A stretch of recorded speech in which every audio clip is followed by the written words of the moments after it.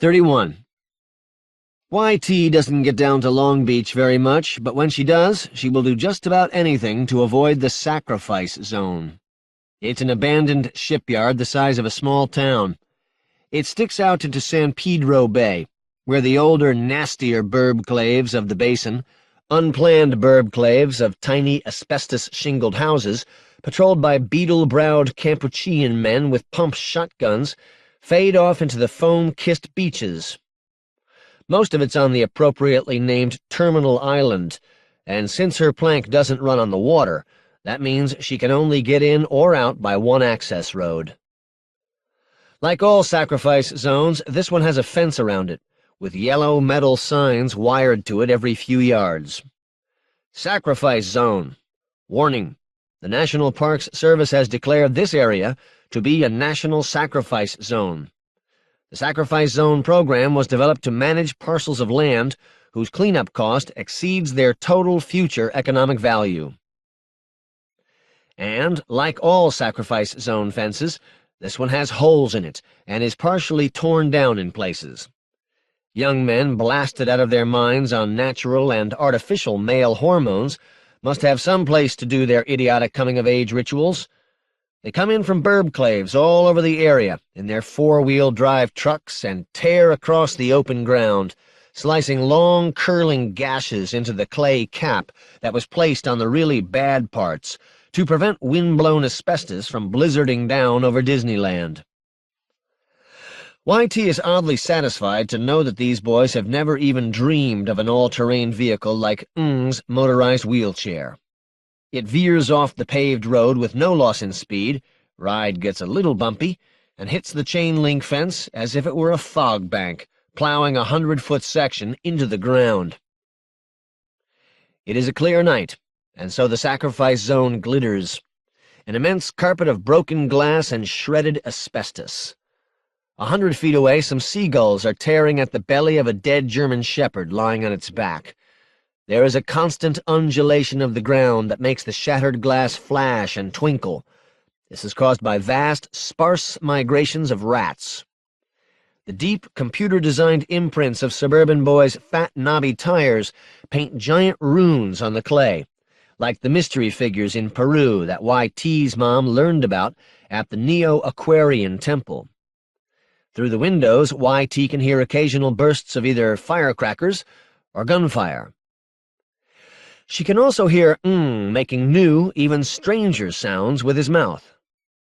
There is a built-in speaker system in this van, a stereo, though far be it from to actually listen to any tunes.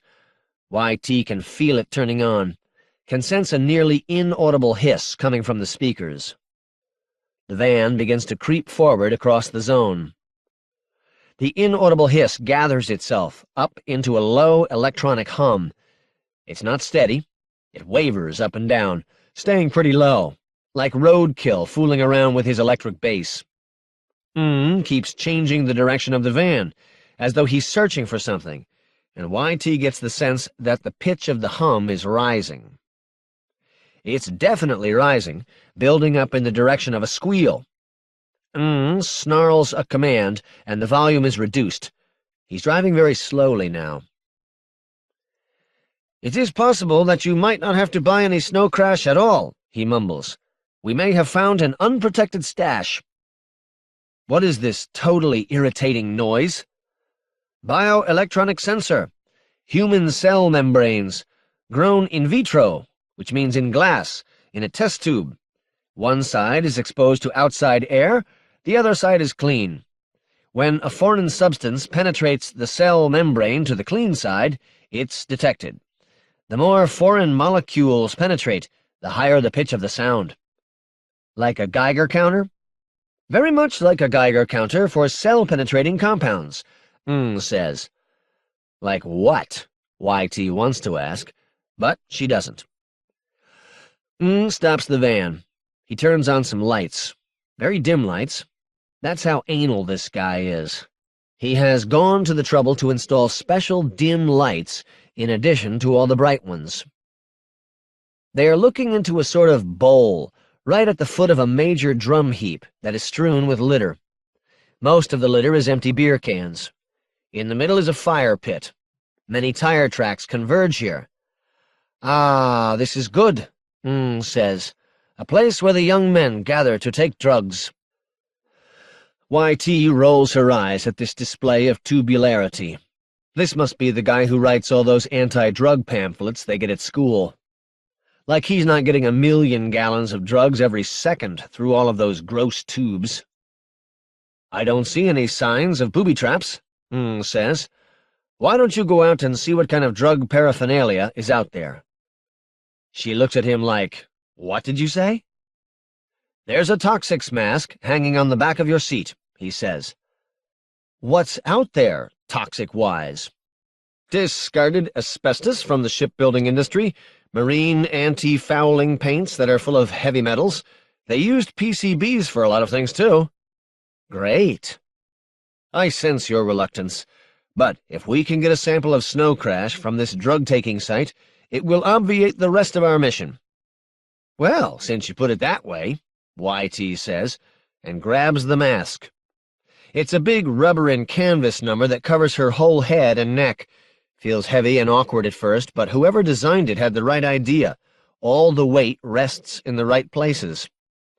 There's also a pair of heavy gloves that she holds on. They are way too big.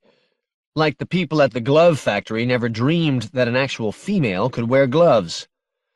She trudges out into the glass and asbestos soil of the zone, hoping that isn't going to slam the door shut and drive away and leave her there.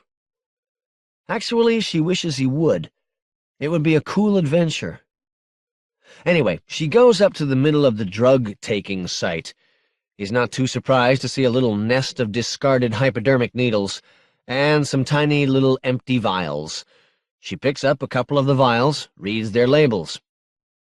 "What did you find?" says, when she gets back into the van, peels off the mask.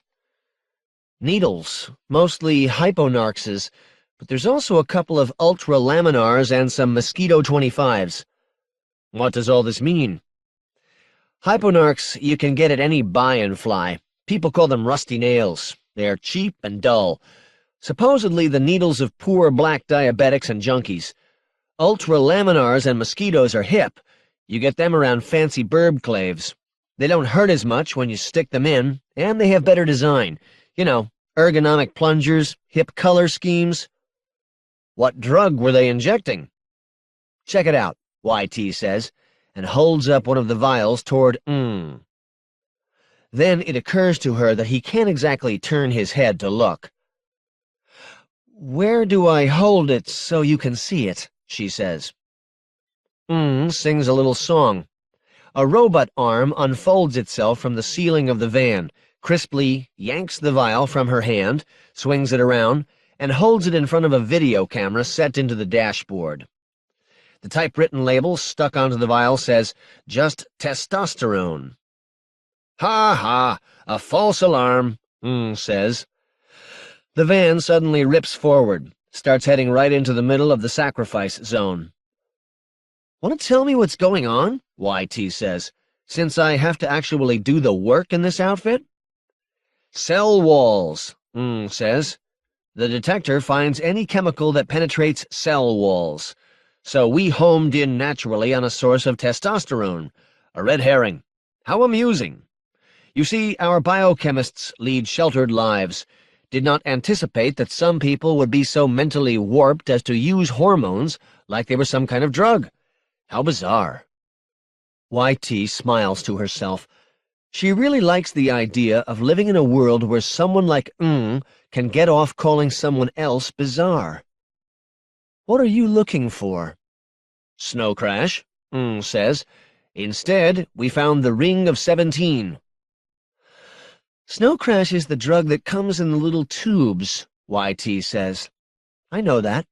What's the Ring of 17? One of those crazy new rock groups that kids listen to nowadays?" "Snow crash penetrates the walls of brain cells and goes to the nucleus where the DNA is stored. So, for purposes of this mission, we developed a detector that would enable us to find cell wall penetrating compounds in the air. But we didn't count on heaps of empty testosterone vials being scattered all over the place. All steroids, artificial hormones, share the same basic structure, a ring of 17 atoms that acts like a magic key that allows them to pass through cell walls. That's why steroids are such powerful substances when they are unleashed in the human body. They can go deep inside the cell, into the nucleus, and actually change the way the cell functions. To summarize, the detector is useless. A stealthy approach will not work. So, we go back to the original plan. You buy some snow crash and throw it up in the air. YT doesn't quite understand that last part yet, but she shuts up for a while, because in her opinion, needs to pay more attention to his driving. Once they get out of that really creepy part, most of the sacrifice zone turns out to consist of a wilderness of dry brown weeds and large abandoned hunks of metal.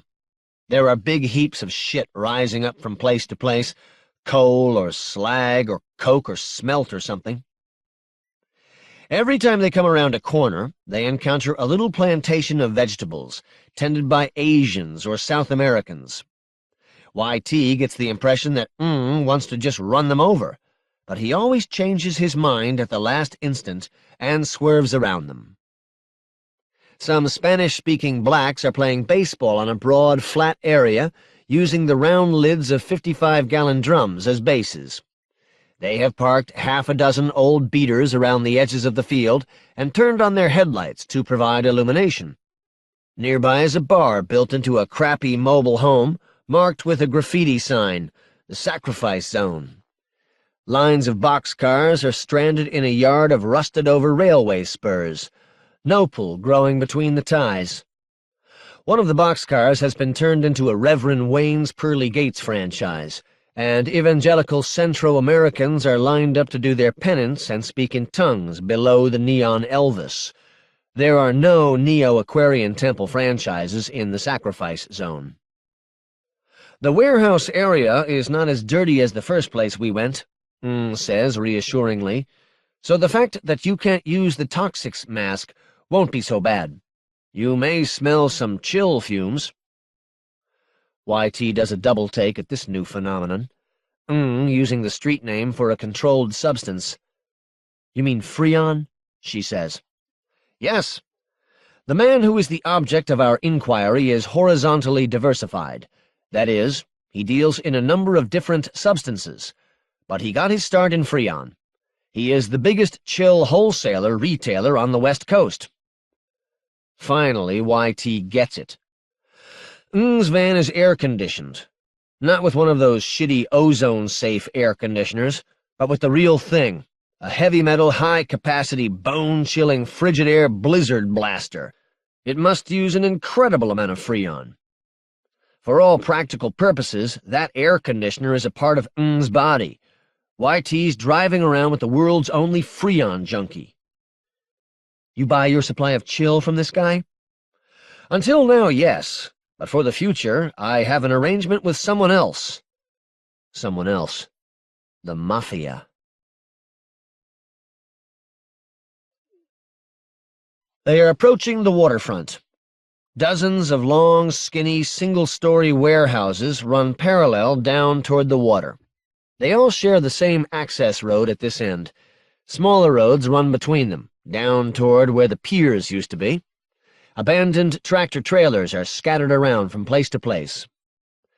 Pulls his van off the access road into a little nook that is partly concealed between an old red brick power station and a stack of rusted-out shipping containers.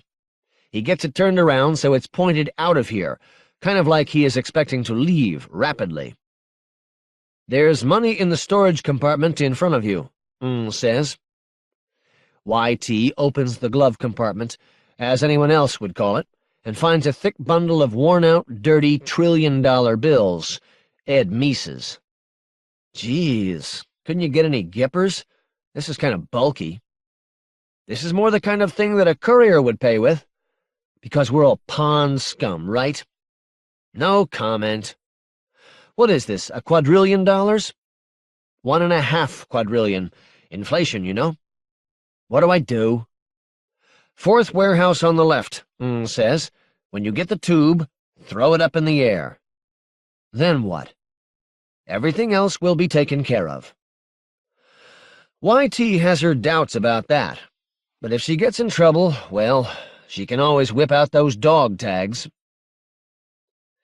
While YT climbs down out of the van with her skateboard, makes new sounds with his mouth. She hears a gliding and clunking noise resonating through the frame of the van, machinery coming to life. Turning back to look, she sees that a steel cocoon on the roof of the van has opened up. There is a miniature helicopter underneath it, all folded up. Its rotor blades spread themselves apart, like a butterfly unfolding. Its name is painted on its side, Whirlwind Reaper.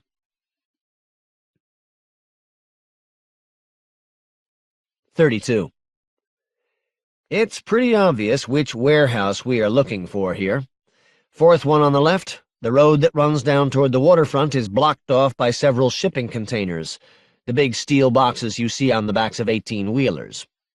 They are arranged in a herringbone pattern, so that in order to get past them, you have to slalom back and forth half a dozen times, passing through a narrow maze-like channel between high walls of steel. Guys with guns are perched on top, looking down at YT, as she guides her plank through the obstacle course. By the time she makes it out into the clear, she's been heavily checked out. There is the occasional light bulb on a wire strung around, and even a couple of strings of Christmas tree lights. These are switched on, just to make her feel a little more welcome. She can't see anything, just lights making colored halos amid a generalized cloud of dust and fog. In front of her, access to the waterfront is blocked off by another maze of shipping containers. One of them has a graffiti sign. The UCOD says, "Try some countdown today."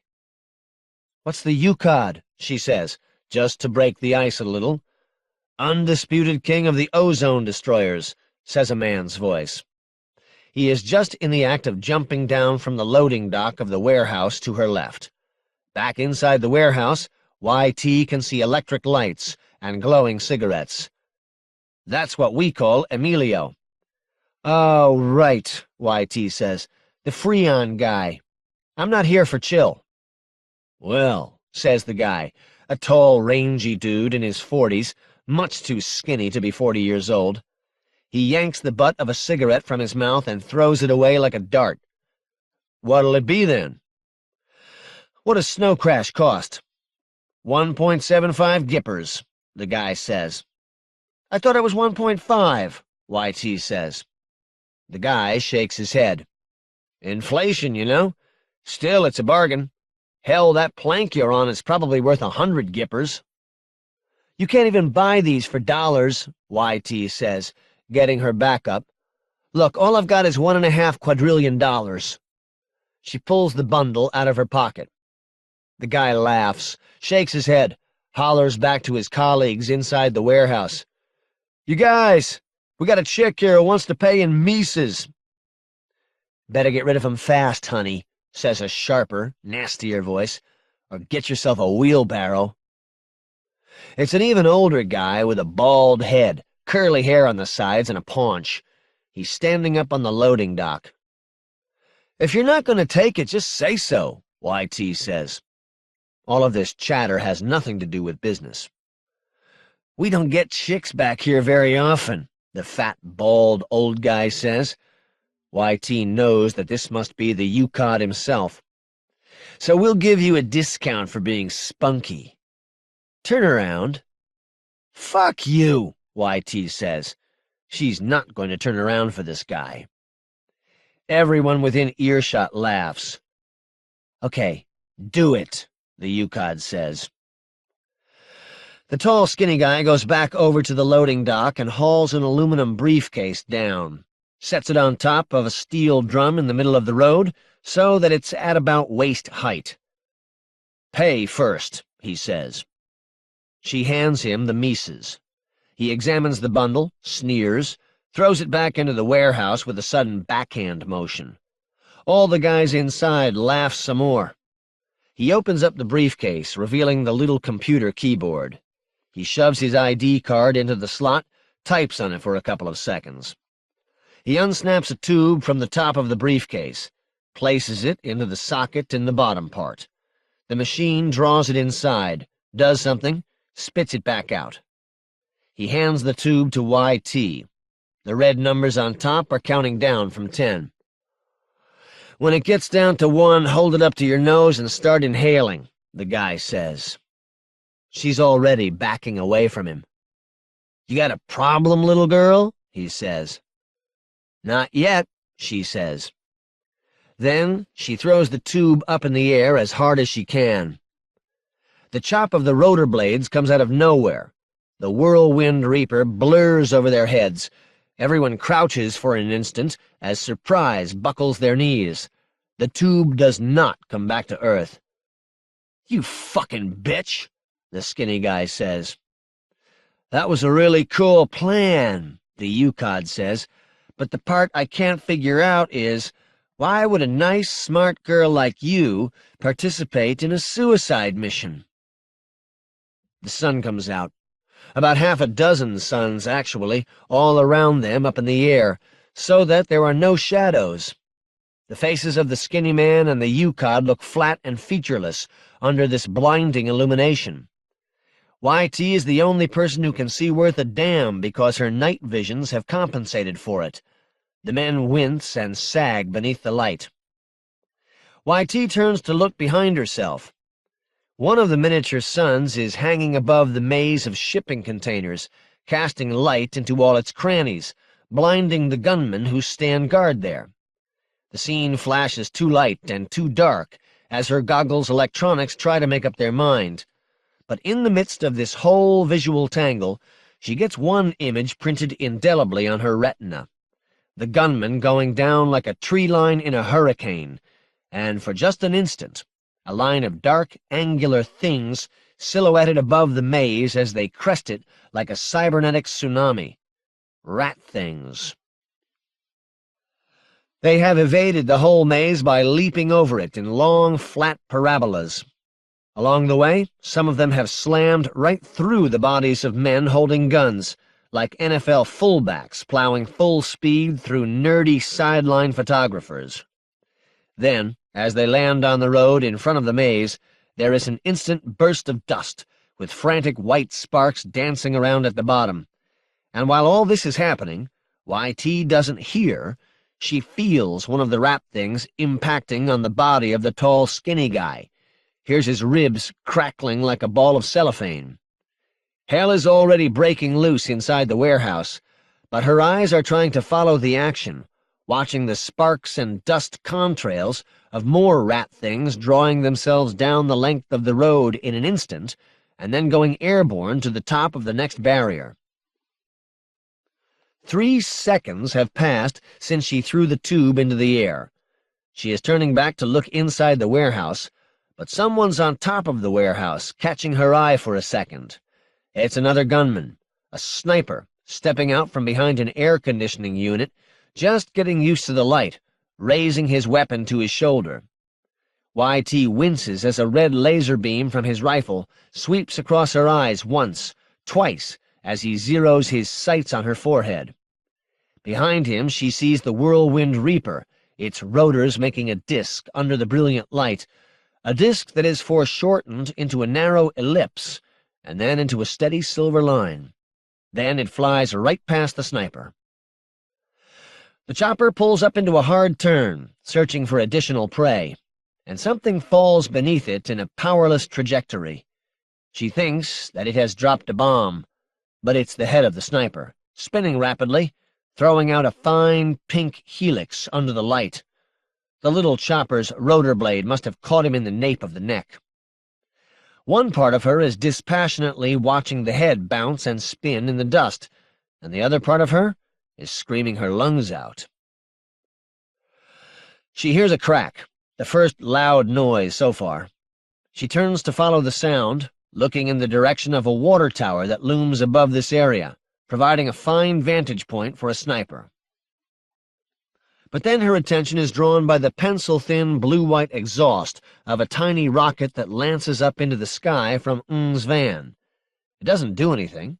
It just goes up to a certain height and hovers, sitting on its exhaust. She doesn't care. She's kicking her way down the road now on her plank, trying to get something between her and that water tower. There is a second cracking noise. Before this sound even reaches her ears, the rocket darts horizontally like a minnow, makes one or two minor cuts to correct its course, zeroes in on that sniper's perch up in the water tower's access ladder. There is a great nasty explosion without any flame or light, like the loud, pointless booms that you get sometimes at fireworks shows. For a moment, she can hear the clamor of shrapnel ringing through the ironwork of the water tower. Just before she kicks her way back into the maze, a dust line whips past her, snapping rocks and fragments of broken glass into her face. It shoots into the maze. She hears it ping-pong all the way through, kicking off the steel walls in order to change direction. It's a rat thing clearing the way for her. How sweet. "Smooth move, X-Lax," she says, climbing back into Ng's van. Her throat feels thick and swollen. Maybe it's from screaming, maybe it's the toxic waste, maybe she's getting ready to gag. "Didn't you know about the snipers?" she says. If she can keep talking about the details of the job, maybe she can keep her mind off of what the Whirlwind Reaper did. "I didn't know about the one on the water tower," Ng says, "but as soon as he fired a couple of rounds, we plotted the bullets' trajectories on millimeter wave and backtraced them." He talks to his van, and it pulls out of its hiding place, headed for I-405. Seems like kind of an obvious place to look for a sniper. "He was in an unfortified position, exposed from all sides," Ng says. "He chose to work from a suicidal position, which is not a typical behavior for drug dealers. Typically, they are more pragmatic. Now, do you have any other criticisms of my performance?" "Well, did it work?" "Yes. The tube was inserted into a sealed chamber inside the helicopter before it discharged its contents. It was then flash-frozen in liquid helium before it could chemically self-destruct. We now have a sample of snow crash, something that no one else has been able to get. It is the kind of success on which reputations such as mine are constructed." "How about the rat things?" "How about them? Are they back in the van now? Back there?" YT jerks her head aft. Pauses for a moment. YT reminds herself that he is sitting in his office in Vietnam in 1955, watching all of this on TV. "3 of them are back," says. 3 are on their way back, and 3 of them I left behind to carry out additional pacification measures." "You're leaving them behind?" "They'll catch up," says. "On a straightaway, they can run at 700 miles per hour. "Is it true they have nuke stuff inside of them?" "Radiothermal isotopes." "What happens if one gets busted open? Everyone gets all mutated?" "If you ever find yourself in the presence of a destructive force powerful enough to decapsulate those isotopes," says, "radiation sickness will be the least of your worries." "Will they be able to find their way back to us?" "Didn't you ever watch Lassie Come Home when you were a child?" he asks. "Or rather, more of a child than you are now?" So, she was right. The rat things are made from dog parts. "That's cruel," she says. "This brand of sentimentalism is very predictable," says. "To take a dog out of his body, keep him in a hutch all the time. When the rat thing, as you call it, is in his hutch, do you know what he's doing? Licking his electric nuts? Chasing frisbees through the surf, forever, eating steaks that grow on trees, lying beside the fire in a hunting lodge.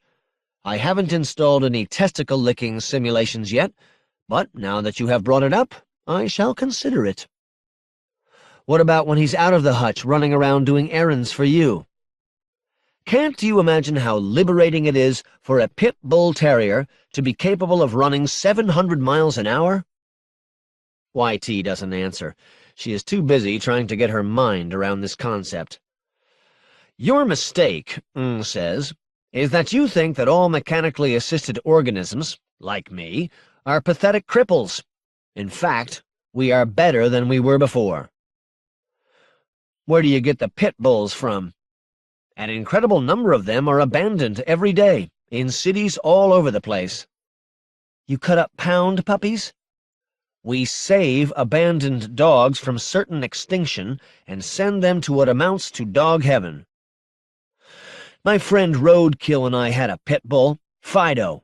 We found it in an alley. Some asshole had shot it in the leg. We had a vet fix it up. We kept it in this empty apartment in Roadkill's building for a few months, played with it every day, brought it food, and then one day we came to play with Fido and he was gone.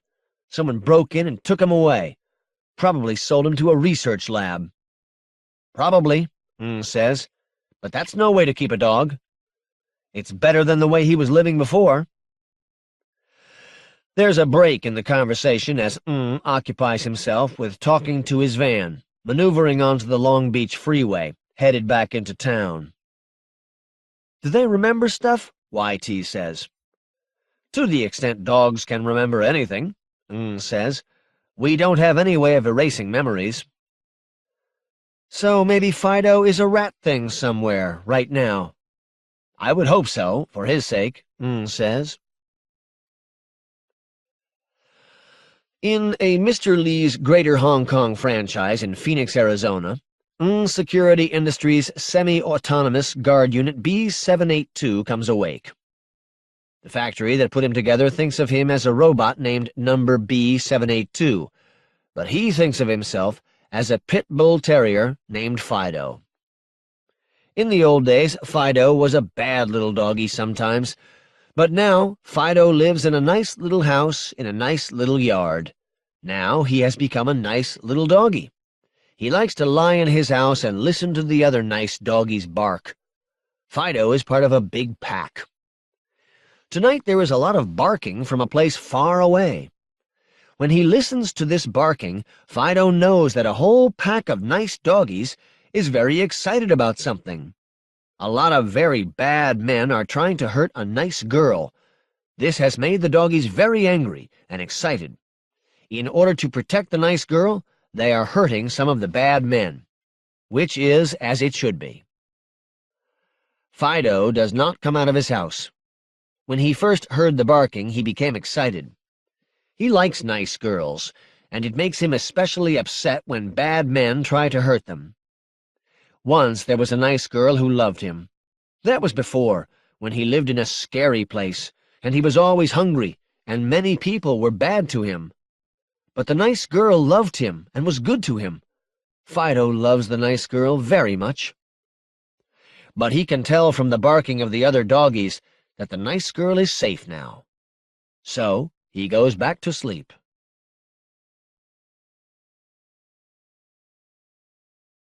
33. "Excuse me, Pod," YT says, stepping into the Babel Infocalypse room.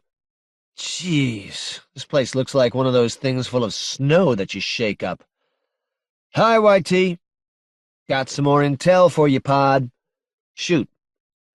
"Snow crash is a roid, or else it's similar to a roid. Yeah, that's it.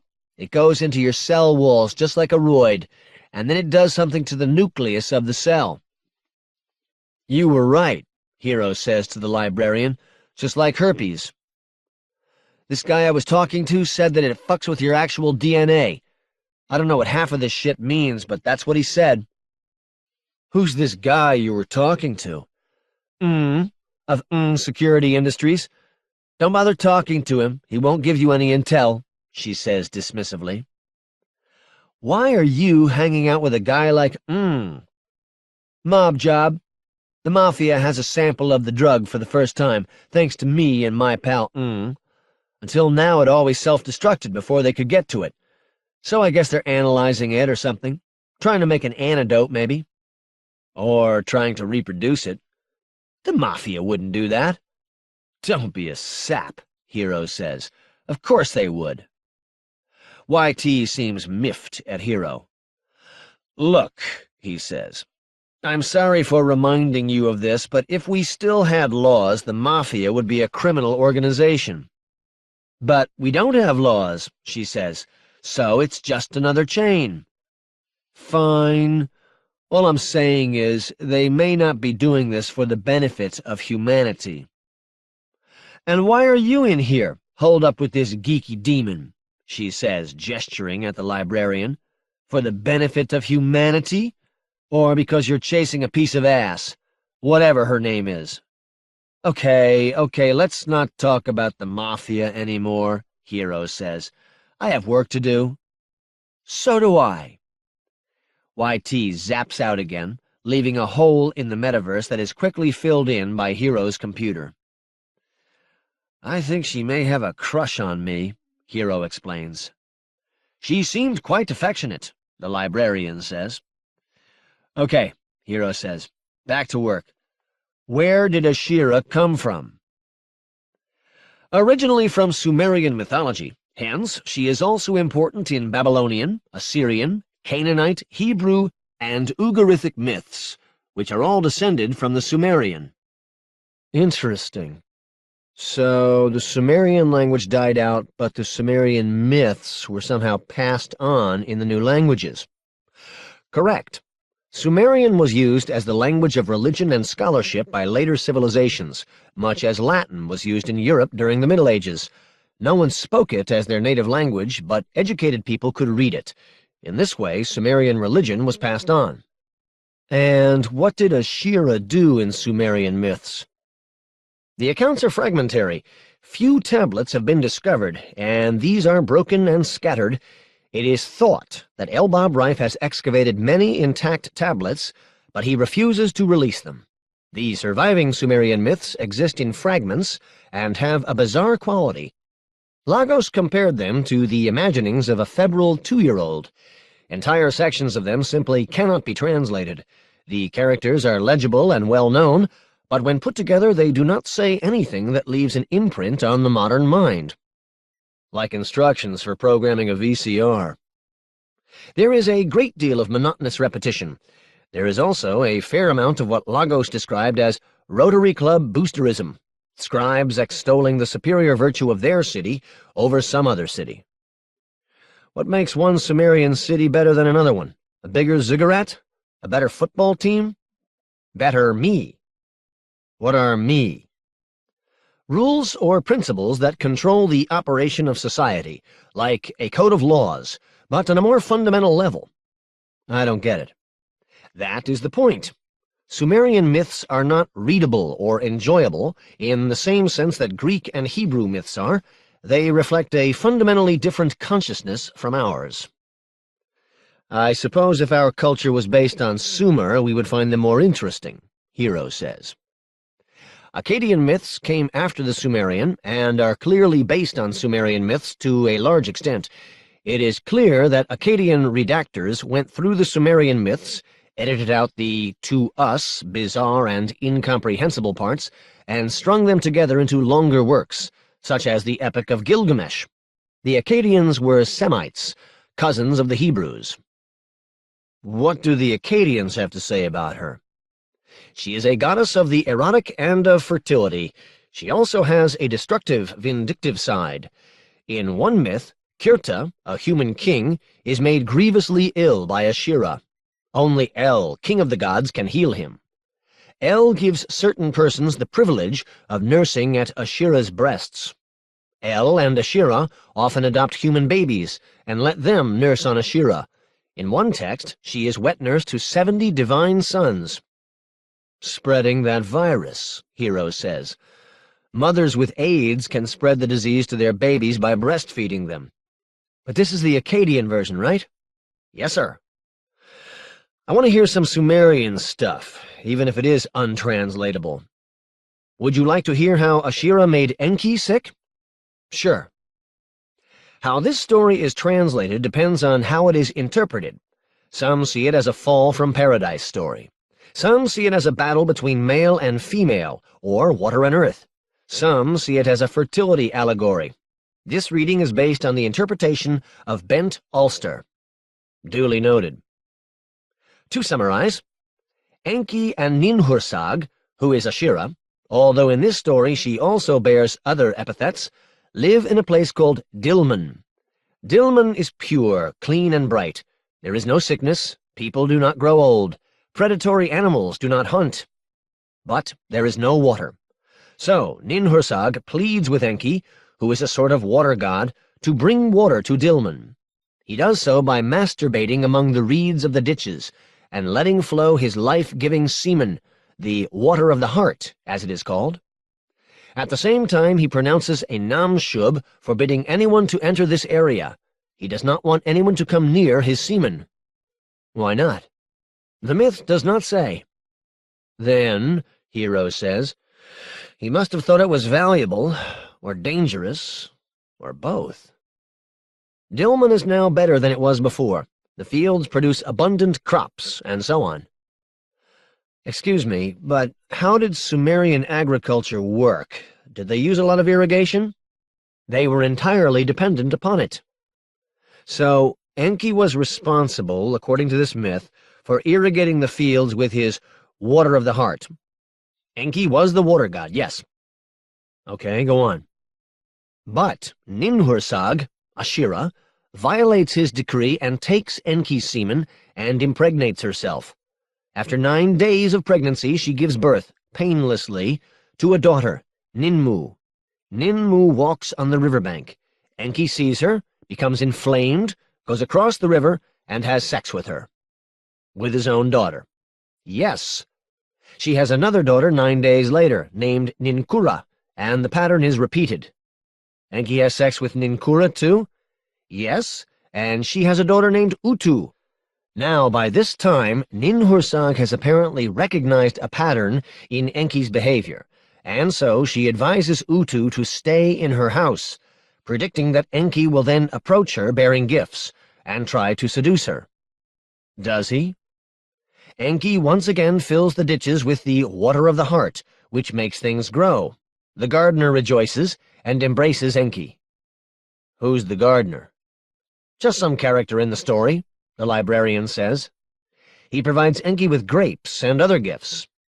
Enki disguises himself as the gardener and goes to Utu and seduces her. But this time, Ninhursag manages to obtain a sample of Enki's semen from Utu's thighs. My God, talk about your mother-in-law from hell. Ninhursag spreads the semen on the ground, and it causes 8 plants to sprout up.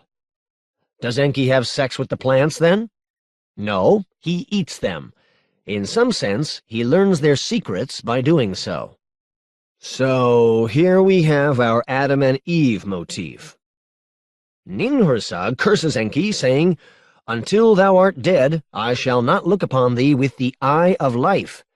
Then she disappears, and Enki becomes very ill.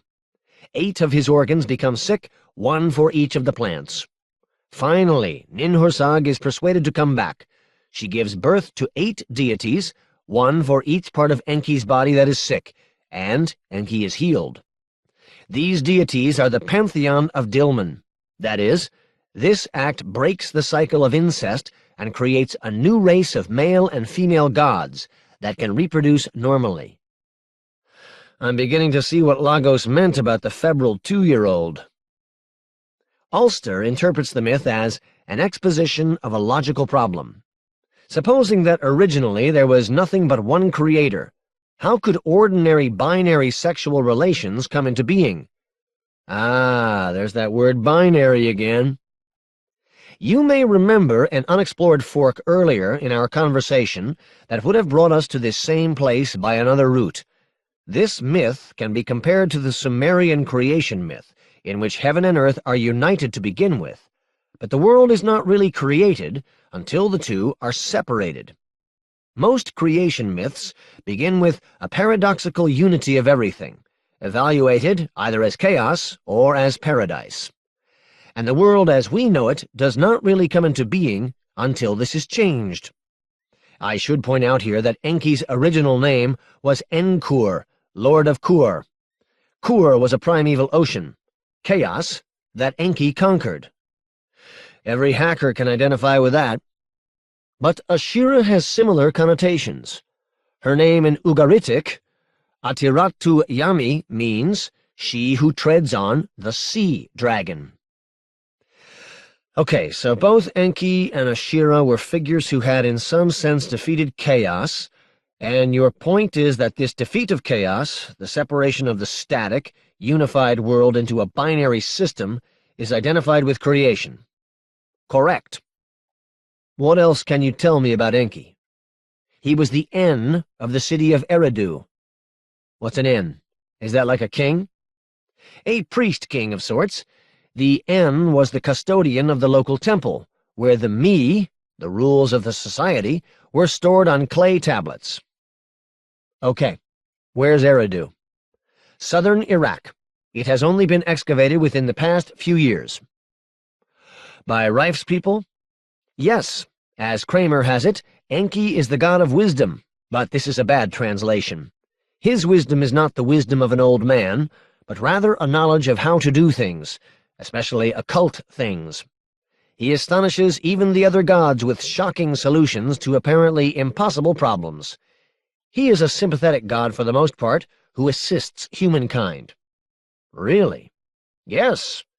The most important Sumerian myths center on him. As I mentioned, he is associated with water. He fills the rivers and the extensive Sumerian canal system with his life-giving semen. He is said to have created the Tigris in a single epical act of masturbation.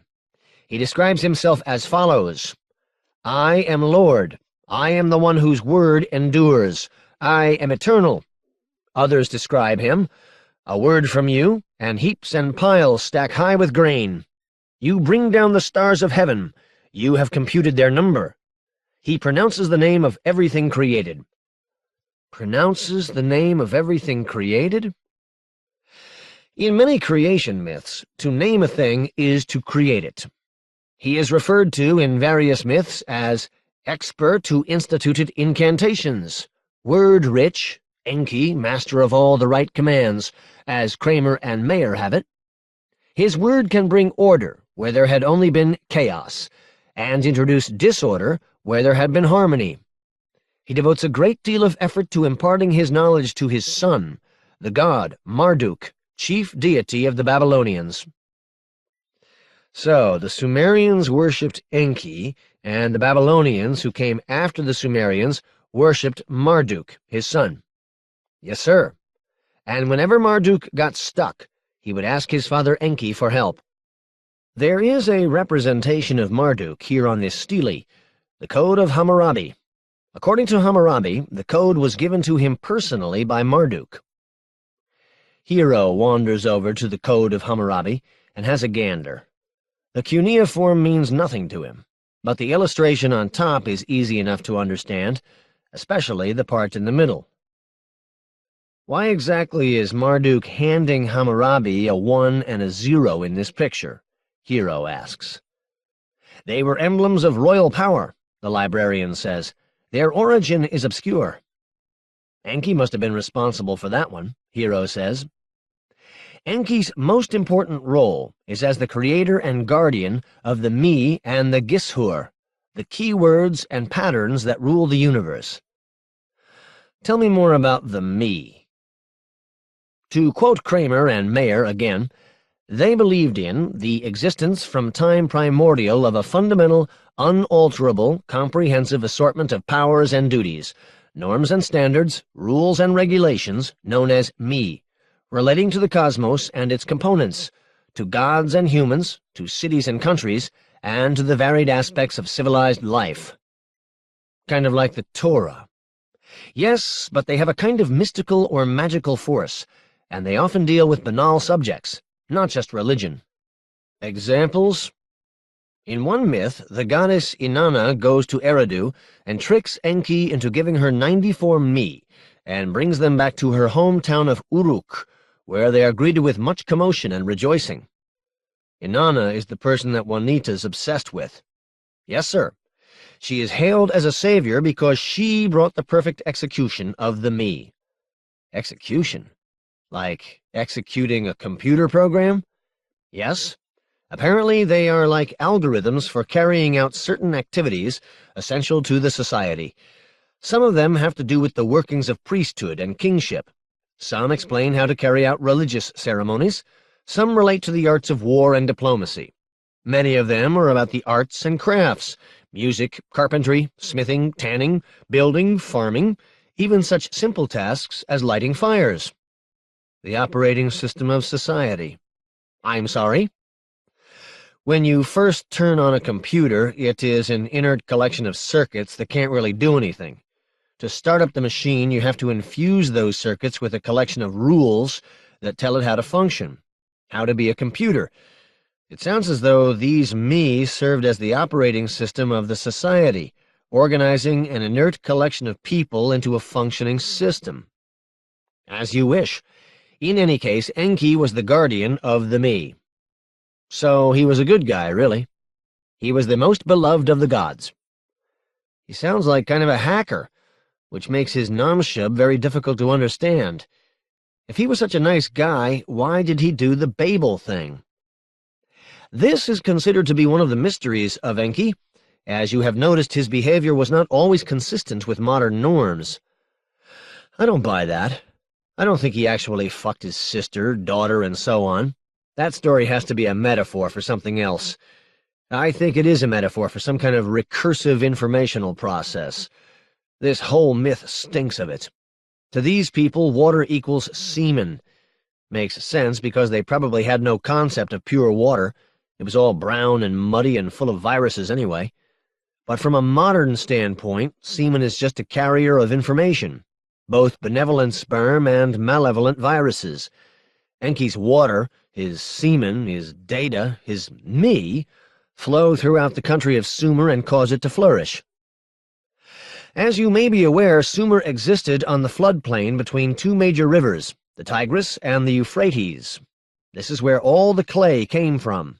They took it directly from the riverbeds. So Enki even provided them with their medium for conveying information, clay. They wrote on wet clay, and then they dried it out, got rid of the water. If water got to it later, the information was destroyed. But if they baked it and drove out all the water, sterilized Enki's semen with heat, then the tablet lasted forever, immutable, like the words of the Torah. Do I sound like a maniac? I don't know, the librarian says, but you do sound a little like Lagos. I'm thrilled. Next thing you know, I'll turn myself into a gargoyle.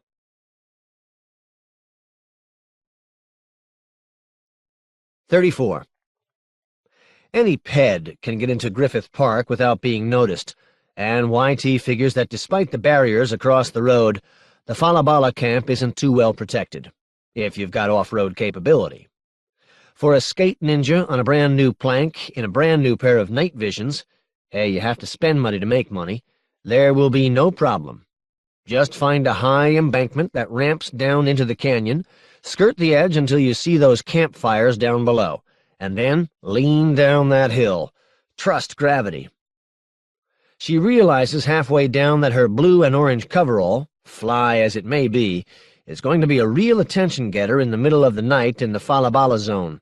So she reaches up to her collar, feels a hard disk sewn into the fabric, presses it between thumb and finger until it clicks. Her coverall darkens. The colors shimmer through the electro-pigment like an oil slick, and then it's black. On her first visit, she didn't check this place out all that carefully because she hoped she'd never come back. So the embankment turns out to be taller and steeper than YT remembered.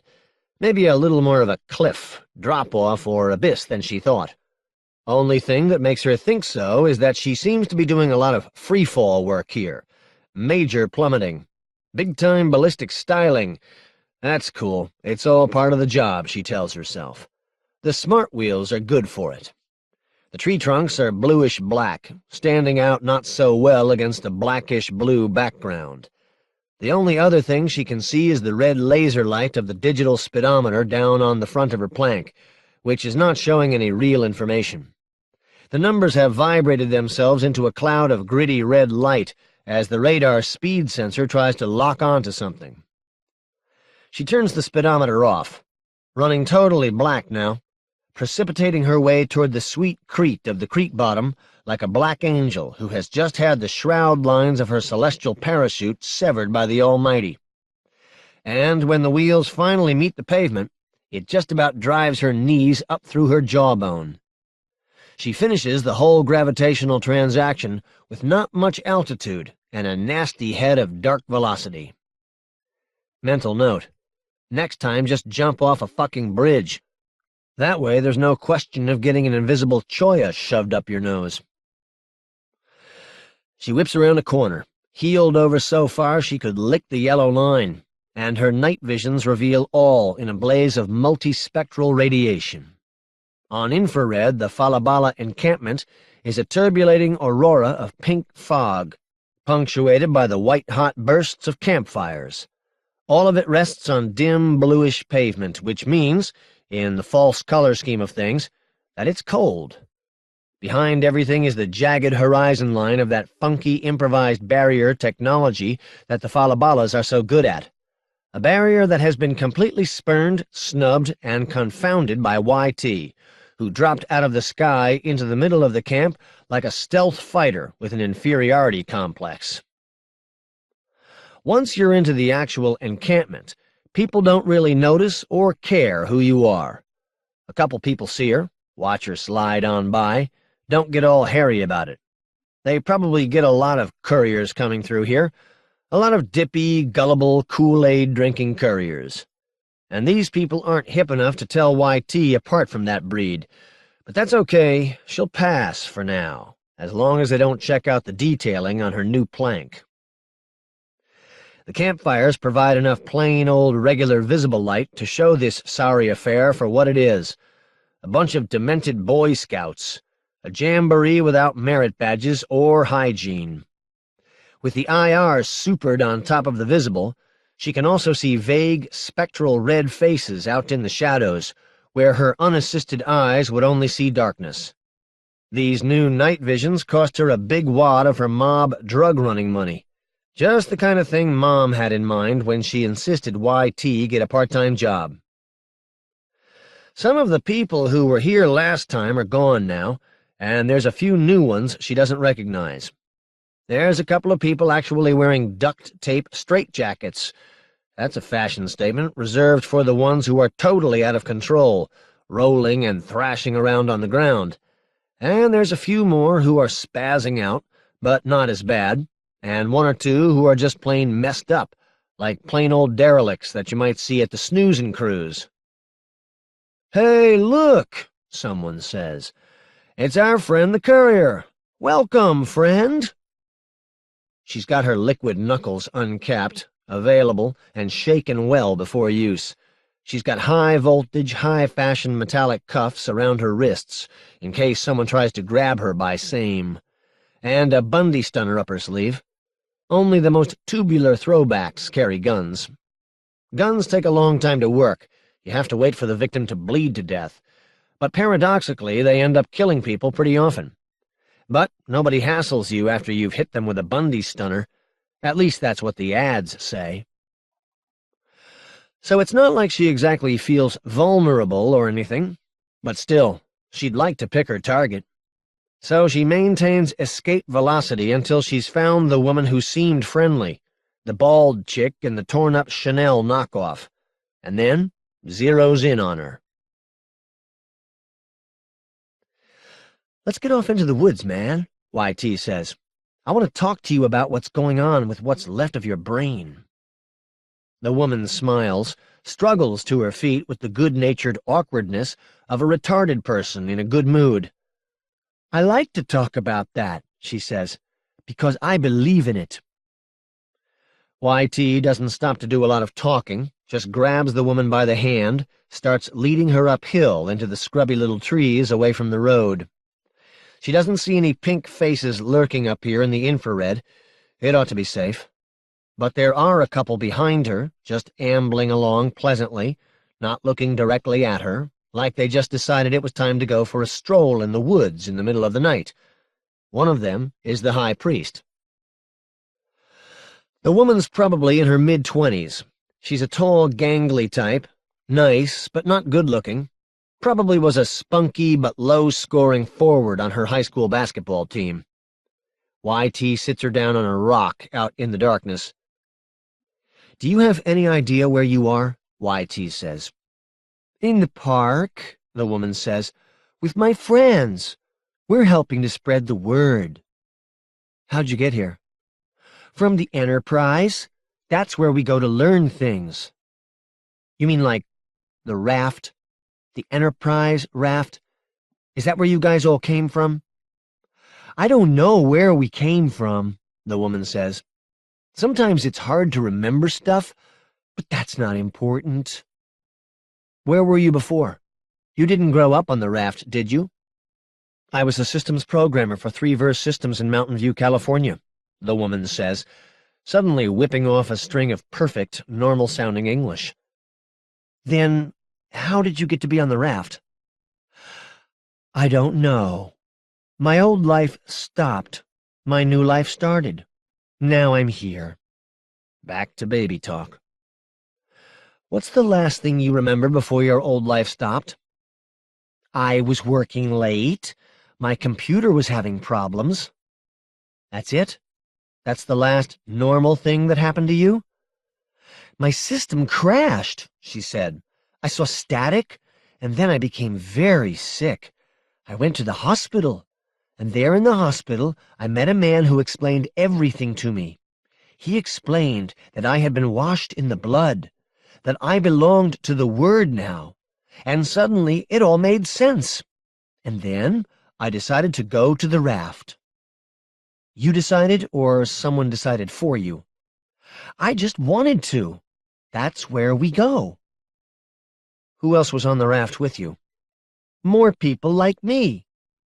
"Like you how?" "All programmers, like me, who had seen the Word." "Seen it on their computers?" "Yes, or sometimes on TV." "What did you do on the raft?" The woman pushes up one sleeve of her raggedy sweatshirt to expose a needle-pocked arm. "You took drugs?" "No, we gave blood." "They sucked your blood out?" "Yes. Sometimes we would do a little coding, but only some of us." "How long have you been here?" "I don't know. They move us here when our veins don't work anymore. We just do things to help spread the word, drag stuff around, make barricades, but we don't really spend much time working. Most of the time we sing songs, pray, and tell other people about the Word." "You want to leave? I can get you out of here." "No," the woman says. "I've never been so happy." "How can you say that? You were a big-time hacker. Now you're kind of a dip, if I may speak frankly." "That's okay. It doesn't hurt my feelings. I wasn't really happy when I was a hacker. I never thought about the important things. God, heaven, the things of the Spirit. It's hard to think about those things in America. You just put them aside. But those are really the important things, not programming computers or making money. Now that's all I think about." YT has been keeping an eye on the high priest and his buddy. They keep moving closer, one step at a time. Now they're close enough that YT can smell their dinner. The woman puts her hand on YT's shoulder pad.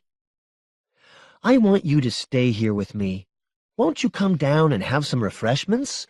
You must be thirsty." "Gotta run," YT says, standing up. "I really have to object to that," the high priest says, stepping forward. He doesn't say it angrily. Now he's trying to be like YT's dad. "That's not really the right decision for you." "What are you, a role model?" "That's okay. You don't have to agree. But let's go down and sit by the campfire and talk about it." "Let's just get the fuck away from YT before she goes into a self-defense mode," YT says. All 3 Falabalas step back away from her, very cooperative. The high priest is holding up his hands, placating her. "I'm sorry if we made you feel threatened," he says. You guys just come on a little weird, YT says, flipping her goggles back onto infrared. In the infrared, she can see that the third Falabala, the one who came up here with the high priest, is holding a small thing in one hand that is unusually warm. She nails him with her penlight, spotlighting his upper body in a narrow yellow beam. Most of him is dirty and dun-colored, and reflects little light. But there is a brilliant glossy red thing, a shaft of ruby. It's a hypodermic needle. It's full of red fluid. Under infrared, it shows up warm. It's fresh blood. And she doesn't exactly get it. Why these guys would be walking around with a syringe full of fresh blood.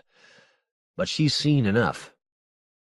The liquid knuckles shoot out of the can in a long, narrow, neon-green stream, and when it nails the needleman in the face, he jerks his head back, like he's just been axed across the bridge of the nose, and falls back without making a sound.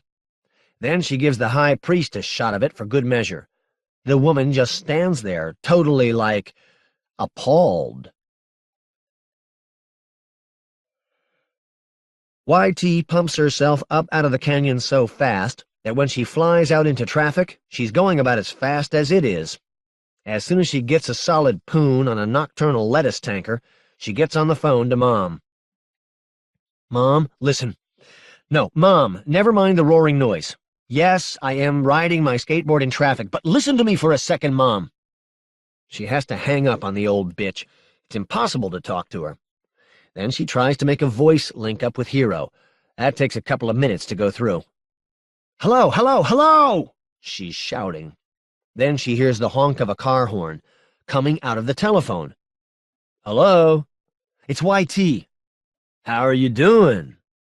This guy always seems a little too laid back in his personal dealings. She doesn't really want to talk about how she's doing. She hears another honking horn in the background, behind Hero's voice. Where the hell are you, Hero? Walking down a street in L.A. How can you be goggled in if you're walking down a street? Then the terrible reality sinks in. Oh, my God. You didn't turn into a gargoyle, did you? Well, Hero says, he is hesitant, embarrassed, like it hadn't occurred to him yet that this was what he was doing. It's not exactly like being a gargoyle. Remember when you gave me shit about spending all my money on computer stuff? Yeah. I decided I wasn't spending enough, so I got a belt pack machine, smallest ever made. I'm walking down the street with this thing strapped to my belly. It's really cool. You're a gargoyle. Yeah, but it's not like having all this clunky shit strapped all over your body. You're a gargoyle. Listen, I talked to one of these wholesalers. Yeah? She says she used to be a hacker. She saw something strange on her computer. Then she got sick for a while and joined this cult and ended up on the raft. The raft? Do tell. On the Enterprise. They take their blood, Hero, suck it out of their bodies. They infect people by injecting them with the blood of sick hackers. And when their veins get all tracked out like a junkie's, they cut them loose and put them to work on the mainland running the wholesale operation. That's good, he says. That's good stuff. She says she saw some static on her computer screen, and it made her sick. You know anything about that? Yeah, it's true. It's true? Yeah, but you don't have to worry about it. It only affects hackers. For a minute, she can't even speak, she's so pissed. My mother is a programmer for the feds. You asshole! Why didn't you warn me? Half an hour later, she's there. Doesn't bother to change back into her wasp disguise this time, just bursts into the house in basic bad black, drops her plank on the floor on the way in, grabs one of Mom's curios off the shelf. It's a heavy crystal award, clear plastic, actually, that she got a couple years ago for sucking up to her Fed boss and passing all her polygraph tests, and goes into the den. Mom's there, as usual, working on her computer. But she's not looking at the screen right now. She's got some notes on her lap that she's going through.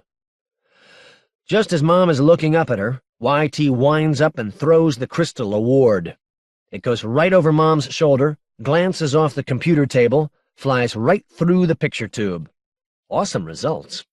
YT always wanted to do that. She pauses to admire her work for a few seconds, while Mom just flames off all kinds of weird emotion. "What are you doing in that uniform? Didn't I tell you not to ride your skateboard on a real street? You're not supposed to throw things in the house. That's my prized possession. Why did you break the computer? Government property. Just what is going on here anyway?"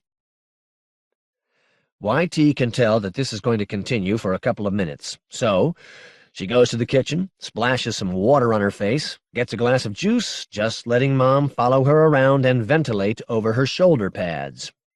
Finally, Mom winds down, defeated by YT's strategy of silence. "I just saved your fucking life, Mom," YT says. "You could at least offer me an Oreo." "What on earth are you talking about?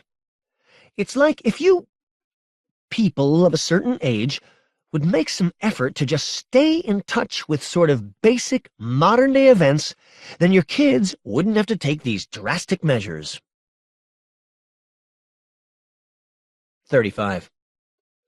Earth materializes, rotating majestically in front of his face. Hero reaches out and grabs it. He twists it around so he's looking at Oregon. Tells it to get rid of the clouds, and it does, giving him a crystalline view of the mountains and the seashore. Right out there, a couple of 100 miles off the Oregon coast, is a sort of granulated furuncle growing on the face of the water. Festering is not too strong a word. It's a couple of 100 miles south of Astoria now, moving south, which explains why Juanita went to Astoria a couple of days ago. She wanted to get close to the raft. Why is anyone's guess. Hero looks up, focuses his gaze on Earth, zooms in for a look. As he gets closer, the imagery he's looking at shifts from the long-range pictures coming in from the geosynchronous satellites to the good stuff being spewed into the CIC computer from a whole fleet of low-flying spy birds. The view he's looking at is a mosaic of images shot no more than a few hours ago. It's several miles across. Its shape constantly changes, but at the time these pictures were shot, it had kind of a fat kidney shape. That is, it is trying to be a V, pointed southward like a flock of geese. But there's so much noise in the system, it's so amorphous and disorganized that a kidney is the closest it can come. At the center is a pair of enormous vessels, the Enterprise and an oil tanker, lashed together side by side. These two behemoths are walled in by several other major vessels, an assortment of container ships and other freight carriers, the core. Everything else is pretty tiny. There is the occasional hijacked yacht or decommissioned fishing trawler, but most of the boats in the raft are just that, boats. Small pleasure craft, sampans, junks, dhows, dinghies, life rafts, houseboats, makeshift structures built on air-filled oil drums, and slabs of styrofoam. A good 50% of it isn't real boat material at all, just a garble of ropes, cables, planks, nets, and other debris tied together on top of whatever kind of flotsam was handy. And L. Bob Reif is sitting in the middle of it. Hero doesn't quite know what he's doing, and he doesn't know how Juanita is connected, but it's time to go there and find out. Scott Lagerquist is standing right on the edge of Mark Norman's 24/7 motorcycle mall, waiting, when the man with the swords comes into view, striding down the sidewalk. A pedestrian is a peculiar sight in L.A., considerably more peculiar than a man with swords, but a welcome one. Anyone who drives out to a motorcycle dealership already has a car, by definition, so it's hard to give them a really hard sell. A pedestrian should be cake. "Scott Wilson Lagerquist," the guy yells from 50 feet away and closing. "How you doing?" "Fabulous," Scott says. A little off guard, maybe. Can't remember this guy's name, which is a problem. Where has he seen this guy before? "It's great to see you," Scott says, running forward and pumping the guy's hand. "I haven't seen you since, Is Pinky here today?" the guy says. "Pinky? Yeah, Mark Norman. Pinky was his nickname back in college. I guess he probably doesn't like to be called that now that he's running, what, half a dozen dealerships? 3 McDonald's's and a Holiday Inn, huh? I didn't know that Mr. Norman was into fast food also. Yeah, he's got 3 franchises down around Long Beach. Owns them through a limited partnership, actually. Is he here today? No, he's on vacation. Oh, yeah, in Corsica. The Ajaccio Hyatt, room 543. That's right. I completely forgot about that. Well, were you just stopping by to say hi, or... Nah, I was going to buy a motorcycle. Oh, what kind of motorcycle were you looking for?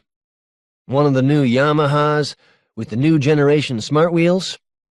Scott grins manfully, trying to put the best face on the awful fact that he is about to reveal. I know exactly the one you mean, but I'm sorry to tell you that we don't actually have one in stock today. You don't? We don't. It's a brand new model. Nobody has them. You sure? Because you ordered one. We did?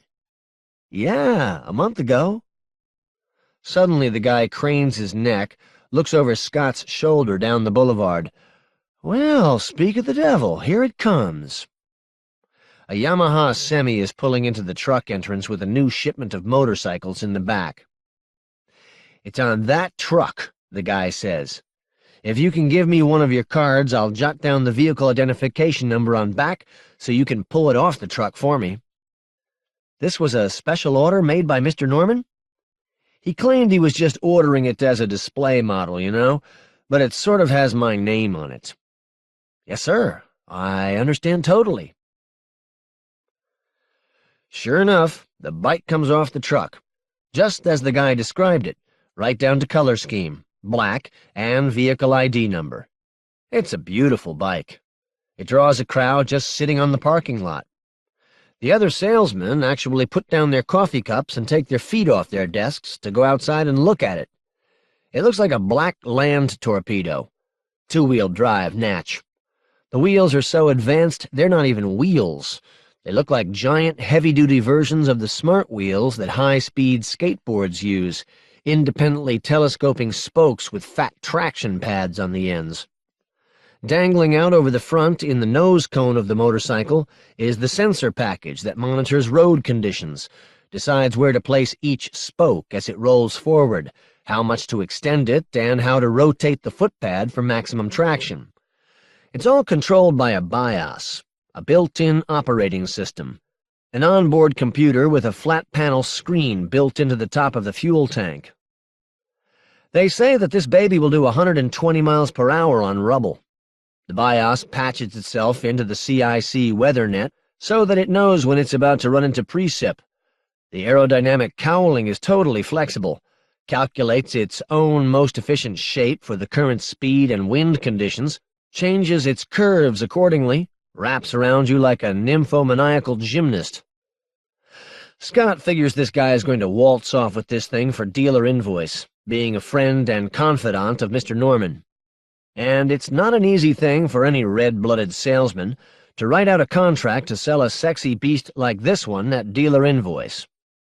He hesitates for a minute, wonders what's going to happen to him if this is all some kind of mistake. The guy's watching him intently, seems to sense his nervousness, almost as if he can hear Scott's heart beating. So at the last minute he eases up, gets magnanimous. Scott loves these big spender types. Decides to throw in a few hundred Kong bucks over invoice, just so Scott can pull in a meager commission on the deal. A tip, basically. Then, icing on the cake, the guy goes nuts in the cycle shop. Totally berserk. Buys a complete outfit, everything, top of the line. A full black coverall that swaddles everything from toes to neck in breathable, bulletproof fabric, with armor gel pads in all the right places, and airbags around the neck. Even safety fanatics don't bother with a helmet when they're wearing one of these babies. So once he's figured out how to attach his swords on the outside of his coverall, he's on his way. I gotta say this, Scott says as the guy is sitting on his new bike, getting his swords adjusted, doing something incredibly unauthorized to the BIOS. You look like one bad motherfucker. Thanks, I guess. He twists the throttle up once, and Scott feels, but does not hear, the power of the engine. This baby is so efficient it doesn't waste power by making noise. "Say hi to your brand-new niece," the guy says, and then lets go the clutch. The spokes flex and gather themselves, and the bike springs forward out of the lot, seeming to jump off its electric paws. He cuts right across the parking lot of the neighboring Neo-Aquarian Temple franchise and pulls out onto the road. About half a second later, the guy with the swords is a dot on the horizon. Then he's gone. Northbound.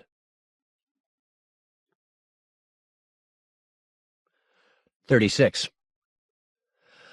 Until a man is 25, he still thinks, every so often, that under the right circumstances, he could be the baddest motherfucker in the world. If I moved to a martial arts monastery in China and studied real hard for 10 years, if my family was wiped out by Colombian drug dealers and I swore myself to revenge, if I got a fatal disease, had 1 year to live, devoted it to wiping out street crime, if I just dropped out and devoted my life to being bad. Hero used to feel that way too, but then he ran into Raven. In a way, this is liberating. He no longer has to worry about trying to be the baddest motherfucker in the world. The position is taken.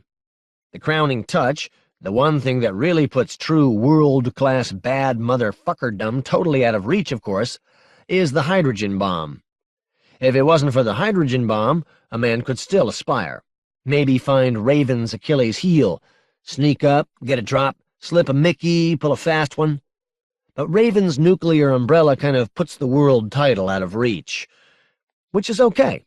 Sometimes it's all right just to be a little bad, to know your limitations. Make do with what you've got. Once he maneuvers his way onto the freeway, aimed up into the mountains, he goggles into his office. Earth is still there, zoomed in tight on the raft. Hero contemplates it, superimposed in ghostly hues on his view of the highway, as he rides toward Oregon at 140 miles per hour. From a distance, it looks bigger than it really is. Getting closer, he can see that this illusion is caused by an enveloping, self-made slick cloud of sewage and air pollution, fading out into the ocean and the atmosphere. It orbits the Pacific clockwise. When they fire up the boilers on the Enterprise, it can control its direction a little bit, but real navigation is a practical impossibility with all the other shit lashed onto it. It mostly has to go where the wind and the Coriolis effect take it. A couple of years ago, it was going by the Philippines, Vietnam, China, Siberia, picking up refuse. Then it swung up the Aleutian chain, down the Alaska Panhandle, and now it's gliding past the small town of Port Sherman, Oregon, near the California border. As the raft moves through the Pacific, riding mostly on ocean currents, it occasionally sheds great hunks of itself. Eventually, these fragments wash up in some place like Santa Barbara, still lashed together, carrying a payload of skeletons and gnawed bones. When it gets to California, it will enter a new phase of its life cycle. It will shed much of its sprawling, improvised bulk as a few 100,000 refuse cut themselves loose and paddle to shore. The only refuse who make it that far are, by definition, the ones who were agile enough to make it out to the raft in the first place, resourceful enough to survive the agonizingly slow passage through the Arctic waters, and tough enough not to get killed by any of the other refuse. Nice guys, all of them. Just the kind of people you'd like to have showing up on your private beach in groups of a few thousand. Stripped down to a few major ships, a little more maneuverable, the Enterprise then will swing across the South Pacific, heading for Indonesia, where it will turn north again and start the next cycle of migration. Army ants cross mighty rivers by climbing on top of each other and clustering together into a little ball that floats. Many of them fall off and sink, and naturally the ants on the bottom of the ball drown. The ones who are quick and vigorous enough to keep clawing their way to the top survive. A lot of them make it across, and that's why you can't stop army ants by dynamiting the bridges. That's how refuse come across the Pacific, even though they are too poor to book passage on a real ship, or by a seaworthy boat. A new wave washes up onto the west coast every 5 years or so, when the ocean currents bring the Enterprise back. For the last couple of months, owners of beachfront property in California have been hiring security people, putting up spotlights and anti-personnel fences along the tide line, mounting machine guns on their yachts. They have all subscribed to CIC's 24-hour raft report, getting the latest news flash straight from the satellite on when the latest contingent of 25,000 starving Eurasians has cut itself loose from the Enterprise and started dipping its myriad oars into the Pacific, like ant legs. "Time to do more digging," he tells the librarian. "But this is going to have to be totally verbal because I'm headed up I-5 at some incredible speed right now, and I have to watch out for slow-moving bagos and stuff." "I'll keep that in mind," the voice of the librarian says into his earphones. "Look out for the jackknifed truck south of Santa Clarita, and there is a large chuck hole in the left lane near the Tulare exit." "Thanks. Who were these gods, anyway? Did Lagos have an opinion on that?" Lagos believed that they might have been magicians, that is, normal human beings with special powers, or they might have been aliens. Whoa, hold on. Let's take these one at a time. What did Lagos mean when he talked about normal human beings with special powers? Assume that the Nam-Shub of Enki really functioned as a virus. Assume that someone named Enki invented it. Then Enki must have had some kind of linguistic power that goes beyond our concept of normal. And how would this power work? What's the mechanism? I can only give you forward references drawn by Lagos. Okay, give me some. The belief in the magical power of language is not unusual, both in mystical and academic literature. The Kabbalists, Jewish mystics of Spain and Palestine, believed that supernormal insight and power could be derived from properly combining the letters of the divine name. For example, Abu Aharon, an early Kabbalist who emigrated from Baghdad to Italy, was said to perform miracles through the power of the sacred names. What kind of power are we talking about here? Most Kabbalists were theorists who were interested only in pure meditation, but there were so-called practical Kabbalists who tried to apply the power of the Kabbalah in everyday life. In other words, sorcerers. Yes, these practical Kabbalists used a so-called archangelic alphabet, derived from first-century Greek and Aramaic theurgic alphabets, which resembled cuneiform. The Kabbalists referred to this alphabet as eye writing because the letters were composed of lines and small circles, which resembled eyes. Ones and zeros. Some Kabbalists divided up the letters of the alphabet according to where they were produced inside the mouth. Okay, so, as we would think of it, they were drawing a connection between the printed letter on the page and the neural connections that had to be invoked in order to pronounce it. Yes, by analyzing the spelling of various words, they were able to draw what they thought were profound conclusions about their true inner meaning and significance. Okay, if you say so. In the academic realm, the literature is naturally not as fanciful, but a great deal of effort has been devoted to explaining Babel, not the Babel event, which most people consider to be a myth, but the fact that languages tend to diverge. A number of linguistic theories have been developed in an effort to tie all languages together. Theories Lagos tried to apply to his virus hypothesis. Yes, there are two schools, relativists and universalists. As George Steiner summarizes it, relativists tend to believe that language is not the vehicle of thought, but its determining medium. It is the framework of cognition. Our perceptions of everything are organized by the flux of sensations passing over that framework. Hence, the study of the evolution of language is the study of the evolution of the human mind itself. Okay, I can see the significance of that. What about the universalists? In contrast with the relativists, who believe that languages need not have anything in common with each other, the universalists believe that if you can analyze languages enough, you can find that all of them have certain traits in common. So they analyze languages, looking for such traits. Have they found any? No, there seems to be an exception to every rule, which blows universalism out of the water. Not necessarily. They explain this problem by saying that the shared traits are too deeply buried to be analyzable, which is a cop-out. Their point is that at some level, language has to happen inside the human brain. Since all human brains are more or less the same, the hardware is the same, not the software. You are using some kind of metaphor that I cannot understand. Hero whips past a big airstream that is rocking from side to side in a dangerous wind coming down the valley. Well, a French speaker's brain starts out the same as an English speaker's brain.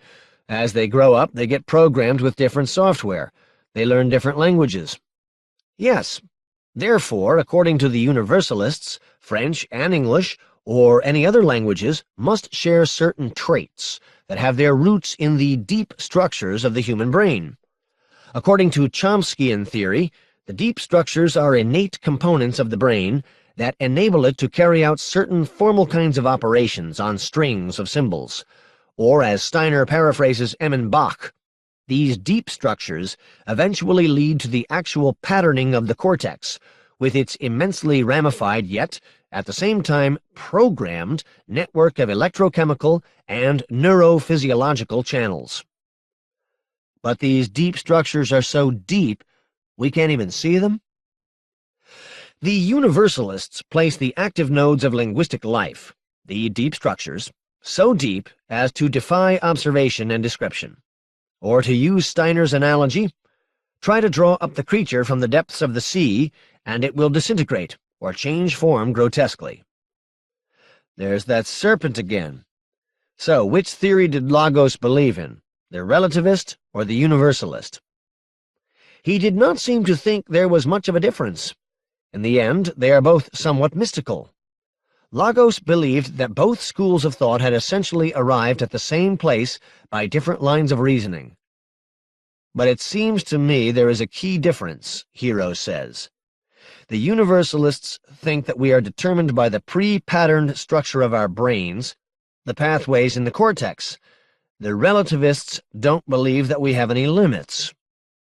Lagos modified the strict Chomskyan theory by supposing that learning a language is like blowing code into proms, an analogy that I cannot interpret. The analogy is clear. Proms are programmable read-only memory chips, Hero says. When they come from the factory, they have no content. Once, and only once, you can place information into those chips and then freeze it. The information, the software, becomes frozen into the chip. It transmutes into hardware. After you have blown the code into the proms, you can read it out, but you can't write to them anymore. So Lagos was trying to say that the newborn human brain has no structure, as the relativists would have it, and that as the child learns a language, the developing brain structures itself accordingly. The language gets blown into the hardware and becomes a permanent part of the brain's deep structure, as the universalists would have it. Yes, this was his interpretation. Okay, so when he talked about Enki being a real person with magical powers, what he meant was that Enki somehow understood the connection between language and the brain, knew how to manipulate it, the same way that a hacker, knowing the secrets of a computer system, can write code to control it, digital namshubs. Lagos said that Enki had the ability to ascend into the universe of language and see it before his eyes, much as humans go into the metaverse. That gave him power to create namshubs, and namshubs had the power to alter the functioning of the brain and of the body. Why isn't anyone doing this kind of thing nowadays? Why aren't there any namshubs in English? Not all languages are the same, as Steiner points out. Some languages are better at metaphor than others. Hebrew, Aramaic, Greek, and Chinese lend themselves to wordplay, and have achieved a lasting grip on reality. Palestine had Kiryat Sefer, the city of the letter, and Syria had Byblos, the town of the book. By contrast, other civilizations seem speechless, or at least, as may have been the case in Egypt, not entirely cognizant of the creative and transformational powers of language. Lagos believed that Sumerian was an extraordinarily powerful language, at least it was in Sumer 5,000 years ago, a language that lent itself to Enki's neuro-linguistic hacking. Early linguists, as well as the Kabbalists, believed in a fictional language called the Tongue of Eden, the language of Adam. It enabled all men to understand each other, to communicate without misunderstanding. It was the language of the Logos, the moment when God created the world by speaking a word. In the Tongue of Eden, naming a thing was the same as creating it. To quote Steiner again, "Our speech interposes itself between apprehension and truth, like a dusty pane or warped mirror. The Tongue of Eden was like a flawless glass. A light of total understanding streamed through it. Thus, Babel was a second fall. And Isaac the Blind, an early Kabbalist, said that, to quote Gershom Scholem's translation, the speech of men is connected with divine speech, and all language, whether heavenly or human, derives from one source, the divine name." The practical Kabbalists, the sorcerers, bore the title Baal Shem, meaning master of the divine name. The machine language of the world, Hero says. Is this another analogy? Computers speak machine language, Hero says. It's written in ones and zeros, binary code. At the lowest level, all computers are programmed with strings of ones and zeros. When you program in machine language, you are controlling the computer at its brain stem, the root of its existence. It's the Tongue of Eden. But it's very difficult to work in machine language because you go crazy after a while, working at such a minute level. So a whole babel of computer languages has been created for programmers. Fortran, BASIC, COBOL, Lisp, Pascal, C, Prolog, Forth. You talk to the computer in one of these languages, and a piece of software called a compiler converts it into machine language. But you never can tell exactly what the compiler is doing. It doesn't always come out the way you want, like a dusty pane or warped mirror. A really advanced hacker comes to understand the true inner workings of the machine. He sees through the language he's working in and glimpses the secret functioning of the binary code, becomes a Baal Shem of sorts. Lagos believed that the legends about the Tongue of Eden were exaggerated versions of true events, the librarian says. These legends reflected nostalgia for a time when people spoke Sumerian, a tongue that was superior to anything that came afterward. Is Sumerian really that good? Not as far as modern-day linguists can tell, the librarian says. As I mentioned, it is largely impossible for us to grasp. Lagos suspected that words worked differently in those days. If one's native tongue influences the physical structure of the developing brain, then it is fair to say that the Sumerians, who spoke a language radically different from anything in existence today, had fundamentally different brains from yours. Lagos believed that for this reason, Sumerian was a language ideally suited to the creation and propagation of viruses. That a virus, once released into Sumer, would spread rapidly and virulently until it had infected everyone. Maybe Enki knew that also, Hero says. Maybe the Nam Shub of Enki wasn't such a bad thing. Maybe Babel was the best thing that ever happened to us.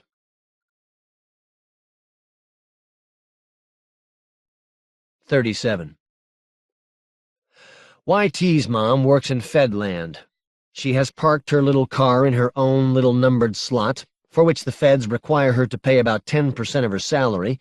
If she doesn't like it, she can take a taxi or walk, and walked up several levels of a blindingly lit reinforced concrete helix, in which most of the spaces, the good spaces closer to the surface, are reserved for people other than her, but empty.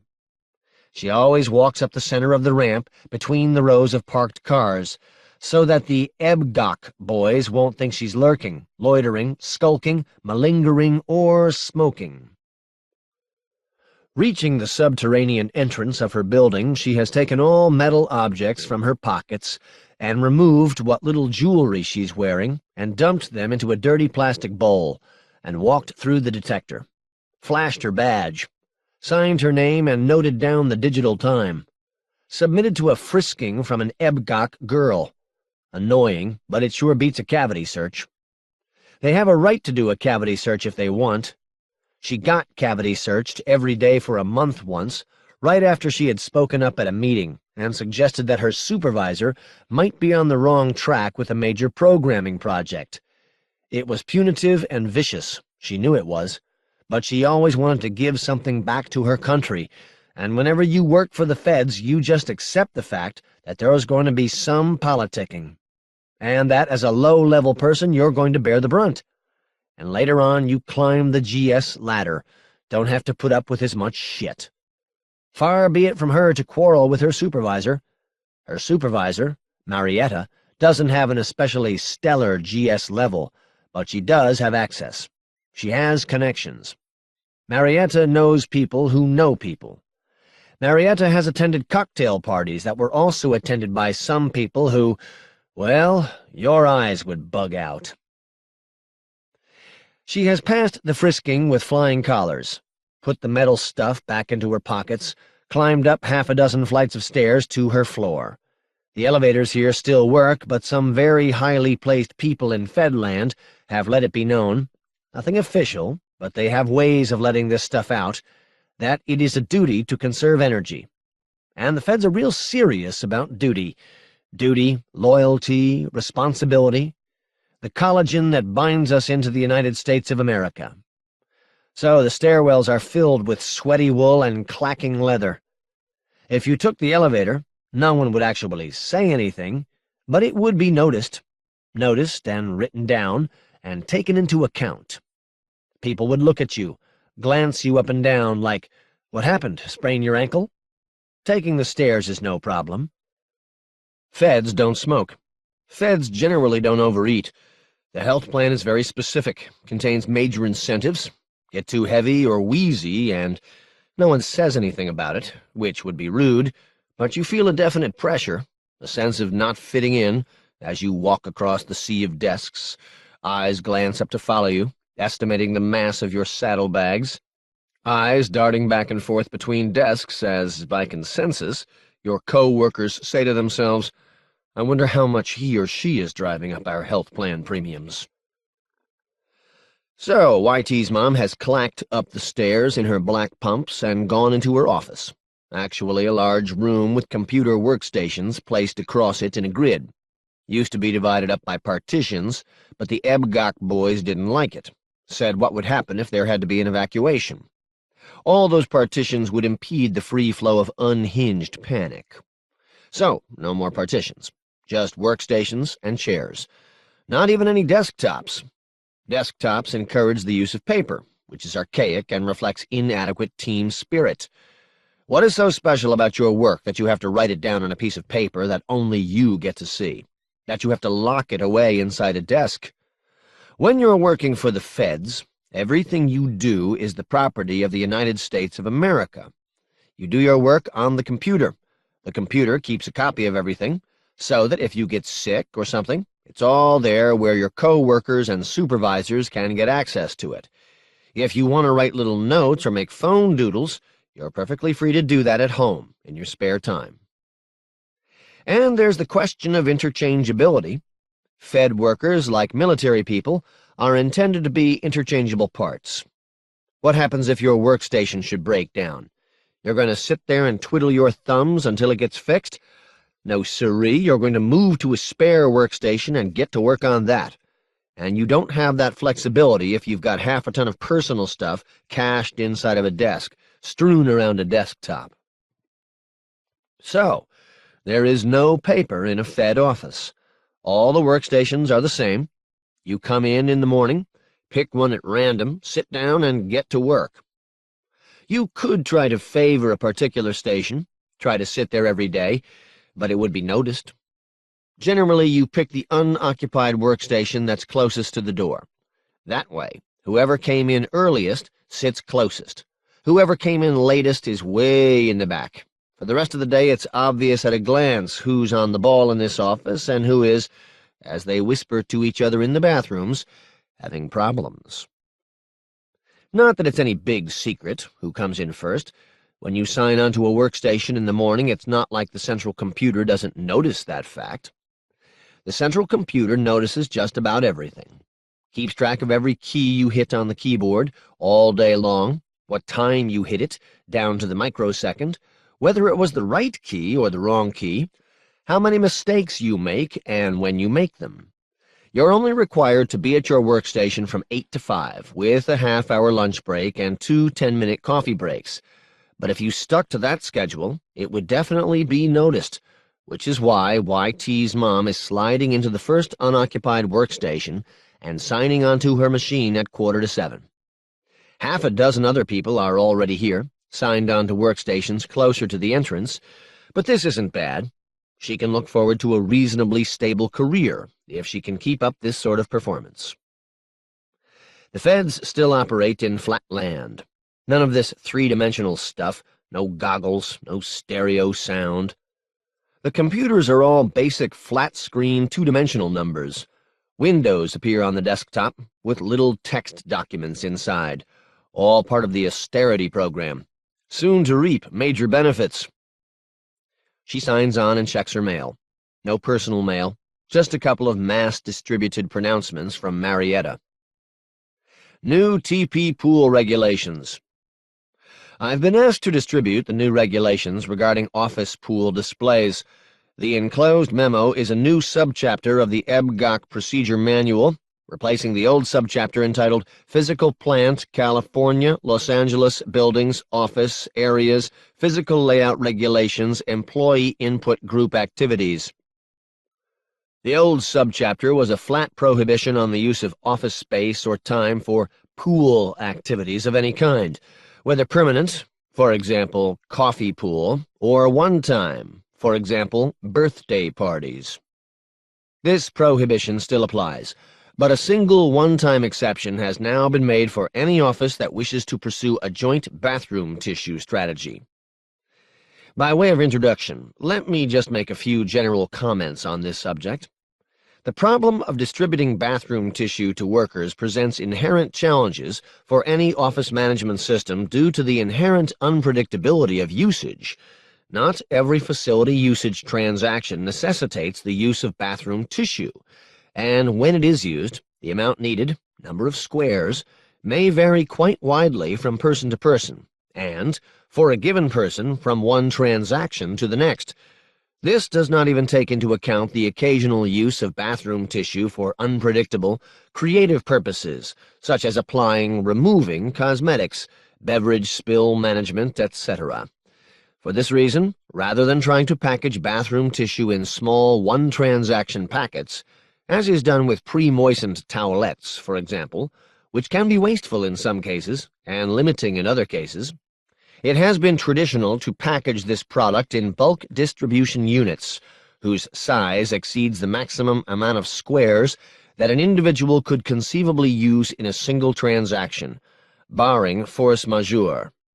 This reduces to a minimum the number of transactions in which the distribution unit is depleted, the roll runs out, during the transaction, a situation that can lead to emotional stress for the affected employee. However, it does present the manager with some challenges in that the distribution unit is rather bulky and must be repeatedly used by a number of different individuals if it is not to be wasted. Since the implementation of Phase 17 of the austerity program, employees have been allowed to bring their own bathroom tissue from home. This approach is somewhat bulky and redundant, as every worker usually brings their own roll. Some offices have attempted to meet this challenge by instituting bathroom tissue pools. Without overgeneralizing, it may be stated that an inherent and irreducible feature of any bathroom tissue pool implemented at the office level in an environment, that is building, in which comfort stations are distributed on a per-floor basis, that is, in which several offices share a single facility, is that provision must be made within the confines of the individual office for temporary stationing of bathroom tissue distribution units, that is, rolls. This follows from the fact that if the BTDUs, rolls, are stationed, while inactive, outside of the purview of the controlling office, that is, the office that has collectively purchased the BTDU, that is, if the BTDUs are stored, for example, in a lobby area, or within the facility in which they are actually utilized, they will be subject to pilferage and shrinkage as unauthorized persons consume them, either as part of a conscious effort to pilfer or out of an honest misunderstanding, that is, a belief that the BTDUs are being provided free of charge by the operating agency, in this case the United States government, or as the result of necessity, as in the case of a beverage spill that is encroaching on sensitive electronic equipment and whose management will thus brook no delay. This fact has led certain offices, which shall go unnamed, you know who you are, guys, to establish makeshift BTDU depots that also serve as pool contribution collection points. Usually, these depots take the form of a table near the door closest to the facility on which the BTDUs are stacked or otherwise deployed, with a bowl or some other receptacle in which participants may place their contributions, and typically with a sign or other attention-getting device, such as a stuffed animal or cartoon, requesting donations. A quick glance at the current regulations will show that placement of such a display depot violates the procedure manual. However, in the interests of employee hygiene, morale, and group spirit building, my higher-ups have agreed to make a one-time exception in the regulations for this purpose. As with any part of the procedure manual, new or old, it is your responsibility to be thoroughly familiar with this material. Estimated reading time for this document is 15.62 minutes, and don't think we won't check. Please make note of the major points made in this document as follows. 1. BTDU depot displays are now allowed on a trial basis, with the new policy to be reviewed in 6 months. 2.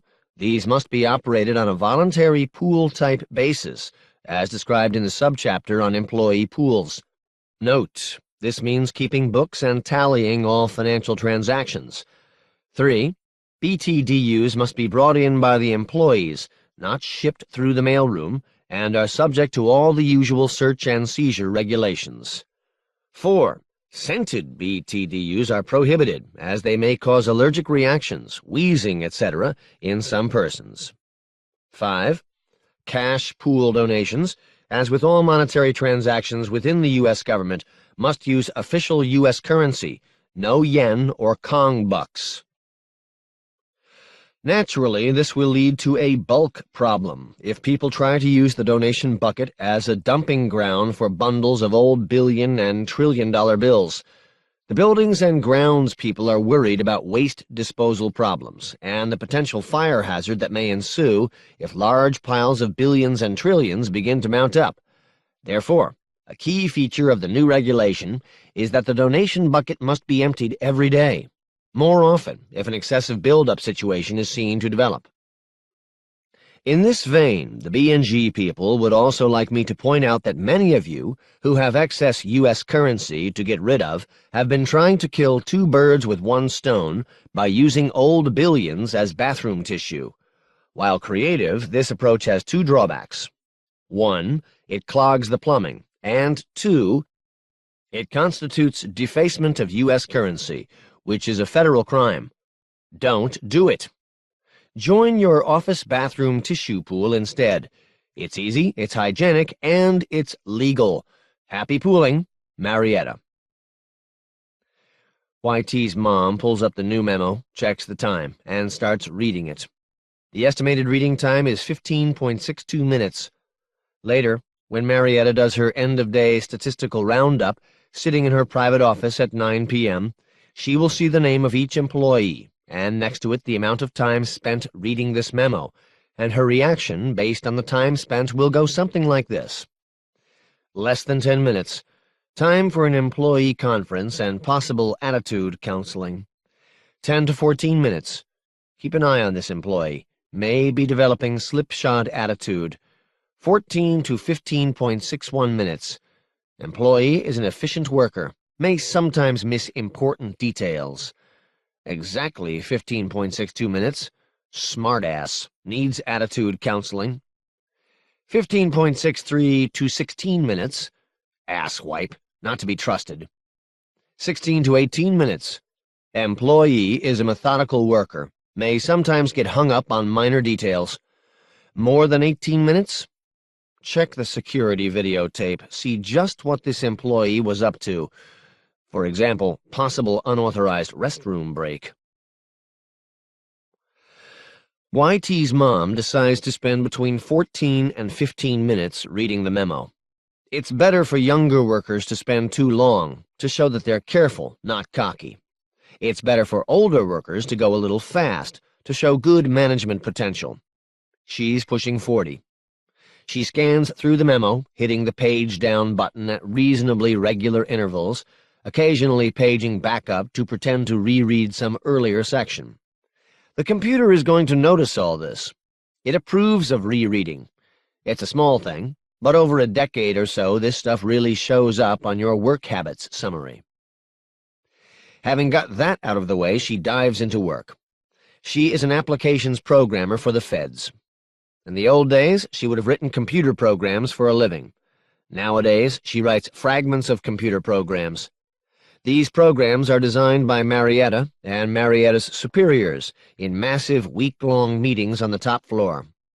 Once they get the design down, they start breaking up the problem into tinier and tinier segments, assigning them to group managers, who break them down even more and feed little bits of work to the individual programmers. In order to keep the work done by the individual coders from colliding, it all has to be done according to a set of rules and regulations even bigger and more fluid than the government procedure manual. So the first thing that YT's mother does, having read the new subchapter on bathroom tissue pools, is to sign on to a subsystem of the main computer system that handles the particular programming project she's working on. She doesn't know what the project is, that's classified, or what it's called. It's just her project. She shares it with a few hundred other programmers. She's not sure exactly who.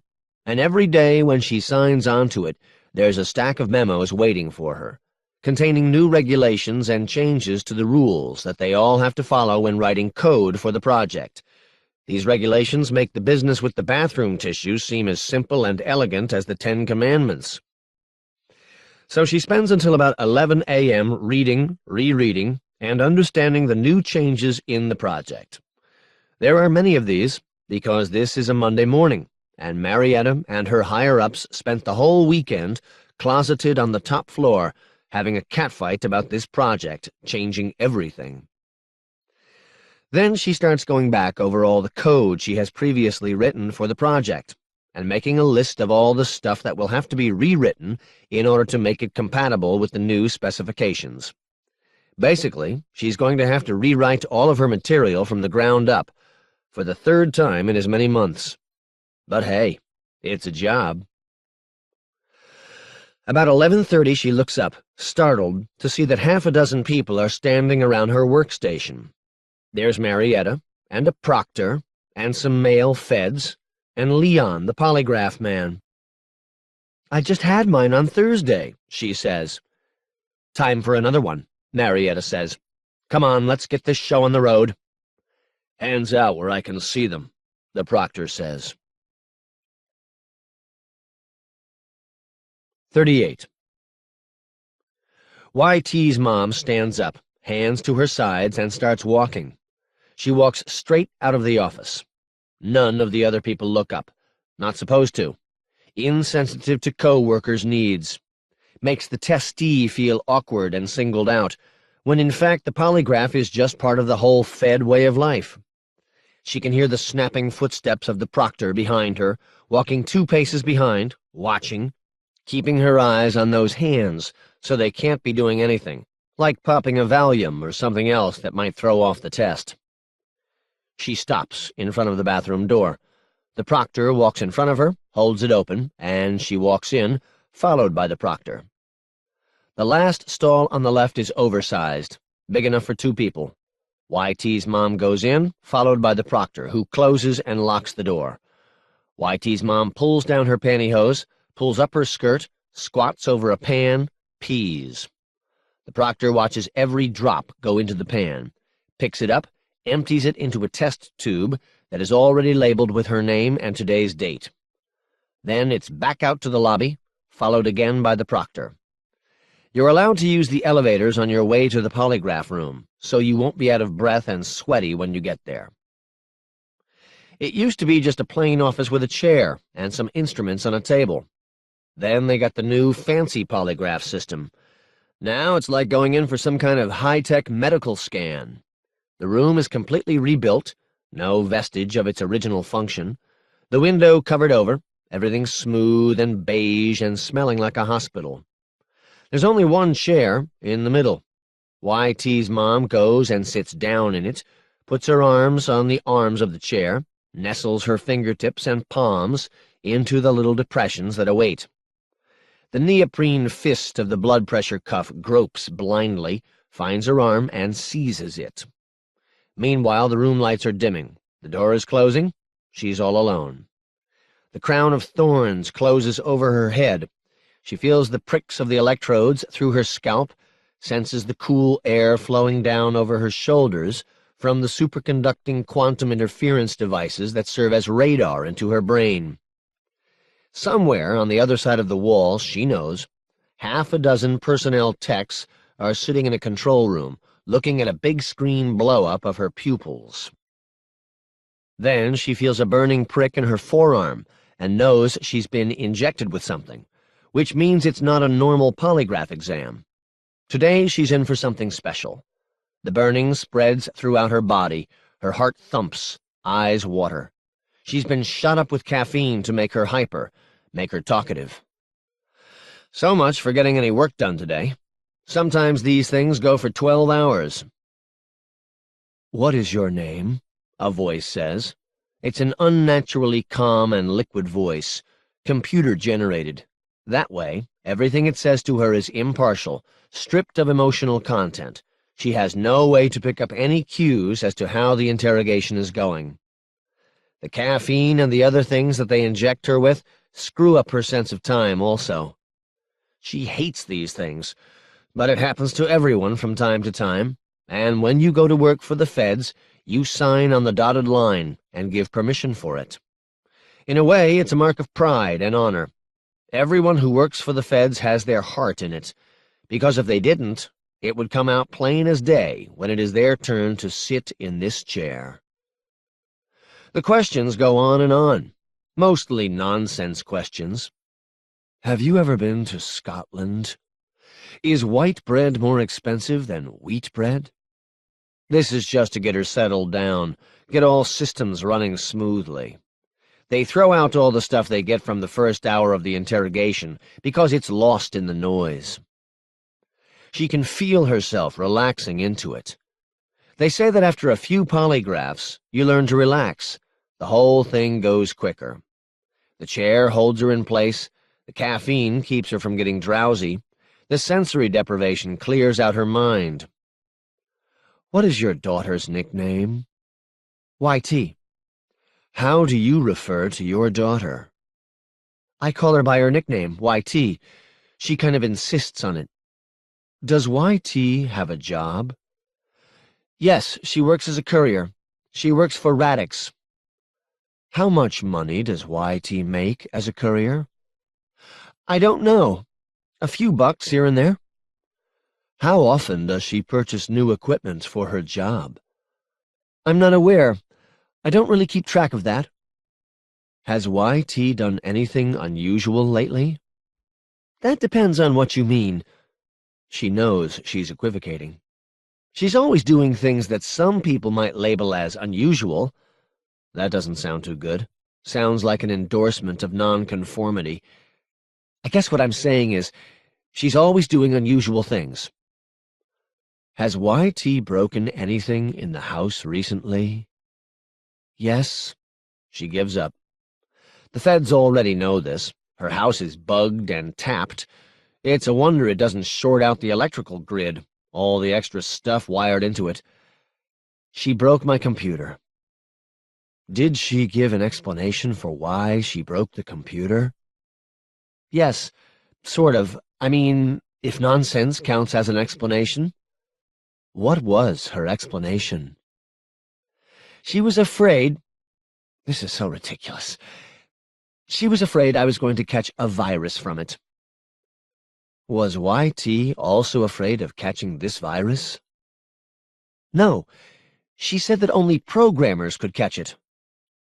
Why are they asking her all of these questions? They have all of this stuff on tape. Did you believe YT's explanation of why she broke the computer? That's it. That's what they're after. They want to know the only thing they can't directly tap, what's going on in her mind. They want to know whether she believes YT's virus story. And she knows she's making a mistake just thinking these thoughts, because those super-cooled squids around her head are picking it up. They can't tell what she's thinking, but they can tell that something's going on in her brain, that she's using parts of her brain right now that she didn't use when they were asking the nonsense questions. In other words, they can tell that she is analyzing the situation, trying to figure them out, and she wouldn't be doing that unless she wanted to hide something. "What is it you want to know?" she says. "Why don't you just come out and ask me directly? Let's talk about this face-to-face. Just sit down together in a room like adults and talk about it." She feels another sharp prick in her arm, feels numbness and coldness spreading all across her body over an interval of a couple of seconds as the drug mixes with her bloodstream. It's getting harder to follow the conversation. "What is your name?" the voice says. 39. The Alcan, the Alaska Highway, is the world's longest franchise ghetto, a one-dimensional city 2,000 miles long and 100 feet wide, and growing at the rate of 100 miles a year, or as quickly as people can drive up to the edge of the wilderness and park their bagos in the next available slot. It is the only way out for people who want to leave America but don't have access to an airplane or a ship.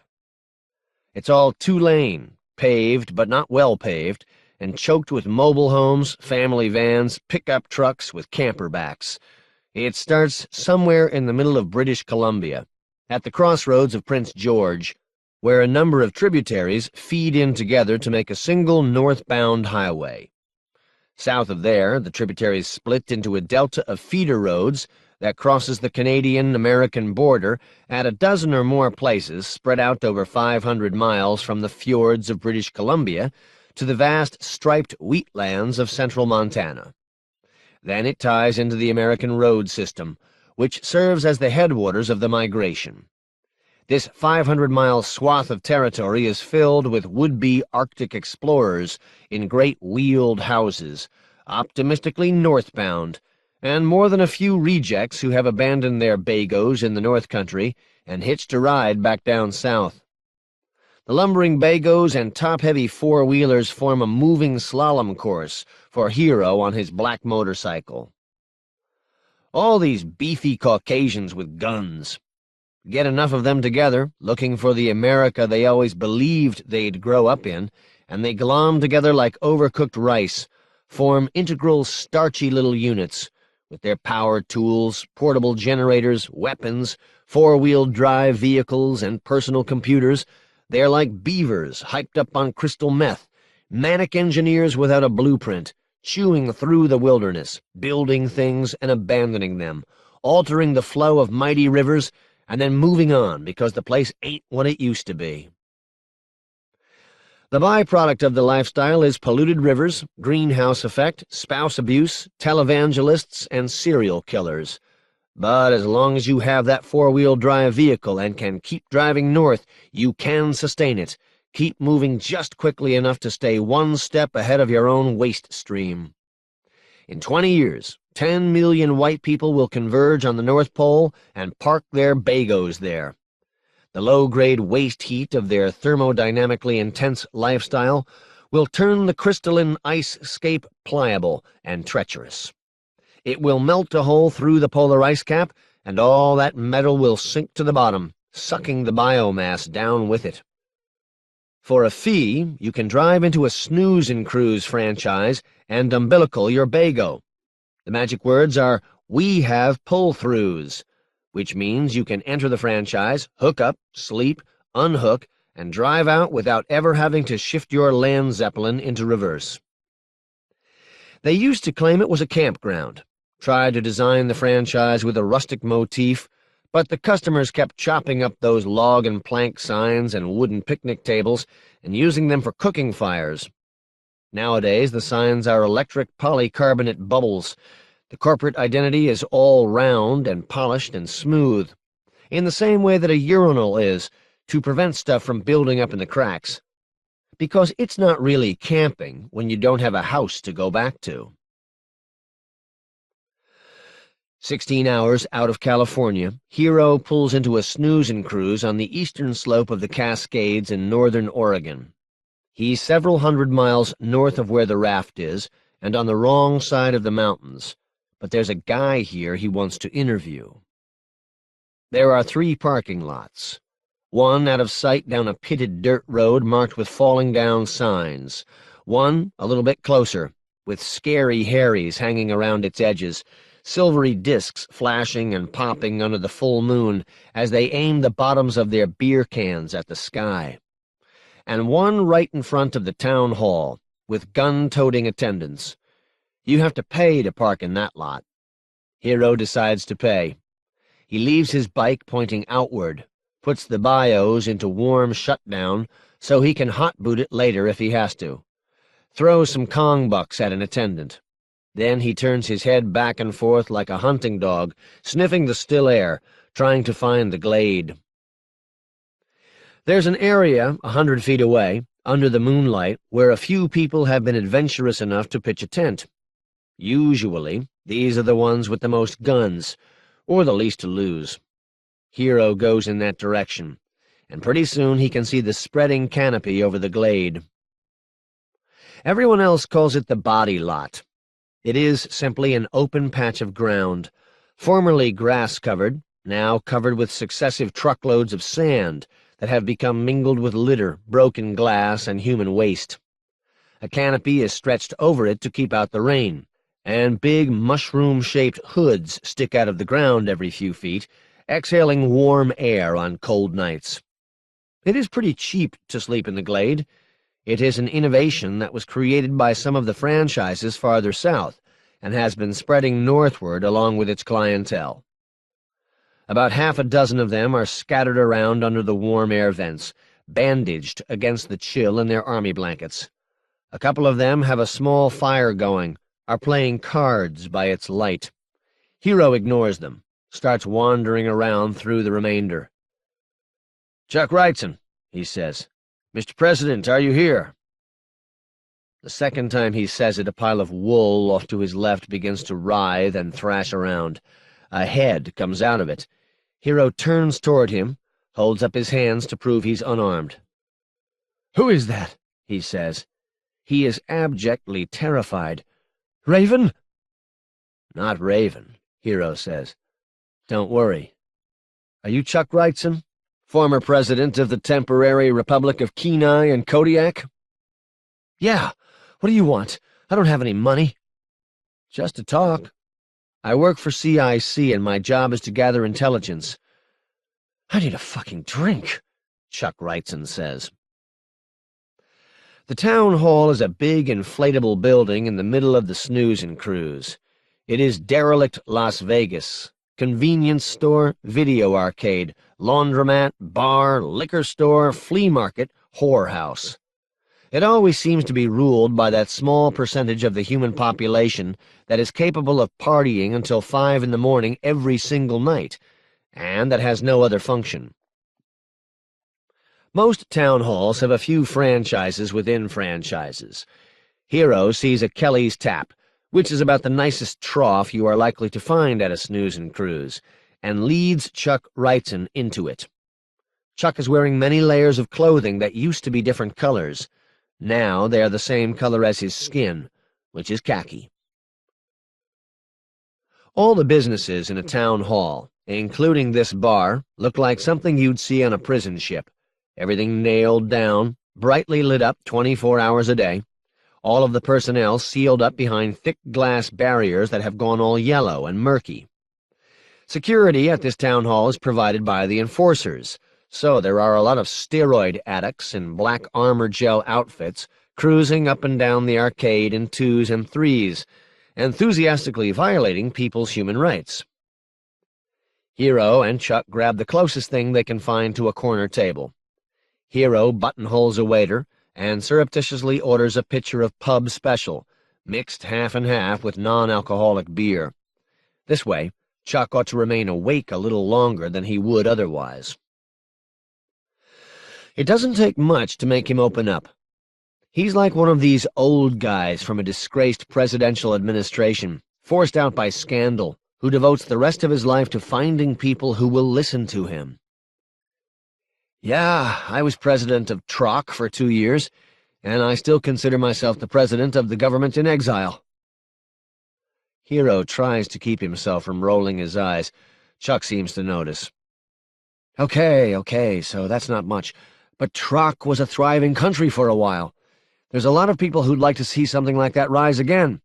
I mean, the only thing that forced us out, the only way those maniacs were able to seize power, was just totally, you know. He doesn't seem to have words for it. How could you have expected something like that? How were you forced out? Was there a civil war? There were some uprisings early on, and there were remote parts of Kodiak where we never had a firm grip on power, but there was never a civil war per se. See, the Americans liked our government. The Americans had all the weapons, the equipment, the infrastructure.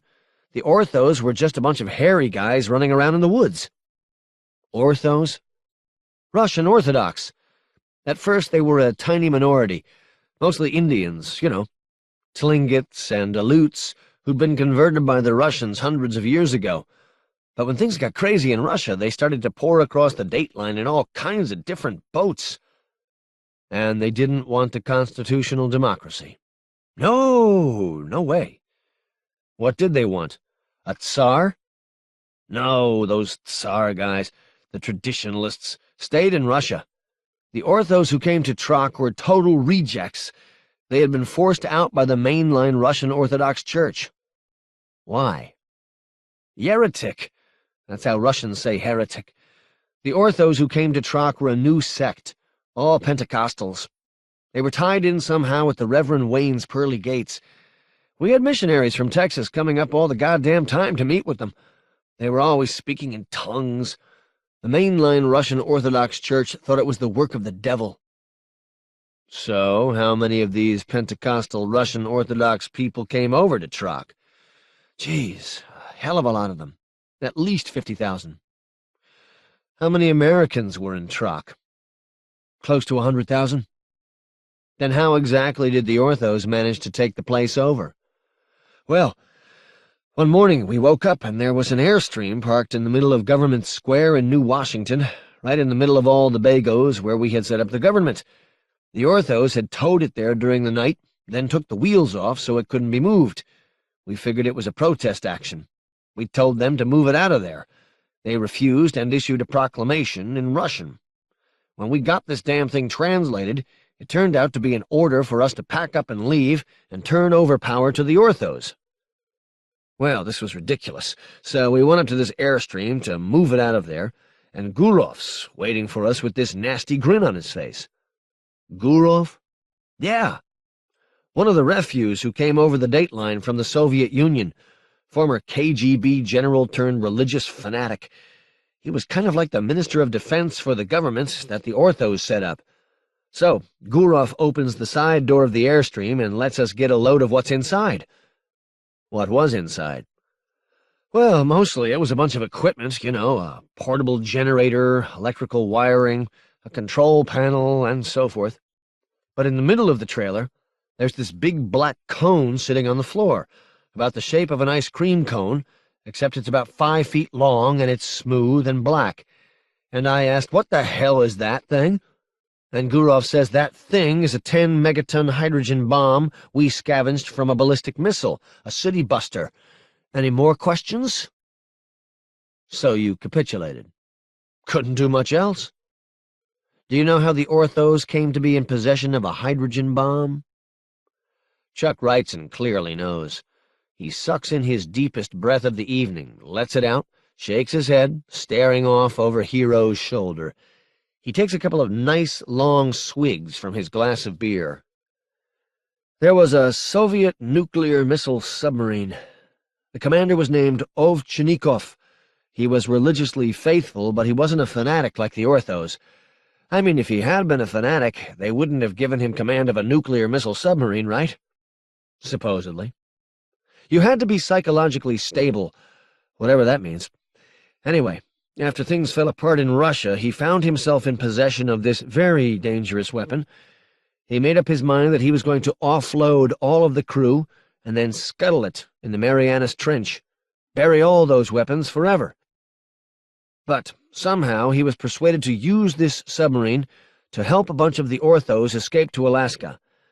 They and a lot of other refuse had started flocking to the Bering coast, and the conditions in some of these refugee camps were pretty desperate. It's not like a lot of food can be grown in that area, you know? These people were dying by the thousands. They just stood on the beaches, starving to death, waiting for a ship to come. So Ovchinnikov let himself be persuaded to use his submarine, which is very large and very fast, to evacuate some of these poor refuse to Truk. But naturally he was paranoid about the idea of letting a whole bunch of unknown quantities onto his ship. These nuke sub-commanders are real security freaks, for obvious reasons. So they set up a very strict system. All the refuse who were going to get on the ship had to pass through metal detectors, had to be inspected. Then they were under armed guard all the way across to Alaska. Well, the stern Orthos have this guy named Raven. I'm familiar with him. Well, Raven got onto that nuclear submarine. Oh, my God. He got over to the Siberian coast somehow, probably surfed across in his fucking kayak. Surfed? That's how the Aleuts get between islands. Ravens and Aleut? Yeah, an Aleut whale killer. You know what an Aleut is? Yeah, my dad knew one in Japan, Hero says. A bunch of Dad's old prison camp tales are beginning to stir in Hero's memory, working their way up out of deep, deep storage. The Aleuts just paddle out in their kayaks and catch a wave. They can outrun a steamship, you know? Didn't know that. Anyway, Raven went to one of these refugee camps and passed himself off as a Siberian tribesman. You can't tell some of those Siberians apart from our Indians. The Orthos apparently had some Confederates in these camps who bumped Raven up to the head of the line, so he got to be on the submarine. But you said there was a metal detector. Didn't help. He uses glass knives, chips them out of plate glass. It's the sharpest blade in the universe, you know? Didn't know that either. Yeah, the edge is only a single molecule wide. Doctors use them for eye surgery. They can cut your cornea and not leave a scar. There's Indians who make a living doing that, you know, chipping out eye scalpels. Well, you learn something new every day. That kind of a knife would be sharp enough to go through bulletproof fabric, I guess, Hero says. Chuck Wrightson shrugs. I lost track of the number of people Raven snuffed who were wearing bulletproof fabric. Hero says, I thought he must be carrying some kind of high-tech laser knife or something. Think again. Glass knife. He had one on board the submarine. Either smuggled it on board with him or else found a chunk of glass on the submarine and chipped it at himself. And? Chuck gets his 1,000-yard stare again, takes another slug of beer. On a sub, you know, there's no place for things to drain to. The survivors claim that the blood was knee-deep all through the submarine. Raven just killed everyone. Everyone except the Orthos, a skeleton crew, and some other refuse who were able to barricade themselves in little compartments around the ship. The survivors say, Chuck says, taking another swig, that it was quite a night. and he forced them to steer the submarine into the hands of the orthos. "To their anchorage off Kodiak," Chuck says. The orthos were all ready. They had put together a crew of ex-Navy men, guys who had worked on nuke subs in the past, X-rays, they call them, and they came and took the sub over. As for us, we had no idea that any of this had happened, until one of the warheads showed up in our goddamn front yard." Chuck glances up above Hero's head, noticing someone. Hero feels a light tap on his shoulder. "Excuse me, sir," a man is saying. "Pardon me for just a second."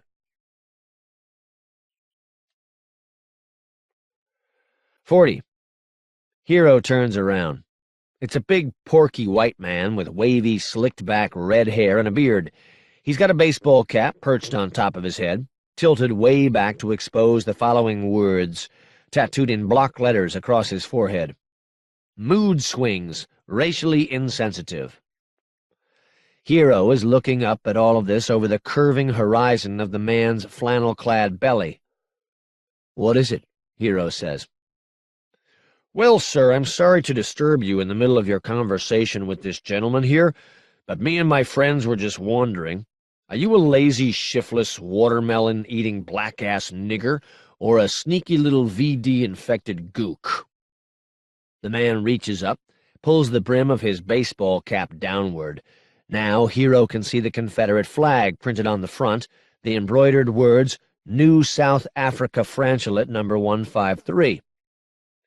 Hero pushes himself up over the table, spins around and slides backward on his ass toward Chuck, trying to get the table between him and the New South African. Chuck has conveniently vanished, so Hero ends up standing with his back comfortably to the wall, looking out over the bar. At the same time, a dozen or so other men are standing up from their tables, forming up behind the first one in a grinning, sunburned phalanx of Confederate flags and sideburns. "Let's see," Hero says. "Is that some kind of a trick question?" There are a lot of town halls and a lot of snooze and cruise franchises where you have to check your weapons at the entrance. This is not one of them. Hero isn't sure if that is bad or good. Without weapons, the New South Africans would just beat the crap out of him. With weapons, Hero can fight back, but the stakes are higher. Hero is bulletproof up to his neck, but that just means the New South Africans will all be going for a headshot, and they pride themselves on marksmanship. It is a fetish with them. "Isn't there an NSA franchise down the road?" Hero says. "Yeah," says the point man, who has a long, spreading body and short, stumpy legs. "It's heaven. It really is. Ain't no place on earth like a New South Africa." "Well, then, if you don't mind my asking," Hero says, "if it's so damn nice, why don't y'all go back to your egg sack and hang out there?" "There is one problem with New South Africa," the guy says. "Don't mean to sound unpatriotic, but it's true." "And what is that problem?" Hero says. "There's no niggers, gooks, or kikes there to beat the shit out of." "Ah, that is a problem," Hero says. "Thank you." "For what?" "For announcing your intentions, giving me the right to do this." Then Hero cuts his head off. What else can he do? There are at least 12 of them. They have made a point of blocking the only exit. They have just announced their intentions, and presumably they are all carrying heat. Besides, this kind of thing is going to happen to him about every 10 seconds when he's on the raft. The New South African has no idea what's coming, but he starts to react as Hero is swinging the katana at his neck, so he is flying backward when the decapitation occurs. That is good, because about half his blood supply comes lofting out the top of his neck. Twin jets, one from each carotid. Hero doesn't get a drop on himself. In the metaverse, the blade just passes right through, if you swing it quickly enough. Here in reality, Hero's expecting a powerful shock when his blade hits the New South African's neck, like when you hit a baseball the wrong way. But he hardly feels a thing. It just goes right through and almost swings around and buries itself in the wall. He must have gotten lucky and hit a gap between vertebrae. Hero's training comes back to him, oddly. He forgot to squeeze it off, forgot to stop the blade himself, and that's bad form. Even though he's expecting it, he's startled for a minute. This sort of thing doesn't happen with avatars. They just fall down. For an astonishingly long time, he just stands there and looks at the guy's body. Meanwhile, the airborne cloud of blood is seeking its level, dripping from the hung ceiling, spattering down from shelves behind the bar. A wino sitting there nursing a double shot of vodka shakes and shivers, staring into his glass at the galactic swirl of 1 trillion red cells dying in the ethanol. Hero swaps a few long glances with the new South Africans, like everyone in the bar is trying to come to a consensus as to what will happen next. Should they laugh? Take a picture? Run away? Call an ambulance? He makes his way around toward the exit by running across people's tables. It is rude, but other patrons scoot back. Some of them are quick enough to snatch their beers out of his way, and no one gives him any hassles. The sight of the bare katana inspires everyone to a practically Nipponese level of politeness. There are a couple more new South Africans blocking Hero's way out, but not because they want to stop anyone. It's just where they happen to be standing when they go into shock. Hero decides, reflexively, not to kill them. And Hero is off into the lurid main avenue of the town hall, a tunnel of flickering and pulsating low glow through which black creatures sprint like benighted sperm up the old fallopians, sharp, angular things clenched in their hands. They are the enforcers. They make the average metacop look like Ranger Rick. Gargoyle time. Hero switches everything on. Infrared, millimeter wave radar, ambient sound processing. The infrared doesn't do much in these circumstances, but the radar picks out all the weapons, highlights them in the enforcer's hands, identifies them by make, model, and ammunition type. They're all fully automatic. But the enforcers and the new South Africans don't need radar to see Hero's katana with blood and spinal fluid running down the blade.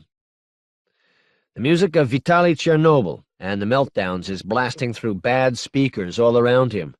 It is their first single to hit the Billboard charts, entitled "My Heart is a Smoking Hole in the Ground." The ambient sound processing cuts it to a more reasonable level, evens out the nasty distortion from the speakers, so that he can hear his roommates singing more clearly, which makes it all particularly surreal. It just goes to show that he's out of his element, doesn't belong here, lost in the biomass. If there was any justice, he could jump into those speakers and trace up the wires like a digital sylph, follow the grid back to L.A. where he belongs, there on top of the world, where everything comes from, buy Vitaly a drink, crawl into his futon. He stumbles forward helplessly as something terrible happens to his back. It feels like being massaged with 100 ball-peen hammers. At the same time, a yellow, sputtering light overrides the low glow. A screaming red display flashes up on the goggles, informing him that the millimeter-wave radar has noticed a stream of bullets headed in his direction, and would you like to know where they came from, sir? Hero has just been shot in the back with a burst of machine gun fire. All of the bullets have slapped into his vest and dropped to the floor, but in doing so they have cracked about half of the ribs on that side of his body and bruised a few internal organs. He turns around, which hurts. The enforcer has given up on bullets and whipped out another weapon. It says so right on Hero's goggles. Pacific Enforcement Hardware Incorporated, Model SX-29, Restraint Projection Device, Loogie Gun, which is what he should have used in the first place. You can't just carry a sword around as an empty threat. You shouldn't draw it or keep it drawn unless you intend to kill someone. Hero runs toward the enforcer, raising the katana to strike. The enforcer does the proper thing, namely, gets the hell out of his way. The silver ribbon of the katana shines up above the crowd. It attracts enforcers and repels everyone else, so as Hero runs down the center of the town hall, he has no one in front of him and many shiny dark creatures behind him. He turns off all of the techno shit in his goggles. All it does is confuse him. He stands there reading statistics about his own death, even as it's happening to him. Very postmodern. Time to get immersed in reality, like all the people around him. Not even enforcers will fire their big guns in a crowd, unless it's point-blank range, or they're in a really bad mood. A few loogies shoot past Hero, already so spread out as to be nothing more than an annoyance, and splat into bystanders, wrapping them in sticky gossamer veils. Somewhere between the 3D video game arcade and the display window full of terminally bored prostitutes, Hero's eyes clear up, and he sees a miracle. The exit of the inflatable dome, where the doors exhale a breeze of synthetic beer breath and atomized body fluids into the cool night air. Bad things and good things are happening in quick succession. The next bad thing happens when a steel grate falls down to block the doors. What the hell? It's an inflatable building. Hero turns on the radar just for a moment, and the walls seem to drop away and become invisible. He's seeing through them now, into the forest of steel outside. It doesn't take long to locate the parking lot where he left his bike, supposedly under the protection of some armed attendants. Hero fakes toward the whorehouse, then cuts directly toward an exposed section of wall. The fabric of the building is tough, but his katana slices a 6-foot rent through it with a single gliding motion, and then he's outside, spat out of the hole on a jet of fetid air. After Hero gets onto his motorcycle and the new South Africans get into their all-terrain pickups, and the enforcers get into their slick black enforcer mobiles, and they all go screaming out onto the highway, after that, it's just a chase scene. 41. YT has been to some unusual places in her career. She has the visas of some 36 countries laminated onto her chest. And on top of the real countries she has picked up and/or delivered to such charming little vacation spots as the Terminal Island Sacrifice Zone and the encampment in Griffith Park. But the weirdest job of all is this new one. Someone wants her to deliver some stuff to the United States of America. Says so right there on the job order. It's not much of a delivery, just a legal-size envelope. "You sure you don't want to just mail this?" she asks the guy when she picks it up. It's one of these creepy office parks out in the burbs. Like a burb clay for worthless businesses that have offices and phones and stuff, but don't actually seem to do anything. It's a sarcastic question, of course. The mail doesn't work except in Fedland. All the mailboxes have been unbolted and used to decorate the apartments of nostalgia freaks. But it's also kind of a joke, because the destination is, in fact, a building in the middle of Fedland. So the joke is, if you want to deal with the feds, why not use their fucked-up mail system? Aren't you afraid that by dealing with anything as incredibly cool as a courier, you will be tainted in their eyes? "Well, the mail doesn't come out here, does it?" the guy says. No point in describing the office. No point in even allowing the office to even register on her eyeballs and take up valuable memory space in her brain. Fluorescent lights and partitions with carpet glued to them. I prefer my carpet on the floor, thank you. A color scheme. Ergonomic shit. Chicks with lipstick. Xerox smell. Everything's pretty new, she figures. The legal envelope is resting on the guy's desk. Not much point in describing him either. Traces of a Southern or Texan accent. The bottom edge of the envelope is parallel to the edge of the desk, 1/4 inch away from it, perfectly centered between the left and right sides, like he had a doctor come in here and put it on the desk with tweezers. It is addressed to Room 968A, Mail Stop, MS 1569835, Building LA 6, United States of America. "You want a return address on this?" she says. "That's not necessary.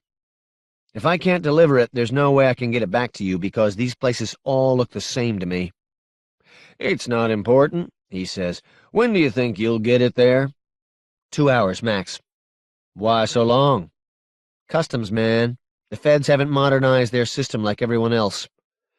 Which is why most couriers will do anything to avoid delivering to Fed land. But it's a slow day today. YT hasn't been called in to do any secret missions for the Mafia yet, and maybe she can catch Mom on her lunch break. And your name is? We don't give out our names. I need to know who's delivering this. Why? You said it wasn't important. The guy gets really flustered. Okay, he says. Forget it. Just deliver it, please. Okay, be that way, she mentally says. She mentally says a number of other things, too. The man is an obvious pervert. It's so plain, so open. And your name is. Give me a break, man. Names are unimportant. Everyone knows couriers are interchangeable parts. It's just that some happen to be a lot faster and better. So she skates out of the office. It's all very anonymous. No corporate logos anywhere. So as she's waiting for the elevator, she calls Radix, tries to find out who initiated this call. The answer comes back a few minutes later, as she's riding out of the office park, pooned onto a nice Mercedes. Rife Advanced Research Enterprises. Rare. One of these high-tech outfits.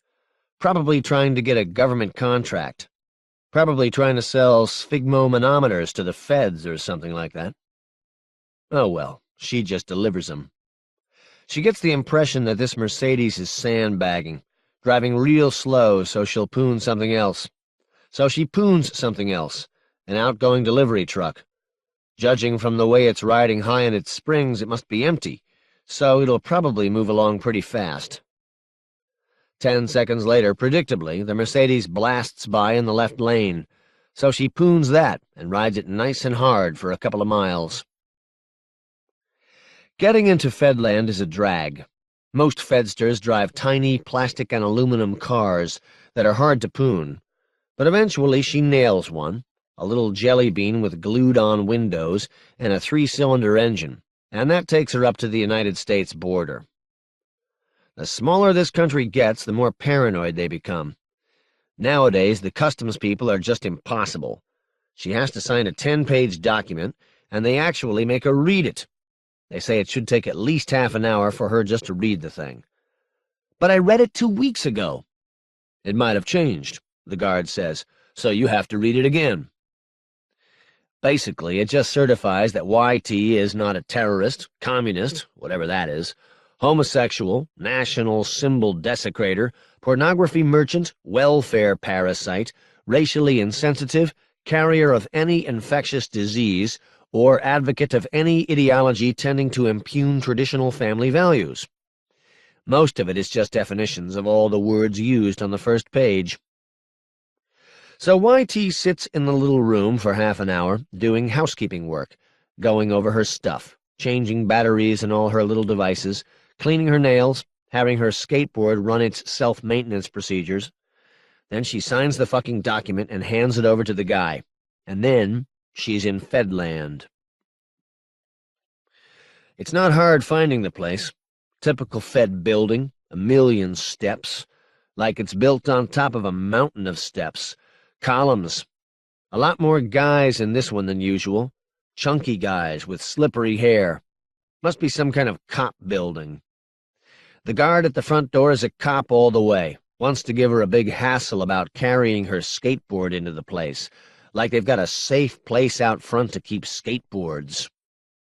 The cop guy is completely hard to deal with, but that's okay, so is YT. Here's the envelope, she says. You can take it up to the 9th floor yourself on your coffee break. Too bad you have to take the stairs.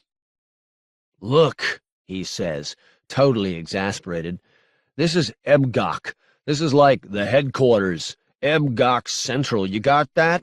Everything that happens within a mile is being videotaped. People don't spit on the pavement within sight of this building. They don't even say bad words. Nobody's going to steal your skateboard. That's even worse. They'll steal it. Then they'll say they didn't steal it. They confiscated it. I know you feds. You're always confiscating shit. The guy sighs. Then his eyes go out of focus and he shuts up for a minute. YT can tell he's getting a message over the little earphone that's plugged into his ear, the mark of the true Fed. "Go on in," he says. "But you gotta sign." "Naturally," YT says. The cop hands her the sign-in sheet, which is actually a notebook computer with an electronic pen. She writes YT on the screen. It's converted to a digital bitmap, automatically time-stamped, and sent off to the big computer at Fed Central. She knows she's not going to make it through the metal detector without stripping naked, so she just vaults the cop's table. What's he gonna do, shoot her? And heads on into the building, skateboard under her arm. "Hey!" he says weakly. "What, you got lots of EBGOC agents in here being mugged and raped by female couriers?" she says, stomping the elevator button ferociously. Elevator takes forever. She loses her patience and just climbs the stairs like all the other Feds. The guy is right. It's definitely Cop Central here on the 9th floor. Every creepy guy in sunglasses and slippery hair you've ever seen, they're all here, all with little flesh-tone helices of wire trailing down from their ears. There's even some female Feds. They look even scarier than the guys. The things that a woman can do to her hair to make herself look professional. Jesus! Why not just wear a motorcycle helmet? At least then you can take it off. Except none of the Feds, male or female, is wearing sunglasses. They look naked without them. Might as well be walking around with no pants on. Seeing these Feds without their mirror specs is like blundering into the boys' locker room. She finds room 968A easily enough. Most of the floor is just a big pool of desks. All the actual numbered rooms are around the edges, with frosted glass doors. Each of the creepy guys seems to have a desk of his own. Some of them loiter near their desks. The rest of them are doing a lot of hall jogging and impromptu conferencing at other creepy guys' desks. Their white shirts are painfully clean. Not as many shoulder holsters as she would expect. All the gun-carrying Feds are probably out in what used to be Alabama or Chicago, trying to confiscate back bits of United States territory from what is now a buy-and-fly, or a toxic waste dump. She goes on into room 968A. It's an office. 4 Fed guys are in here, the same as the others, except most of them are a tad older, in their 40s and 50s. "Got a delivery for this room," YT says. "You're YT?" says the head Fed, who's sitting behind the desk. "You're not supposed to know my name," YT says. "How did you know my name?" "I recognized you," the head Fed says. "I know your mother." YT does not believe him, but these Feds have all kinds of ways of finding out stuff. "Do you have any relatives in Afghanistan?" she says. The guys all look back and forth at each other like, "Did you understand the chick?" But it's not a sentence that is intended to be understood. Actually, YT has all kinds of voice recognition wear in her coverall and in her plank. When she says, "Do you have any relatives in Afghanistan?" that's like a code phrase. It tells all of her spook gear to get ready, shake itself down, check itself out, prick up its electronic ears. "You want this envelope or not?" she says. "I'll take it," the head Fed says, standing up and holding out one hand. YT walks into the middle of the room and hands him the envelope. But instead of taking it, he lunges out at the last minute and grabs her forearm. She sees an open handcuff in his other hand. He brings it out and snaps it down on her wrist, so it tightens and locks shut over the cuff of her coverall. "I'm sorry to do this, YT, but I have to place you under arrest," he's saying. "What the fuck are you doing?" YT is saying. She's holding her free arm back away from the desk so he can't cuff her wrists together, but one of the other Feds grabs her by the free wrist, so now she's stretched out like a tightrope between the 2 big Feds. "You guys are dead," she says. All the guys smile, like they enjoy a chick with some spunk. "You guys are dead," she says a second time. This is the key phrase that all of her wear is waiting to hear. When she says it the second time, all the self-defense stuff comes on, which means that, among other things, a few thousand volts of radio frequency electrical power suddenly flood through the outsides of her cuffs. The head fed behind the desk blurts out a grunt from way down in his stomach. He flies back away from her, his entire right side jerking spastically, trips over his own chair and sprawls back into the wall, smacking his head on the marble windowsill. The jerk who's yanking on her other arm stretches out like he's on an invisible rack, accidentally slapping one of the other guys in the face, giving that guy a nice dose of juice to the head. Both of them hit the floor like a sack of rabid cats. There's only one of these guys left, and he's reaching under his jacket for something. She takes one step toward him, swings her arm around, and the end of the loose manacle strokes him in the neck. Just a caress, but it might as well be a two-handed blow from Satan's electric axe handle.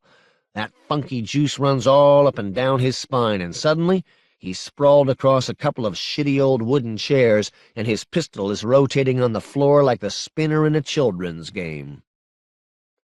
She flexes her wrist in a particular way, and the Bundy stunner drops down her sleeve and into her hand. The manacle swinging from the other hand will have a similar effect on that side. She also pulls out the can of liquid knuckles, pops the lid, sets the spray nozzle on wide angle. One of the Fed creeps is nice enough to open the office door for her. He comes into the room with his gun already drawn, backed up by half a dozen other guys who've flocked here from the office pool, and she just lets them have it with the liquid knuckles. Whoosh! It's like bug spray. The sound of bodies hitting the floor is like a bass drum roll. She finds that her skateboard has no problem rolling across their prone bodies, and then she's out into the office pool. These guys are converging from all sides. There's an incredible number of them. She just keeps holding that button down, pointed straight ahead, digging at the floor with her foot, building up speed. The liquid knuckles acts like a chemical flying wedge. She's skating out of there on a carpet of bodies. Some of the Feds are agile enough to dart in from behind and try to get her that way, but she's ready with the Bundy stunner, which turns their nervous systems into coils of hot barbed wire for a few minutes, but isn't supposed to have any other effects. She's made it about 3/4 of the way across the office when the liquid knuckles runs out. But it still works for a second or two because people are afraid of it, keep diving out of the way, even though there's nothing coming out. Then a couple of them figure it out, make the mistake of trying to grab her by the wrists. She gets one of them with the Bundy stunner and the other with the electric manacle.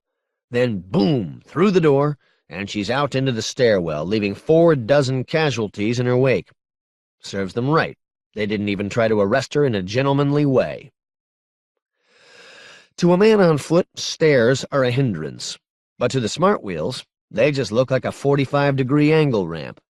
It's a little choppy, especially when she's down to about the 2nd floor and is going way too fast, but it's definitely doable. A lucky thing. One of the 1st-floor cops is just opening the stairwell door, no doubt alerted by the symphony of alarm bells and buzzers that has begun to merge into a solid wall of hysterical sound. She blows by the guy. He puts one arm out in an attempt to stop her, sort of belts her across the waist in the process, throws her balance off. But this is a very forgiving skateboard. It's smart enough to slow down for her a little bit when her center of mass gets into the wrong place. Pretty soon it's back under her. She's banking radically through the elevator lobby, aiming dead center for the arch of the metal detector, through which the bright outdoor light of freedom is shining. Her old buddy the cop is up on his feet, and he reacts fast enough to spread-eagle himself across the metal detector. YT acts like she's heading right for him, then kicks the board sideways at the last minute, punches one of the toe switches, coils her legs underneath her, and jumps into the air. She flies right over his little table while the plank is rolling underneath it, and a second later she lands on it, wobbles once, gets her balance back. She's in the lobby, headed for the doors. It's an old building. Most of the doors are metal, but there's a couple of revolving doors, too. Just big sheets of glass. Early thrashers used to inadvertently skate into walls of glass from time to time, which was a problem. It turned into a bigger problem when the whole courier thing got started and Thrasher started spending a lot more time trying to go fast through office-type environments where glass walls are considered quite the concept, which is why, on an expensive skateboard, like this one definitely is, you can get, as an extra added safety feature, the Radix Narrow Cone Tuned Shockwave Projector. It works on real short notice, which is good, but you can only use it once. It draws its power from an explosive charge, and then you have to take your plank into the shop to have it replaced. It's an emergency thing, strictly a panic button. But that's cool. YT makes sure she's aimed directly at the glass revolving doors, then hits the appropriate toe switch. It's, my God, like you stretched a tarp across a stadium to turn it into a giant tom-tom and then crashed a 747 into it. She can feel her internal organs move several inches. Her heart trades places with her liver. The bottoms of her feet feel numb and tingly, and she's not even standing in the path of the shockwave.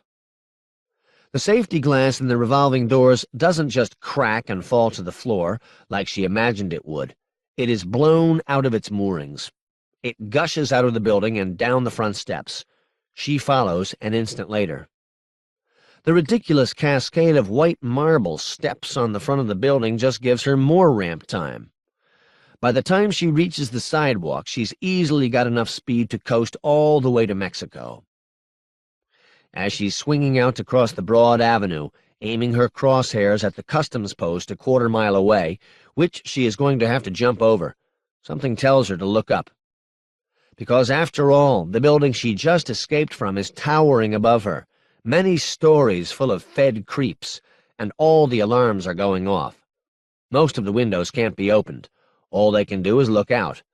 But there are people on the roof. Mostly the roof is a forest of antennas.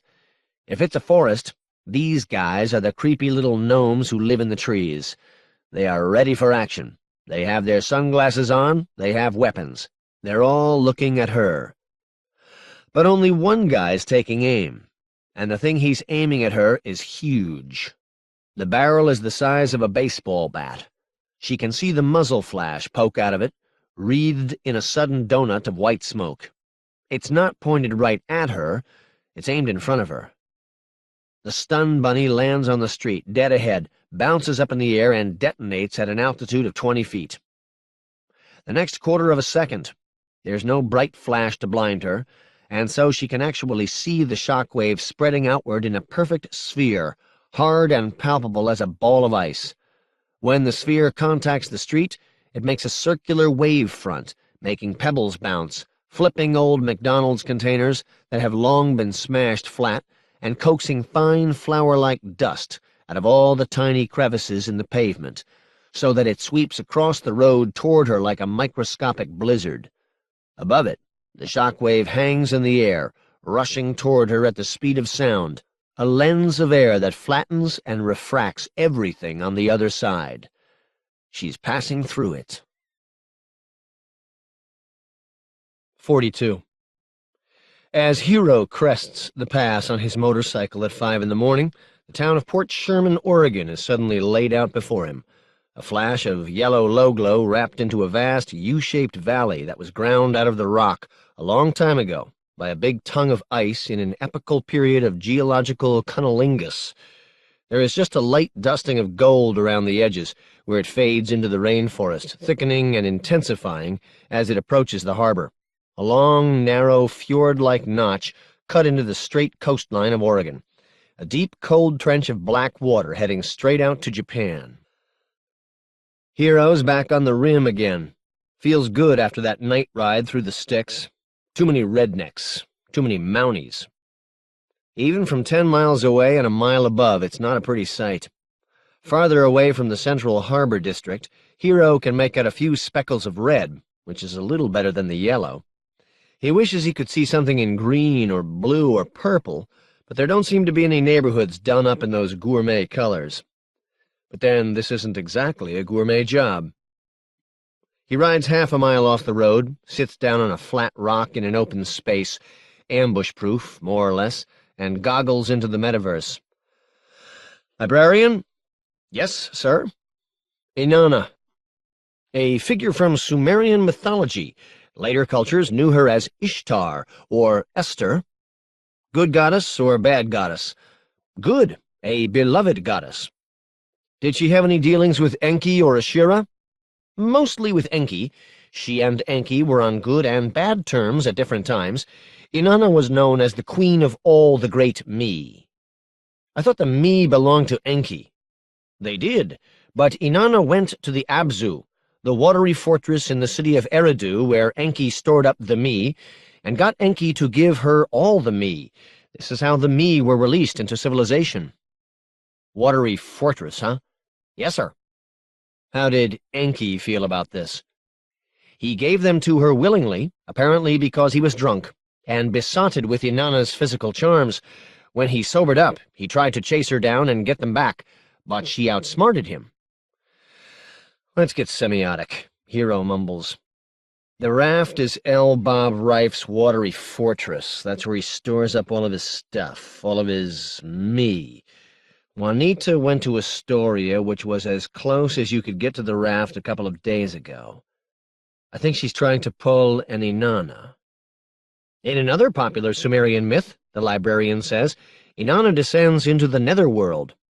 Go on, Hero says. She gathers together all of her me and enters the land of no return. Great. She passes through the netherworld and reaches the temple that is ruled over by Ereshkigal, goddess of death. She is traveling under false pretenses, which are easily penetrated by the all-seeing Ereshkigal. But Ereshkigal allows her to enter the temple. As Inanna enters, her robes and jewels and me are stripped from her, and she is brought, stark naked, before Ereshkigal and the 7 judges of the underworld. The judges fastened their eyes upon her, the eyes of death. At their word, the word which tortures the spirit, Inanna was turned into a corpse, a piece of rotting meat, and was hung from a hook on the wall. Kramer. Wonderful. Why the hell would she do something like that? As Diane Wolkstein puts it, Inanna gave up. All she had accomplished in life until she was stripped naked with nothing remaining but her will to be reborn. Because of her journey to the underworld, she took on the powers and mysteries of death and rebirth. Oh, so I guess there's more to the story? Inanna's messenger waits for 3 days, and when she fails to return from the netherworld, goes to the gods, asking for their help. None of the gods is willing to help, except for Enki. So our buddy Enki, the hacker god, has to bail her ass out of hell. Enki creates 2 people and sends them into the netherworld to rescue Inanna. Through their magic, Inanna is brought back to life. She returns from the netherworld, followed by a host of the dead. Juanita went to the raft 3 days ago, Hero says. It's time to get hacking. Earth is still where he left it, zoomed in to show a magnified view of the raft. In the light of last night's chat with Chuck Wrightson, it's not hard to find the hunk of raft that was staked out by the Orthos when the Enterprise swung by Trok a few weeks back. There's a couple of big-assed Soviet freighters tied together, a swarm of small boats around them. Most of the raft is dead brown and organic, but this section is all white fiberglass, pleasure craft looted from the comfortable retirees of Trok, thousands of them. Now the raft is off Port Sherman, so, Hero figures, that's where the high priests of Ashura are hanging out. In a few days they'll be in Eureka, then San Francisco, then L.A., a floating land link, tying the Orthos operations on the raft to the closest available point on the mainland. He turns away from the raft, skims across the ocean to Port Sherman to do a bit of reconnoitering there.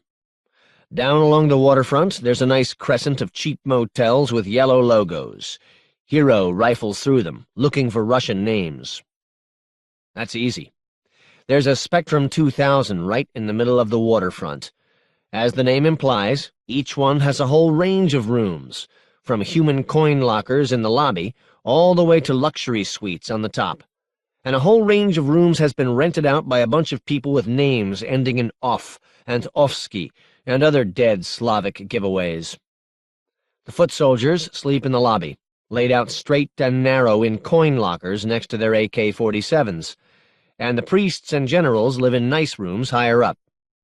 Hero pauses to wonder what a Pentecostal Russian Orthodox priest does with the magic fingers. The suite on the very top is being rented out by a gentleman by the name of Gurov, Mr. KGB himself. Too much of a wimp to hang out on the actual raft, apparently. How'd he get from the raft to Port Sherman? If it involves crossing a couple of 100 miles of North Pacific, it must be a decent-sized vessel. There are half a dozen marinas in Port Sherman. At the moment, most of them are clogged with small brown boats. It looks like a post-typhoon situation, where a few hundred square miles of ocean have been swept clean of sampans that have piled up against the nearest hard place, except this is slightly more organized than that. The refuse are coming ashore already. If they're smart and aggressive, they probably know that they can walk to California from here. That explains why the piers are clogged with trashy little boats. But one of them still looks like a private marina.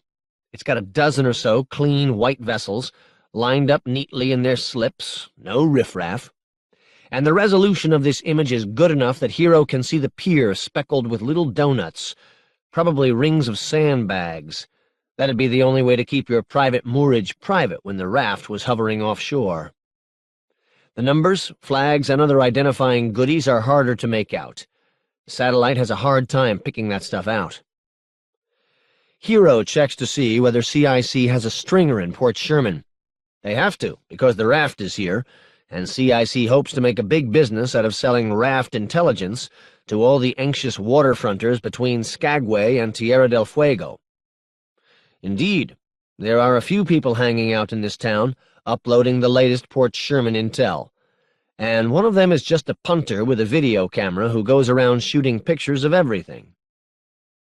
Hero reviews this stuff in fast-forward. A lot of it is shot from the Stringer's hotel window.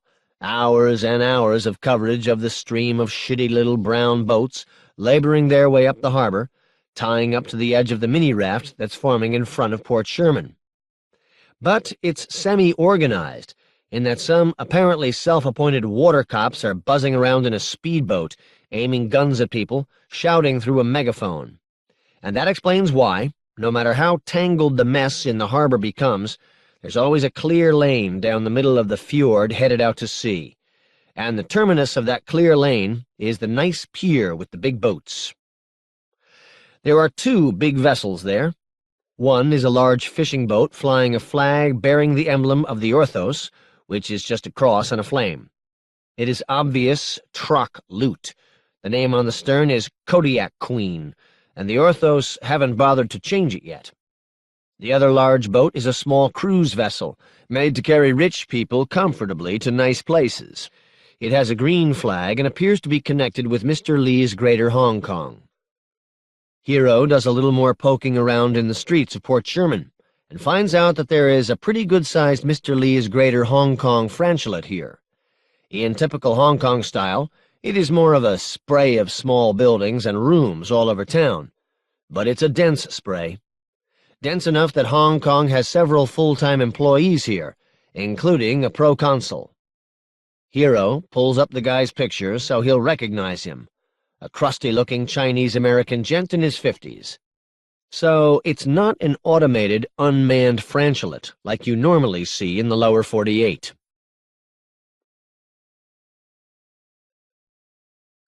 "43.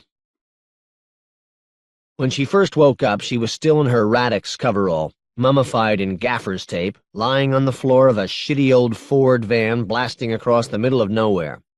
This did not put her into a very favorable mood.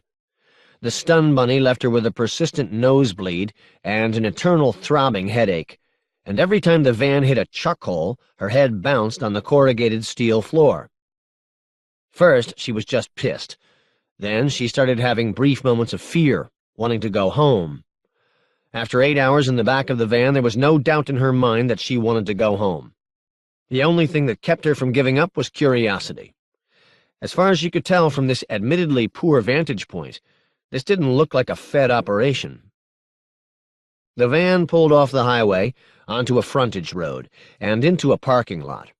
The rear doors of the van opened up, and a couple of women climbed in. Through the open doors, Y.T. could see the Gothic arch logo of a Reverend Wayne's pearly gates. "Oh, you poor baby," one of the women said. The other woman just gasped in horror at her condition.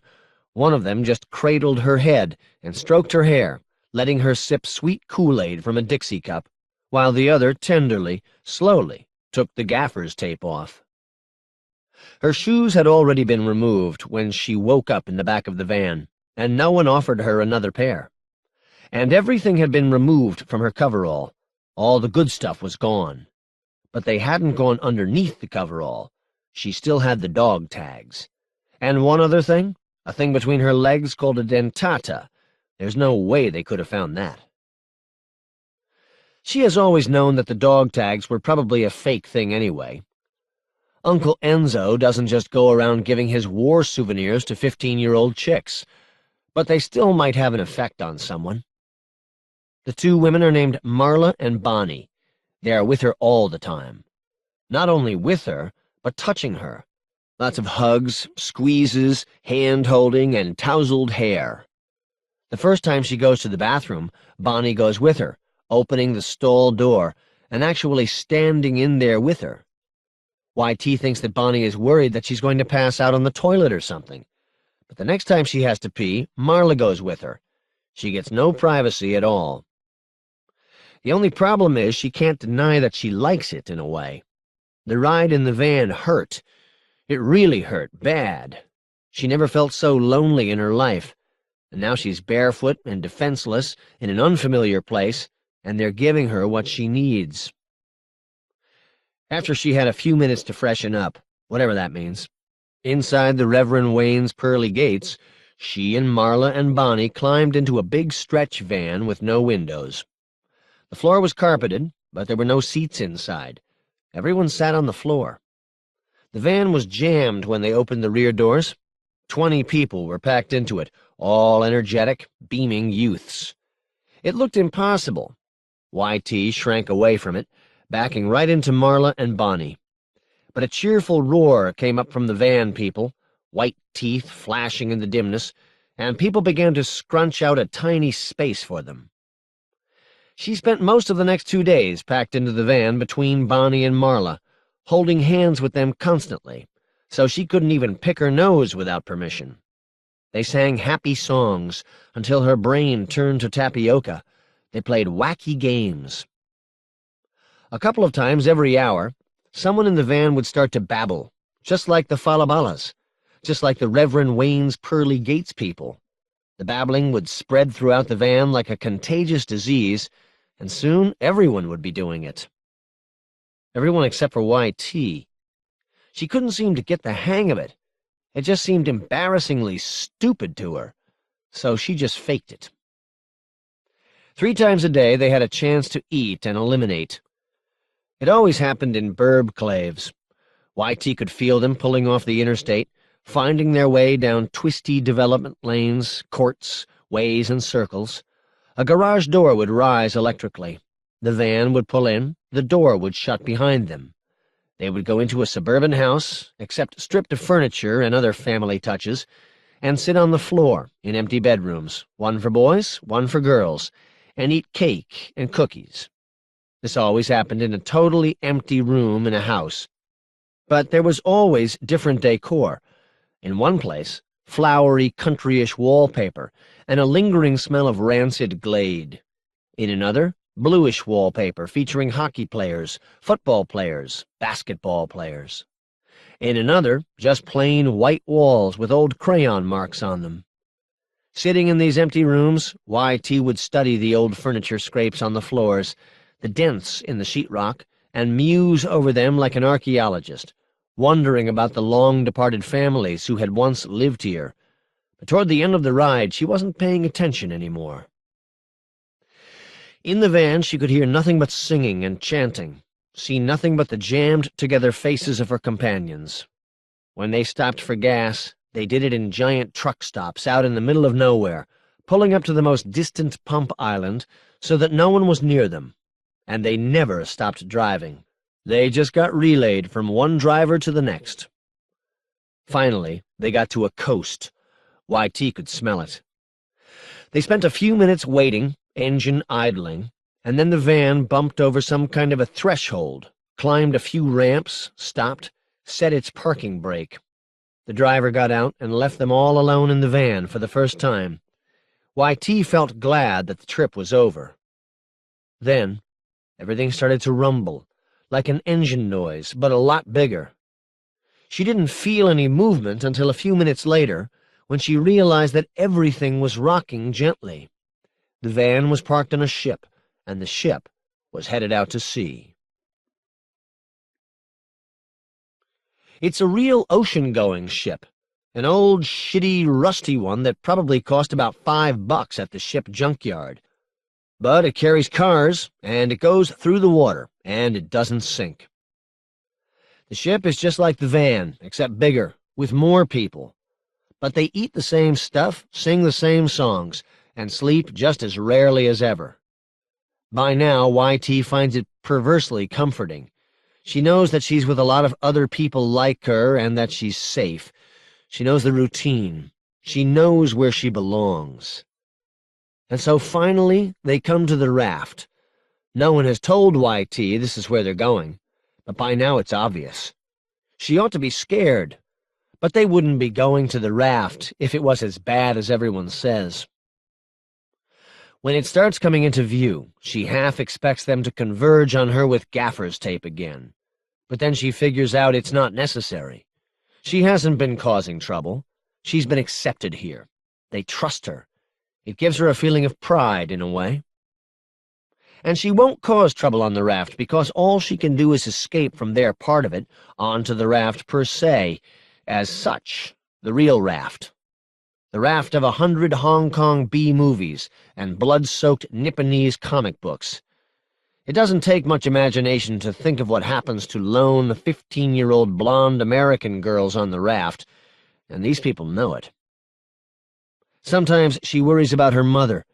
Then she hardens her heart and thinks maybe the whole thing will be good for her. Shake her up a little, which is what she needs. After Dad left, she just folded up into herself like an origami bird thrown into a fire. There is kind of an outer cloud of small boats surrounding the raft for a distance of a few miles. Almost all of them are fishing boats. Some of them carry men with guns, but they don't fuck around with this ferry. The ferry swings through this outer zone, making a broad turn, finally zeroing in on a white neighborhood on one flank of the raft. Literally white. All the boats here are clean and new.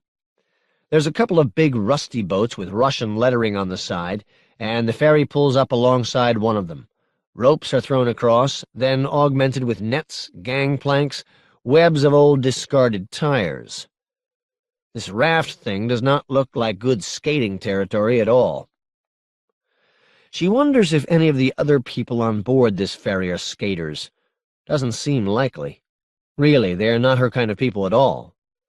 She has always been a dirty scumdog of the highways, not one of these happy sing-along types. Maybe the raft is just the place for her. They take her down into one of the Russian ships and give her the grossest job of all time, cutting up fish. She does not want a job, has not asked for one, but that's what she gets. Still, no one really talks to her. No one bothers to explain anything, and that makes her reluctant to ask. She has just run into a massive cultural shockwave because most of the people on the ship are old and fat and Russian and don't speak English. For a couple of days, she spends a lot of time sleeping on the job, being prodded awake by the hefty Russian dames who work in this place. She also does some eating. Some of the fish that comes through this place looks pretty rank, but there's a fair amount of salmon. The only way she knows this is from having sushi at the mall. Salmon is the orange-red stuff.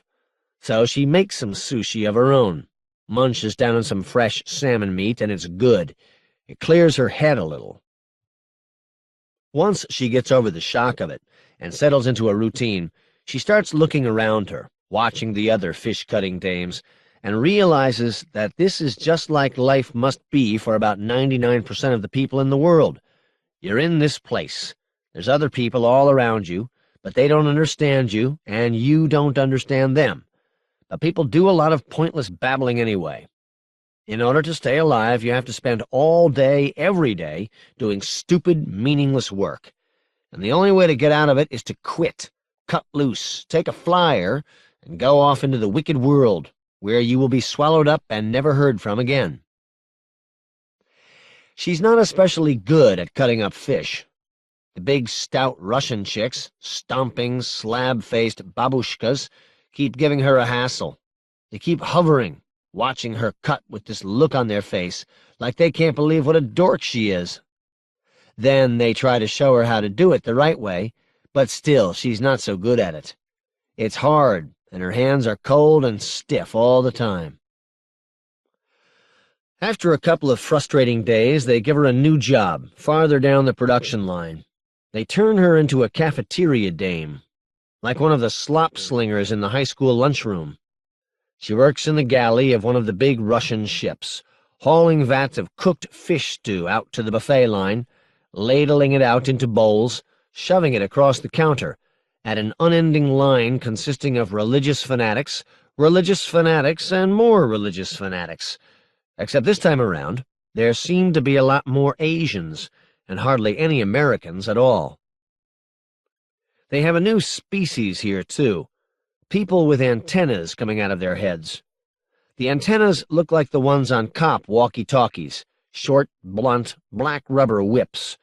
They rise up from behind the ear. The first time she sees one of these people, she figures it must be some kind of new Walkman, and she wants to ask the guy where he got it, what he's listening to. But he's a strange guy, stranger than all of the others, with a permanent 1,000-yard stare and a bad case of the mumbles, and he ends up giving her the creeps so bad that she just shoves an extra-large dose of stew in his face and hurries him on down the line. From time to time, she actually recognizes one of the people who were in her van. But they don't seem to recognize her. They just look right through her, glassy-eyed, like they've been brainwashed. Like YT was brainwashed. She can't believe it has taken her this long to figure out what they were doing to her, and that just makes her more pissed.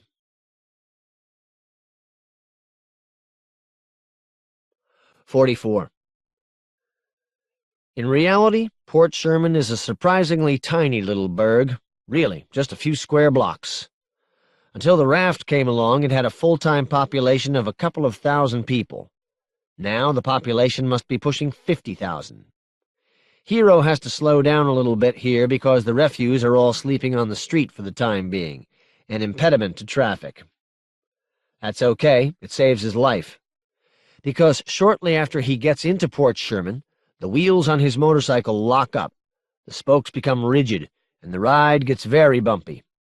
A couple of seconds after that, the entire bike goes dead, becomes an inert chunk of metal. Not even the engine works. He looks down into the flat screen on top of the fuel tank, wanting to get a status report, but it's just showing snow. The BIOS has crashed. A Shiraz possessed his bike. So he abandons it in the middle of the street, starts walking toward the waterfront. Behind him, he can hear the refuse waking up, struggling out of their blankets and sleeping bags, converging over the fallen bike, trying to be the first to claim it. He can hear a deep thumping in his chest, and for a minute he remembers Raven's motorcycle in L.A., how he felt it first and heard it later. But there are no motorcycles around here. The sound is coming from above. It's a chopper, the kind that flies. Hero can smell the seaweed rotting on the beach. He's so close. He comes around a corner and finds himself on the waterfront street, looking straight into the facade of the Spectrum 2000.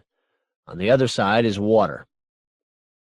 The chopper's coming up the fjord, following it inland from the open sea, headed straight for the Spectrum 2000. It's a small one, an agile number with a lot of glass. Hero can see the crosses painted all over it where the red stars used to be. It is brilliant and dazzling in the cool blue light of early morning, because it's shedding a trail of stars, blue-white magnesium flares tumbling out of it every few seconds, landing in the water below, where they continue to burn, leaving an astral pathway marked out down the length of the harbor. They aren't there to look cool. They are there to confuse heat-seeking missiles. From where he's standing, he can't see the roof of the hotel, because he's looking straight up at it. But he has the feeling that Gurov must be waiting there, on top of the tallest building in Port Sherman, waiting for a dawn evacuation to carry him away into the porcelain sky, carry him away to the raft. Question: why is he being evacuated? And why are they worried about heat-seeking missiles? Hero realizes belatedly that some heavy shit is going on. If he still had the bike, he could ride it right up the fire stairs and find out what's happening. But he doesn't have the bike. A deep thump sounds from the roof of a building on his right. It's an old building, one of the original pioneer structures from 100 years ago. Hero's knees buckle, his mouth comes open, shoulders hunch involuntarily. He looks toward the sound, and something catches his eye, something small and dark, darting away from the building and up into the air like a sparrow. But when it's 100 yards out over the water, the sparrow catches fire, coughs out a great cloud of sticky yellow smoke, turns into a white fireball, and springs forward. It keeps getting faster and faster, tearing down the center of the harbor, until it passes all the way through the little chopper, in through the windshield and out the back. The chopper turns into a cloud of flame, shedding dark bits of scrap metal, like a phoenix breaking out of its shell. Apparently, Hero's not the only guy in town who hates Gurov. Now Gurov has to come downstairs and get on a boat. The lobby of the Spectrum 2000 is an armed camp full of beards with guns. They're still putting their defense together.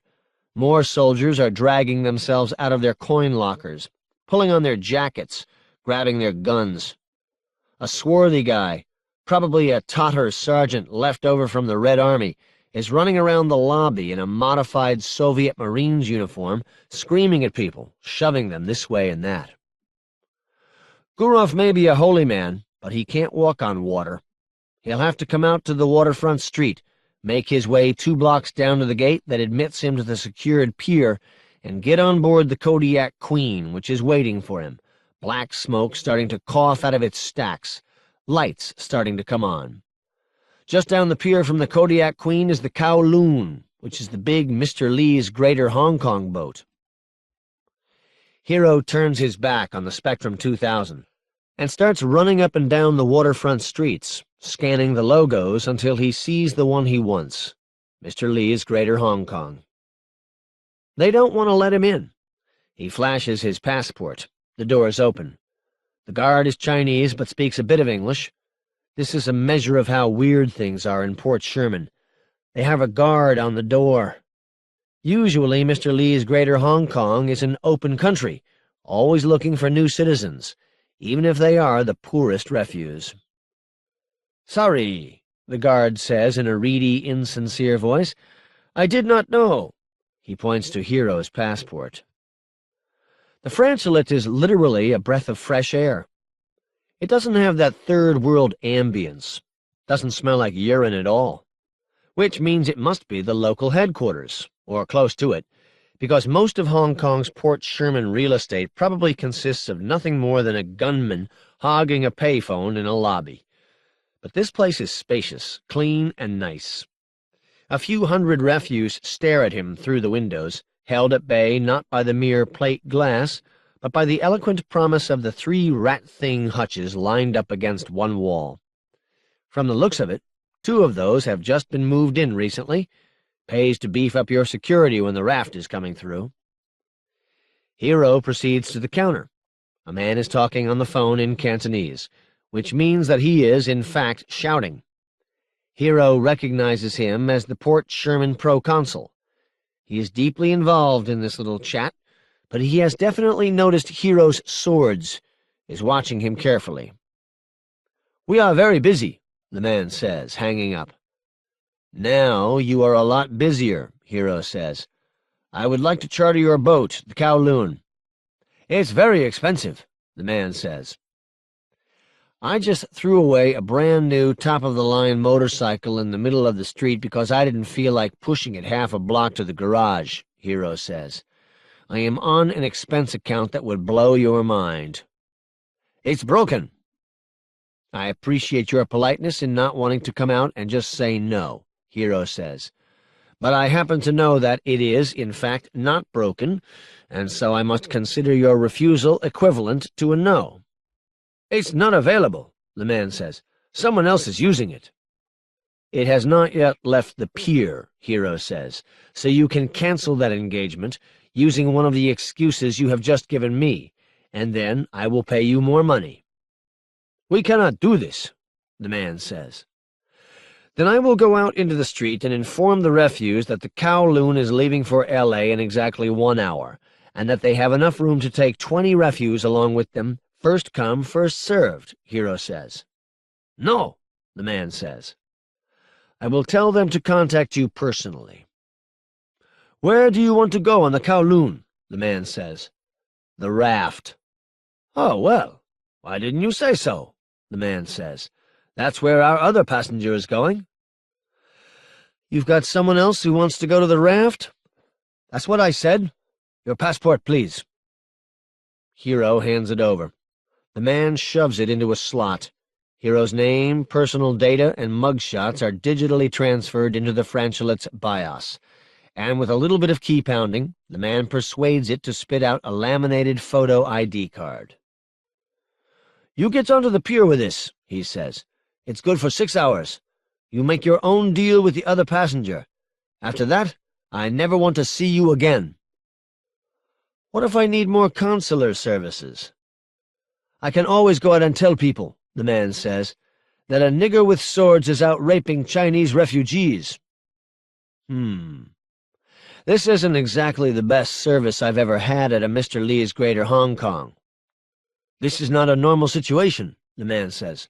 Look out the window, asshole.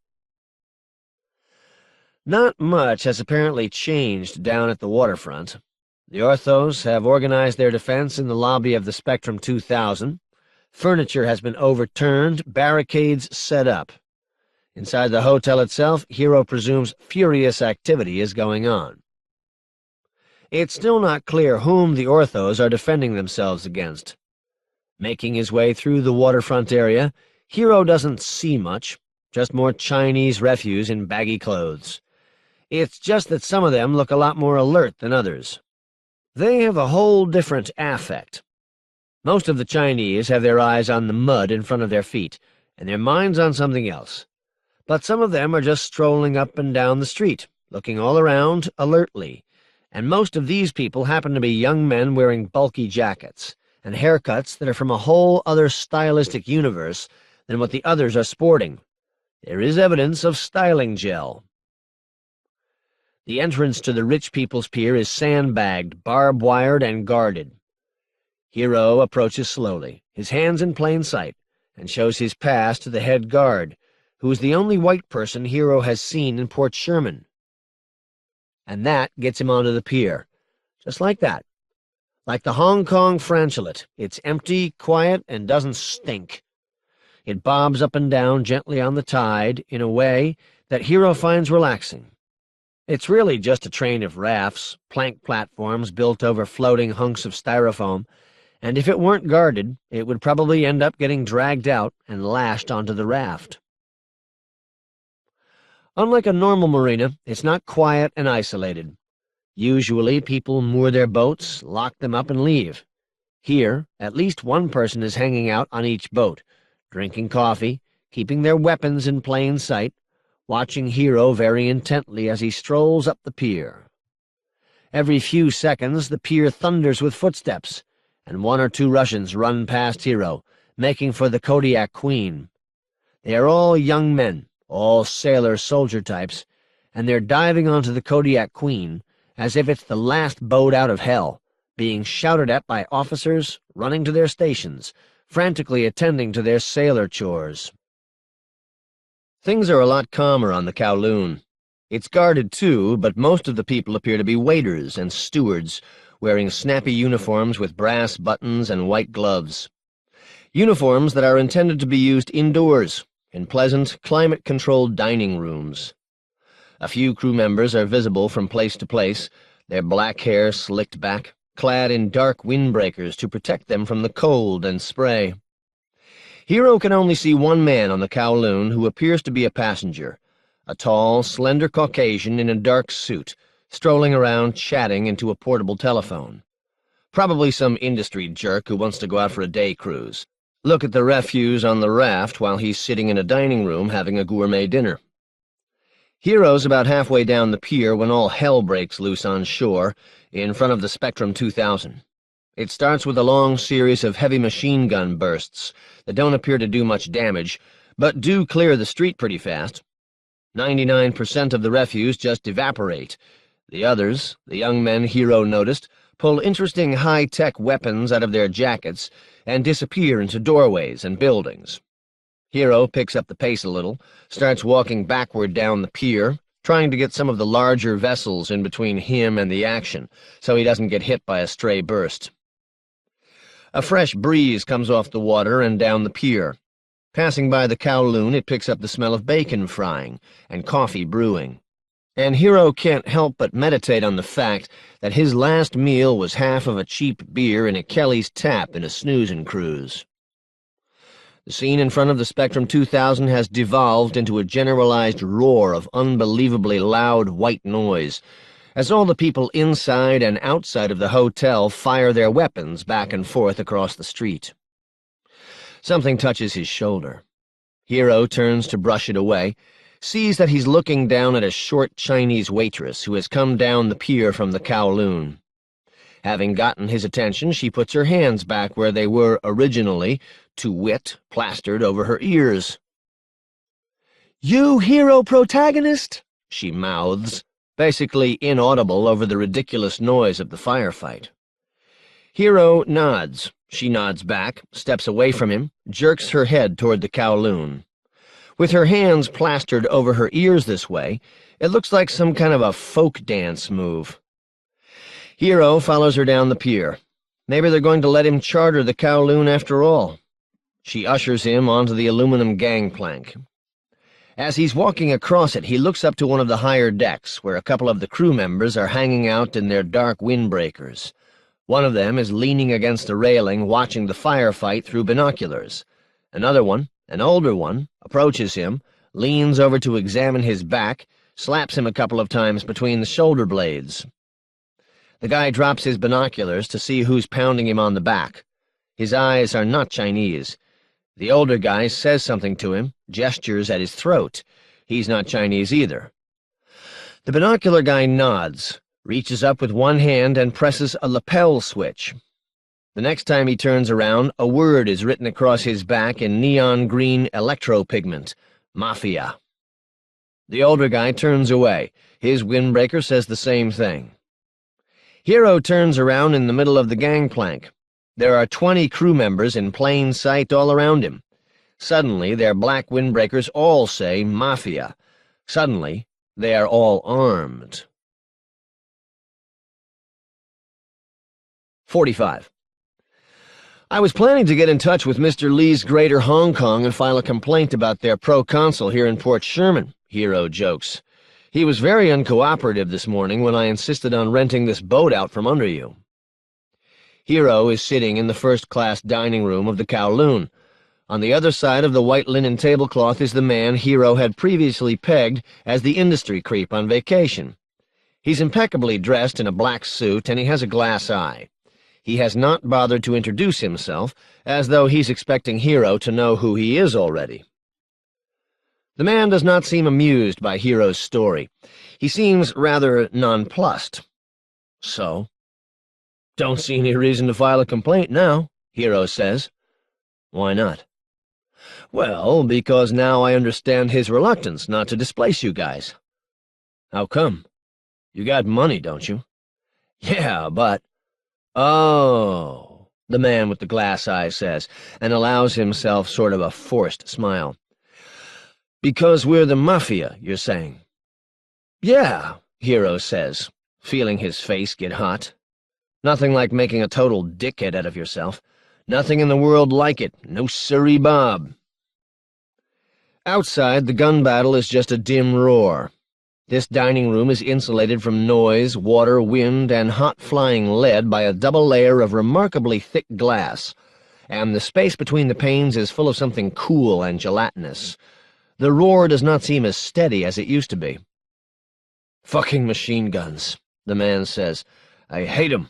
Maybe 1 out of 1,000 rounds actually hits something worth hitting, and they kill my ears. You want some coffee or something?" "That'd be great.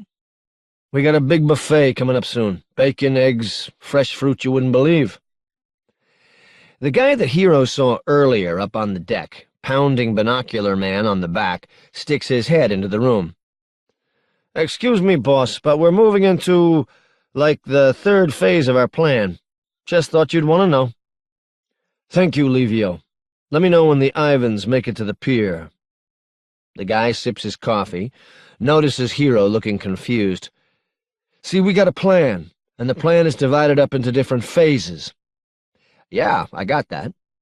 The first phase was immobilization, taking out their chopper. Then we had phase 2, which was making them think we were trying to kill them in the hotel. I think that this phase succeeded wonderfully." "Me too." "Thank you. Another important part of this phase was getting your ass in here, which is also done." "I'm part of this plan?" The man with the glass eye smiles crisply. "If you were not part of this plan, you would be dead." "So, you know I was coming to Port Sherman? You know that chick YT, the one you have been using to spy on us?" "Yeah, no point in denying it." "Well, we have been using her to spy on you." "Why? Why the hell do you care about me?" "That would be a tangent from our main conversation, which is about all the phases of the plan." "Okay, we just finished phase 2. Now, in phase 3, which is ongoing, we allow them to think that they are making an incredible heroic escape, running down the street toward the pier." "Phase 4! shouts Livio, the lieutenant. "Scusi," the man with the glass eye says, scooting his chair back, folding his napkin back onto the table. He gets up and walks out of the dining room. Hero follows him above deck. A couple of dozen Russians are all trying to force their way through the gate onto the pier. Only a few of them can get through at once, and so they end up strung out over a couple of 100 feet, all running toward the safety of the Kodiak Queen. But a dozen or so manage to stay together in a clump, a group of soldiers forming a human shield around a smaller cluster of men in the center. "Bigwigs," the man with the glass eye says, shaking his head philosophically. They all run crab-like down the pier, bent down as far as they can go, firing the occasional covering burst of machine gun fire back into Port Sherman. The man with the glass eye is squinting against a cool, sudden breeze. He turns to Hero with a hint of a grin. "Check this out," he says, and presses a button on a little black box in his hand. The explosion is like a single drumbeat, coming from everywhere at once. Hero can feel it coming up out of the water, shaking his feet. There's no big flame or cloud of smoke, but there is a sort of twin geyser effect that shoots out from underneath the Kodiak Queen, sending jets of white, steamy water upward like unfolding wings. The wings collapse in a sudden downpour, and then the Kodiak Queen seems shockingly low in the water. Low and getting lower. All the men who are running down the pier suddenly stop in their tracks. "Now," Binocular Man mumbles into his lapel. There are some smaller explosions down on the pier. The entire pier buckles and writhes like a snake in the water. One segment in particular, the segment with the bigwigs on it, is rocking and seesawing violently, smoke rising from both ends. It has been blown loose from the rest of the pier. All of its occupants fall down in the same direction as it jerks sideways and begins to move, yanked out of its place. Hero can see the tow cable rising up out of the water as it is stretched tight, running a couple of 100 feet to a small open boat with a big motor on it, which is now pulling out of the harbor. There's still a dozen bodyguards on the segment. One of them sizes up the situation, aims his AK-47 across the water at the boat that's towing them, and loses his brains. There's a sniper on the top deck of the Kowloon. All the other bodyguards throw their guns into the water. "Time for Phase 5, the man with the glass eye says. "A big fucking breakfast." By the time he and Hero have sat back down in the dining room, the Kowloon has pulled away from the pier and is headed down the fjord, following a course parallel to the smaller boat that is towing the segment. As they eat, they can look out the window, across a few 100 yards of open water, and see the segment keeping pace with them. All the bigwigs and the bodyguards are on their asses now, keeping their centers of gravity low as the segment bucks nastily. "When we get farther away from land, the waves get bigger," the man with the glass eye says. "I hate that shit. All I want is to hang on to the breakfast long enough to tamp it down with some lunch." "Amen," says Livio, heaping some scrambled eggs onto his plate. "Are you going to pick those guys up?" Hero says. "Or just let them stay out there for a while?" "Fuck 'em. Let 'em freeze their asses off. Then when we bring them onto this boat, they'll be ready for it. Won't put up too much of a fight. Hey, maybe they'll even talk to us." Everyone seems pretty hungry. For a while, they just dig into breakfast. After a while, the man with the glass eye breaks the ice by announcing how great the food is, and everyone agrees. Hero figures it's okay to talk now. "I was wondering why you guys were interested in me." Hero figures that this is always a good thing to know in the case of the Mafia. "We're all in the same happy gang," the man with the glass eye says. "Which gang is that?" "Lagos's gang." "Huh?" "Well, it's not really his gang, but he's the guy who put it together, the nucleus around which it formed." "How and why and what are you talking about?" "Okay." He shoves his plate away from him, folds up his napkin, puts it on the table. "Lagos had all these ideas about all kinds of stuff." "So I noticed. He had stacks all over the place on all different topics. Stacks where he would pull together knowledge from all over the fucking map and tie it all together. He had these things stashed here and there around the metaverse, waiting for the information to become useful." "More than one of them?" Hero says. "Supposedly. Well, a few years ago, Lagos approached Elbab Raif." "He did?" "Yeah. See, Raif has 1,000,000 programmers working for him. He was paranoid that they were stealing his data. I know that he was bugging their houses and so on." "The reason you know that is because you found it in Lagos's stack, and the reason Lagos bothered to look it up is because he was doing market research, looking for someone who might pay him hard cash for the stuff he dug up in the Babel Infocalypse stack." "He thought," Hero says, "that Elbab Raif might have a use for some viruses." "Right. See, I don't understand all this shit, but I guess he found an old virus or something that was aimed at the elite thinkers." "The technological priesthood," Hero says. "The infocrats. It wiped out the whole infocracy of Sumer." "Whatever." "That's crazy," Hero says. "That's like if you find out your employees are stealing ballpoint pens, you take them out and kill them. He wouldn't be able to use it without destroying all his programmers' minds." "In its original form," the man with the glass eye says. "But the whole point is Lagos wanted to do research on it. Informational warfare research. Bingo! He wanted to isolate this thing and modify it so it could be used to control the programmers without blowing their brains sky high." "And did it work?" "Who knows? Raif stole Lagos's idea, just took it and ran with it. And after that, Lagos had no idea what Raif did with it. But a couple of years later, he started getting worried about a lot of stuff he was seeing.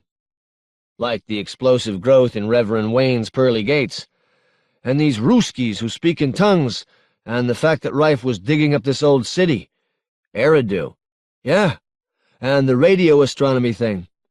Lagos had a lot of stuff he was worried about, so he began to approach people. He approached us. He approached that girl you used to go out with. Juanita. Yeah, nice girl. And he approached Mr. Lee. So you might say that a few different people have been working on this little project. 46. Where'd they go? Hero says. Everyone's already looking for the float, as though they all noticed at once that it was missing. Finally, they see it, a quarter-mile behind them, dead in the water. The big wigs and the bodyguards are standing up now, all looking in the same direction. The speedboat is circling around to retrieve it. They must have figured out a way to detach the tow cable, Hero says. Not likely, the man with the glass eye says. It was attached to the bottom, under the water, and it's a steel cable, so there's no way they could cut it. Hero sees another small craft bobbing on the water, about halfway between the Russians and the speedboat that was towing them. It's not obvious because it's tiny, close to the water, done up in dull, natural colors. It's a one-man kayak, carrying a long-haired man. Shit, Livio says. Where the hell did he come from? The kayaker looks behind himself for a few moments, reading the waves, then suddenly turns back around and begins to paddle hard, accelerating, glancing back every few strokes. A big wave is coming, and just as it swells up underneath the kayak, he's matching its speed. The kayak stays on top of the wave and shoots forward like a missile, riding the swell, suddenly going twice as fast as anything else on the water. Digging at the wave with one end of his paddle, the kayaker makes a few crude changes in his direction. Then he parks the paddle athwart the kayak, reaches down inside and hauls out a small, dark object, a tube about 4 feet long, which he hoists up to one shoulder. He and the speedboat shoot past each other going in opposite directions, separated by a gap of only about 20 feet. Then the speedboat blows up. The Kowloon has overshot the site of all this action by a few thousand yards. It's pulling around into as tight a turn as a vessel of this size can handle, trying to throw a 180 so it can go back and deal with the Russians and, somewhat more problematically, with Raven. Raven is paddling back toward his buddies. He's such an asshole, Livio says. What's he going to do? Tow them out to the raft behind his fucking kayak? This gives me the creeps, the man with the glass eye says. Make sure we got some guys up there with stingers.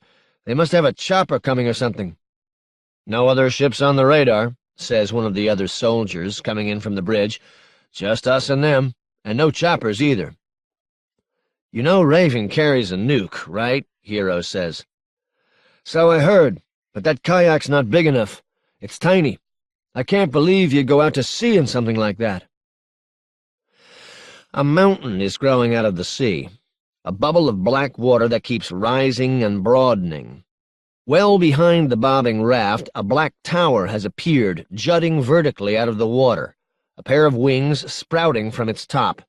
The tower keeps getting taller, the wings getting higher out of the water, as before and aft the mountain rises and shapes itself. Red stars and a few numbers. But no one has to read the numbers to know it's a submarine, a nuclear missile submarine. Then it stops. So close to the Russians on their little raft that Gurov and friends can practically jump onto it. Raven paddles toward them, cutting through the waves like a glass knife. "Fuck me," the man with the glass eye says. He is utterly astounded. "Fuck me, fuck me, fuck me! Uncle Enzo's gonna be pissed!" "You couldn't have known," Livio says. "Should we shoot at him?" Before the man with the glass eye can make a policy decision, the deck gun on the top of the nuke sub opens up. The first shell misses them by just a few yards. "Okay, we got a rapidly evolving situation. Hero, you come with me." The crew of the Kowloon has already sized up the situation and placed their bets on the nuclear submarine. They are running up and down the rails, dropping large fiberglass capsules into the water. The capsules break open to reveal bright orange folds, which blossom into life rafts. Once the deck gunners on the nuke sub figure out how to hit the Kowloon, the situation begins to evolve even more rapidly. The Kowloon can't decide whether to sink, burn, or simply disintegrate, so it does all three at once. By that time, most of the people who were on it have made their way onto a life raft. They all bob on the water, zip themselves into orange survival suits, and watch the nuke sub. Raven is the last person to go below decks on the submarine. He spends a minute or two removing some gear from his kayak, a few items in bags, and one 8-foot spear with a translucent, leaf-shaped head.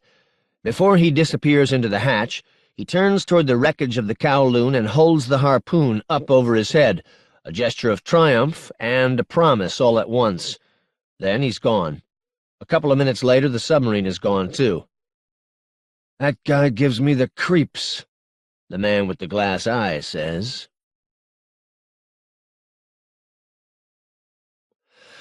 47.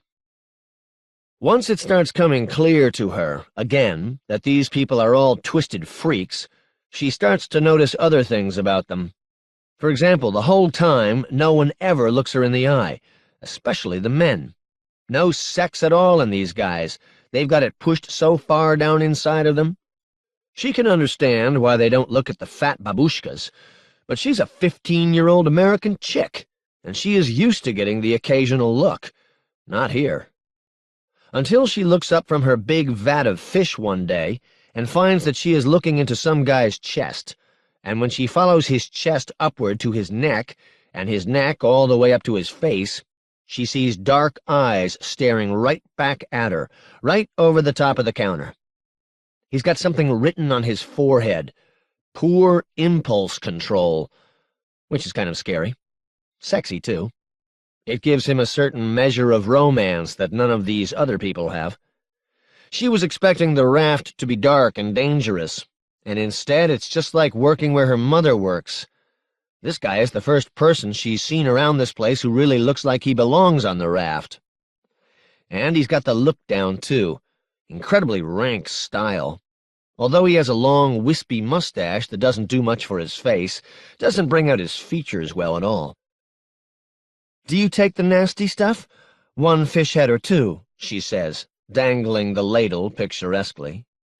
She always talks trash to people because none of them can understand what she's saying. "I'll take whatever you're offering," the guy says, in English, sort of a crisp accent. "I'm not offering anything," she says, "but if you want to stand there and browse, that's cool." He stands there and browses for a while, long enough that people farther back in line stand up on tiptoe to see what the problem is. But when they see that the problem is this particular individual, they get down off their toes real fast, hunch down, sort of blend into the mass of fishy-smelling wool. "What's for dessert today?" the guy asks. "Got anything sweet for me?" "We don't believe in dessert," YT says. "It's a fucking sin, remember?" "Depends on your cultural orientation." "Oh, yeah? What culture are you oriented to?" "I am an Aleut." "Oh, I've never heard of that." "That's because we've been fucked over," the big, scary Aleut says. "Worse than any other people in history." "Sorry to hear that," YT says. "So, do you want me to serve up some fish, or are you gonna stay hungry?" The big Aleut stares at her for a while. Then he jerks his head sideways and says, "Come on, let's get the fuck out of here." "What, and skip out on this cool job?" He grins ridiculously. "I can find you a better job." "In this job, do I get to leave my clothes on?" "Come on, we're going now," he says, those eyes burning into her. She tries to ignore a sudden, warm, tense feeling down between her legs. She starts following him down the cafeteria line, heading for a gap where she can exit into the dining area. The head babushka bitch comes stomping out from in back, hollers at her in some incomprehensible language. YT turns to look back. She feels a pair of big hands sliding up her sides, coming up into her armpits, and she pulls her arms to her sides, trying to stop it. But it's no good. The hands come all the way up and keep lifting, keep rising into the air, bringing her with them. The big guy hoists her right up over the counter like she's a 3-year-old and sets her down next to him. YT turns back around to see the head babushka bitch, but she is frozen in a mixture of surprise, fear, and sexual outrage. But in the end, fear wins out. She averts her eyes, turns away, and goes to replace YT at vat position number 9. "Thanks for the lift," YT says, her voice wowing and fluttering ridiculously. Didn't you want to eat something?" "I was thinking of going out anyway," he says. "Going out? Where do you go out on the raft?" "Come on, I'll show you." He leads her down passageways and up steep steel stairways and out onto the deck. It's getting close to twilight. The control tower of the Enterprise looms hard and black against a deep gray sky that's getting dark and gloomy so fast that it seems darker now than it will at midnight. But for now, none of the lights are on, and that's all there is, black steel and slate sky. She follows him down the deck of the ship to the stern. From here it's a 30-foot drop to the water. They are looking out across the prosperous, clean, white neighborhood of the Russian people, separated from the squalid dark tangle of the raft per se by a wide canal patrolled by gun-toting blackrobes. There's no stairway or rope ladder here, but there is a thick rope hanging from the railing. The big Aleut guy hauls up a chunk of rope and drapes it under one arm and over one leg in a quick motion. Then he throws one arm around YT's waist, gathering her in the crook of his arm, leans back, and falls off the ship. She absolutely refuses to scream. She feels the rope stop his body, feels his arm squeeze her so tight she chokes for a moment, and then she's hanging there, hanging in the crook of his arm. She's got her arms down to her side, defiant, but just for the hell of it, she leans into him, wraps her arms around his neck, puts her head on his shoulder, and hangs on tight. He repels them down the rope, and soon they are standing on the sanitized, prosperous Russian version of the raft. "What's your name, anyway?" she says. "Dmitri Ravinov," he says, "better known as Raven." Oh, shit. The connections between boats are tangled and unpredictable. To get from point A to point B, you have to wander all over the place. But Raven knows where he's going. Occasionally he reaches out, grabs her hand, but he doesn't yank her around, even though she's going a lot slower than he is. Every so often he looks back at her with a grin like, "I could hurt you, but I won't." They come to a place where the Russian neighborhood is joined to the rest of the raft by a wide plank bridge, guarded by Uzi dudes. Raven ignores them, takes YT's hand again, and walks right across the bridge with her. YT hardly has time to think through the implications of this before it hits her. She looks around, sees all these gaunt Asians staring back at her like she's a 5-course meal, and realizes, I'm on the raft, actually on the raft. "These are Hong Kong Vietnamese," Raven says. "Started out in Vietnam. Came to Hong Kong as boat people after the war there, so they've been living on sampans for a couple of generations now. Don't be scared. This isn't dangerous for you." "I don't think I can find my way back here," YT says. "Relax," he says. "I've never lost a girlfriend." "Have you ever had a girlfriend?" Raven throws back his head and laughs. "A lot in the old days. Not as many in the past few years." "Oh, yeah? The old days? Is that when you got your tattoo?" "Yeah, I'm an alcoholic. Used to get in a lot of trouble. Been sober for 8 years." "Then how come everyone's scared of you?" Raven turns to her, smiles broadly, shrugs. "Oh, because I'm an incredibly ruthless, efficient, cold-blooded killer, you know." YT laughs. So does Raven. "What's your job?" YT asks. "I'm a harpooner," he says. Like in Moby Dick? YT likes this idea. She read that book in school. Most of the people in her class, even the power tools, thought that the book was totally entrenched, but she liked all the stuff about harpooning. Nah, compared to me, those Moby Dicksters were faggots. What kind of stuff do you harpoon? You name it. From there on out, she just looks at him, or at inanimate objects, because otherwise she wouldn't see anything except thousands of dark eyes staring back at her. In that way, it's a big change from being a slop-slinger for the repressed. Part of it is just because she's so different, but part of it is that there's no privacy on the raft. You make your way around by hopping from one boat to the next. But each boat is home to about 3 dozen people, so it's like you are constantly walking through people's living rooms, and bathrooms, and bedrooms. Naturally, they look. They tromp across a makeshift platform built on oil drums. A couple of Vietnamese dudes are there arguing or haggling over something. Looks like a slab of fish. The one who's turned toward them sees them coming. His eyes flicker across YT without pausing, fix on Raven, and go wide. He steps back. The guy he's talking to, who has his back to them, turns around and literally jumps into the air, letting out a suppressed grunt. Both of them back well out of Raven's path. And then she figures out something important. These people aren't looking at her. They're not even giving her a second glance. They're all looking at Raven.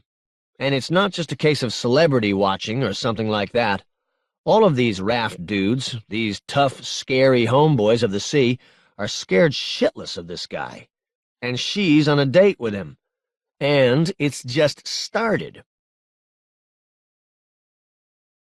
Suddenly, walking through another Vietnamese living room, YT has a flashback to the most excruciating conversation she ever had, which was a year ago when her mother tried to give her advice on what to do if a boy got fresh with her.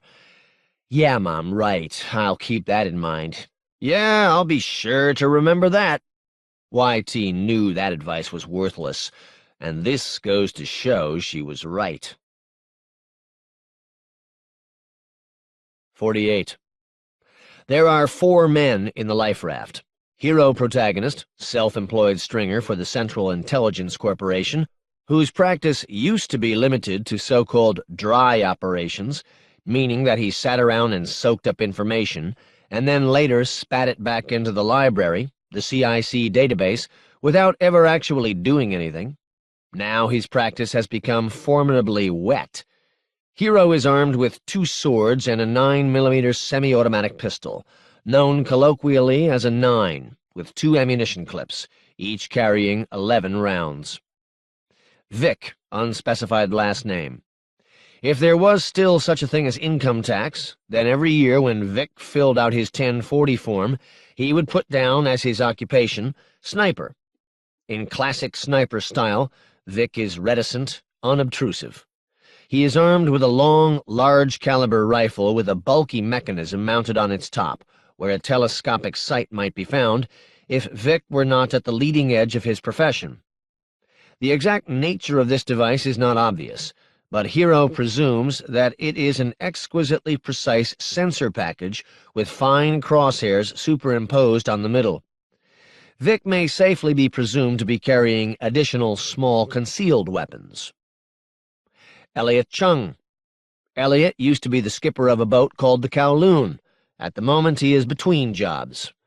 Elliot grew up in Watts, and when he speaks English, he sounds like a black guy. Genetically speaking, he is entirely Chinese. He is fluent in both black and white English, as well as Cantonese, Taxilinga, and some Vietnamese, Spanish, and Mandarin.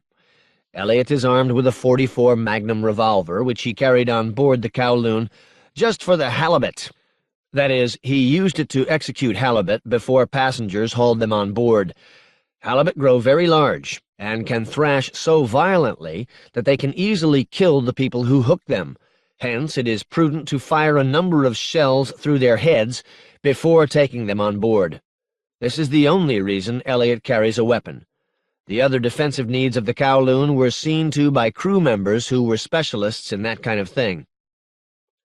Fisheye. This is the man with the glass eye. He will only identify himself by his nickname. He is armed with a large, fat black suitcase. The suitcase is massively constructed with built-in wheels and weighs somewhere between 300 pounds and a metric ton, as Hero discovers when he tries to move it. Its weight turns the normally flat bottom of the life raft into a puckered cone. The suitcase has a noteworthy attachment, a flexible 3-inch thick cable or hose or something, a couple of meters long, that emerges from one corner, runs up the sloping floor of the life raft, over the edge, and trails in the water. At the end of this mysterious tentacle is a hunk of metal about the size of a wastebasket, but so finely sculpted into so many narrow fins and veins that it appears to have a surface area the size of Delaware.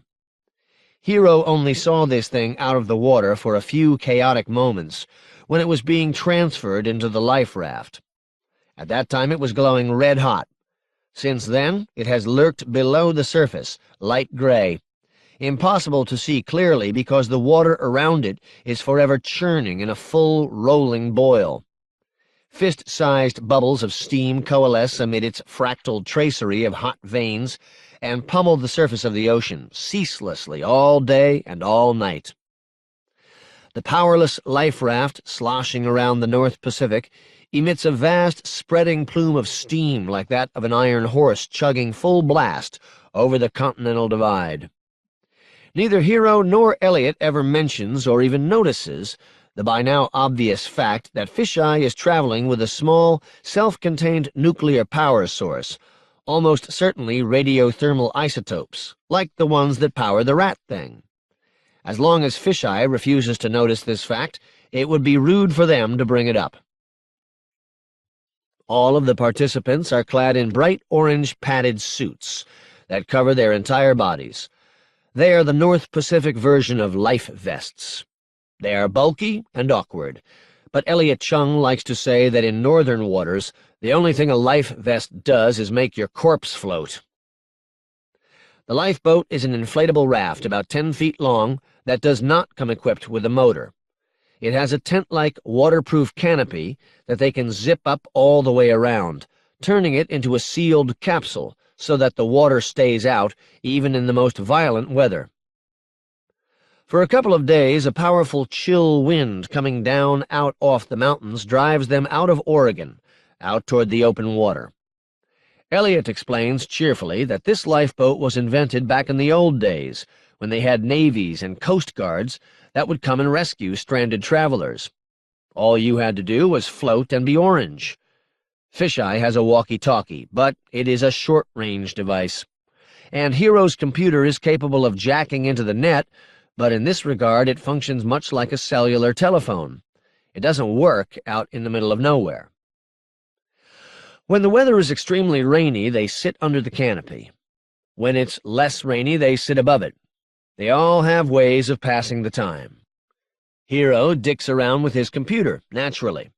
Being stranded on a life raft in the Pacific is a perfect venue for a hacker. Vic reads and rereads a soaked paperback novel that he had in the pocket of his Mafia windbreaker when the Kowloon got blown out from under them. These days of waiting are much easier for him. As a professional sniper, he knows how to kill time. Elliot looks at things with his binoculars, even though there is very little to look at. He spends a lot of time messing around with the raft, fretting about it in the way that boat captains do, and he does a lot of fishing. They have plenty of stored food on the raft, but the occasional fresh halibut and salmon are nice to eat. Fisheye has taken what appears to be an instruction manual from the heavy black suitcase. It is a miniature 3-ring binder with pages of laser-printed text. The binder is just a cheap, unmarked one bought from a stationery store. In these respects, it is perfectly familiar to Hero. It bears the earmarks of a high-tech product that is still under development. All technical devices require documentation of a sort, but this stuff can only be written by the techies, who are doing the actual product development, and they absolutely hate it. Always put the docs question off to the very last minute. Then they type up some material on a word processor, run it off on the laser printer, Send the departmental secretary out for a cheap binder, and that's that. But this only occupies Fisheye for a little while. He spends the rest of the time just staring off at the horizon, as though he's expecting Sicily to heave into view. It doesn't. He is despondent over the failure of his mission, and spends a lot of time mumbling under his breath, trying to find a way to salvage it. "If you don't mind my asking," Hero says, "what was your mission anyway?" Fisheye thinks this one over for a while. "Well, it depends on how you look at it. Nominally, my objective is to get a 15-year-old girl back from these assholes, so my tactic was to take a bunch of their bigwigs hostage, then arrange a trade." "Who's this 15-year-old girl?" Fisheye shrugs. "You know her. It's YT." "Is that really your whole objective?" "The important thing is, Hero, that you have to understand the Mafia way. And the Mafia way is that we pursue larger goals under the guise of personal relationships. So, for example, when you were a pizza guy, you didn't deliver pizzas fast because you made more money that way, or because it was some kind of a fucking policy. You did it because you were carrying out a personal covenant between Uncle Enzo and every customer. This is how we avoid the trap of self-perpetuating ideology. Ideology is a virus. So getting this chick back is more than just getting a chick back. It's the concrete manifestation of an abstract policy goal, and we like concrete. Right, Vic?" Vic allows himself a judicious sneer and a deep, grinding laugh. "What's the abstract policy goal in this case?" Hero says. "Not my department," Fisheye says, "but I think Uncle Enzo is real pissed at El Barbarife." Hero is messing around in Flatland. He is doing this partly to conserve the computer's batteries. Rendering a three-dimensional office takes a lot of processors working full-time, while a simple two-dimensional desktop display requires minimal power. But his real reason for being in Flatland is that Hero Protagonist, last of the freelance hackers, is hacking. And when hackers are hacking, they don't mess around with the superficial world of metaverses and avatars. They descend below this surface layer and into the nether world of code and tangled namshubs that supports it, where everything that you see in the metaverse, no matter how lifelike and beautiful and three-dimensional, reduces to a simple text file, a series of letters on an electronic page. It is a throwback to the days when people programmed computers through primitive teletypes and IBM punch cards. Since then, pretty and user-friendly programming tools have been developed. It's possible to program a computer now by sitting at your desk in the metaverse and manually connecting little pre-programmed units like Tinker Toys. But a real hacker would never use such techniques, any more than a master auto mechanic would try to fix a car by sliding in behind the steering wheel and watching the idiot lights on the dashboard. Hero does not know what he is doing, what he is preparing for. That's okay, though. Most of programming is a matter of laying groundwork, building structures of words that seem to have no particular connection to the task at hand. He knows one thing. The metaverse has now become a place where you can get killed, or at least have your brain reamed out to the point where you might as well be dead. This is a radical change in the nature of the place. Guns have come to paradise. It serves them right, he realizes now. They made the place too vulnerable. They figured that the worst thing that could happen was that a virus might get transferred into your computer and force you to ungoggle and reboot your system. Maybe destroy a little data if you were stupid enough not to install any medicine. Therefore, the metaverse is wide open and undefended, like airports in the days before bombs and metal detectors, like elementary schools in the days before maniacs with assault rifles. Anyone can go in and do anything that they want to. There are no cops. You can't defend yourself. You can't chase the bad people. It's going to take a lot of work to change that. A fundamental rebuilding of the whole metaverse, carried out on a planet-wide corporate level. In the meantime, there may be a role for individuals who know their way around the place. A few hacks can make a lot of difference in this situation.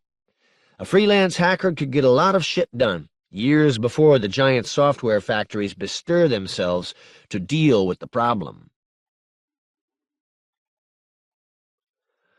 The virus that ate through Day5id's brain was a string of binary information, shown into his face in the form of a bitmap, a series of white and black pixels, where white represents 0 and black represents 1.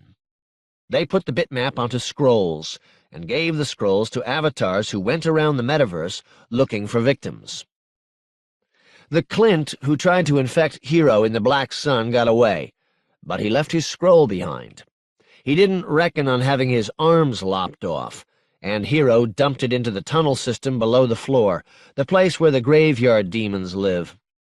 Later, Hero had a demon take the scroll back to his workshop, and anything that is in Hero's house is, by definition, stored inside his own computer. He doesn't have to jack into the global network in order to access it. It's not easy working with a piece of data that can kill you, but that's okay. In reality, people work with dangerous substances all the time. Radioactive isotopes and toxic chemicals. You just have to have the right tools. Remote manipulator arms, gloves, goggles, leaded glass. And in Flatland, when you need a tool, you just sit down and write it. So Hero starts by writing a few simple programs that enable him to manipulate the contents of the scroll without ever seeing it. The scroll, like any other visible thing in the metaverse, is a piece of software. It contains some code that describes what it looks like, so that your computer will know how to draw it, and some routines that govern the way it rolls and unrolls. And it contains, somewhere inside of itself, a resource, a hunk of data, the digital version of the snow crash virus. Once the virus has been extracted and isolated, it is easy enough for Hero to write a new program called SnowScan. SnowScan is a piece of medicine. That is, it is code that protects Hero's system, both his hardware and, as Lagos would put it, his bioware, from the digital snow crash virus. Once Hero has installed it in his system, it will constantly scan the information coming in from outside, looking for data that matches the contents of the scroll. If it notices such information, it will block it. There's other work to do in Flatland. Hero's good with avatars, so he writes himself an invisible avatar, just because, in the new and more dangerous metaverse, it might come in handy. This is easy to do poorly and surprisingly tricky to do well. Almost anyone can write an avatar that doesn't look like anything, but it will lead to a lot of problems when it is used. Some metaverse real estate, including the Black Sun, wants to know how big your avatar is, so that it can figure out whether you are colliding with another avatar or some obstacle. If you give it an answer of 0, you make your avatar infinitely small. You will either crash that piece of real estate, or else make it think that something is very wrong. You will be invisible, but everywhere you go in the metaverse, you will leave a swath of destruction and confusion a mile wide. In other places, invisible avatars are illegal. If your avatar is transparent and reflects no light whatsoever, the easiest kind to write, it will be recognized instantly as an illegal avatar, and alarms will go off. It has to be written in such a way that other people can't see it, but the real estate software doesn't realize that it's invisible. There are about 100 little tricks like this that Hero wouldn't know about if he hadn't been programming avatars for people like Vitaly Chernobyl for the last couple of years. To write a really good invisible avatar from scratch would take a long time, but he puts one together in several hours by recycling bits and pieces of old projects left behind in his computer, which is how hackers usually do it. While he's doing that, he comes across a rather old folder with some transportation software in it. This is left over from the very old days of the metaverse, before the monorail existed, when the only way to get around was to walk or to ride a piece of ware that simulated a vehicle. In the early days, when the metaverse was a featureless black ball, this was a trivial job. Later on, when the street went up and people started building real estate, it became more complicated. On the street, you can pass through other people's avatars, but you can't pass through walls. You can't enter private property, and you can't pass through other vehicles, or through permanent street fixtures, such as the ports and the stanchions that support the monorail line.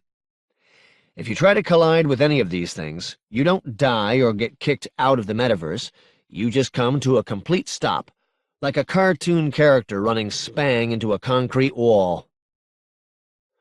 In other words, once the metaverse began to fill up with obstacles that you could run into, the job of traveling across it at high speed suddenly became more interesting. Maneuverability became an issue. Size became an issue. Hero and Day 5id and the rest of them began to switch away from the enormous, bizarre vehicles they had favored at first, Victorian houses on tank treads, rolling ocean liners, mile-wide crystalline spheres, flaming chariots drawn by dragons, in favor of small, maneuverable vehicles. Motorcycles, basically. A metaverse vehicle can be as fast and nimble as a quark. There's no physics to worry about. No constraints on acceleration, no air resistance. Tires never squeal and brakes never lock up. The one thing that can't be helped is the reaction time of the user. So, when they were racing their latest motorcycle software, holding wild rallies through downtown at Mach 1, they didn't worry about engine capacity.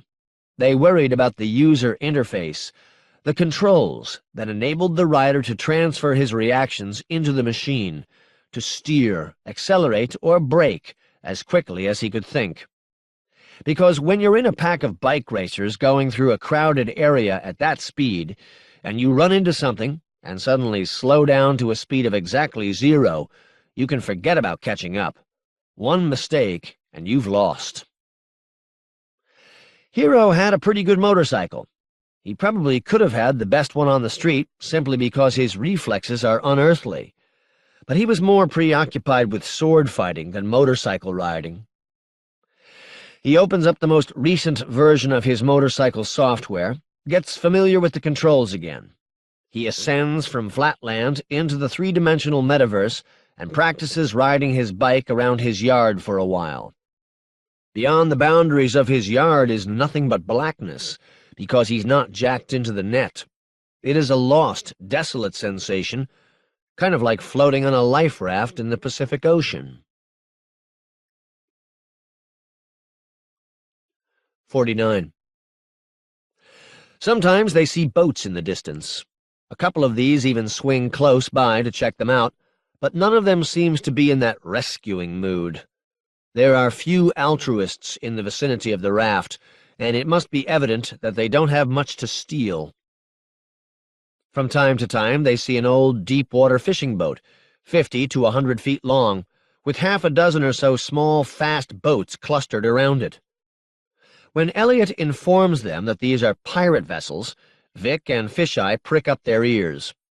Vic unwraps his rifle from the collection of hefty bags that he uses to protect it from the salt spray, and detaches the bulky sight, so that they can use it as a spyglass. Hero can't see any reason to pull the sight off the rifle in order to do this, other than the fact that if you don't, it looks like you're drawing a bead on whatever you're looking at. Whenever a pirate vessel comes into view, they all take turns looking at it through the sight, playing with all the different sensor modes, visible, infrared, and so on.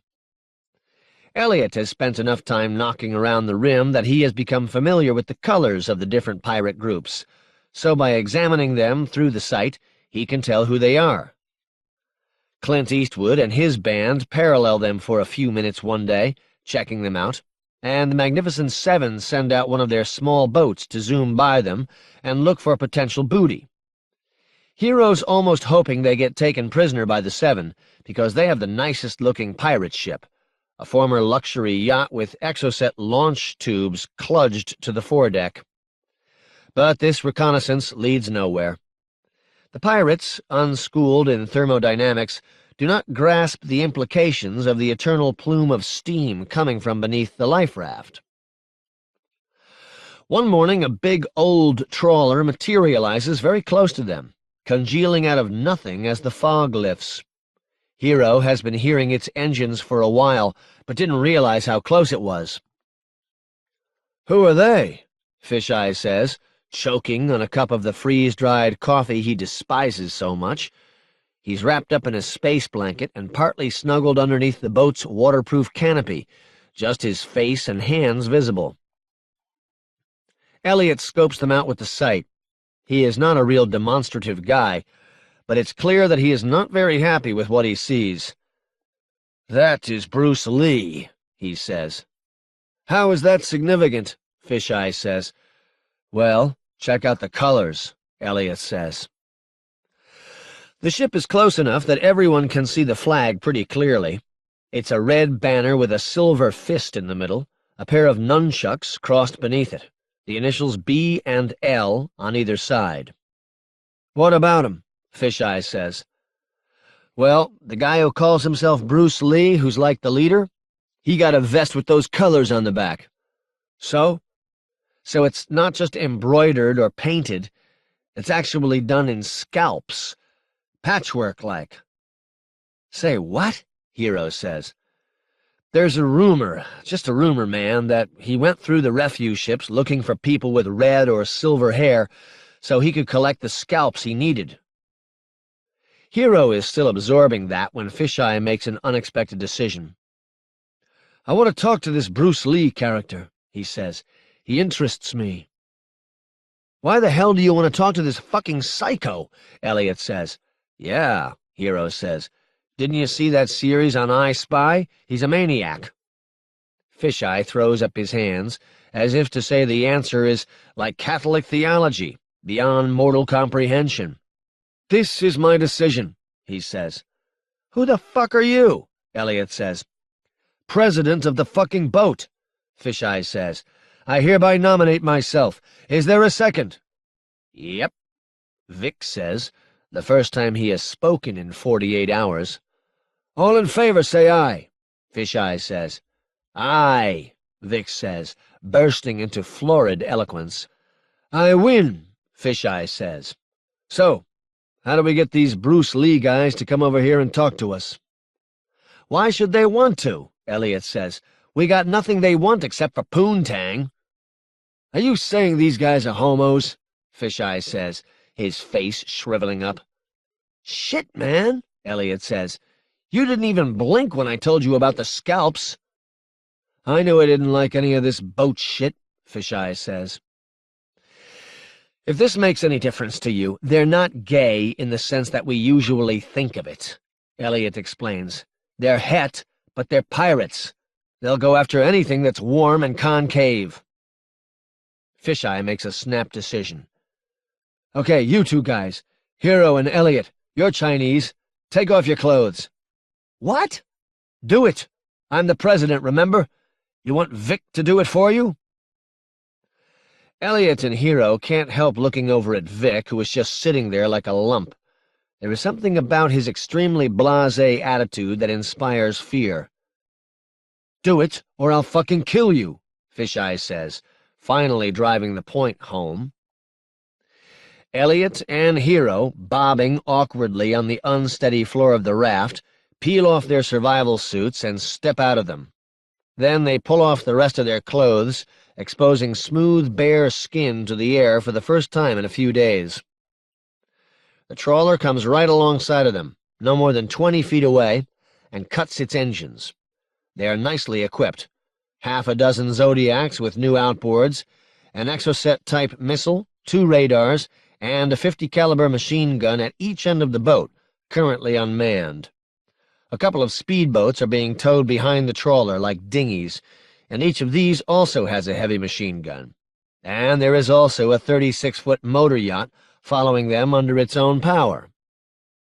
There are a couple of dozen guys in Bruce Lee's pirate band, and they are now lined up along the trawler's railing, grinning, whistling, howling like wolves, and waving unrolled Trojans in the air. "Don't worry, man. I'm not going to let 'em fuck you, Fisheye says, grinning. What you gonna do? Elliot says. Hand them a papal encyclical? I'm sure they'll listen to reason, Fisheye says. These guys aren't scared of the mafia, if that's what you have in mind, Elliot says. That's just because they don't know us very well. Finally, the leader comes out, Bruce Lee himself, a 40-ish guy in a Kevlar vest, an ammo vest stretched over that, a diagonal bandolier, samurai sword. Hero would love to take him on. Nunchucks and his colors, the patchwork of human scalps. He flashes them a nice grin, has a look at Hero and Elliot, gives them a highly suggestive, thrusting thumbs-up gesture, and then struts up and down the length of the boat one time, swapping high fives with his merry men. Every so often he picks out one of the pirates at random and gestures at the man's Trojan. The pirate puts his condom to his lips and inflates it into a slippery, ribbed balloon. Then Bruce Lee inspects it, making sure there are no leaks. Obviously, the man runs a tight ship. Hero can't help staring at the scalps on Bruce Lee's back. The pirates note his interest and mug for him, pointing to the scalps, nodding, looking back at him with wide, mocking eyes. The colors look much too uniform, no change in the red from one to the next. Hero concludes that Bruce Lee, contrary to his reputation, must have just gone out and gotten scalps of any old color, bleached them, and dyed them. What a wimp. Finally, Bruce Lee works his way back to midship and flashes them another big grin. He has a great, dazzling grin, and he knows it. Maybe it's those 1-carat diamonds crazy glued to his front teeth. "Jammin' boat," he says. "Maybe you, me swap, huh? Ha, ha, ha!" Everyone on the life raft, except for Vic, just smiles a brittle smile. "Where you going? Key West? Ha, ha, ha!" Bruce Lee examines Hero and Elliot for a while, rotates his index finger to indicate that they should spin around and display their business ends. They do. "Quanto," Bruce Lee says, and all the pirates get uproarious, most of all Bruce Lee. Hero can feel his anal sphincter contracting to the size of a pore. "He's asking how much we cost," Elliot says. "It's a joke, see? Because they know they can come over and have our asses for free." "Oh, hilarious," Fisheye says. While Hero and Elliot literally freeze their asses, he's still snuggled up under the canopy, that bastard. "Poon missile-like," Bruce Lee says, pointing to one of the anti-ship missiles on the deck. "Bugs? Motorola's?" "Poon missile is a Harpoon anti-ship missile. Real expensive," Elliot says. "A Bug is a microchip. Motorola would be one brand, like Ford or Chevy. Bruce Lee deals in a lot of electronics. You know, typical Asian pirate dude." "He'd give us a Harpoon missile for you guys?" Fisheye says. "No, he's being sarcastic, shithead," Elliot says. "Tell him we want a boat with an outboard motor," Fisheye says. "Want one Zode, one kicker, fill her up," Elliot says. Suddenly, Bruce Lee gets real serious and actually considers it. "Scope clause, chomsan? Gauge and gag." "He'll consider it if they can come and check out the merchandise first," Elliot says. "They want to check out how tight we are and whether we are capable of suppressing our gag reflex.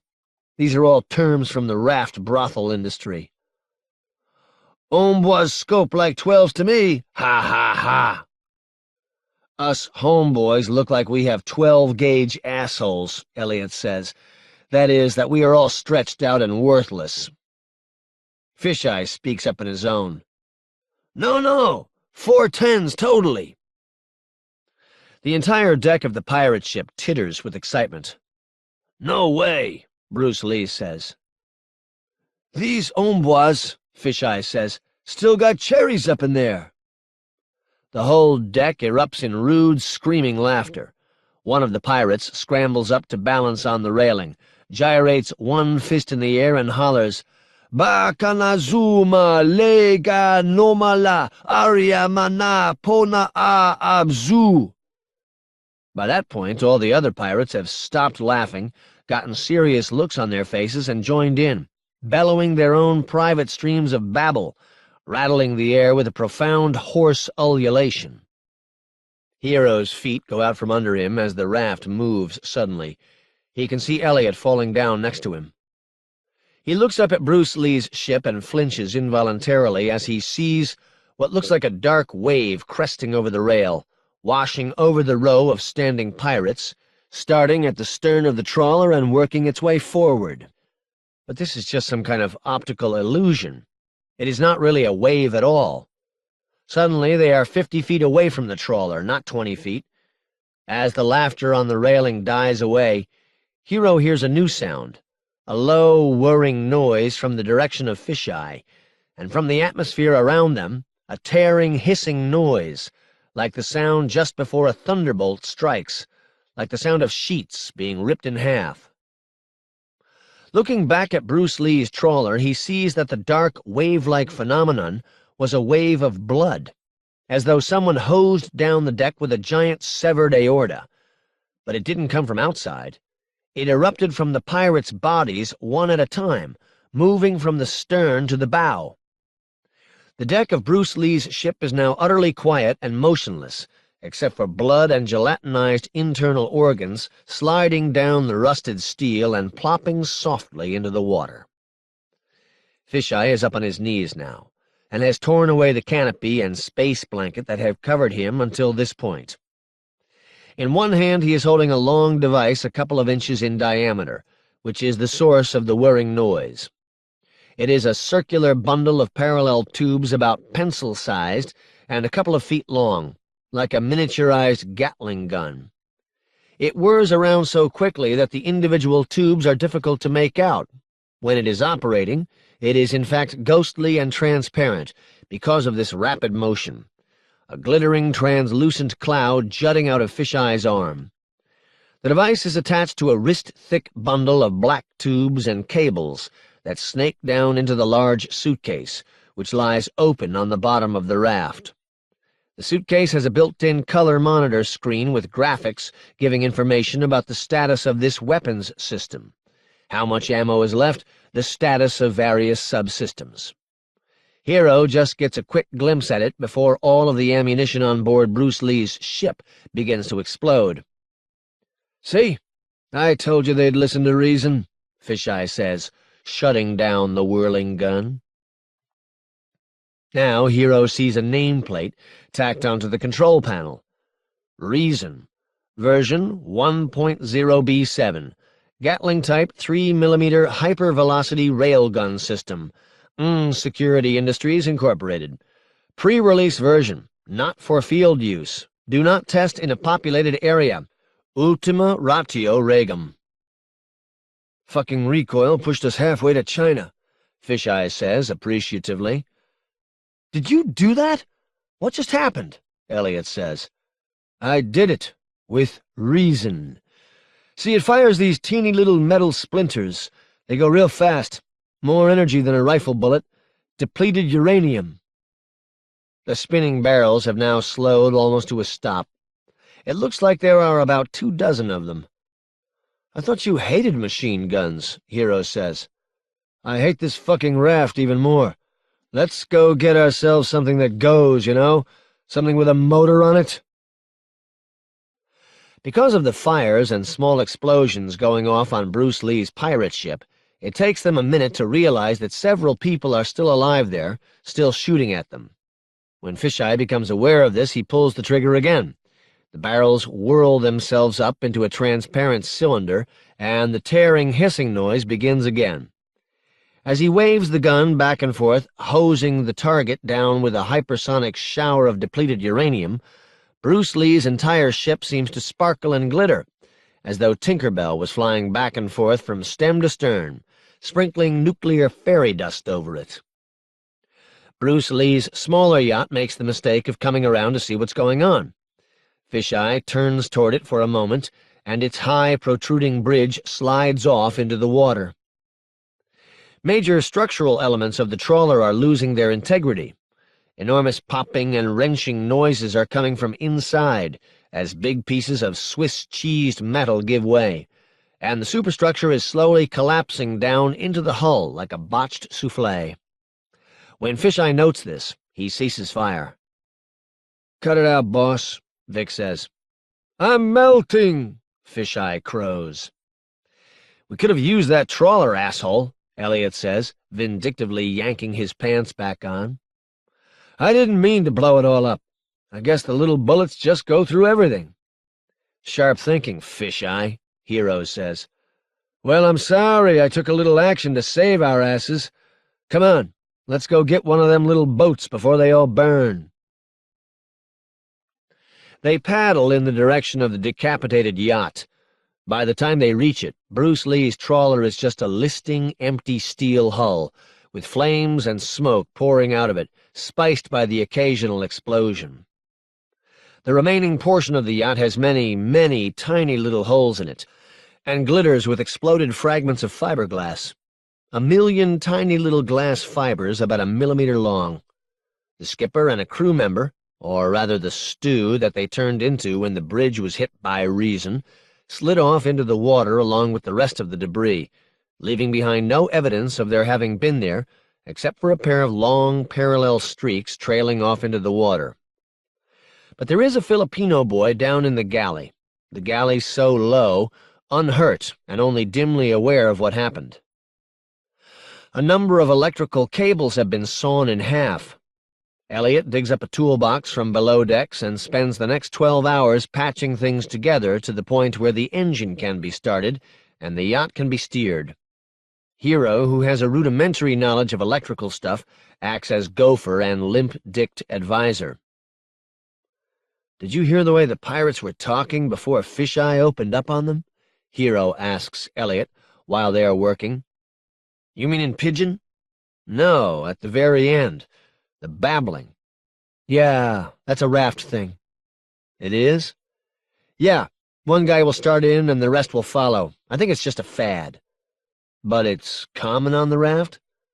"Yeah, they all speak different languages, you know? All those different ethnic groups. It's like the fucking Tower of Babel. I think when they make that sound, when they babble at each other, they're just imitating what all the other groups sound like."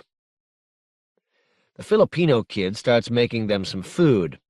Vic and Fisheye sit down in the main cabin below decks, eating, going through Chinese magazines, looking at pictures of Asian chicks, and occasionally looking at nautical charts. When Elliot gets the electrical system back up and running, Hero plugs his personal computer in to recharge its batteries. By the time the yacht is up and running again, it's dark. To the southwest, a fluctuating column of light is playing back and forth against the low, overhanging cloud layer. "Is that the raft over there?" Fisheye says, pointing to the light as all hands converge on Elliot's makeshift control center. "It is," Elliot says. "They light it up at night so that the fishing boats can find their way back to it." "How far away do you think it is?" Fisheye says. Elliot shrugs. 20 miles. "And how far to land?" "I have no idea. Bruce Lee's skipper probably knew, but he's been pureed along with everyone else." "You're right," Fisheye says. "I should have set it on a whip or chop." "The raft usually stays at least 100 miles offshore," Hero says, "to reduce the danger of snags." "How are we doing on gas?"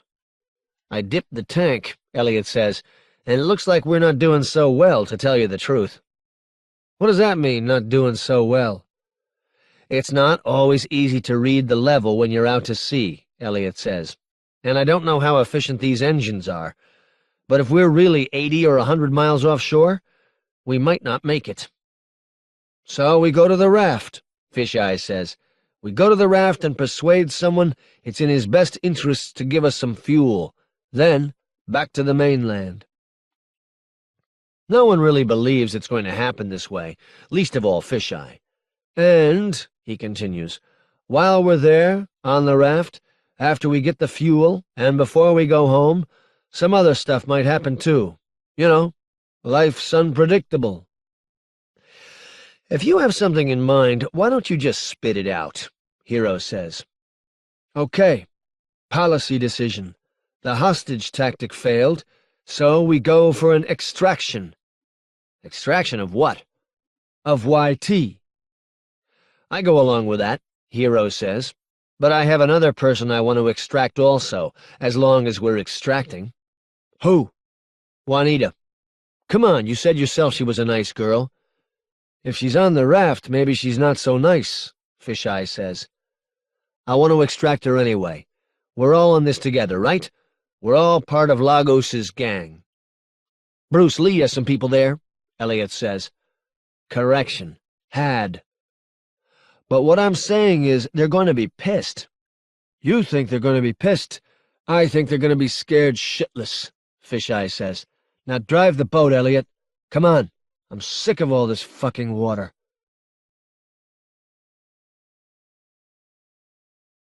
"50. Raven ushers YT onto a flat-assed boat with a canopy on top. It is some kind of a riverboat that has been turned into a Vietnamese-American-Thai-Chinese business establishment, kind of a bar-restaurant-whorehouse-gambling den. It has a few big rooms where lots of people are letting it all hang out, and a lot of little tiny steel-walled rooms down below, where God knows what kind of activity is taking place. The main room is packed with low-life revelry. The smoke ties her bronchial passages into granny knots. The place is equipped with a shattering third-world sound system, pure distortion echoing off painted steel walls at 300 decibels. A television set bolted onto one wall is showing foreign cartoons, done up in a two-color scheme of faded magenta and lime green, in which a ghoulish wolf, kind of like Wile E. Coyote with rabies, gets repeatedly executed in ways more violent than even Warner Brothers could think up. It's a snuff cartoon. The soundtrack is either turned off completely or else overwhelmed by the screeching melody coming out of the speakers. A bunch of erotic dancers are performing at one end of the room. It's impossibly crowded. They'll never get a place to sit. But shortly after, Raven comes into the room. Half a dozen guys in the corner suddenly stand bolt upright and scatter from a table, snatching up their cigarettes and drinks almost as an afterthought.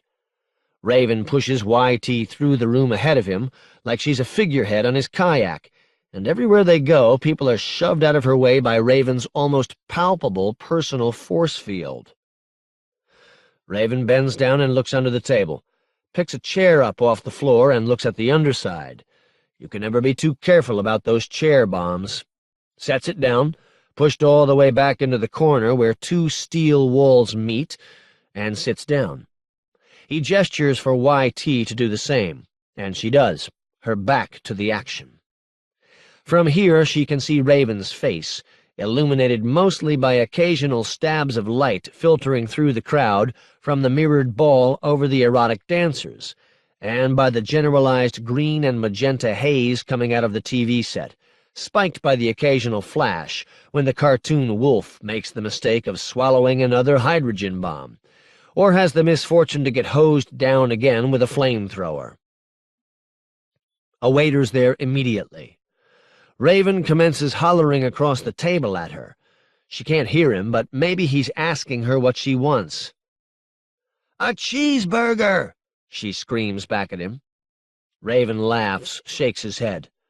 "You see any cows around here?" "Anything but fish!" she screams. Raven talks to the waiter for a while in some variant of taxilinga. "I ordered you some squid," he hollers. "That's a mollusk." Great. Raven, the last of the true gentlemen. There is a shouted conversation lasting the better part of an hour. Raven does most of the shouting. YT just listens, smiles, and nods. Hopefully he's not saying something like, "I enjoy really violent, abusive sex acts." She doesn't think he's talking about that at all. He's talking politics.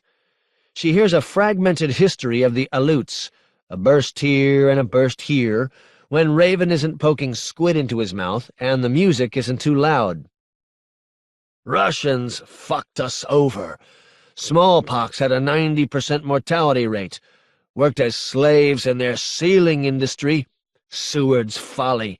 Fucking Nipponese took away my father in 42, put him in a POW camp for the duration. Then the Americans fucking nuked us. Can you believe that shit? Raven says. There's a lull in the music. Suddenly she can hear complete sentences. The Nipponese say they're the only people who were ever nuked, but every nuclear power has one aboriginal group whose territory they nuked to test their weapons. In America, they nuked the Aleutians. Amchitka, my father, Raven says, grinning proudly, was nuked twice. Once at Nagasaki, when he was blinded, and then again in 1972, when the Americans nuked our homeland. Great, YT thinks. She's got a new boyfriend, and he's a mutant. Explains one or two things. I was born a few months later, Raven continues, by way of totally hammering that point home. How did you get hooked up with these orthos? I got away from our traditions and ended up living in Soldotna, working on oil rigs, Raven says, like YT is supposed to just know where Soldotna is. That was when I did my drinking and got this, he says, pointing to his tattoo. That's also when I learned how to make love to a woman, which is the only thing I do better than harpooning. YT can't help but think that fucking and harpooning are closely related activities in Raven's mind. But as crude as the man is, she can't get around the fact that he's making her uncomfortably horny. I used to work fishing boats, too, to make a little extra money. We would come back from a 48-hour halibut opening. This was back in the old days when they had fishing regulations, and we'd put on our survival suits, stick beers into the pockets, and jump into the water, and just float around drinking all night long. And one time we were doing this, and I drank until I passed out, and when I woke up it was the next day, or maybe a couple of days later, I don't know.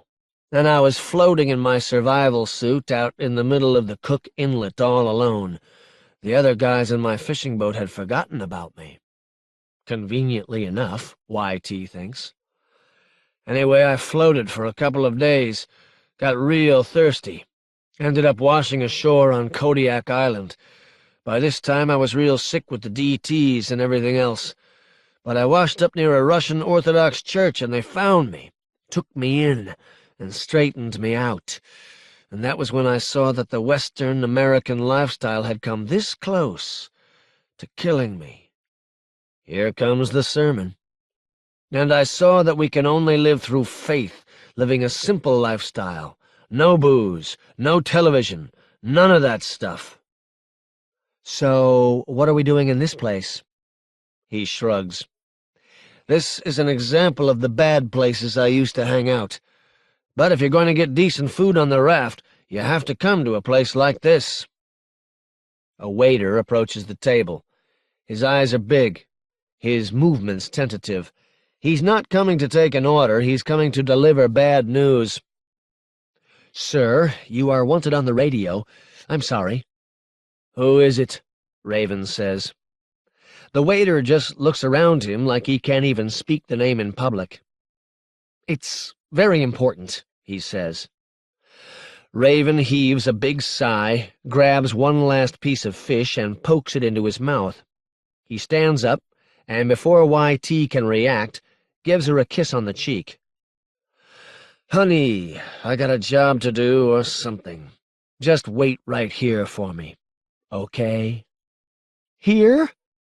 Nobody will fuck with you, Raven says, as much for the benefit of the waiter as for YT. 51. The raft looks uncannily cheerful from a few miles away. A dozen searchlights and at least that many lasers are mounted on the towering superstructure of the Enterprise, waving back and forth against the clouds like a Hollywood premiere. Closer up, it doesn't look so bright and crisp. The vast, matted tangle of small boats radiates a murky cloud of yellow light that spoils the contrast. A couple of patches of the raft are burning. Not a nice, cheery bonfire type of thing, but a high, burbling flame with black smoke sliding out of it, like you get from a large quantity of gasoline. Gang warfare, maybe, Elliot theorizes. Energy source, Hero guesses. Entertainment, Fisheye says. They don't have cable on the fucking raft. Before they really plunge into hell, Elliot takes the lid off the fuel tank and slides the dipstick into there, checking the fuel supply. He doesn't say anything, but he doesn't look especially happy. Turn off all the lights, Elliot says, when it seems they are still miles away. Remember that we have already been sighted by several hundred, or even several thousand people who are armed and hungry. Vic is already going around the boat shutting off lights via the simple expedient of a ball-peen hammer. Fisheye just stands there and listens intently to Elliot, suddenly respectful. Elliot continues. Take off all the bright orange clothing, even if it means we get cold. From now on we lay down on the decks, expose ourselves as little as possible, and we don't talk to each other unless necessary. Vic, you stay midships with your rifle and wait for someone to hit us with a spotlight. Anyone hits us with a spotlight from any direction, you shoot it out. That includes flashlights from small boats. Hero, your job is gunnel patrol. You just keep going around the edges of this yacht. Anywhere that a swimmer could climb up over the edge and slip on board, and when that happens, cut his arms off. Also, be on the lookout for any kind of grappling hook type stuff. Fisheye, if any other floating object comes within 100 feet of us, sink it. If you see raft people with antennas coming out of their heads, try to kill them first, because they can talk to each other. Antennas coming out of their heads? Hero says. Yeah, raft gargoyle types, Elliot says. Who are they? How the fuck should I know? I've just seen them a few times from a distance. Anyway, I'm going to take us straight in toward the center, and once we get close enough, I'll turn to starboard and swing around the raft counterclockwise, looking for someone who might be willing to sell us fuel. If worst comes to worst, and we end up on the raft itself, we stick together, and we hire ourselves a guide. Because if we try to move across the raft without the help of someone who knows the web, we'll get into a bad situation. Like what kind of a bad situation? Fisheye asks. Like hanging on a rotted-out, slime-covered cargo net between two ships, rocking different ways, with nothing underneath us except ice water full of plague rats, toxic waste, and killer whales. Any questions? Yeah, Fisheye says. Can I go home now? Good. If Fisheye is scared, so's Hero. Remember what happened to the pirate named Bruce Lee? Elliot says. He was well-armed and powerful. He pulled up alongside a life raft full of refuse one day, looking for some poontang, and he was dead before he knew it. Now there are a lot of people who want to do that to us. Don't they have some kind of cops or something? Vic says. I heard they did. In other words, Vic has killed a lot of time going to raft movies in Times Square. The people up on the Enterprise operate in kind of a Wrath of God mode, Elliot says. They have big guns mounted around the edge of the flight deck. Big Gatling guns like Reason, except with larger bullets. They were originally put there to shoot down exocet missiles. They strike with the force of a meteorite. If people act up out on the raft, they will make the problem go away. But a little murder or riot isn't enough to get their attention. If it's a rocket duel between rival pirate organizations, that's different. Suddenly, they've been nailed with a spotlight so big and powerful, they can't look anywhere near it. Then it's dark again, and a gunshot from Vic's rifle is searing and reverberating across the water. Nice shooting, Vic, Fisheye says. It's like one of them drug dealer boats, Vic says, looking through his magic sight. 5 guys on it, headed our way. He fires another round. Correction.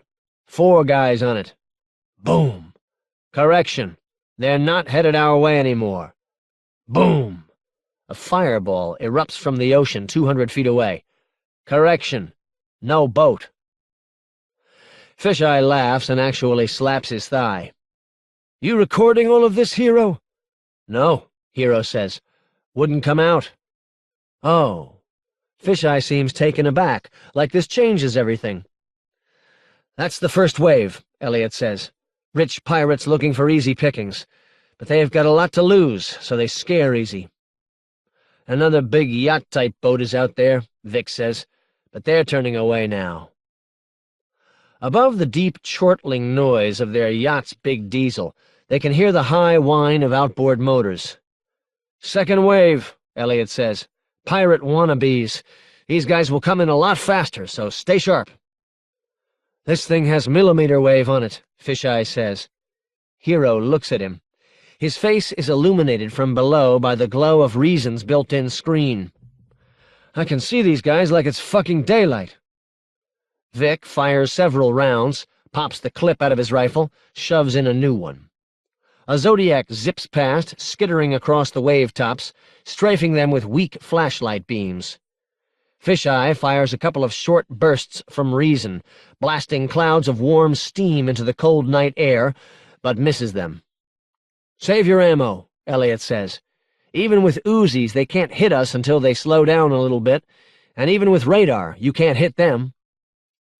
A second Zodiac whips past them on the other side, closer than the last one.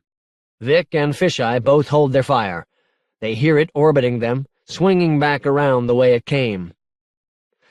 "Those two boats are getting together out there," Vic says. "They got two more of them, a total of 4. They're talking." "We've been reconned," Elliot says, "and they're planning their tactics. The next time is for real." A second later, 2 fantastically loud blasts sound from the rear of the yacht, where Elliot is, accompanied by brief flashes of light. Hero turns around to see a body collapsing to the deck. It's not Elliot. Elliot is crouching there, holding his oversized halibut shooter. Hero runs back, looks at the dead swimmer in the dim lights scattering off the clouds. He's naked, except for a thick coating of black grease and a belt with a gun and a knife in it. He's still holding onto the rope that he used to pull himself on board. The rope is attached to a grappling hook that has caught in the jagged, broken fiberglass on one side of the yacht. "Third wave is coming a little early," Elliot says, his voice high and shaky. He's trying so hard to sound cool that it has the opposite effect. "Hero, this gun's got 3 rounds left in it, and I'm saving the last one for you if any more of these motherfuckers get on board." "Sorry," Hero says. He draws the short wakizashi. He would feel better if he could carry his 9 in the other hand, but he needs one hand free to steady himself and keep from falling overboard. He makes a quick circuit of the yacht, looking for more grappling hooks, and actually finds one on the other side, hooked into one of the railing stanchions, a taut rope trailing out behind it into the sea. Correction. It's a taut cable. His sword won't cut it, and the tension on the rope is such that he can't get it unhooked from the stanchion. As he's squatting there playing with the grappling hook, a greasy hand rises up out of the water and grabs his wrist. Another hand gropes for Hero's other hand and grabs the sword instead. Hero yanks the weapon free, feeling it do damage, and shoves the wakizashi point first into the place between those 2 hands, just as someone is sinking his teeth into Hero's crotch. But Hero's crotch is protected. The motorcycle outfit has a hard plastic cup, and so this human shark just gets a mouthful of bulletproof fabric. Then his grip loosens, and he falls into the sea. Hero releases the grappling hook and drops it in with him. Vic fires 3 rounds in quick succession, and a fireball illuminates one whole side of the ship. For a moment, they can see everything around them for a distance of 100 yards, and the effect is like turning on your kitchen lights in the middle of the night and finding your countertops a swarm with rats. At least a dozen small boats are around them. "They got Molotov cocktails," Vic says. The people in the boats can see them, too. Tracers fly around them from several directions. Hero can see muzzle flashes in at least 3 places. Fisheye opens up once, twice with Reason, just firing short bursts of a few dozen rounds each, and produces 1 fireball, this one farther away from the yacht. It's been at least 5 seconds since Hero moved, so he checks this area for grappling hooks again, and resumes his circuit around the edge of the yacht. This time it's clear. The 2 grease balls must have been working together. A Molotov cocktail arcs through the sky and impacts on the starboard side of the yacht, where it's not going to do much damage. Inside would be a lot worse. Fisheye uses reason to hose down the area from which the Molotov was thrown. But now that the side of the boat is all lit up from the flames, they draw more small arms fire. In that light, Hero can see trickles of blood running down from the area where Vic ensconced himself. On the port side, he sees something long and narrow and low in the water, with the torso of a man rising out of it. The man has long hair that falls down around his shoulders, and he's holding an 8-foot pole in one hand. Just as Hero sees him, he's throwing it. The harpoon darts across 20 feet of open water. The million chipped facets of its glass head refract the light and make it look like a meteor. It takes Fisheye in the back, slices easily through the bulletproof fabric he's wearing under his suit, and comes all the way out the other side of his body. The impact lifts Fisheye into the air and throws him off the boat. He lands face first in the water, already dead. Mental note: Raven's weapons do not show up on radar. Hero looks back in the direction of Raven, but he's already gone. A couple more greaseballs, side by side, vault over the railing about 10 feet forward of Hero, but for a moment they're dazzled by the flames. Hero pulls out his 9, aims it their way, and keeps pulling the trigger until both of them have fallen back into the water. He's not sure how many rounds are left in the gun now. There's a coughing, hissing noise, and the flame light gets dim and finally goes out. Elliot nailed it with a fire extinguisher. The yacht jerks out from under Hero's feet, and he hits the deck with his face and shoulder. Getting up, he realizes that either they've just rammed or been rammed by something big. There is a thudding noise, feet running on the deck. Hero hears some of these feet near him, drops his wakizashi, pulls his katana, whirls at the same time, snapping the long blade into someone's midsection. Meanwhile, they're dragging a long knife down his back, but it doesn't penetrate the fabric, just hurts a little. His katana comes free easily, which is dumb luck, because he forgot to squeeze off the blow. Could have gotten it wedged in there. He turns again, instinctively parries a knife thrust from another greaseball, raises the katana, and snaps it down into his brain pan. This time he does it right, kills him without sticking the blade. There are greaseballs on 2 sides of him now. Hero chooses a direction, swings it sideways, decapitates one of them. Then he turns around. Another greaseball is staggering toward him across the pitching deck with a spiked club, but unlike Hero, he's not keeping his balance. Hero shuffles up to meet him, keeping his center of gravity over his feet, and impales him on the katana. Another greaseball is watching all of this in astonishment from up near the bow. Hero shoots him, and he collapses to the deck.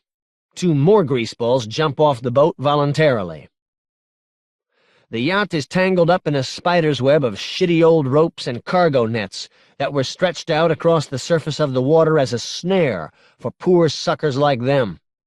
The yacht's engine is still straining, but the prop isn't moving. Something got wrapped around the shaft. There's no sign of Raven now.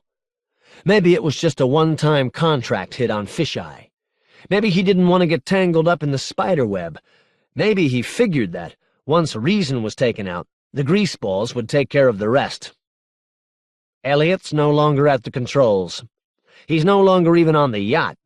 Hero calls out his name, but there's no response, not even thrashing in the water. The last thing he did was lean over the edge with the fire extinguisher, putting out the Molotov flame. When they were jerked to a halt, he must have tumbled overboard. They're a lot closer to the Enterprise than he had ever thought. They covered a lot of water during the fight, got closer in than they should have. In fact, Hero's surrounded on all sides by the raft at this point.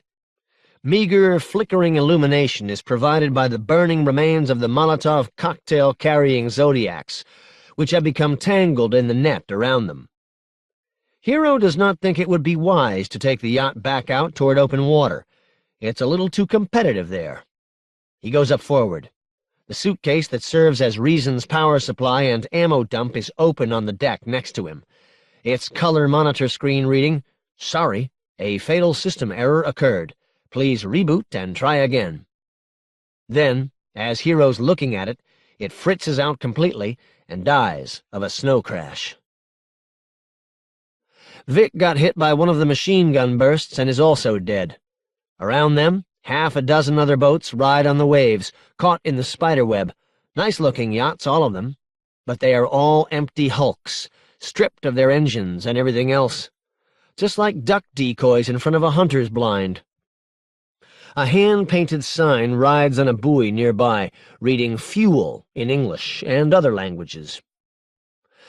Farther out to sea, a number of the ships that were chasing them earlier are lingering, steering well clear of the spiderweb. They know they can't come in here. This is the exclusive domain of the black grease swimmers, the spiders in the web, almost all of whom are now dead. If he goes onto the raft itself, it can't be any worse, can it? The yacht has its own little dinghy, the smallest size of inflatable Zodiac, with a small outboard motor. Hero gets it into the water. "I go with you," a voice says. Hero whirls, hauling out his gun, and finds himself aiming it into the face of the Filipino cabin boy. The boy blinks, looks a little surprised, but not especially scared. He has been hanging out with pirates, after all. For that matter, all the dead guys on the yacht don't seem to faze him either. "I be your guide," the boy says. "Palas in kanu pa rata." 52. YT waits so long that she thinks the sun must have come up by now, but she knows it can't really be more than a couple of hours. In a way, it doesn't even matter. Nothing ever changes. The music plays, the cartoon videotape rewinds itself and starts up again. Men come in and drink and try not to get caught staring at her. She might as well be shackled to the table anyway. There's no way she could ever find her way back home from here. So she waits. Suddenly Raven's standing in front of her. He's wearing different clothes. Wet, slippery clothing made out of animal skins or something. His face is red and wet from being outside.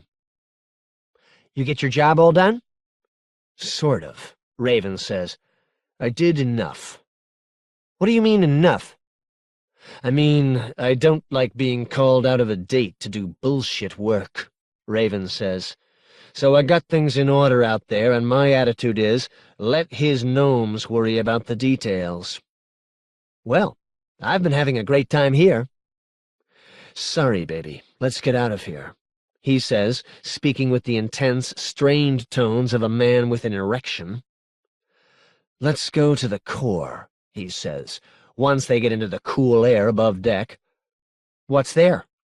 "Everything," he says. "The people who run this whole place. Most of these people," he waves his hand out over the raft, "can't go there. I can. Want to see it?" "Sure, why not?" she says, hating herself for sounding like such a sap, but what else is she going to say? He starts leading her down a long, moonlit series of gangplanks, in toward the big ships in the middle of the raft. You could almost skate here, but you'd have to be really good. "Why are you different from the other people?" YT says. She kind of blurts it out without doing a whole lot of thinking first, but it seems like a good question. He laughs. "I'm an alute. I'm different in a lot of ways." "No, I mean your brain works in a different way," YT says. "You're not whacked out. You know what I mean? You haven't mentioned the word all night." "We have a thing we do in kayaks. It's like surfing," Raven says. "Really? I surf too, in traffic," YT says. "We don't do this for fun," Raven says. "It's part of how we live. We get from island to island by surfing on waves." "Same here," YT says, "except we go from one franchlet to the next by surfing on cars." "See, the world is full of things more powerful than us, but if you know how to catch a ride, you can go places," Raven says. "Right! I'm totally hip to what you're saying." "That's what I'm doing with the Orthos. I agree with some of their religion, but not all of it. But their movement has a lot of power. They have a lot of people and money and ships." "And you're surfing on it?" "Yeah." That's cool. I can relate. What are you trying to do? I mean, what's your real goal? They're crossing a big, broad platform.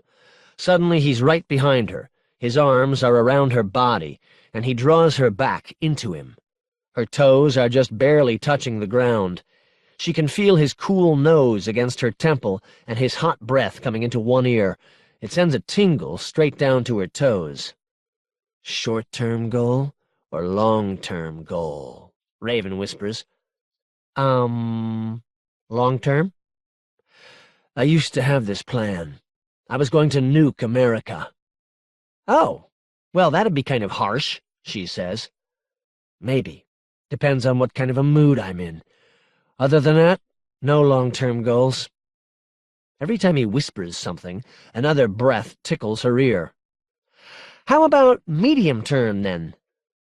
In a few hours, the raft comes apart, Raven says. We're headed for California, looking for a decent place to live. Some people might try to stop us. It's my job to help the people make it safe and sound up onto the shore. So you might say, I'm going to war. Oh, that's a shame, she mumbles. So it's hard to think of anything besides the here and now.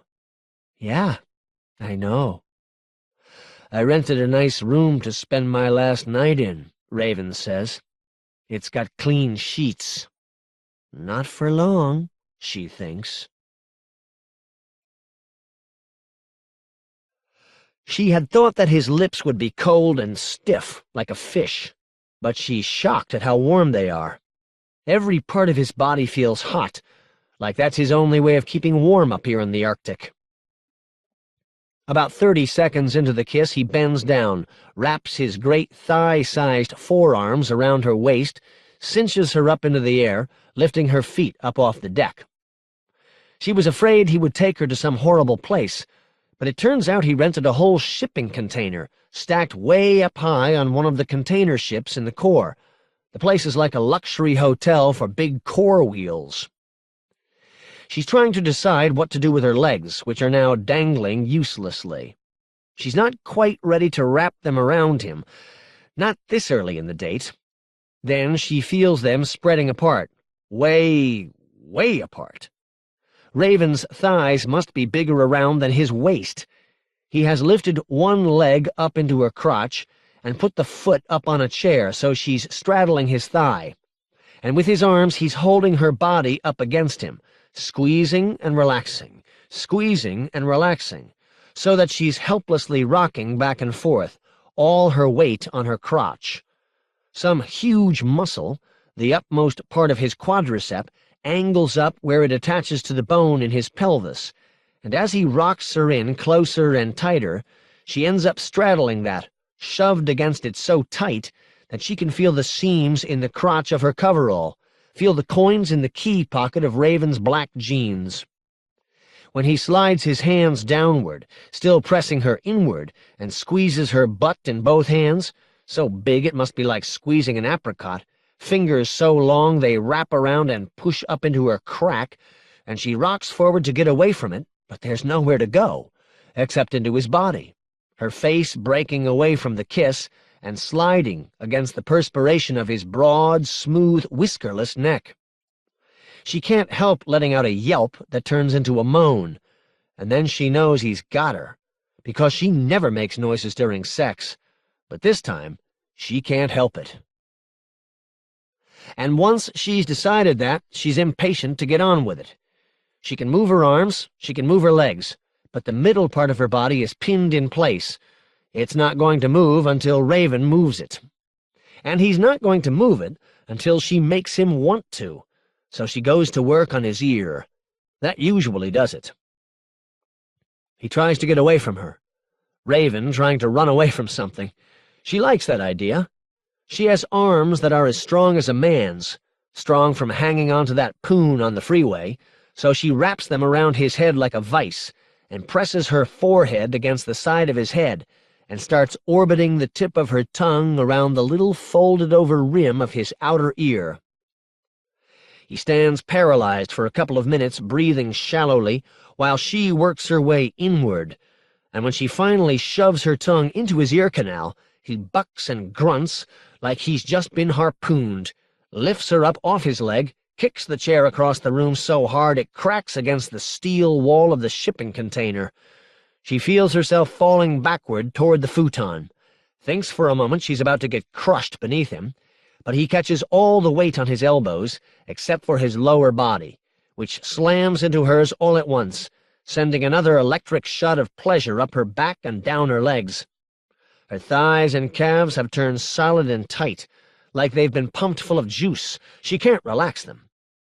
He leans up on one elbow, separating their bodies for a moment, plants his mouth on hers to maintain the contact, fills her mouth with his tongue, holds her there with it while he one-hands the fastener at the collar of her coverall and yanks the zipper all the way down to the crotch. It's open now, exposing a broad V of skin converging from her shoulders. He rolls back onto her, grabs the top of the coverall with both hands, and pulls it down behind her, forcing her arms down and to her sides, stuffing the mass of fabric and pads down underneath the small of her back, so she stays arched up toward him.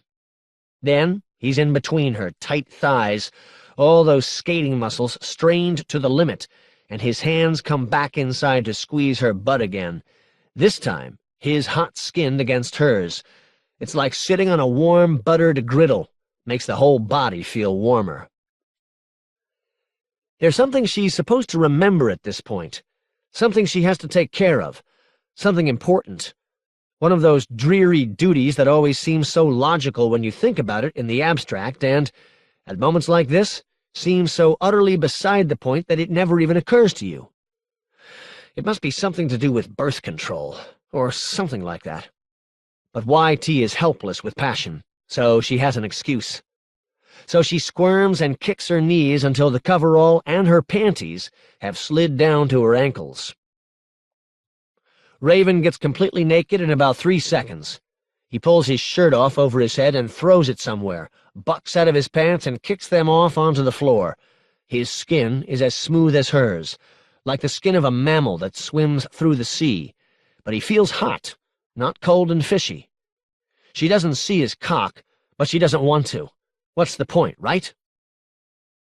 She does something she's never done before. Comes as soon as he goes into her.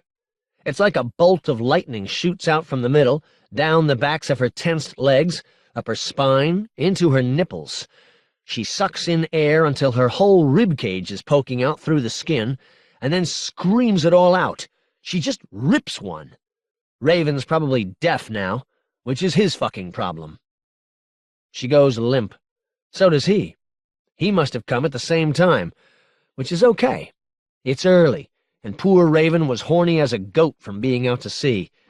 Later on, she'll expect more endurance. Right now, she's content to lie underneath him and suck the warmth out of his body. She's been cold for days. Her feet are still cold, hanging out in the air, but that just makes the rest of her feel much better. Raven seems content, too, uncharacteristically so. Talk about bliss.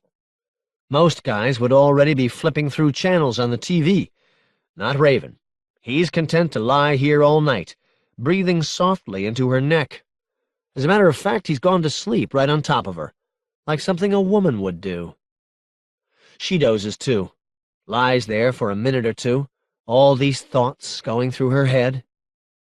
This is a pretty nice place, like a mid-priced business hotel in the valley. She never figured anything like this existed on the raft, but there's rich people and poor people here, too, just like anywhere else.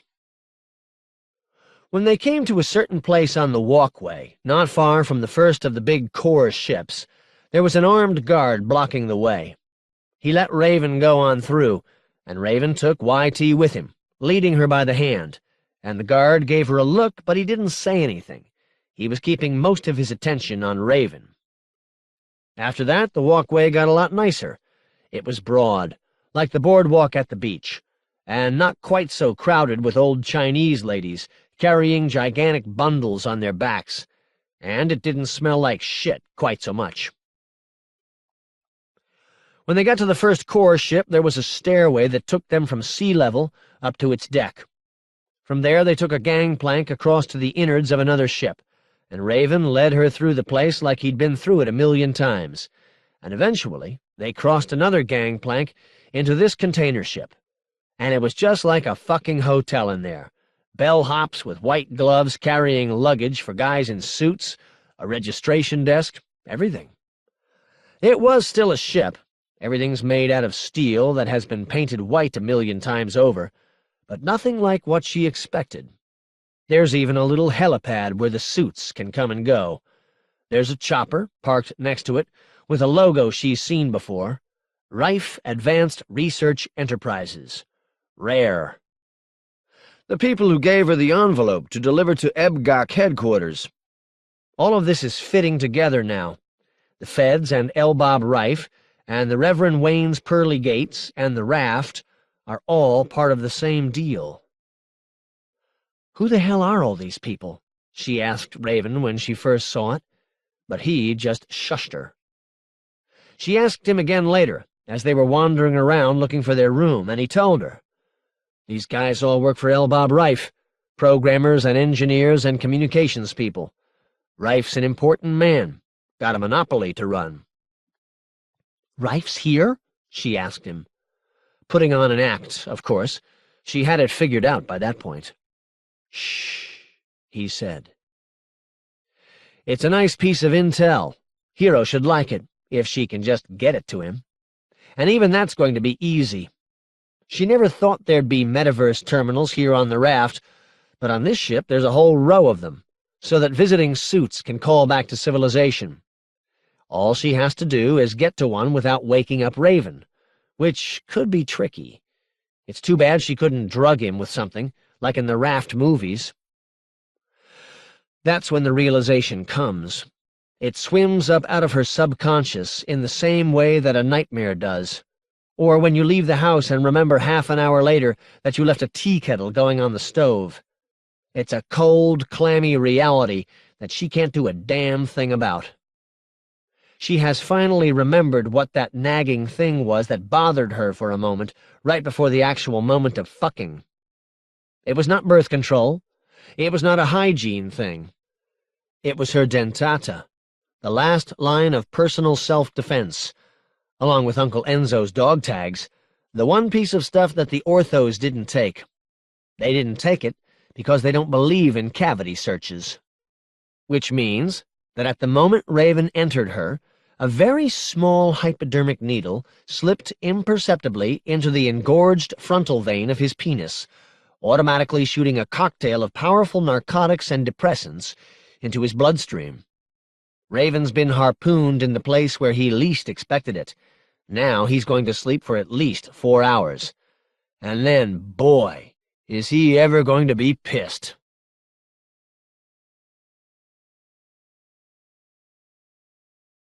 "53.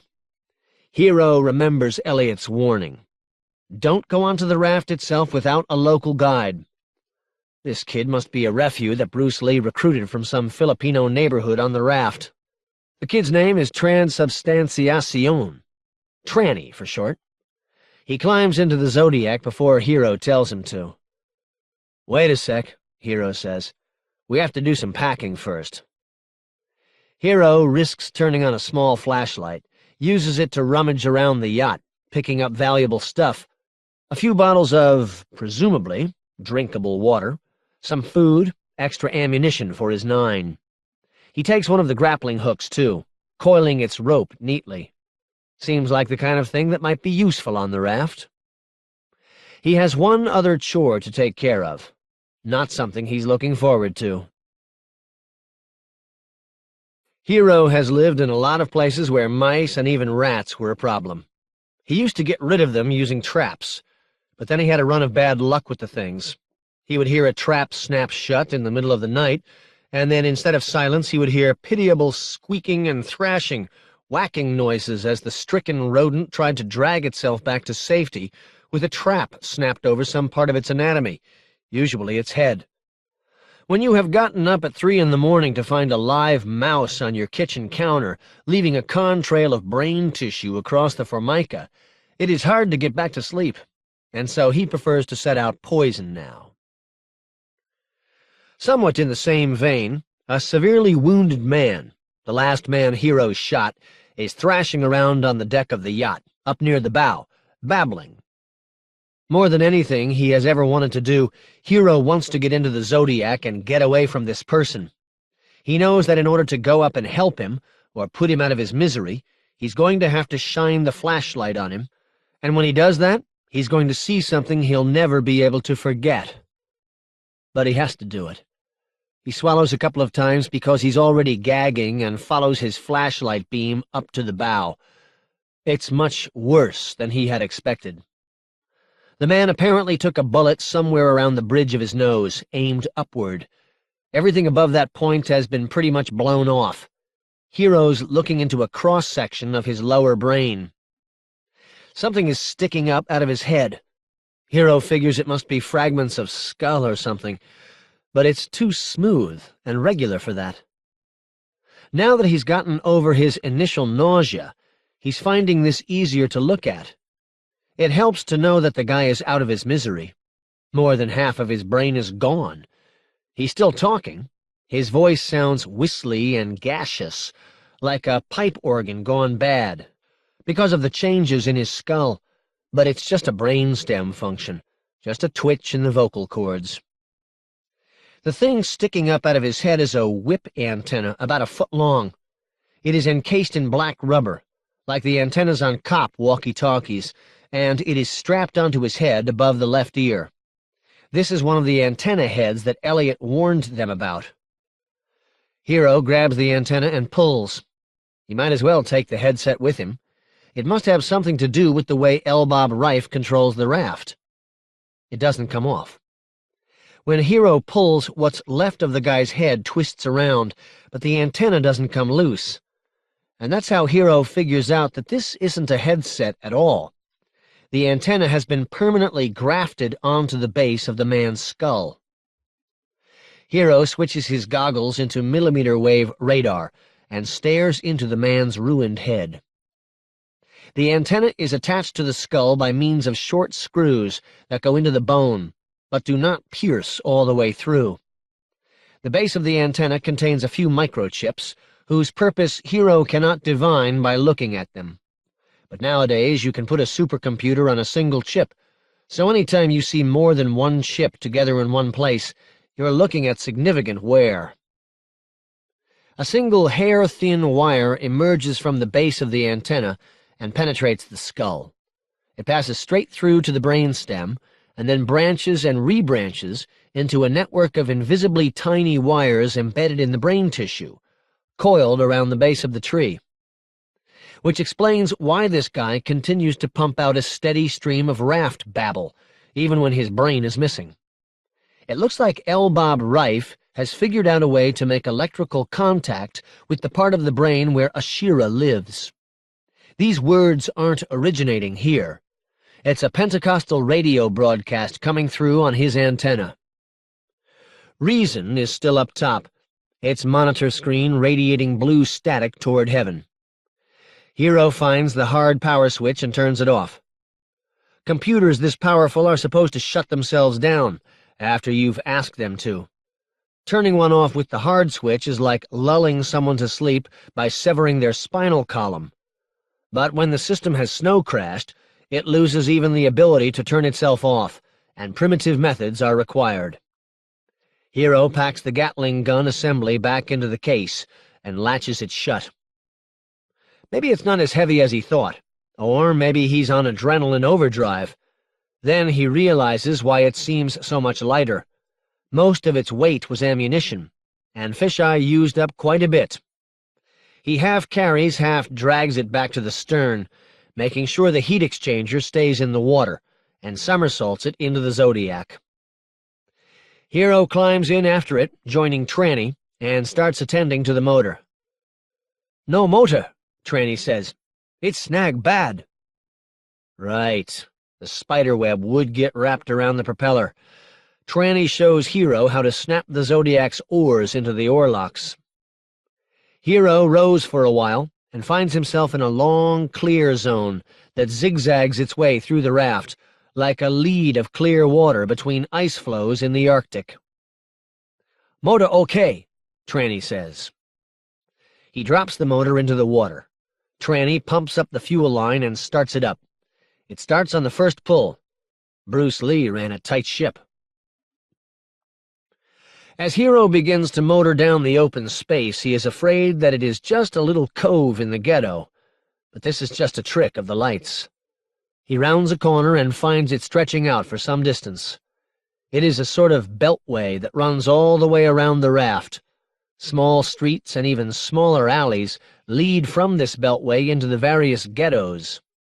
Through the scope, Hero can see that their entrances are guarded. Anyone's free to cruise around the beltway, but people are more protective of their neighborhoods. The worst thing that can happen on the raft is for your neighborhood to get cut loose. That's why the raft is such a tangled mess. Each neighborhood is afraid that the neighboring hoods are going to gang up on them, cut them loose, leave them to starve in the middle of the Pacific. So they are constantly finding new ways to tie themselves into each other, running cables over, under, and around their neighbors, tying into more far-flung hoods, or preferably into one of the core ships. The neighborhood guards are armed, needless to say. Looks like the weapon of choice is a small Chinese knockoff of the AK-47.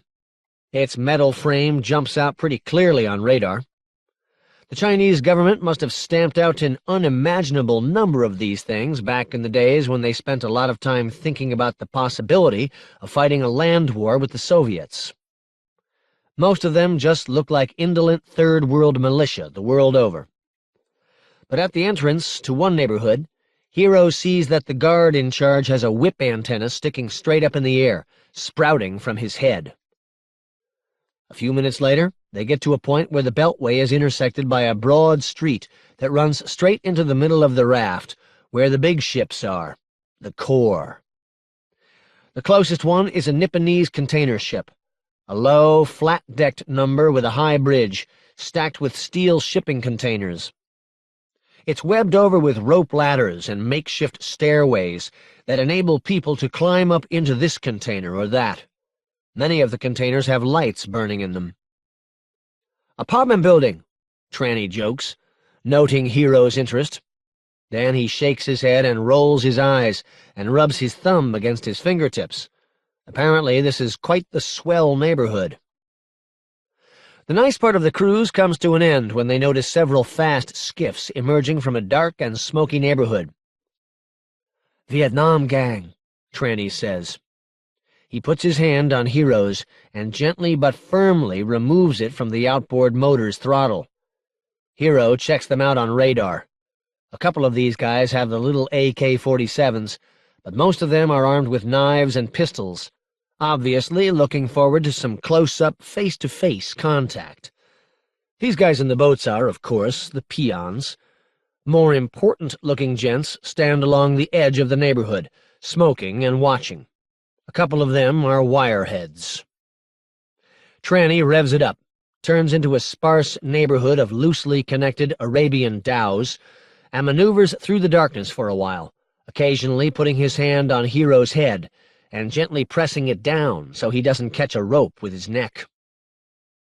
When they emerge from the fleet of dhows, the Vietnamese gang is no longer in evidence. If this happened in daylight, the gangsters could track them by following Reason's steam. Tranny steers them across a medium-sized street and into a cluster of fishing boats. In the middle of this area, an old trawler sits, being cut up for scrap, cutting torches illuminating the black surface of the water all around. But most of the work is being done with hammers and cold chisels, which radiate appalling noise across the flat, echoing water. "Home," Tranny says, smiling, and points to a couple of houseboats lashed together. Lights are still burning here. A couple of guys are out on the deck smoking fat, makeshift cigars. Through the windows they can see a couple of women working in the kitchen. As they approach, the guys on the deck sit up, take notice, draw revolvers out of their waistbands. But then Tranny speaks up in a happy stream of Tagalog, and everything changes. Tranny gets the full prodigal son welcome, crying, hysterical fat ladies, A swarm of little kids piling out of their hammocks, sucking their thumbs and jumping up and down. Older men beaming, showing great gaps and black splotches in their smiles, watching and nodding and diving in to give him the occasional hug. And on the edge of the mob, way back in the darkness, is another wirehead. "You come in too," says one of the women, a lady in her 40s named Eunice. "That's okay," Hero says. "I won't intrude." This statement is translated and moves like a wave through the some 896 Filipinos who have now converged on the area. It is greeted with the utmost shock. "Intrude? Unthinkable! Nonsense! How dare you so insult us?" One of the gap-toothed guys, a miniature old man and probable World War II veteran, jumps onto the rocking Zodiac, sticks to the floor like a gecko, wraps his arm around Hero's shoulders, and pokes a spliff into his mouth. He looks like a solid guy. Hero leans into him. "Compadre, who is the guy with the antenna? A friend of yours?" "Nah," the guy whispers. "He's an asshole." Then he puts his index finger dramatically to his lips and shushes.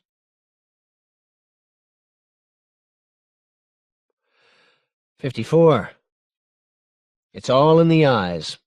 Along with picking handcuffs, vaulting Jersey barriers, and fending off perverts, it is one of the quintessential courier skills. Walking around in a place where you don't belong without attracting suspicion. And you do it by not looking at anyone. Keep those eyes straight ahead, no matter what. Don't open them too wide, don't look tense. That, and the fact that she just came in here with a guy that everyone is scared of, gets her back through the container ship to the reception area. "I need to use a street terminal," she says to the reception guy. "Can you charge it to my room?" "Yes, ma'am," the reception guy says. He doesn't have to ask which room she's in. He's all smiles, all respect. Not the kind of thing you get very often when you're a courier. She could really get to like this relationship with Raven, if it weren't for the fact that he's a homicidal mutant. 55. Hero ducks out of Tranny's celebratory dinner rather early, drags Reason off the Zodiac and onto the front porch of the houseboat, opens it up, and jacks his personal computer into its BIOS. Reason reboots with no problems. That's to be expected. It's also to be expected that later, probably when he most needs Reason to work, it will crash again, the way it did for Fisheye. He could keep turning it off and on every time it does this, but this is awkward in the heat of battle, and not the type of solution that hackers admire. It would be much more sensible just to debug it. Which he could do by hand, if he had time. But there may be a better way of going about it. It's possible that by now, Security Industries has fixed the bug, come out with a new version of the software. If so, he should be able to get a copy of it on the street. Hero materializes in his office. The librarian pokes his head out of the next room, just in case Hero has any questions for him.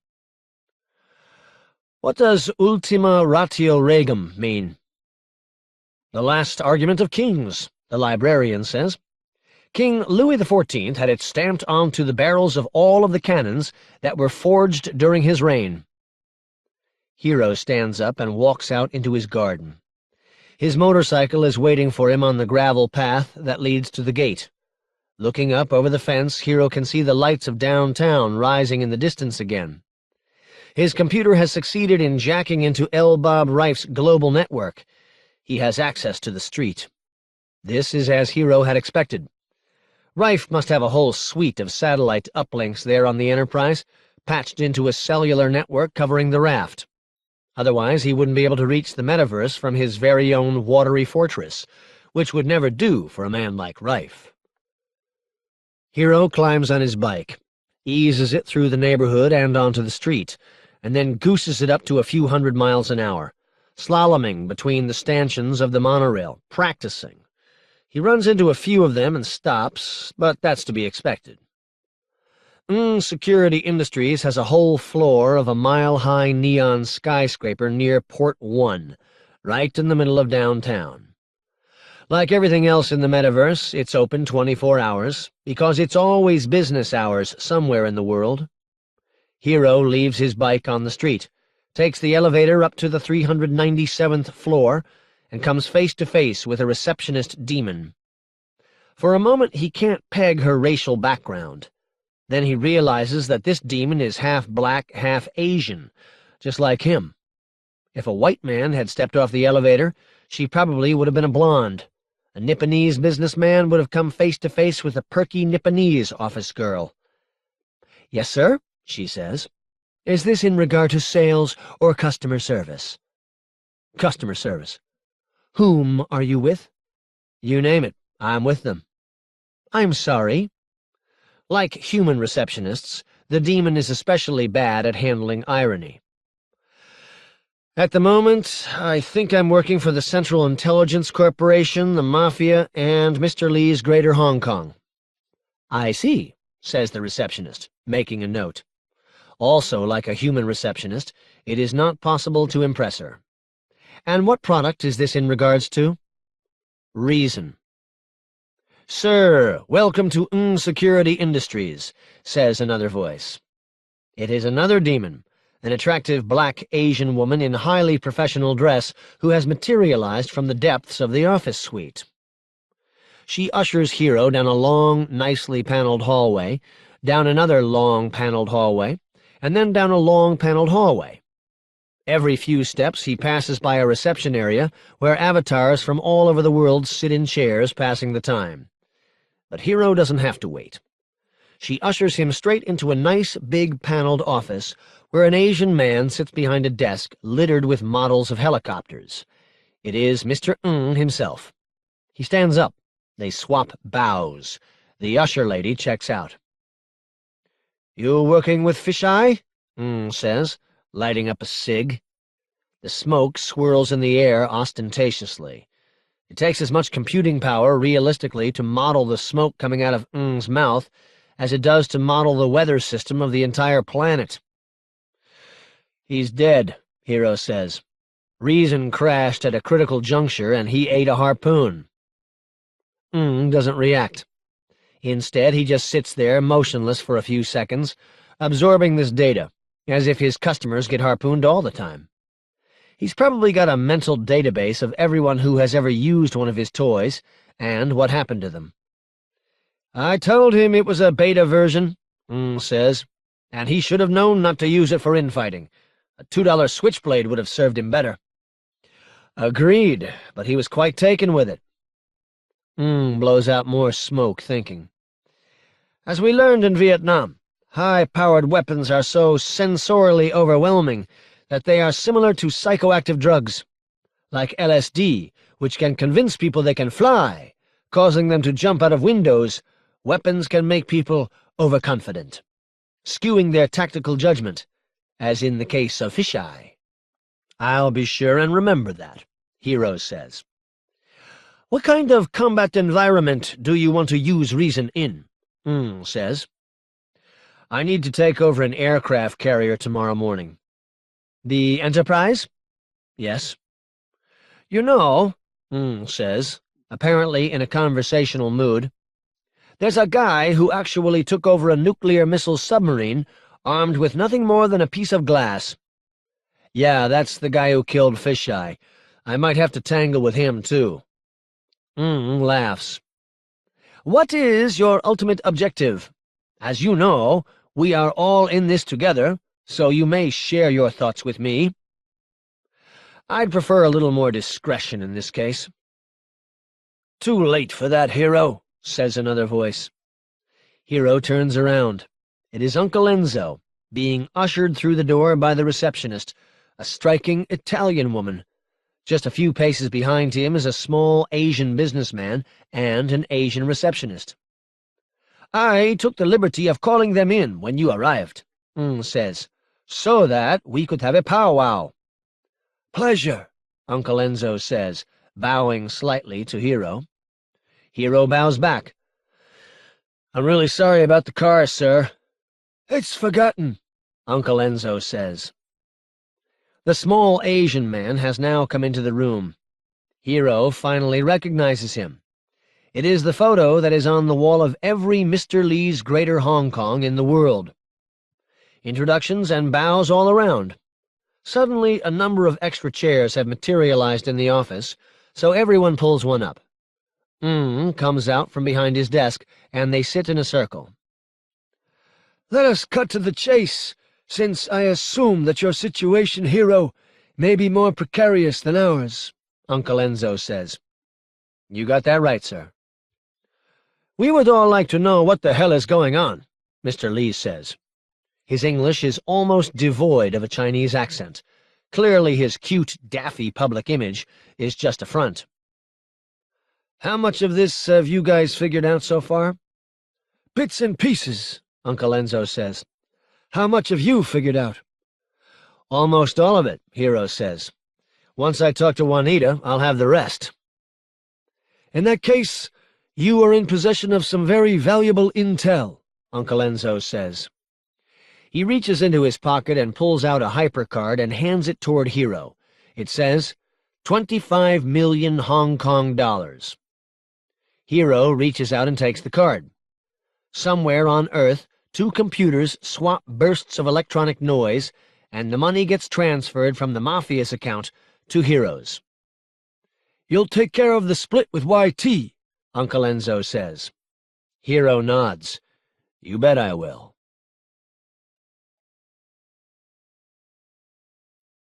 56. I'm here on the raft looking for a piece of software, a piece of medicine to be specific, that was written 5,000 years ago by a Sumerian personage named Enki, a neuro-linguistic hacker. "What does that mean?" Mr. Lee says. "It means a person who is capable of programming other people's minds with verbal streams of data, known as namshubs." Is totally expressionless. He takes another drag on his cigarette, spouts the smoke up above his head in a geyser, watches it spread out against the ceiling. "What is the mechanism?" "We've got two kinds of language in our heads. The kind we're using now is acquired. It patterns our brains as we're learning it. But there's also a tongue that's based in the deep structures of the brain that everyone shares. These structures consist of basic neural circuits that have to exist in order to allow our brains to acquire higher languages." "Linguistic infrastructure," Uncle Enzo says. "Yeah, I guess deep structure and infrastructure mean the same thing. Anyway, we can access those parts of the brain under the right conditions. Glossolalia, speaking in tongues, is the output side of it, where the deep linguistic structures hook into our tongues and speak, bypassing all the higher acquired languages. Everyone's known that for some time." "You're saying there's an input side too?" Says. "Exactly. It works in reverse.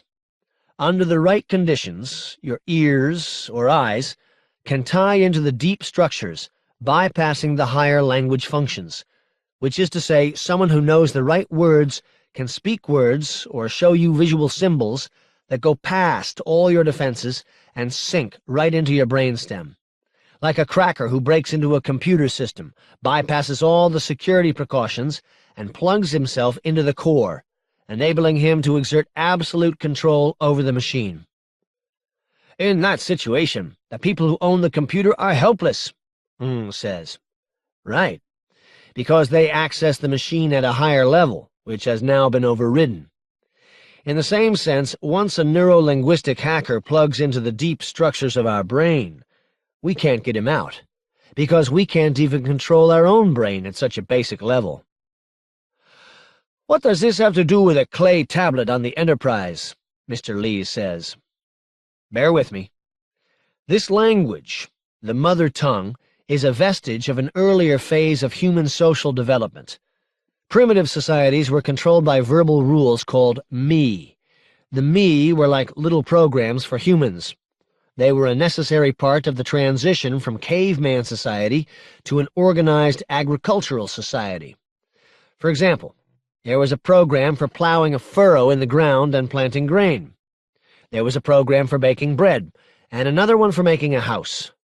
There were also me for higher-level functions, such as war, diplomacy, and religious ritual. All the skills required to operate a self-sustaining culture were contained in these me, which were written down on tablets or passed around in an oral tradition. In any case, the repository for the me was the local temple, which was a database of me, controlled by a priest, king, called an N. When someone needed bread, they would go to the N, or one of his underlings, and download the bread-making me from the temple. Then they would carry out the instructions, run the program, and when they were finished, they'd have a loaf of bread. A central database was necessary, among other reasons, because some of the me had to be properly timed. If people carried out the plowing and planting me at the wrong time of year, the harvest would fail, and everyone would starve. The only way to make sure that the me were properly timed was to build astronomical observatories to watch the skies for the changes of season. So the Sumerians built towers, with their tops, with the heavens, topped with astronomical diagrams. The N would watch the skies and dispense the agricultural me at the proper times of year to keep the economy running. "I think you have a chicken-and-egg problem," Uncle Enzo says. "How did such a society first come to be organized?" There is an informational entity known as the metavirus, which causes information systems to infect themselves with customized viruses. This may be just a basic principle of nature, like Darwinian selection, or it may be an actual piece of information that floats around the universe on comets and radio waves. I'm not sure. In any case, what it comes down to is this. Any information system of sufficient complexity will inevitably become infected with viruses generated from within itself. At some point in the distant past, the metavirus infected the human race, and has been with us ever since. The first thing it did was to spawn a whole Pandora's box of DNA viruses, smallpox, influenza, and so on. Health and longevity became a thing of the past. The distant memory of this event is preserved in legends of the fall from paradise, in which mankind was ejected from a life of ease into a world infested with disease and pain. That plague eventually reached some kind of a plateau. We still see new DNA viruses from time to time, but it seems that our bodies have developed a resistance to DNA viruses in general. Perhaps, says, there are only so many viruses that will work in the human DNA, and the metavirus has created all of them. Could be. Anyway, Sumerian culture, the society based on me, was another manifestation of the metavirus, except that in this case, it was in a linguistic form rather than DNA. "Excuse me," Mr. Lee says. "You are saying that civilization started out as an infection?" "Civilization in its primitive form, yes. Each me was a sort of virus, kicked out by the metavirus principle. Take the example of the bread-baking me. Once that me got into society, it was a self-sustaining piece of information. It's a simple question of natural selection. People who know how to bake bread will live better and be more apt to reproduce than people who don't know how. Naturally, they will spread the me, acting as hosts for this self-replicating piece of information. That makes it a virus. Sumerian culture, with its temples full of me, was just a collection of successful viruses that had accumulated over the millennia. It was a franchise operation, except it had ziggurats instead of golden arches, and clay tablets instead of three-ring binders. The Sumerian word for mind or wisdom is identical to the word for ear. That's all those people were, ears with bodies attached, passive receivers of information. But Enki was different. Enki was an N who just happened to be especially good at his job. He had the unusual ability to write new me. He was a hacker. He was actually the first modern man, a fully conscious human being, just like us. At some point, Enki realized that Sumer was stuck in a rut. People were carrying out the same old me all the time, not coming up with new ones, not thinking for themselves. I suspect that he was lonely, being one of the few, perhaps the only conscious human being in the world. He realized that in order for the human race to advance, they had to be delivered from the grip of this viral civilization. So he created the Namshub of Enki, a counter-virus that spread along the same routes as the Me and the metavirus. It went into the deep structures of the brain and reprogrammed them. Henceforth, no one could understand the Sumerian language or any other deep structure-based language. Cut off from our common deep structures, we began to develop new languages that had nothing in common with each other. The Me no longer worked, and it was not possible to write new Me. Further transmission of the metavirus was blocked. "Why didn't everyone starve from lack of bread, having lost the bread-making Me?" Uncle Enzo says. Some probably did. Everyone else had to use their higher brains and figure it out.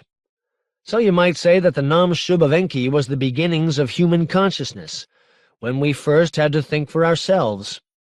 It was the beginning of rational religion, too. The first time that people began to think about abstract issues like God and good and evil. That's where the name Babel comes from. Literally, it means gate of God. It was the gate that allowed God to reach the human race. Babel is a gateway in our minds, a gateway that was opened by the Namshub of Enki that broke us free from the metavirus and gave us the ability to think, moved us from a materialistic world to a dualistic world, a binary world, with both a physical and a spiritual component. There was probably chaos and upheaval. Enki, or his son Marduk, tried to reimpose order on society by supplanting the old system of Me with a code of laws, the Code of Hammurabi. It was partially successful. Asherah worship continued in many places, though. It was an incredibly tenacious cult, a throwback to Sumer, that spread itself both verbally and through the exchange of bodily fluids. They had cult prostitutes, and they also adopted orphans and spread the virus to them via breast milk. "Wait a minute," says. "Now you are talking about a biological virus again." Exactly. That's the whole point of Asherah. It's both. As an example, look at herpes simplex. Herpes heads straight for the nervous system when it enters the body. Some strains stay in the peripheral nervous system, but other strains head like a bullet for the central nervous system and take up permanent residence in the cells of the brain, coiling around the brainstem like a serpent around a tree. The Asherah virus, which may be related to herpes, or they may be one and the same, passes through the cell walls and goes to the nucleus and messes with the cell's DNA in the same way that steroids do. But Asherah is a lot more complicated than a steroid. And when it alters that DNA, what is the result? No one has studied it, except maybe for L. Bob Reif. I think it definitely brings the mother tongue closer to the surface, makes people more apt to speak in tongues and more susceptible to Me. I would guess that it also tends to encourage irrational behavior, maybe lowers the victim's defenses to viral ideas, makes them sexually promiscuous. Perhaps all of the above. "Does every viral idea have a biological virus counterpart?"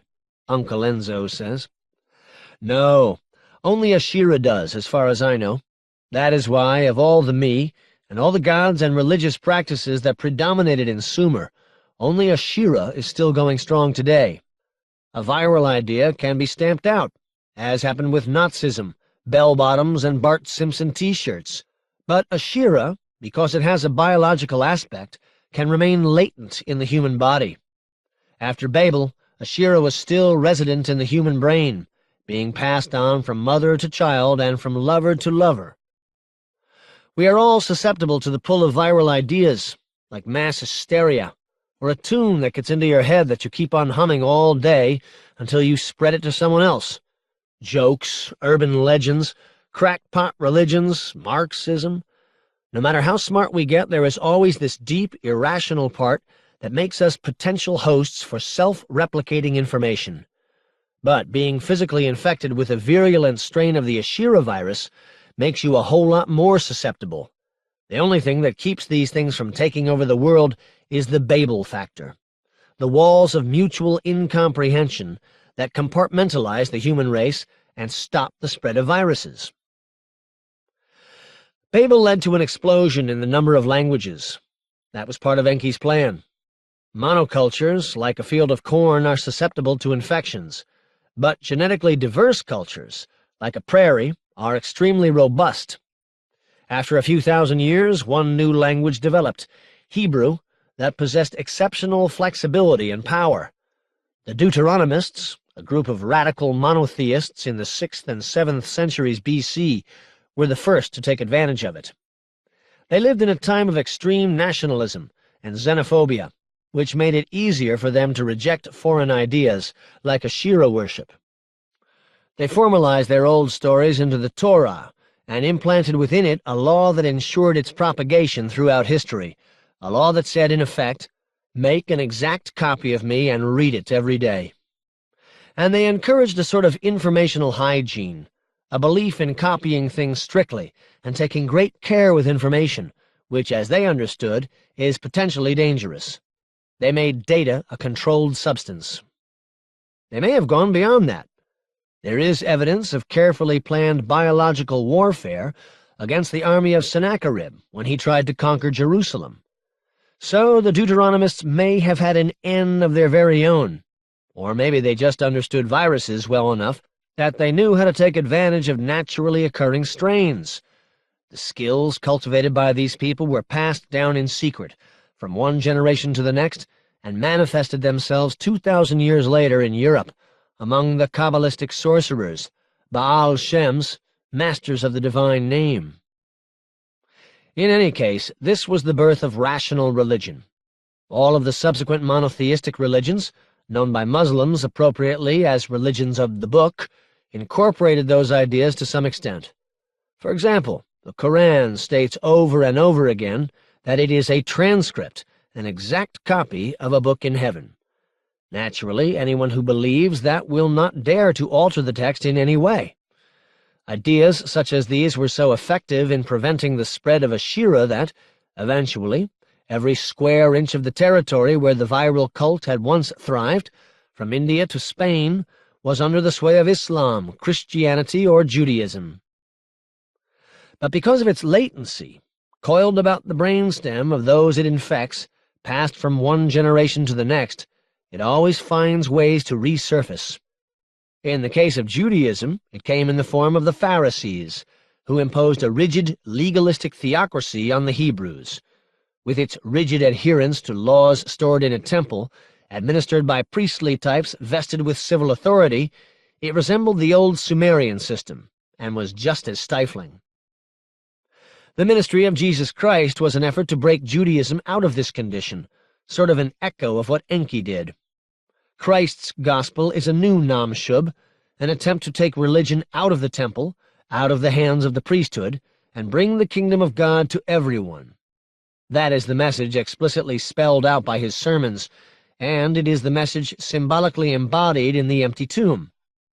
After the crucifixion, the apostles went to his tomb hoping to find his body, and instead found nothing. The message was clear enough. We are not to idolize Jesus because his ideas stand alone.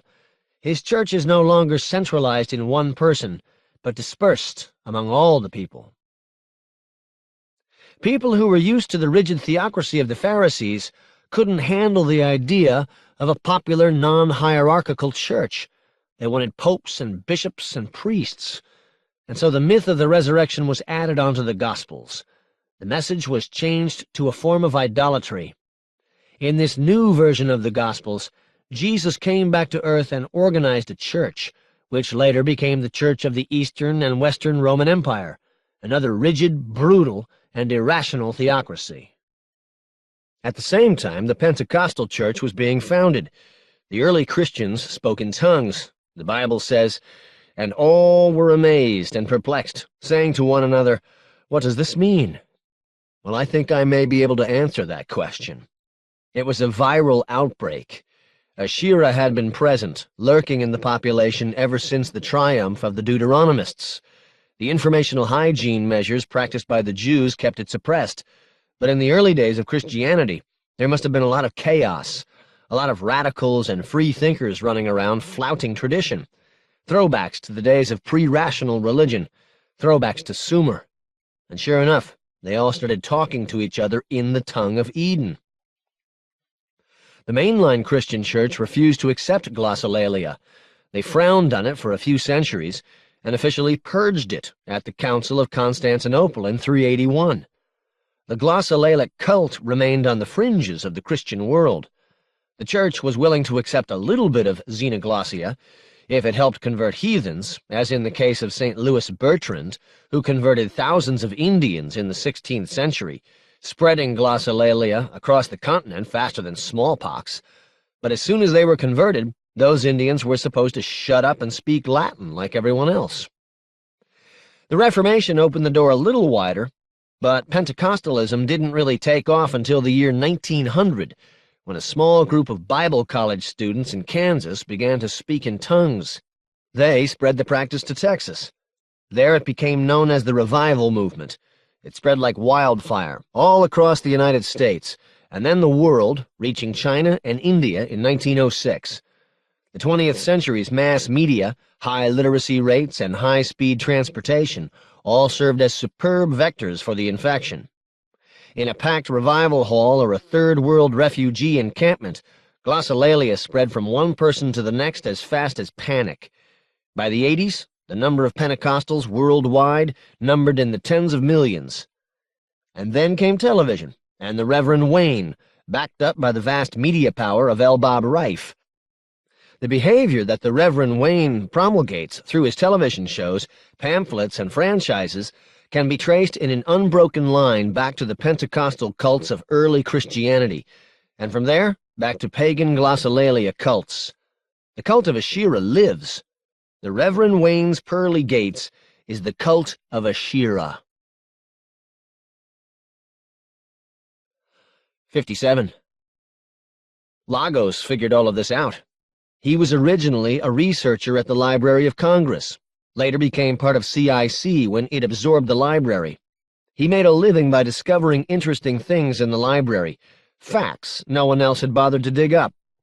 He would organize these facts and sell them to people. Once he figured out all of this Enki Asherah stuff, he went looking for someone who would pay for it and settled on L. Bob Reif, Lord of Bandwidth, owner of the fiber optics monopoly, who at that time employed more programmers than anyone else on Earth. Lagos, typically for a non-businessman, had a fatal flaw. He thought too small. He figured that with a little venture capital, this neuro-linguistic hacking could be developed as a new technology that would enable Reif to maintain possession of information that had passed into the brains of his programmers, which, moral considerations aside, wasn't a bad idea. Reif likes to think big. He immediately saw that this idea could be much more powerful. He took Lagos's idea and told Lagos himself to buzz off. Then he started dumping a lot of money into Pentecostal churches. He took a small church in Bayview, Texas, and built it up into a university. He took a small-time preacher, the Reverend Wayne Bedford, and made him more important than the Pope. He constructed a string of self-supporting religious franchises all over the world and used his university and its metaverse campus to crank out tens of thousands of missionaries who fanned out all over the Third World and began converting people by the hundreds of thousands, just like St. Louis Bertrand. L. Bob Reif's glossolalia cult is the most successful religion since the creation of Islam. They do a lot of talking about Jesus, but like many self-described Christian churches, it has nothing to do with Christianity, except that they use his name. It's a post-rational religion. He also wanted to spread the biological virus as a promoter or enhancer of the cult. But he couldn't really get away with doing that through the use of cult prostitution, because it is flagrantly anti-Christian. But one of the major functions of his Third World missionaries was to go out into the hinterlands and vaccinate people, and there was more than just vaccine in those needles. Here in the First World, everyone has already been vaccinated, and we don't let religious fanatics come up and poke needles into us. But we do take a lot of drugs. So for us, he devised a means for extracting the virus from human blood serum and packaged it as a drug known as snow crash. In the meantime, he got the raft going as a way of transporting hundreds of thousands of his cultists from the wretched parts of Asia into the United States. The media image of the raft is that it is a place of utter chaos, where thousands of different languages are spoken, and there is no central authority. But it's not like that at all. It's highly organized and tightly controlled. These people are all talking to each other in tongues. Elbab Reif has taken xenoglossia and perfected it, turned it into a science. He can control these people by grafting radio receivers into their skulls, broadcasting instructions, me, directly into their brainstems. If one person in 100 has a receiver, he can act as the local N and distribute the me of Elbab Reif to all the others. They will act out Elbab Reif's instructions as though they have been programmed to. And right now, he has about 1 million of these people poised off the California coast. He also has a digital metavirus in binary code that can infect computers or hackers via the optic nerve. How did he translate it into binary form? Says. I don't think he did. I think he found it in space. Reif owns the biggest radio astronomy network in the world. He doesn't do real astronomy with it. He just listens for signals from other planets. It stood to reason that sooner or later, one of his dishes would pick up the metavirus. How does that stand to reason? The metavirus is everywhere. Anywhere life exists, the metavirus is there too, propagating through it. Originally, it was spread around on comets. That's probably how life first came to the Earth, and that's probably how the metavirus came here also. But comets are slow, whereas radio waves are fast. In binary form, a virus can bounce around the universe at the speed of light.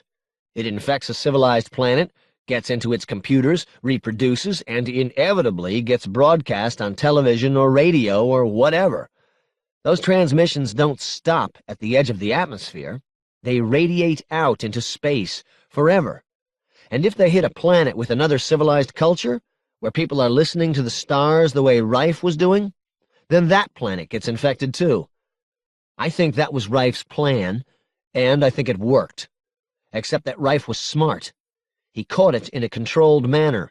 He put it in a bottle. An informational warfare agent for him to use at his discretion. When it is placed into a computer, it snow crashes the computer by causing it to infect itself with new viruses. But it is much more devastating when it goes into the mind of a hacker, a person who has an understanding of binary code built into the deep structures of his brain. The binary metavirus will destroy the mind of a hacker. So, Reif can control two kinds of people, says. He can control Pentecostals by using me written in the mother tongue, and he can control hackers in a much more violent fashion by damaging their brains with binary viruses. Exactly. What do you think Reif wants? Says. He wants to be Ozymandias, King of Kings. Look, it's simple.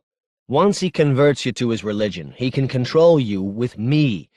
And he can convert millions of people to his religion because it spreads like a fucking virus. People have no resistance to it because no one is used to thinking about religion. People aren't rational enough to argue about this kind of thing. Basically, anyone who reads the National Enquirer or watches pro wrestling on TV is easy to convert. And with Snow Crash as a promoter, it's even easier to get converts. Reif's key realization was that there's no difference between modern culture and Sumerian. We have a huge workforce that is illiterate or alliterate and relies on TV, which is sort of an oral tradition. And we have a small, extremely literate power elite, the people who go into the metaverse, basically, who understand that information is power, and who control society because they have this semi-mystical ability to speak magic computer languages. That makes us a big stumbling block to Reif's plan. People like Elbab Reif can't do anything without us hackers. And even if he could convert us, he wouldn't be able to use us, because what we do is creative in nature and can't be duplicated by people running me. But he can threaten us with the blunt instrument of Snow Crash. That, I think, is what happened to Day 5id. It may have been an experiment, just to see if Snow Crash worked on a real hacker, and it may have been a warning shot intended to demonstrate Rife's power to the hacker community. The message: if Ashira gets broadcast into the technological priesthood, napalm on wildflowers, says. As far as I know, there's no way to stop the binary virus, but there's an antidote to Rife's bogus religion. The Nam-Shub of Enki still exists. He gave a copy to his son Marduk, who passed it on to Hammurabi. Now, Marduk may or may not have been a real person. The point is that Enki went out of his way to leave the impression that he had passed on his Nam-Shub in some form. In other words, he was planting a message that later generations of hackers were supposed to decode if Ashira should rise again. I am fairly certain that the information we need is contained within a clay envelope that was excavated from the ancient Sumerian city of Eridu in southern Iraq 10 years ago. Eridu was the seat of Enki. In other words, Enki was the local An of Eridu, and the temple of Eridu contained his me, including the Nam-Shub that we are looking for. Who excavated this clay envelope? The Eridu dig was sponsored entirely by a religious university in Bayview, Texas. L. Bob Rife's? You got it. He created an archaeology department whose sole function was to dig up the city of Eridu, locate the temple where Enki stored all of his me, and take it all home. L. Bob Rife wanted to reverse-engineer the skills that Enki possessed. By analyzing Enki's me, he wanted to create his very own neuro-linguistic hackers, who could write new me that would become the ground rules, the program, for the new society that Rife wants to create. But among these me is a copy of the Nam-Shub of Enki, says, which is dangerous to Rife's plan.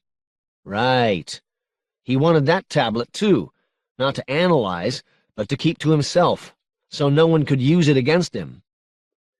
If you can obtain a copy of this Nam-Shub, says, what effect would it have? If we could transmit the Nam-Shub of Enki to all of the N on the raft, they would relay it to all of the raft people.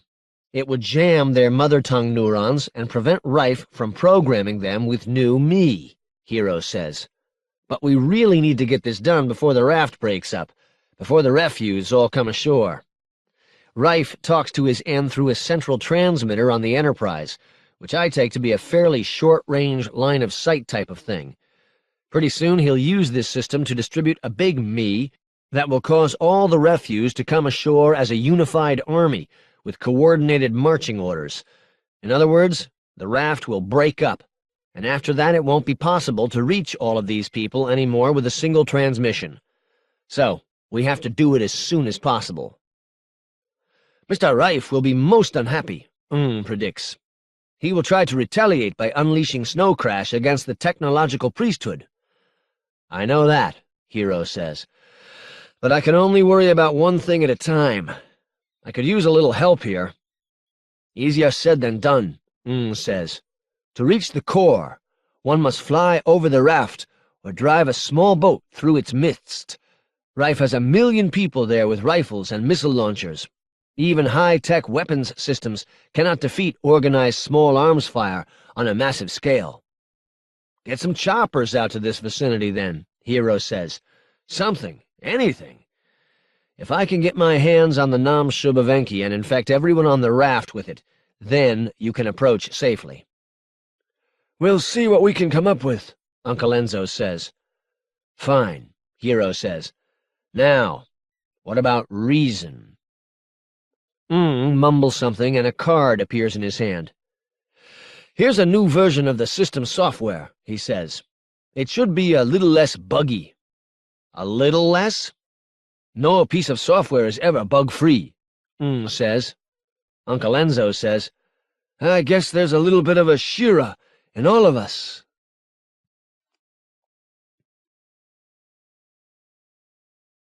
'58. Hero finds his own way out and takes the elevator all the way back down to the street. When he exits the neon skyscraper, a black and white girl is sitting on his motorcycle, messing with the controls. Where are you? She says. I'm on the raft, too. Hey, we just made $25 million. He is sure that just this one time, YT is going to be impressed by something that he says, but she's not. "That'll buy me a really happening funeral when they mail me home in a piece of Tupperware," she says. "Why would that happen?" "I'm in trouble," she admits, for the first time in her life. "I think my boyfriend is going to kill me." "Who's your boyfriend?" "Raven." If avatars could turn pale and woozy and have to sit down on the sidewalk, heroes would. Now I know why he has poor impulse control tattooed across his forehead. "This is great. I was hoping to get a little cooperation, or at least maybe some advice," she says. "If you think he's going to kill you, you're wrong, because if you were right, you'd be dead," Hero says. "Depends on your assumptions," she says. She goes on to tell him a highly entertaining story about a dentata. "I'm going to try to help you," Hero says, "but I'm not necessarily the safest guy on the raft to hang out with either." "Did you hook up with your girlfriend yet?" "No, but I have high hopes for that, assuming I can stay alive." "High hopes for what?" "Our relationship." "Why?" she asks. "What's changed between then and now?" This is one of these utterly simple and obvious questions that is irritating, because Hero's not sure of the answer. "Well, I think I figured out what she was doing, why she came here." "So?" Another simple and obvious question. "So, I feel like I understand her now." "You do?" "Yeah, well, sort of." "And is that supposed to be a good thing?" "Well, sure." "Hero, you are such a geek. She's a woman. You're a dude. You're not supposed to understand her. That's not what she's after." "Well, what is she after? Do you suppose, keeping in mind that you've never actually met the woman, and that you're going out with Raven?" "She doesn't want you to understand her. She knows that's impossible. She just wants you to understand yourself. Everything else is negotiable." "You figure?" "Yeah, definitely." "What makes you think I don't understand myself?" "It's just obvious. You're a really smart hacker and the greatest sword fighter in the world, and you're delivering pizzas and promoting concerts that you don't make any money off of. How do you expect her to—" The rest is drowned out by sound breaking in through his earphones, coming in from reality, a screeching, tearing noise riding in high and sharp above the rumbling noise of heavy impact. Then there is just the screaming of terrified neighborhood children, the cries of men in Tagalog, and the groaning and popping sound of a steel fishing trawler collapsing under the pressure of the sea.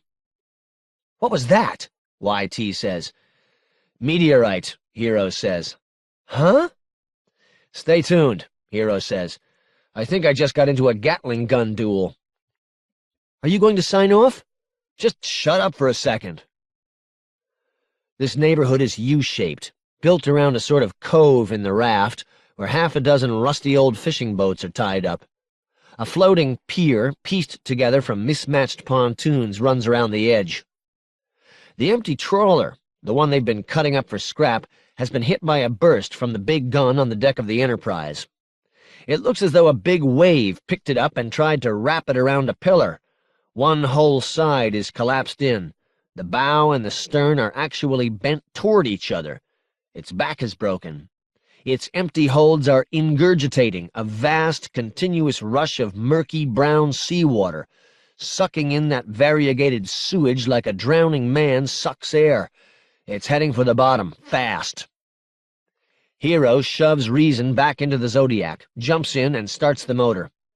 He doesn't have time to untie the boat from the pontoon, so he snaps through the line with his wakizashi and takes off. The pontoons are already sagging inward and down, pulled together by the ruined ship's mooring lines. The trawler is falling off the surface of the water, trying to pull in the entire neighborhood like a black hole. A couple of Filipino men are already out with short knives, hacking at the stuff that webs the neighborhood together, trying to cut loose the parts that can't be salvaged. Hero buzzes over to a pontoon that is already knee-deep under the water, finds the ropes that connect it to the next pontoon, which is even more deeply submerged, and probes them with his katana. The remaining ropes pop like rifle shots, and then the pontoon breaks loose, shooting up to the surface so fast that it almost capsizes the Zodiac. A whole section of the pontoon pier along the side of the trawler can't be salvaged. Men with fishing knives and women with kitchen cleavers are down on their knees, the water already rising up under their chins, cutting their neighborhood free. It breaks loose one rope at a time, haphazardly, tossing the Filipinos up into the air. A boy with a machete cuts the one remaining line, which pops up and lashes him across the face. Finally, the raft is free and flexible once again, bobbing and waving back toward equilibrium, and where the trawler was, there's nothing but a bubbling whirlpool that occasionally vomits up a loose piece of floating debris. Some others have already clambered up onto the fishing boat that was tied up next to the trawler. It has suffered some damage, too. Several men cluster around and lean over the rail to examine a couple of large impact craters on the side. Each hole is surrounded by a shiny dinner plate-sized patch that has been blown free of all paint and rust. In the middle is a hole the size of a golf ball. Hero decides it's time to leave. But before he does, he reaches into his coverall, pulls out a money clip, and counts out a few thousand Kong bucks. He puts them on the deck and weighs them down under the corner of a red steel gasoline tank. Then he hits the road. He has no trouble finding the canal that leads to the next neighborhood. His paranoia level is way up, and so he glances back and forth as he pilots his way out of there, looking up all the little alleys. In one of those niches, he sees a wirehead mumbling something. The next neighborhood is Malaysian. Several dozen of them are gathered near the bridge, attracted by the noise. As Hero is entering their neighborhood, he sees men running down the undulating pontoon bridge that serves as the main street, carrying guns and knives. The local constabulary. More men of the same description emerge from the byways and skiffs and sampans, joining them. A tremendous whacking and splintering and tearing noise sounds right beside him, as though a lumber truck has just crashed into a brick wall. Water splashes his body, and an exhalation of steam passes over his face. Then it's quiet again. He turns around, slowly and reluctantly. The nearest pontoon isn't there anymore, just a bloody, turbulent soup of splinters and chaff. He turns around and looks behind him. The wirehead he saw a few seconds ago is out in the open now, standing all by himself at the edge of a raft. Everyone else has cleared out of there. He can see the bastard's lips moving. Hero whips the boat around and returns to him, drawing his wakizashi with his free hand, and cuts him down on the spot. But there will be more. Hero knows they're all out looking for him now. The gunners up there on the Enterprise don't care how many of these refuse they have to kill in order to nail Hero. From the Malaysian neighborhood, he passes into a Chinese neighborhood. This one's a lot more built up. It contains a number of steel ships and barges. It extends off into the distance, away from the core, for as far as Hero can see from his worthless sea-level vantage point. He's being watched by a man high up in the superstructure of one of those Chinese ships, another wirehead. Hero can see the guy's jaw flapping as he sends updates to Raft Central. The big Gatling gun on the deck of the Enterprise opens up again and fires another meteorite of depleted uranium slugs into the side of an unoccupied barge about 20 feet from Hero. The entire side of the barge chases itself inward, like the steel has become liquid and is running down a drain, and the metal turns bright as shock waves simply turn that thick layer of rust into an aerosol, blast it free from the steel borne on a wave of sound so powerful that it hurts Hero down inside his chest and makes him feel sick. The gun is radar-controlled. It's very accurate when it's shooting at a piece of metal. It's a lot less accurate when it's trying to hit flesh and blood. "Hero! What the fuck's going on?" YT is shouting into his earphones. "Can't talk. Get me to my office," Hero says. "Pull me onto the back of the motorcycle and then drive it there." "I don't know how to drive a motorcycle," she says. "It's only got one control. Twist the throttle and it goes." And then he points his boat out toward the open water and drills it. Dimly superimposed on reality, he can see the black-and-white figure of YT sitting in front of him on the motorcycle. She reaches out for the throttle, and both of them jerk forward and slam into the wall of a skyscraper at Mach 1. He turns off his view of the metaverse entirely, making the goggles totally transparent. Then he switches his system into full gargoyle mode. Enhanced visible light with false color infrared plus millimeter wave radar. His view of the world goes into grainy black and white, much brighter than it was before. Here and there, certain objects glow fuzzily in pink or red. This comes from the infrared, and it means that these things are warm or hot. People are pink. Engines and fires are red. The millimeter wave radar stuff is superimposed much more cleanly and crisply in neon green. Anything made of metal shows up. Hero is now navigating down a grainy, charcoal-gray avenue of water lined with grainy, light-gray pontoon bridges tied up to crisp neon-green barges and ships that glow reddishly from place to place, wherever they are generating heat. It's not pretty. In fact, it's so ugly that it probably explains why gargoyles are, in general, so socially retarded. But it's a lot more useful than the charcoal on ebony view he had before. And it saves his life. As he's buzzing down a curving, narrow canal, a narrow green parabola appears hanging across the water in front of him, suddenly rising out of the water and snapping into a perfectly straight line at neck level. It's a piece of piano wire. Hero ducks under it, waves to the young Chinese men who set the booby trap, and keeps going. The radar picks out 3 fuzzy pink individuals holding Chinese AK-47s standing by the side of the channel. Hero cuts into a side channel and avoids them.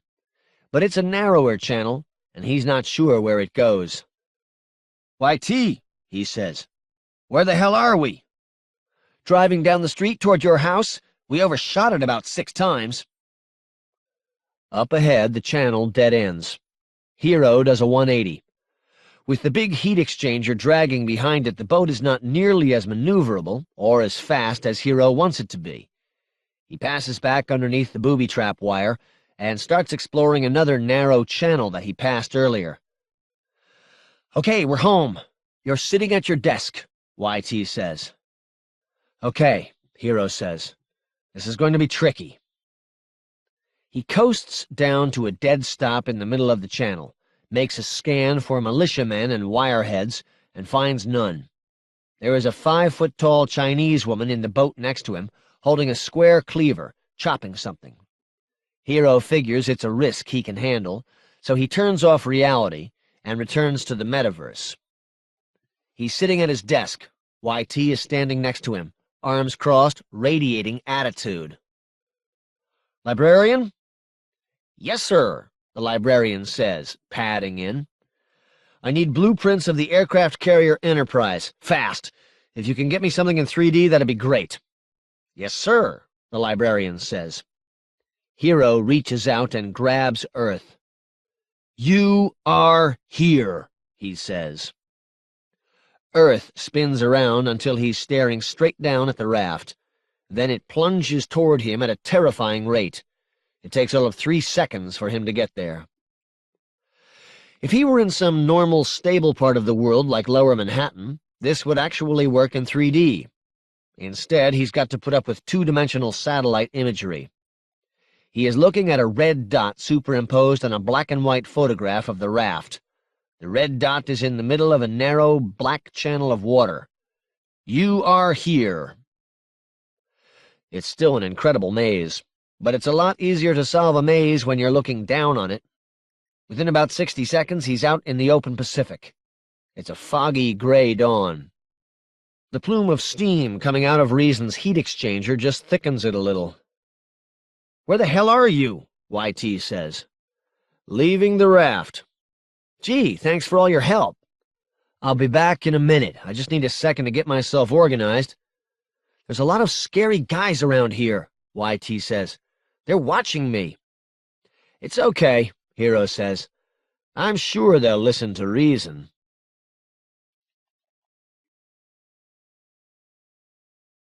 59. He flips open the big suitcase. The screen is still on, showing him a flat desktop display with a menu bar at the top. He uses a trackball to pull down a menu. Help, getting ready, firing reason, tactical tips, maintenance, resupply, troubleshooting, miscellaneous. Under the Getting Ready heading is more information than he could possibly want on that subject, including half an hour of badly overexposed video starring a stocky, scar-faced Asian guy whose face seems paralyzed into a permanent look of disdain. He puts on his clothes. He limbers up with special stretching exercises. He opens up reason. He checks the barrels for damage or dirt. Hero fast-forwards through all of this. Finally, the stocky Asian man puts on the gun. Fisheye wasn't really using reason the right way. It comes with its own mount that straps to your body, so that you can soak up the recoil with your pelvis, taking the force right in your body's center of gravity. The mount has shock absorbers and miniature hydraulic goodies to compensate for the weight and the recoil. If you put all this stuff on the right way, the gun's a lot easier to use accurately. And if you're goggled into a computer, it'll superimpose a handy crosshairs over whatever the gun's aimed at. Your information, sir, the librarian says.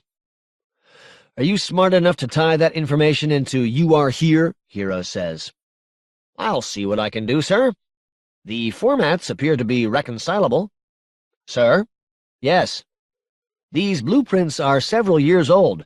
Since they were made, the Enterprise has been purchased by a private owner, who may have made some changes. Gotcha. Hero's back in reality. He finds an open boulevard of water that leads inward to the core. It has a sort of pedestrian catwalk running along one side of it, pieced together haphazardly. A seemingly endless procession of gangplanks, pontoons, logs, abandoned skiffs, aluminum canoes, oil drums. Anywhere else in the world, it would be an obstacle course. Here in the fifth world, it's a superhighway. Hero takes the boat straight down the middle, not very fast. If he runs into something, the boat might flip. Reason will sink. And Hero's strapped onto reason. Flipping into gargoyle mode, he can clearly make out a sparse picket line of hemispherical domes running along the edge of the Enterprise's flight deck. The radar gear thoughtfully identifies these on screen as the radar antennas of Phalanx anti-missile guns. Underneath each dome, a multi-barreled gun protrudes. He slows to a near stop and waves the barrel of reason back and forth for a while until a crosshairs whips across his field of vision. That's the aiming point. He gets it settled down in the middle, right on one of those Phalanx guns, and jerks the trigger for half a second. The big dome turns into a fountain of jagged, flaky debris. Underneath it, the gun barrels are still visible, speckled with a few red marks. Hero lowers the crosshairs a tad and fires another 50-round burst that cuts the gun loose from its mount. Then its ammunition belt starts to burst sporadically, and Hero has to look away. He looks at the next Phalanx gun and finds himself staring straight down its barrels. That's so scary he jerks the trigger involuntarily and fires a long burst that appears to do nothing at all. Then his view is obscured by something close up. The recoil has pushed him back behind a decrepit yacht tied up along the side of the channel. He knows what's going to happen next. The steam makes him easy to find, so he whips out of there. A second later, the yacht gets simply forced under the water by a burst from the big gun. Hero runs for a few seconds, finds a pontoon where he can steady himself, and opens up again with a long burst. When he's finished, the edge of the Enterprise has a jagged semicircular bite taken out of it where the Phalanx gun used to be. He takes to the main channel again and follows it inward until it terminates beneath one of the core ships, a container ship converted into a high-rise apartment complex. A cargo net serves as a ramp from one to the other. It probably serves as a drawbridge also, when undesirables try to clamber up out of the ghetto. Hero is about as undesirable as anyone can be on the raft, but they leave the cargo net there for him. That's quite all right. He's staying on the little boat for now. He buzzes down the side of the container ship, makes a U-turn around its prow. The next vessel is a big oil tanker, mostly empty and riding high in the water. Looking up the sheer steel canyon separating the two ships, he sees no handy cargo nets stretched between them. They don't want thieves or terrorists to come up onto the tanker and drill for oil. The next ship is the Enterprise. The two giant vessels, the tanker and the aircraft carrier, ride parallel, anywhere from 10 to 50 feet apart, joined by a number of gigantic cables and held apart by huge airbags, like they squished a few blimps between them to keep them from rubbing. The heavy cables aren't just lashed from one ship to another. They've done something clever with weights and pulleys, he suspects, to allow for some slack when rough seas pull the ships opposite ways. Hero rides his own little airbag in between them. This gray steel tunnel is quiet and isolated compared to the raft. Except for him, no one has any reason to be here. For a minute, he just wants to sit there and relax. Which is not too likely when you think about it. "You are here," he says.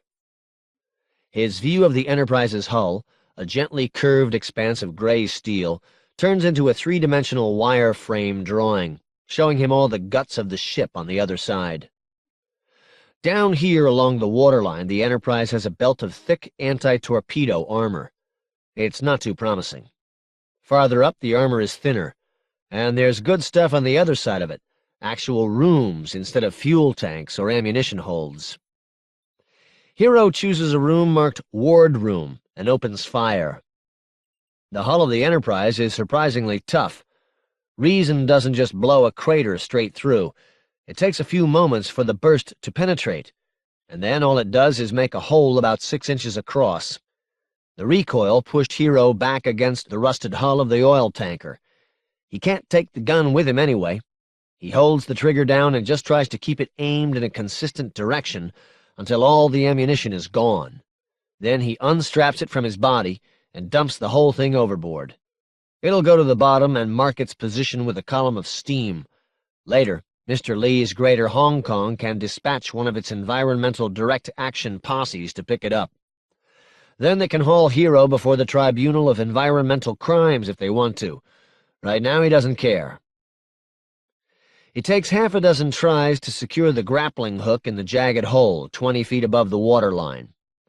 As he's wriggling through the hole, his coverall makes popping and hissing noises as the hot, sharp metal melts and tears through the synthetic material. He ends up leaving scraps of it behind, welded to the hull. He's got a few first- and second-degree burns on the parts of his skin that are now exposed, but they don't really hurt yet. That's how wound up he is. Later they'll hurt. The soles of his shoes melt and sizzle as he treads on glowing hunks of shrapnel. The room is rather smoky, but aircraft carriers are nothing if not fire-conscious, and not too much in this place is flammable. Hero just walks through the smoke to the door, which has been carved into a steel doily by Reason. He kicks it out of its frame and enters a place that, in the blueprints, is simply marked Passageway.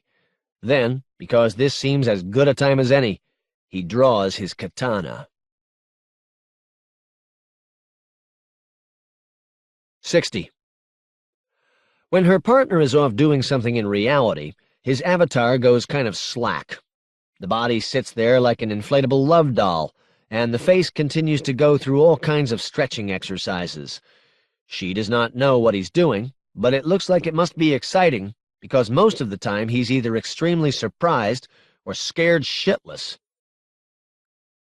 Shortly after he gets done talking to the librarian dude about the aircraft carrier, she begins to hear deep rumbling noises, reality noises, from outside. Sounds like a cross between a machine gun and a buzzsaw. Whenever she hears that noise, Hero's face gets this astonished look like, "I'm about to die." Someone is tapping her on the shoulder. Some suit, who has an early morning appointment in the metaverse, figures that whatever this courier is doing can't be all that important. She ignores it for a minute. Then Hero's office goes out of focus, jumps up in the air like it is painted on a window shade, and she's looking into the face of a guy, an Asian guy, a creep, a wirehead, one of the scary antenna dudes. "Okay," she says. "What do you want?" He grabs her by the arm and hauls her out of the booth. There's another one with him, and he grabs her other arm. They all start walking out of there. "Let go my fucking arm," she says. "I'll go with you. It's okay." It's not the first time she's been thrown out of a building full of suits. This time it's a little different, though. This time the bouncers are a couple of life-sized plastic action figures from Toys R Us. And it's not just that these guys probably don't speak English, they just don't act normal. She actually manages to twist one of her arms loose, and the guy doesn't smack her or anything, just turns rigidly toward her and paws at her mechanically until he's got her by the arm again. No change in his face. His eyes stare like busted headlights. His mouth is open enough to let him breathe through it, but the lips never move, never change expression. They are in a complex of ship cabins and sliced-open containers that acts as the lobby of the hotel. The wireheads drag her out the door, over the blunt crosshairs of the helipad. Just in time, too, because a chopper happens to be coming in for a landing. The safety procedures in this place suck. They could have got their heads chopped off. It is the slick corporate chopper with the Rare logo that she saw earlier. The wireheads try to drag her over a gangplank thingy that leads them across open water to the next ship. She manages to get turned around backward, grabs the railings with both hands, hooks her ankles into the stanchions, and hangs on. One of them grabs her around the waist from behind and tries to yank her body loose while the other one stands in front of her and pries her fingers loose, one at a time. Several guys are piling out of the Rare chopper. They are wearing coveralls with gear stuck into the pockets, and she sees at least one stethoscope. They haul big fiberglass cases out of the chopper with red crosses painted on their sides and run into the container ship. YT knows that this is not being done for the benefit of some fat businessman who stroked a lobe over his stewed prunes. They are going in there to reanimate her boyfriend. Raven, pumped full of speed. Just what the world needs right now. They drag her across the deck of the next ship. From there they take a stairway thingy up to the next ship after that, which is very big. She thinks it's an oil tanker. She can look across its broad deck through a tangle of pipes, rust seeping through white paint, and see the Enterprise on the other side. That's where they're going. There's no direct connection. A crane on the deck of the Enterprise has swung itself over to dangle a small wire cage over the tanker, just a few feet off the deck. It bobs up and down and glides back and forth over a fairly large area as the two ships rock in different ways, and it swings like a pendulum at the end of its cable. It has a door on one side which is hanging open. They sort of toss her into it head first, keeping her arms pinned to her sides so she can't push it away from her, and then they spend a few seconds folding her legs in behind her. It's obvious by now that talking doesn't work, so she just fights silently. She manages to give one of them a good stomp to the bridge of the nose, and both feels and hears the bone break, but the man doesn't react in any way, other than snapping his head back on impact. She's so busy watching him, waiting to see when he's going to figure out that his nose is broken and that she's responsible for it, that she stops kicking and flailing long enough to get all shoved into the cage. Then the door snaps shut. An experienced raccoon could get the latch open. This cage isn't made to hold people. But by the time she gets her body worked around to the point where she can reach it, she's 20 feet above the deck, looking down on a lead of black water between the tanker and the Enterprise.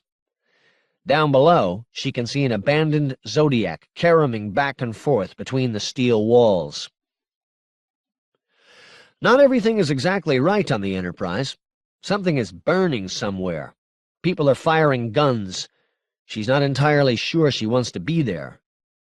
As long as she is high up in the air, she reconnoiters the ship and confirms that there is no way off, no handy gangplanks or stairway thingies. She is being lowered toward the Enterprise. The cage is careening back and forth, skimming just over the deck on its cable, and when it finally touches the deck, it skids for a few feet before coming to a halt. She pops the latch and climbs out of there. Now what? There's a bullseye painted on the deck, a few helicopters parked around the edges and lashed down, and there is one helicopter, a mammoth twin-engine jet number, kind of a flying bathtub festooned with guns and missiles, sitting right in the middle of the bullseye, all of its lights on, engine whining, rotors spinning desultorily. A small cluster of men is standing next to it. YT walks toward it. She hates this. She knows this is exactly what she's supposed to do, but there really is no other choice. She wishes profoundly that she had her plank with her. The deck of this aircraft carrier is some of the best skating territory she has ever seen. She has seen, in movies, that carriers have big steam catapults for throwing airplanes into the sky. Think of what it would be like to ride a steam catapult on your plank. As she is walking toward the helicopter, one of the men standing by it detaches himself from the group and walks toward her. He's big, with a body like a 55-gallon drum, and a mustache that turns up at the corners. And as he comes toward her, he is laughing in a satisfied way which pisses her off. "Well, don't you look like a forlorn little thing," he says. "Shit, honey, you look like a drowned rat that got dried out again." "Thanks," she says. "You look like chiseled spam." "Very funny," he says. "Then how come you're not laughing? Afraid it's true?" "Look," he says, "I don't have time for this fucking adolescent banter. I grew up and got old pacifically to get away from this." "It's not that you don't have time," she says. "It's that you're not very good at it." "You know who I am?" he asks. "Yeah, I know. You know who I am?" "YT, a 15-year-old courier." "And personal buddy of Uncle Enzo," she says, whipping off the string of dog tags and tossing them. He holds out one hand, startled, and the chain whips around his fingers. He holds them up and reads them. "Well, well," he says, "this is quite a little memento." He throws them back at her. "I know you're buddies with Uncle Enzo. Otherwise, I just would have dunked you instead of bringing you here to my spread. And I frankly don't give a shit," he says, "because by the time this day is through, either Uncle Enzo will be out of a job, or else I'll be, as you said, chiseled spam. But I figure that the big wop will be a lot less likely to throw a stinger through the turbine of my chopper there if he knows his little Chiquita is on board." "It's not like that," YT says. "It's not a relationship where fucking is part of it." But she is chagrined to learn that the dog tags, after all this time, did not have any magical effect on the bad guys. Rife turns around and starts walking back to the chopper. After a few steps, he turns back and looks at her, just standing there, trying not to cry. "You comin'?" he says. She looks at the chopper, a ticket off the raft. "Can I leave a note for Raven?" "Far as Raven is concerned, I think you already made your point. Ha, ha, ha. Come on, girl, we're wasting jet fuel over there. That ain't good for the goddamn environment." She follows him to the chopper, climbs on board. It's warm and light inside here, with nice seats, like coming in off a hard February day of thrashing the grittier highways and settling into a padded easy chair. "Had the interior redone," Rife says. "This is a big old Sov gunship, and it wasn't made for comfort, but that's the price you pay for all that armor plating." There's two other guys in here. One is about 50, sort of gaunt, big pores, wire-rimmed bifocals, carrying a laptop, a techie. The other is a bulky African-American with a gun. "YT," says the always polite L. Bob Reif. "Meet Frank Frost, my tech director, and Tony Michaels, my security chief." "Ma'am," says Tony. "Howdy," says Frank. "Suck my toes," says YT. "Don't step on that, please," Frank says. YT looks down. Climbing into the empty seat nearest the door, she has stepped on a package resting on the floor. It's about the dimensions of a phone book, but irregular, very heavy, swaddled in bubble pack and clear plastic. She can see glimpses of what's inside, light reddish-brown in color, covered with chicken scratches, hard as a rock. "What's that?" YT says. "Homemade bread from Mom?" "It's an ancient artifact," Frank says, all pissed off. Reif chuckles, pleased and relieved that YT is now insulting someone else. Another man duck-walks across the flight deck in mortal fear of the whirling rotor blades and climbs in. He's about 60, with a dirigible of white hair that was not ruffled in any way by the downdraft. "Hello, everyone," he says cheerfully. "I don't think I've met all of you. Just got here this morning, and now I'm on my way back again." "Who are you?" Tony says. The new guy looks crestfallen. "Greg Ritchie," he says. Then, when no one seems to react, he jogs their memory. "President of the United States?" "Oh, sorry. Nice to meet you, Mr. President," Tony says, extending his hand. "Tony Michaels." "Frank Frost," Frank says, extending his hand and looking bored. "Don't mind me," YT says, when Ritchie looks her way. "I'm a hostage." "Torque this baby," Reif says to the pilot. "Let's go to L.A. We got a mission to control." The pilot has an angular face that, after her experiences on the raft, YT recognizes as typically Russian. He starts dicking with his controls. The engines whine louder and the thwacking of the chopper blades picks up. YT feels but does not hear a couple of small explosions. Everyone else feels it too, but only Tony reacts. He crouches down on the floor of the chopper, pulls a gun out from under his jacket, and opens the door on his side. Meanwhile, the engines sigh back down in pitch, and the rotor coasts back down to an idle. YT can see him out the window. It's Hero. He's all covered with smoke and blood, and he's holding a pistol in one hand. He's just fired a couple of shots in the air to get their attention, and now he backs behind one of the parked choppers, taking cover. "You're a dead man!" Reif shouts. "You're stuck on the raft, asshole! I got 1,000,000 myrmidons here. You gonna kill 'em all?" "Swords don't run out of ammo," Hero shouts. "Well, what do you want?" "I want the tablet. You give me the tablet, then you can take off and let your 1,000,000 wireheads kill me. You don't give me the tablet, I'm going to empty this clip into the windshield of your chopper." "It's bulletproof! Haw!" Reif says. "No, it isn't," Hero says, "as the rebels in Afghanistan found out." "He's right," the pilot says. "Fucking Soviet piece of shit! They put all that steel in its belly and then made the windshield out of glass?" "Give me the tablet," Hero says, "or I'm taking it." "No, you ain't," Reif says, "'cause I got Tinkerbell here." At the last minute, YT tries to duck down and hide so he won't see her. She's ashamed. But Hero locks eyes with her for just a moment, and she can see the defeat come into his face.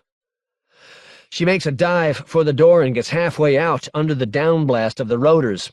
Tony grabs her coverall's collar and hauls her back inside. He shoves her down on her belly and puts one knee in the small of her back to hold her there. Meanwhile, the engine is powering up again, and out the open door she can see the steel horizon of the carrier's deck drop from view. After all this time, she fucked up the plan. She owes Hero a refund. Or maybe not. She puts the heel of one hand against the edge of the clay tablet and shoves as hard as she can. It slides across the floor, teeters on the threshold, and spins out of the chopper. Another delivery made, Another satisfied customer.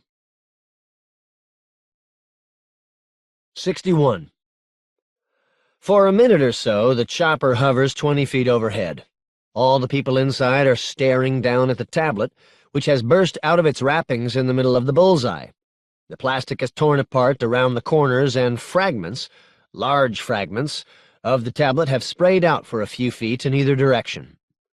Hero stares at it too, still safe behind the cover of a parked chopper. He stares at it so hard that he forgets to stare at anything else. Then a couple of wireheads land on his back, smashing his face into the flank of the chopper. He slides down and lands on his belly. His gun arm is still free, but a couple more wireheads sit on that. A couple on his legs, too. He can't move at all. He can't see anything but the broken tablet 20 feet away on the flight deck. The sound and wind of Rife's chopper diminish into a distant puttering noise that takes a long time to go away completely. He feels a tingling behind his ear, anticipating the scalpel and the drill. These wireheads are operating under remote control from somewhere else. Seem to think that they had an organized raft defense system. Maybe there's a hacker in charge, an N, sitting in the Enterprise's control tower, moving these guys around like an air traffic controller. In any case, they are not very big on spontaneity. They sit on him for a few minutes before they decide what to do next. Then, many hands reach down and clasp him around the wrists and ankles, elbows and knees. They haul him across the flight deck like pallbearers, face up. Hero looks up into the control tower and sees a couple of faces looking down at him. One of them, the N, is talking into a microphone. Eventually, they come to a big flat elevator that sinks down into the guts of the ship, out of view of the control tower. It comes to rest on one of the lower decks, apparently a hangar deck where they used to maintain airplanes. Hero hears a woman's voice speaking words gently but clearly. Me lulumu al nu me, en kimi en mi, lulumu mi al nu mi al nu mi mu, lu I al nu mi dug, gamu mi mu lu al nu mi. It's 3 feet straight down to the deck, and he covers the distance in free fall, slamming down on his back, bumping his head. All his limbs bounce loosely on the metal. Around him he sees and hears the wireheads collapsing like wet towels falling off a rack. He cannot move any part of his body. He has a little control over his eyes. A face comes into view, and he has trouble resolving it, can't quite focus, but he recognizes something in her posture, the way she tosses her hair back over her shoulder when it falls down. It's Juanita. Juanita with an antenna rising out of the base of her skull. She kneels down beside him, bends down, cups one hand around his ear and whispers. The hot air tickles his ear. He tries to move away from it, but can't. She's whispering another long string of syllables. Then she straightens up and gooses him in the side. He jerks away from her. "Get up, lazy bones," she says. He gets up. He's fine now, but all the wireheads lay around him, perfectly motionless. "Just a little namshub I whipped up," she says. "They'll be fine." "Hi," he says. "Hi. It's good to see you, Hero. I'm going to give you a hug now. Watch out for the antenna." She does. He hugs her back. The antenna is upside his nose, but that's okay. "Once we get this thing taken off, all the hair and stuff should grow back," she whispers.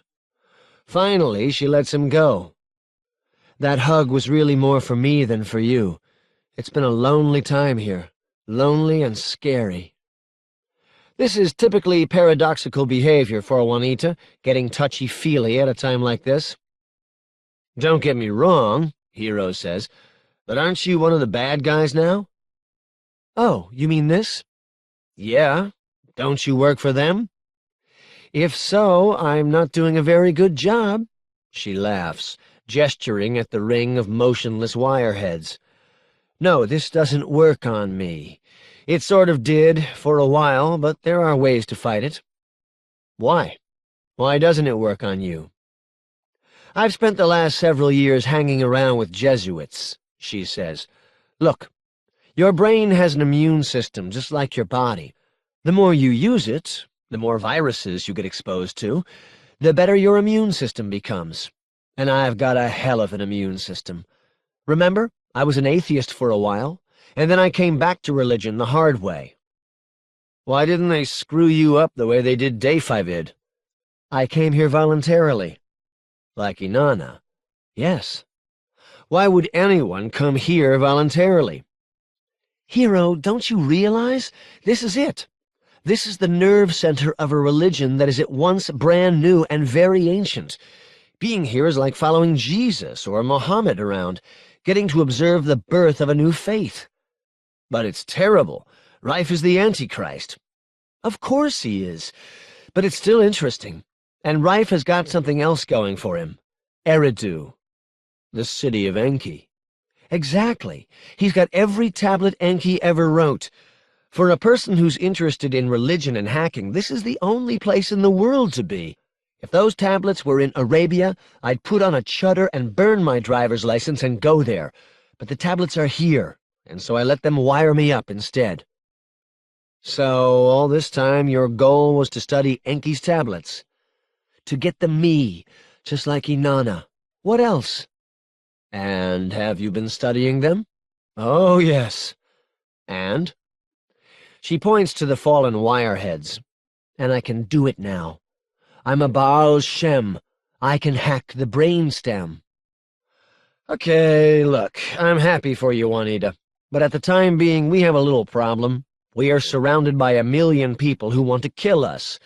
Can you paralyze all of them? Yes, she says. But then they'd die.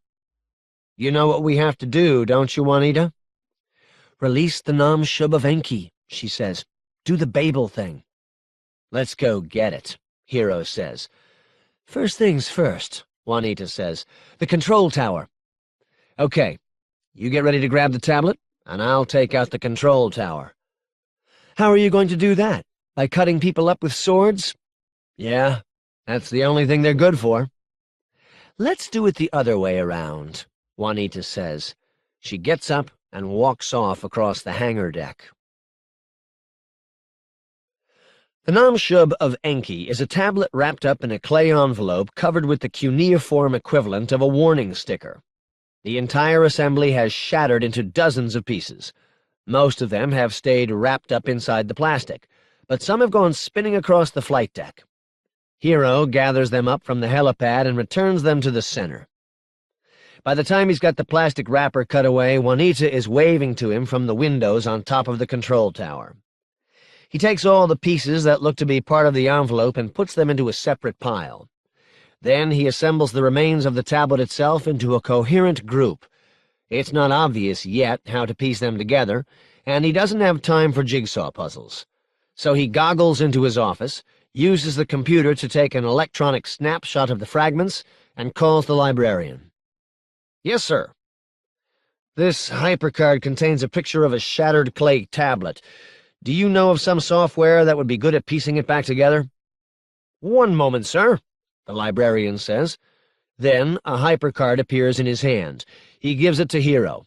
It contains a picture of an assembled tablet. That's how it looks, sir. Can you read Sumerian? Yes, sir. Can you read this tablet out loud? Yes, sir. Get ready to do it. And hold on a second. Hero walks over to the base of the control tower. There's a door there that gives him access to a stairwell. He climbs up to the control room, a strange mixture of Iron Age and high-tech. Juanita's waiting there, surrounded by peacefully slumbering wireheads. She taps a microphone that is projecting from a communications panel at the end of a flexible gooseneck, the same mic that the N was speaking into. Live to the raft, she says. Go for it.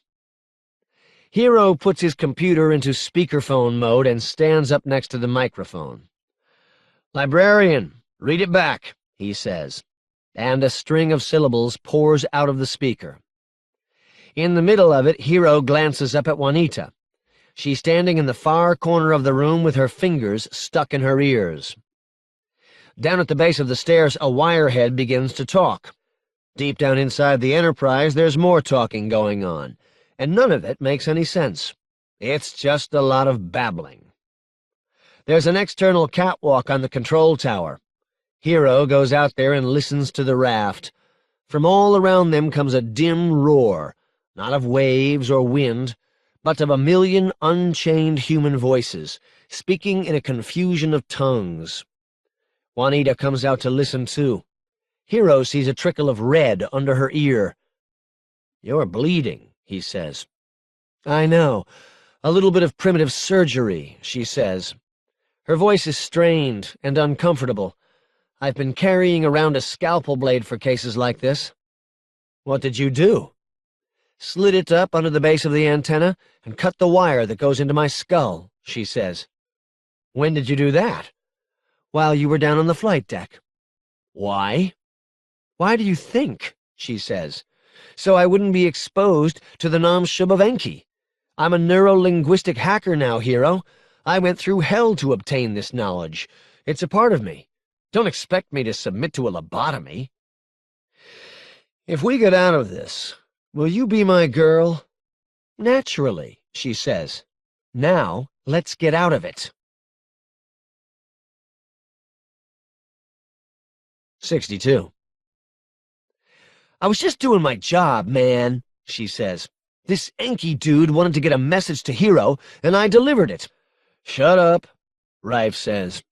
He doesn't say it like he's pissed. He just wants her to be quiet, because what she did doesn't make any difference now that all those wireheads have piled on top of Hero. YT looks out the window. They're buzzing across the Pacific, keeping pretty low down so that the water skims quickly beneath them. She doesn't know how fast they're going, but it looks to be pretty damn fast. She always thought the ocean was supposed to be blue, but in fact, it's the most boring gray color she's ever seen, and there's miles and miles of it. After a few minutes, another chopper catches up with them and begins flying alongside, pretty close in formation. It's the rare chopper, the one full of medics. Through its cabin window, she can see Raven sitting in one of the seats. At first, she thinks he's still unconscious because he's kind of hunched over, not moving. Then he lifts his head, and she sees that he's goggled into the metaverse. He reaches up with one hand and pulls the goggles up onto his forehead for a moment, squints out the window and sees her watching him. Their eyes meet, and her heart starts flopping around weakly, like a bunny in a Ziploc bag. He grins and waves. YT sits back in her seat and pulls the shade down over the window.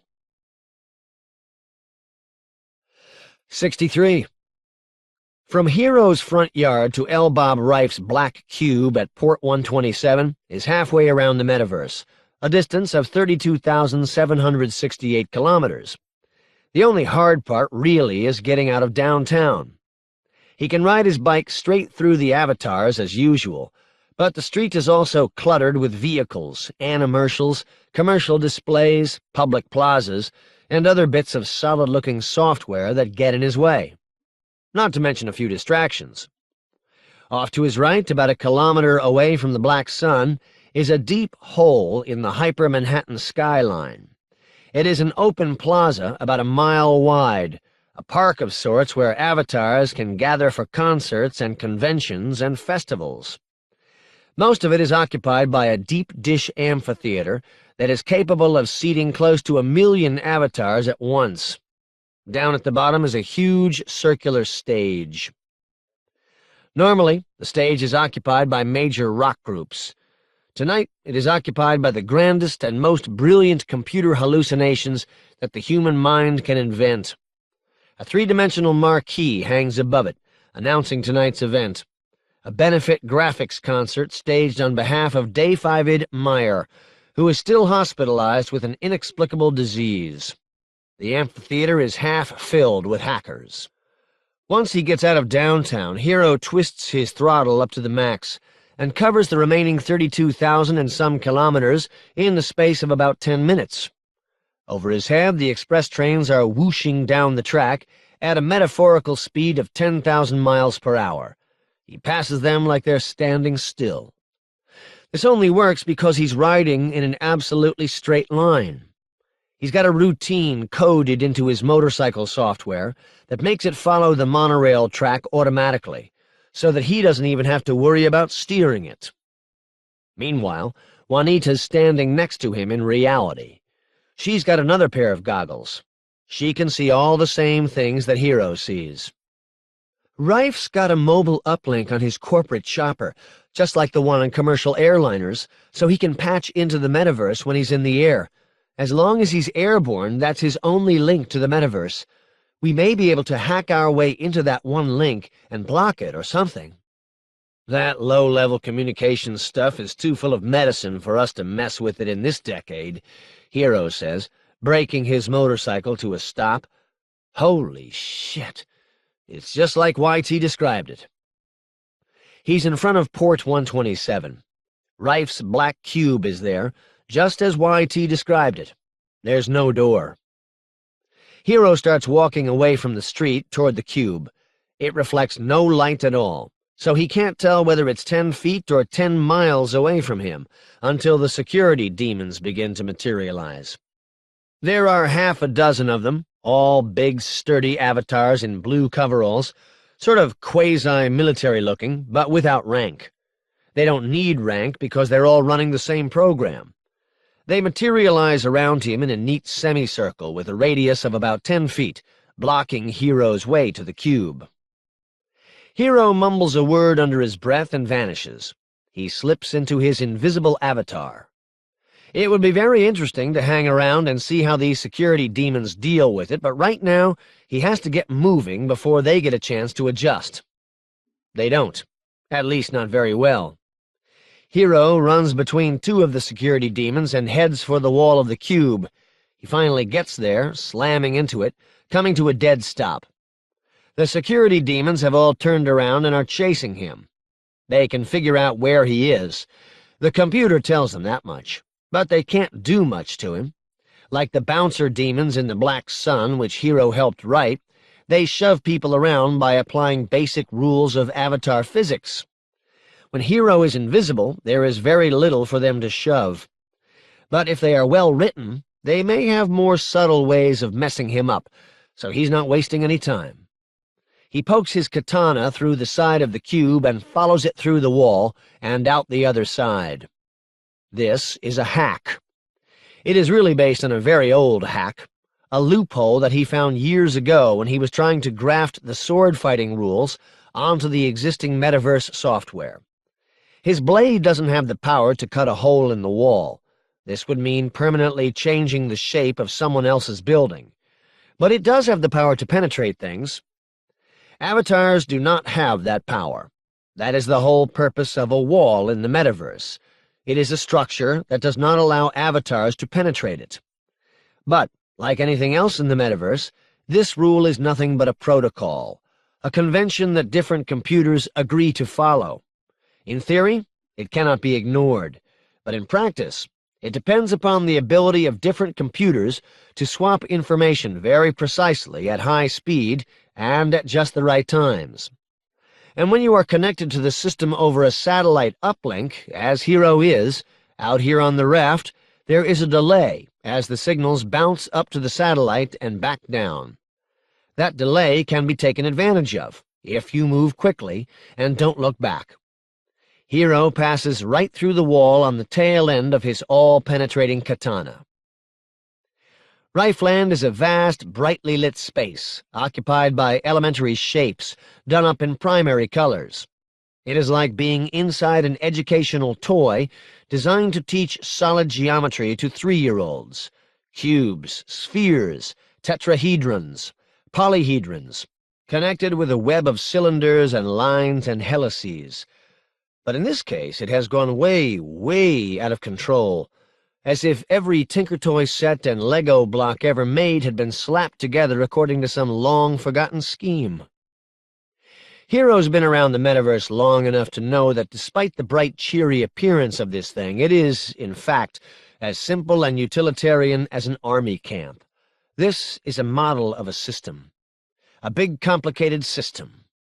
The shapes probably represent computers or central nodes in Rife's worldwide network or Pearly Gates franchises, or any other kind of local and regional offices that Rife has going around the world.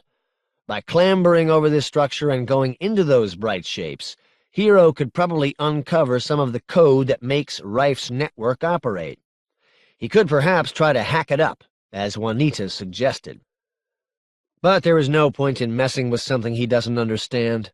He might waste hours fooling around with some piece of code, only to find out that it was the software to control the automatic toilet flushers at Rife Bible College. So, Hero keeps moving, keeps looking up at the tangle of shapes, trying to find a pattern. He knows now that he has found his way into the boiler room of the entire metaverse, but he has no idea what he's looking for. This system, he realizes, really consists of several separate networks, all tangled together in the same place. There's an extremely complicated tangle of fine red lines, millions of them, running back and forth between thousands of small red balls. Just as a wild guess, Hero figures that this may represent Rife's fiber optics network, with its innumerable local offices and nodes spread all over the world. There are a number of less complicated networks in other colors, which might represent coaxial lines, such as they used to use for cable television, or even voice phone lines. And there is a crude, heavily built, blocky network all done up in blue. It consists of a small number, fewer than a dozen, of big blue cubes. They are connected to each other, but to nothing else, by massive blue tubes. The tubes are transparent, and inside of them, Hero can see bundles of smaller connections in various colors. It has taken Hero a while to see all of this, because the blue cubes are nearly obscured. They are all surrounded by little red balls and other small nodes, like trees being overwhelmed with kudzu. It appears to be an older, pre-existing network of some kind, with its own internal channels, mostly primitive ones, like voice phone. Rife has patched into it heavily, with his own higher tech systems. Hero maneuvers until he can get a closer look at one of the blue cubes, peering through the clutter of lines that has grown around it. The blue cube has a big white star on each of its 6 faces. "It's the government of the United States," Juanita says. "Where hackers go to die," Hero says. "The largest and yet the least efficient producer of computer software in the world." Hero and YT have eaten a lot of junk food together in different joints all over L.A. Donuts, burritos, pizza, sushi, you name it. And all YT ever talks about is her mother, and the terrible job that she has with the feds, the regimentation, the lie detector tests, the fact that for all the work she does, she really has no idea what it is that the government is really working on. It's always been a mystery to Hero, too, but then that's how the government is. It was invented to do stuff that private enterprise doesn't bother with, which means that there's probably no reason for it. You never know what they're doing or why. Hackers have traditionally looked upon the government's coding sweatshops with horror, and just tried to forget that all of that shit ever existed. But they have thousands of programmers. The programmers work 12 hours a day out of some twisted sense of personal loyalty. Their software engineering techniques, while cruel and ugly, are very sophisticated. They must have been up to something. "Juanita." "Yeah?"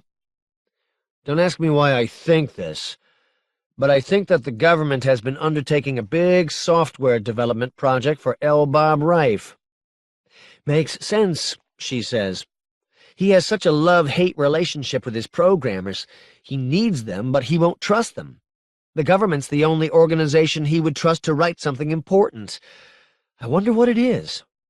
"Hold on," Hero says. "Hold on." He is now a stone's throw away from a big blue cube sitting at ground level. All the other blue cubes sort of feed into it.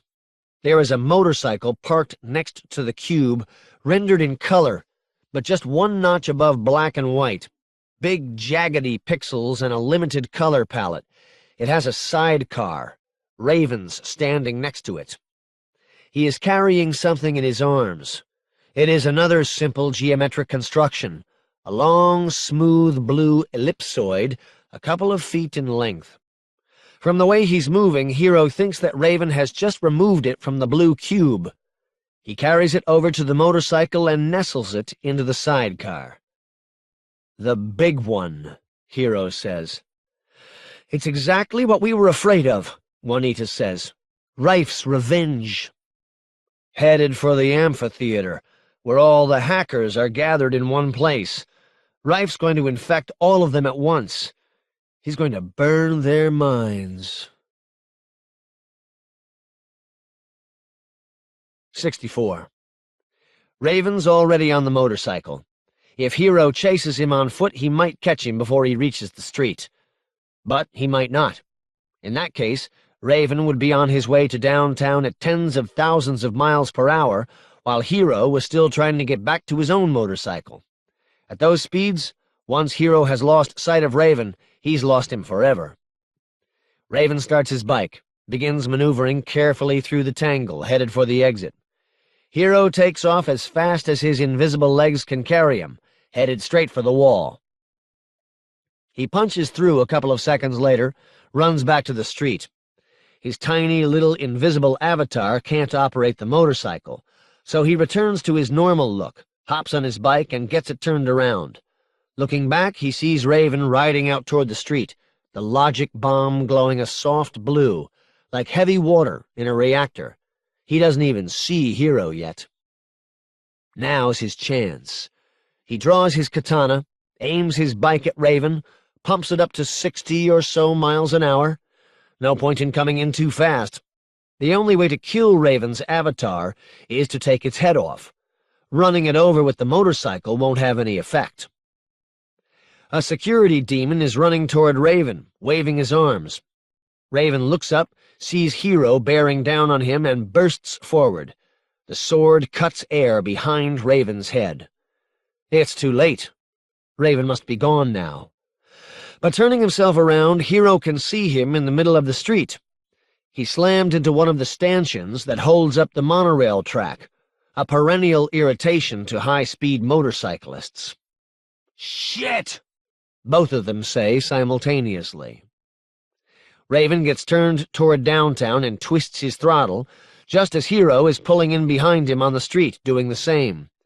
Within a couple of seconds, they're both headed for downtown, at something like 50,000 miles an hour. Hero's half a mile behind Raven, but can see him clearly. The streetlights have merged into a smooth twin streak of yellow, and Raven blazes in the middle, a storm of cheap color and big pixels. "If I can take his head off, they're finished," Hero says. "Gotcha," Juanita says. "Because if you kill Raven, he gets kicked out of the system, and he can't sign back on until the graveyard demons dispose of his avatar. And I control the graveyard demons, so all I have to do is kill the bastard once. Once they get their choppers back to land, they'll have better access to the net. They can have someone else go into the metaverse and take over for him," Juanita warns. Wrong, because Uncle Enzo and Mr. Lee are waiting for them on land. They have to do it during the next hour or never. 65. YT suddenly wakes up. She hadn't realized that she was asleep. Something about the thwop of the rotor blades must have lulled her. She must be tired as shit, is what it really is. "What the fuck is going on with my comm-net?" L. Bob Rife is squalling. "No one answers," the Russian pilot says. "Not Raft, not L.A., not Houston." "Get me LAX on the phone, then," Rife says. "I want to take the jet to Houston. We'll get our butts over to the campus and find out what's going on." The pilot messes around on his control panel. "Problem," he says. "What?" The pilot just shakes his head forlornly. "Someone is messing with the Skyphone. We're being jammed." "I might be able to get a line," the president says. Rife just gives him a look like, "Right, asshole." "Anybody got a fucking quarter?" Rife hollers. Frank and Tony are startled for a minute. We're gonna have to touch down at the first payphone we see and make a goddamn phone call. He laughs. Can you believe that? Me, using a telephone? A second later, YT looks out the window and is blown away to see actual land down there, and a two-lane highway winding its way down a warm, sandy coastline. It's California. The chopper slows, cuts in closer to land, begins following the highway. Most of it is free of plastic and neon lights, but before long they home in on a short bit of franchise ghetto, built on both sides of the road in a place where it has cut away from the beach some distance. The chopper sets down in the parking lot of a buy-and-fly. Fortunately, the lot's mostly empty. They don't cut any heads off. A couple of youths are playing video games inside, and they barely look up at the astonishing sight of the chopper. She's glad. YT is totally embarrassed to be seen with this dull assortment of old farts. The chopper just sits there idling, while L. Bob Reif jumps out and runs over to the payphone bolted to the front wall. These guys were stupid enough to put her in the seat right next to the fire extinguisher. No reason not to take advantage of that fact. She jerks it out of its bracket, pulling out the safety pin in virtually the same motion, and squeezes the trigger, aiming it right into Tony's face. Nothing happens. "Fuck!" she shouts, and throws it at him, or rather pushes it toward him. He's just leaning forward, grabbing at her wrist, and the impact of the extinguisher hitting his face is enough to put a major dent in his tood. Gives her enough time to swing her legs out of the chopper. Everything's getting fucked up. One of her pockets is zipped open, and as she's half falling, half rolling out of the chopper, the fire extinguisher bracket catches in that pocket and holds her. By the time she's gotten free of that, Tony's back, now on his hands and knees, reaching out for her arm. That she manages to avoid. She's running out freely into the parking lot. At the back, she's hemmed in by the buy-and-fly, along the sides by the tall border fence that separates this place from a neo-Aquarian temple on one side and Mr. Lee's Greater Hong Kong franchulate on the other. The only way to escape is out onto the road, on the other side of the chopper. But the pilot and Frank and Tony have already jumped out and are blocking her exit out onto the road. Neo-Aquarian temple isn't going to help her. If she begs and pleads, they might just include her in their mantras next week. But Mr. Lee's Greater Hong Kong is another story. She runs to the fence and starts trying to climb it. 8 feet of chain link with razor ribbon on top. But her clothing should stop the razor ribbon. Mostly. She gets about halfway up. Then, pudgy but strong arms are around her waist. She's out of luck. L. Bob Reif lifts her right off the fence, both arms and both legs kicking the air uselessly. He backs up a couple of steps and starts carrying her back toward the chopper. She looks back at the Hong Kong franchise. It was a close thing. Someone's in the parking lot. A courier, cruising in off the highway, just kind of chilling out and taking it real easy. "Hey!" she screams.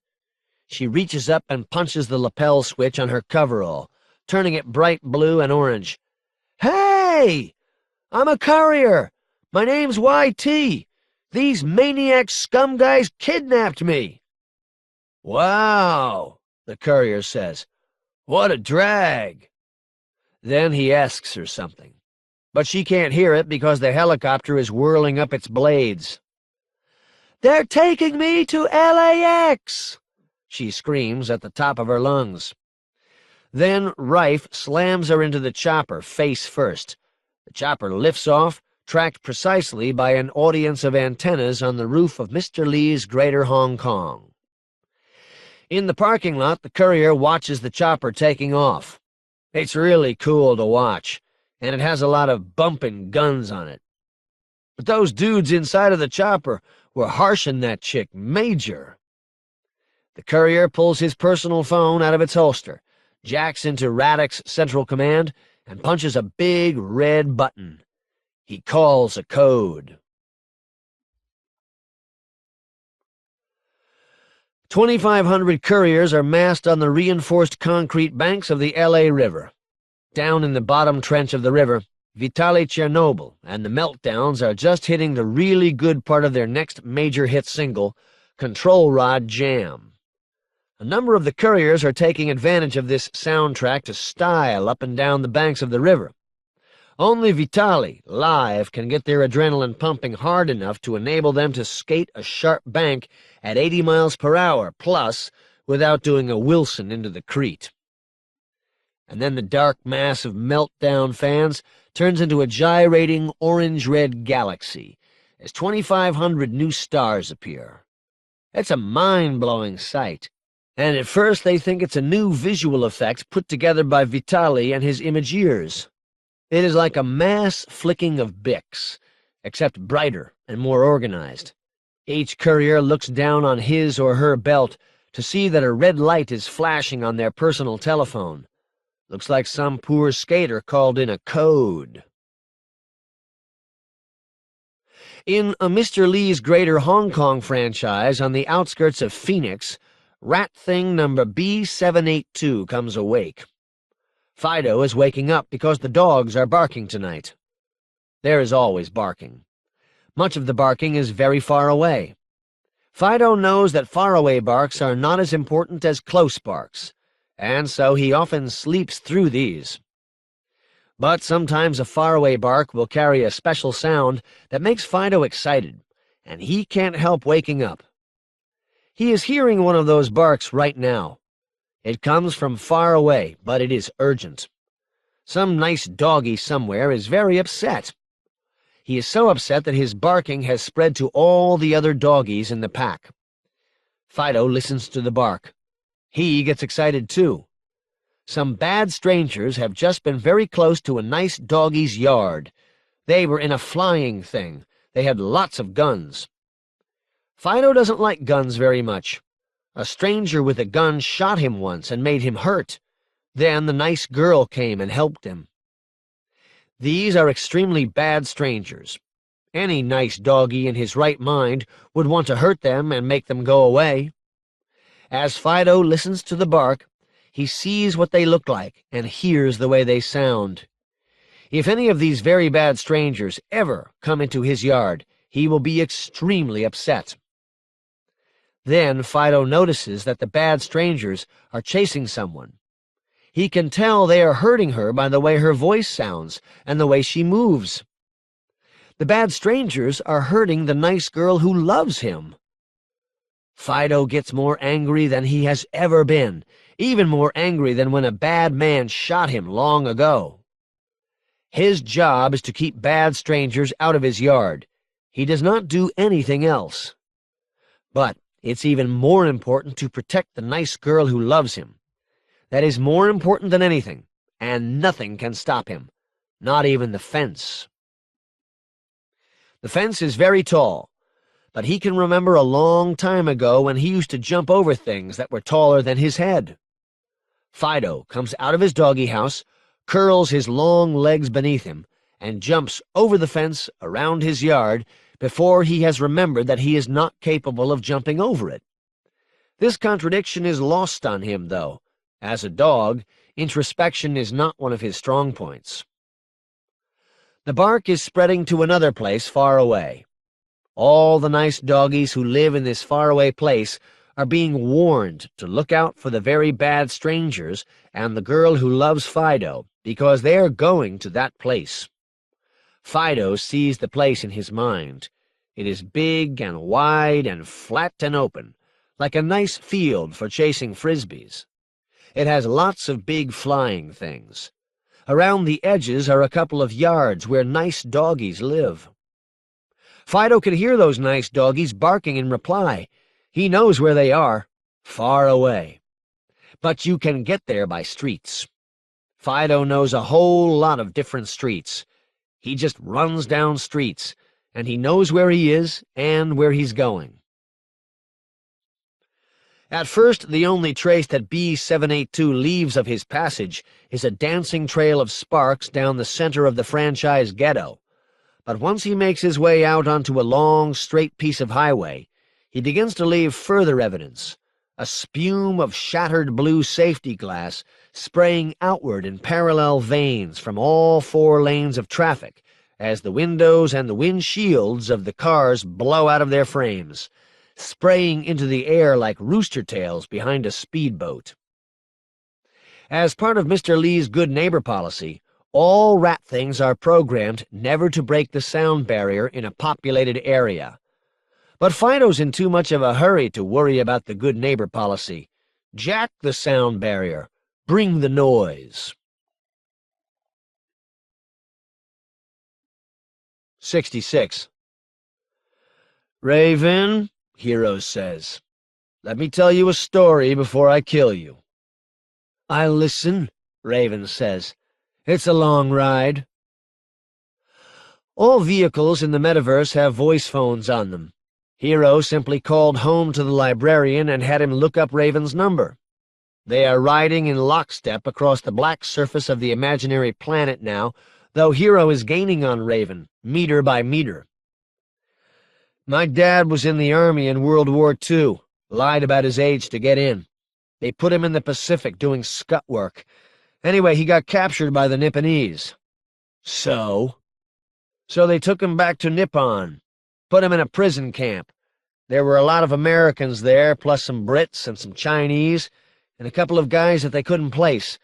They looked like Indians, spoke a little English, but they spoke Russian even better. They were Aleuts, Raven says. American citizens, but no one had ever heard of them.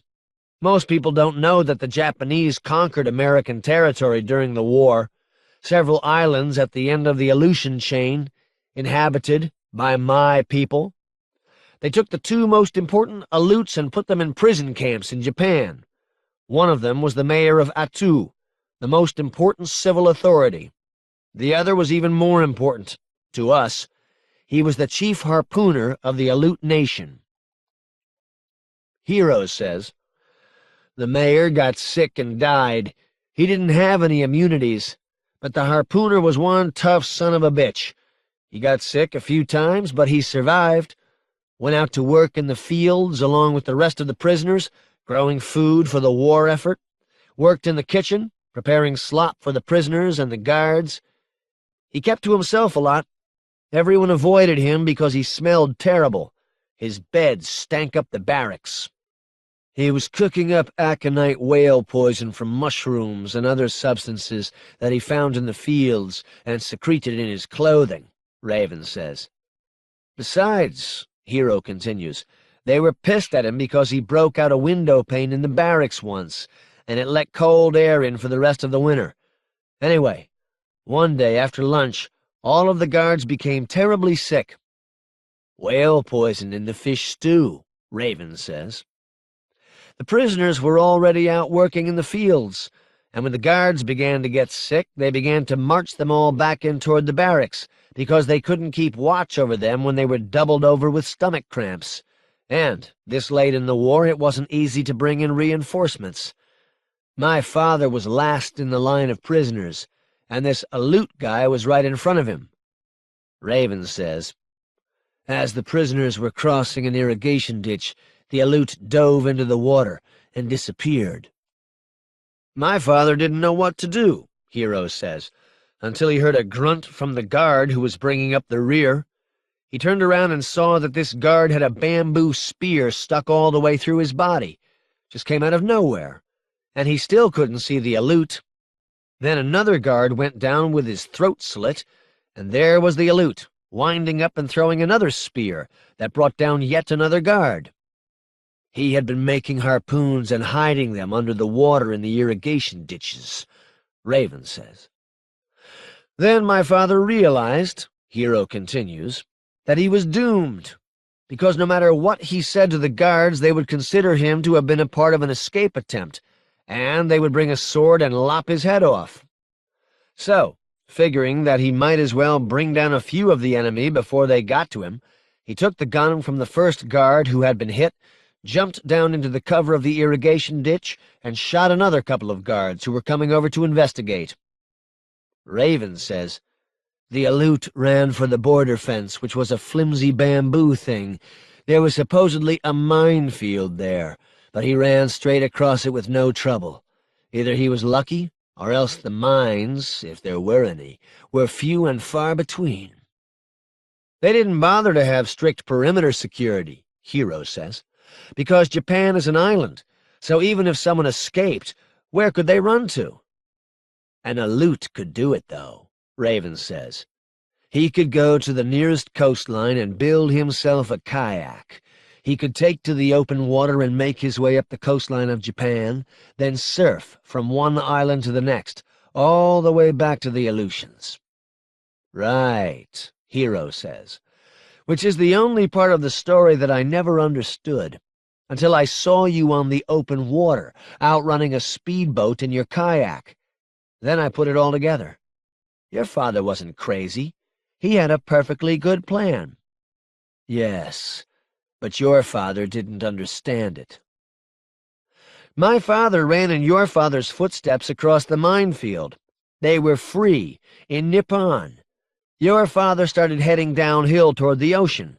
My father wanted to head uphill into the mountains, figuring that they could maybe live in an isolated place until the war was over. It was a stupid idea, Raven says. Japan is heavily populated. There is no place where they could have gone unnoticed. My father didn't even know what a kayak was. Ignorance is no excuse, Raven says.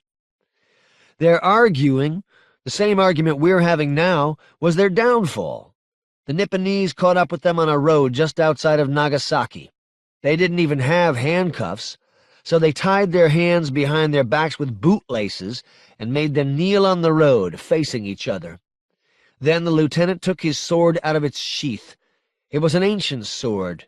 The lieutenant was from a proud family of samurai, and the only reason he was on this home front detail was that he had nearly had one leg blown off earlier in the war. He raised the sword up above my father's head. It made a high, ringing sound in the air, Raven says, that hurt my father's ears. But it never came down. My father saw your father's skeleton kneeling in front of him. That was the last thing he ever saw. My father was facing away from Nagasaki, Hero says. He was temporarily blinded by the light. He fell forward and pressed his face into the ground to get the terrible light out of his eyes. Then everything was back to normal again. Except my father was blind, Raven says. He could only listen to your father fighting the lieutenant. It was a half-blind, one-legged samurai with a katana versus a big, strong, healthy man with his arms tied behind his back, Hero says. A pretty interesting fight. A pretty fair one. My father won. And that was the end of the war. The occupation troops got there a couple of weeks later. My father went home and kicked around for a while, and finally had a kid during the 70s. So did yours. Raven says, Amchitka, 1972. My father got nuked twice by you bastards. I understand the depth of your feelings, Hero says, but don't you think you've had enough revenge? There's no such thing as enough, Raven says. Hero guns his motorcycle forward and closes on Raven, swinging his katana, but Raven reaches back, watching him in the rearview mirror, and blocks the blow. He's carrying a big, long knife in one hand. Then Raven cuts his speed down to almost nothing and dives in between a couple of the stanchions. Hero overshoots him, slows down too much, and gets a glimpse of Raven screaming past him on the other side of the monorail. By the time he's accelerated and cut through another gap, Raven has already slalomed over to the other side. And so it goes. They run down the length of the street in an interlacing zigzag pattern, cutting back and forth under the monorail. The game is a simple one. All Raven has to do is make Hero run into a stanchion. Hero will come to a stop for a moment. By that time, Raven will be gone, out of visual range, and Hero will have no way to track him. It's an easier game for Raven than for Hero, but Hero's better at this kind of thing than Raven is. That makes it a pretty even match. They slalom down the monorail track at speeds from 60 to 60,000 miles per hour. All around them, low-slung commercial developments and high-tech labs and amusement parks sprawl off into the darkness. Downtown is before them, as high and bright as the aurora borealis rising from the black water of the Bering Sea. 67. The first poon smacks into the belly of the chopper as they are coming in low over the valley. YT feels it rather than hears it. She knows that sweet impact so well that she can sense it, like one of those super-sensitive seismo thingies that detects earthquakes on the other side of the planet. Then, half a dozen other poons strike in quick succession, and she has to force herself not to lean over and look out the window. Of course, the chopper's belly is a solid wall of Soviet steel. It'll hold poons like glue. If they just keep flying low enough to poon, which they have to keep the chopper under the Mafia's radar. She can hear the radio crackling up front. "Take it up, Sasha. You're picking up some parasites." She looks out the window. The other chopper, the little aluminum corporate number, is flying alongside them, a little bit higher in the air, and all the people inside of it are peering out the windows, watching the pavement underneath them. Except for Raven. Raven is still goggled into the metaverse. Shit! The pilot's pulling the chopper to a higher altitude. "Okay, Sasha, you lost him," the radio says. "But you still got a couple of them poon things hanging off your belly, so make sure you don't snag 'em on anything. The cables are stronger than steel." That's all YT needs. She opens the door and jumps out of the chopper. At least that's how it looks to the people inside. Actually, she grabs a handhold on her way down and ends up dangling from the swinging open door, looking inward toward the belly of the chopper. A couple of poons are stuck to it. 30 feet below, she can see the handles dangling on the ends of their lines, fluttering in the airstream. Looking into the open door, she can't hear Rife, but she can see him, sitting there next to the pilot, motioning, "Down, take it down," which is what she figured. This hostage thing works two ways. She's no good to Rife unless he's got her, and she's in one piece. The chopper starts losing altitude again, heading back down toward the twin stripe of low glow that marks out the avenue beneath them. YT gets swinging back and forth on the door a little, finally swings in far enough that she can hook one of the poon cables with her foot. This next bit is going to hurt like hell, but the tough fabric of the coverall should prevent her from losing too much skin. And the sight of Tony lunging at her, trying to grab her sleeve, reinforces her own natural tendency not to think about it too hard. She lets go of the chopper's door with one of her hands, grabs the poon cable, winds it around the outside of her glove a couple of times, then lets go with the other hand. She was right. It does hurt like hell. As she swings down under the belly of the chopper, out of Tony's grasp, something pops inside her hand. Probably one of those dinky little bones. But she gets the poon cable wrapped around her body the same way Raven did when he rappelled off the ship with her, and manages a controlled, burning slide down to the end. Down to the handle, that is. She hooks it onto her belt so she can't fall, and then thrashes around for what seems like a whole minute, until she's not tangled up in the cable anymore, just dangling by the waist, twisting around and around between the chopper and the street, out of control. Then she gets the handle in both hands and unhooks it from her belt so she's hanging by the arms again, which was the whole point of the exercise. As she rotates, she sees the other chopper above her and off to the side, glimpses the faces watching her, knows that all of this is being relayed over the radio to Rife. Sure enough, the chopper cuts to about half its former speed, loses some altitude. She clicks another control and reels out the line all the way to the end, dropping 20 feet in one thrill-packed moment. Now she's flying along 10 or 15 feet above the highway, doing maybe 45 miles an hour. The logo signs shoot past her on either side like meteors. Other than a swarm of couriers, traffic is light. The rare chopper comes thwacking in, dangerously close, and she looks up at it just for an instant, and sees Raven looking at her through the window. He's pulled his goggles up on his forehead just for a second. He's got a certain look on his face, and she realizes that he's not pissed at her at all. He loves her. She lets go of the handle and goes into freefall. At the same time, she jerks the manual release on her cervical collar and goes into full Michelin Man mode as tiny gas cartridges detonate in several strategic locations around her bod. The biggest one goes off like an M80 at the nape of her neck, unfurling the coverall's collar into a cylindrical gas bag that shoots straight up and encases her entire head. Other airbags go off around her torso and her pelvis, paying lots of attention to that spinal column. Her joints are already protected by the armor gel. Which is not to say that it doesn't hurt when she lands. She can't see anything because of the airbag around her head, of course, but she feels herself bouncing at least 10 times. She skids for a quarter of a mile and apparently caroms off several cars along the way. She can hear their tires squealing. Finally, she goes butt first through someone's windshield and ends up sprawled across their front seat. They veer into a Jersey barrier. The airbag deflates as soon as everything stops moving, and she claws it away from her face. Her ears are ringing or something. She can't hear anything.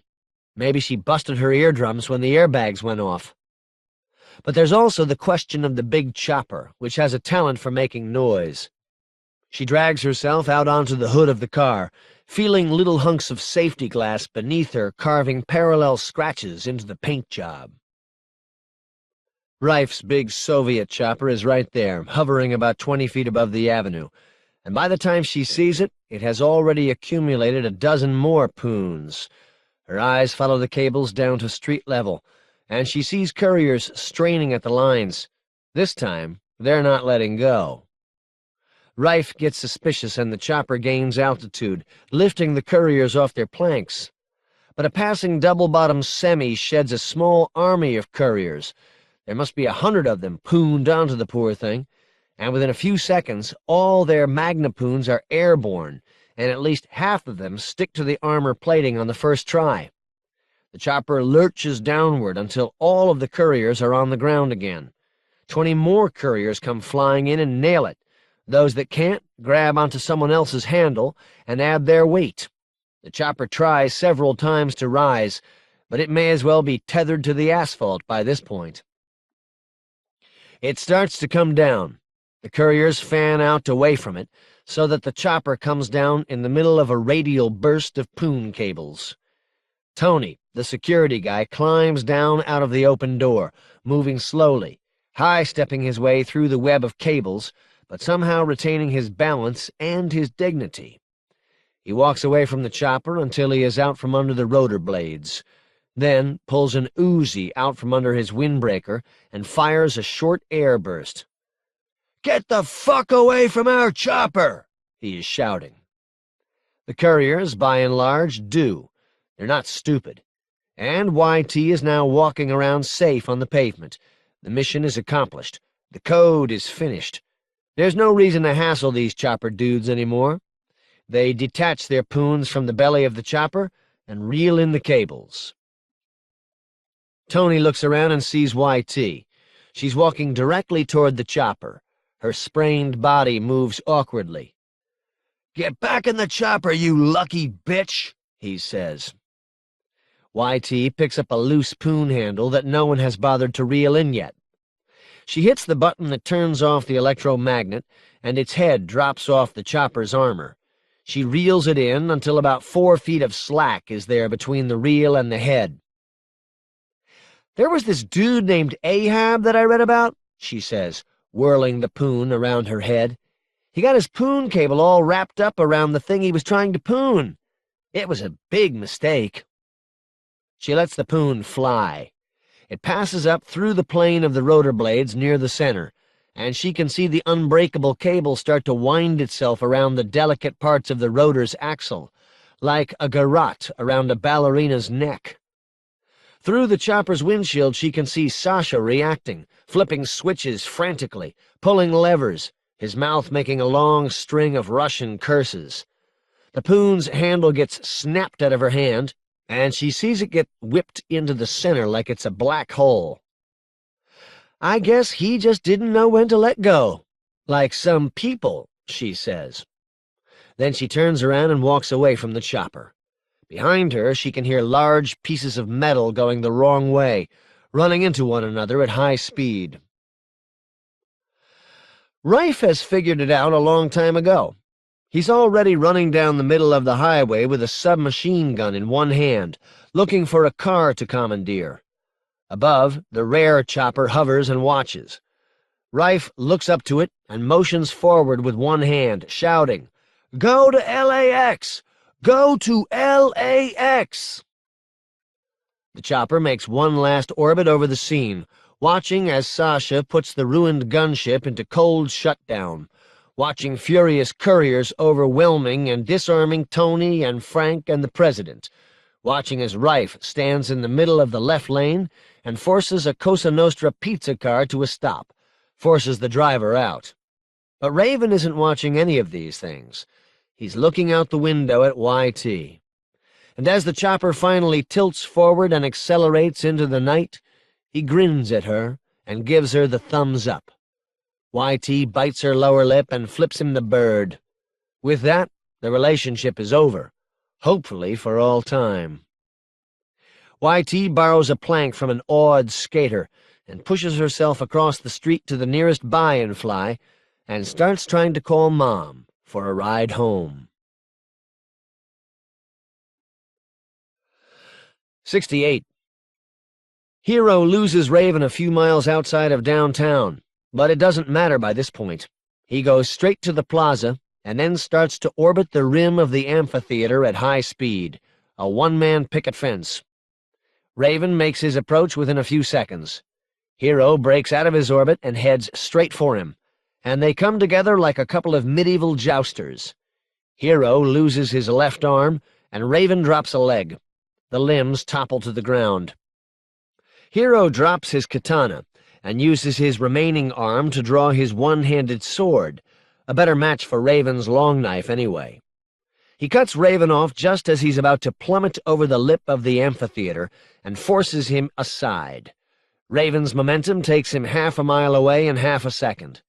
Hero chases him down by following a series of educated guesses. He knows this territory like Raven knows the currents of the Aleutians, and then they are blasting through the narrow streets of the Metaverse's financial district, waving long knives at each other, slicing and dicing hundreds of pinstriped avatars who happen to get in their way. But they never seem to hit each other. The speeds are just too great, the targets too small. Hero's been lucky so far. He has got Raven caught up in the thrill of competition, made him spoil for a fight. But Raven doesn't need this.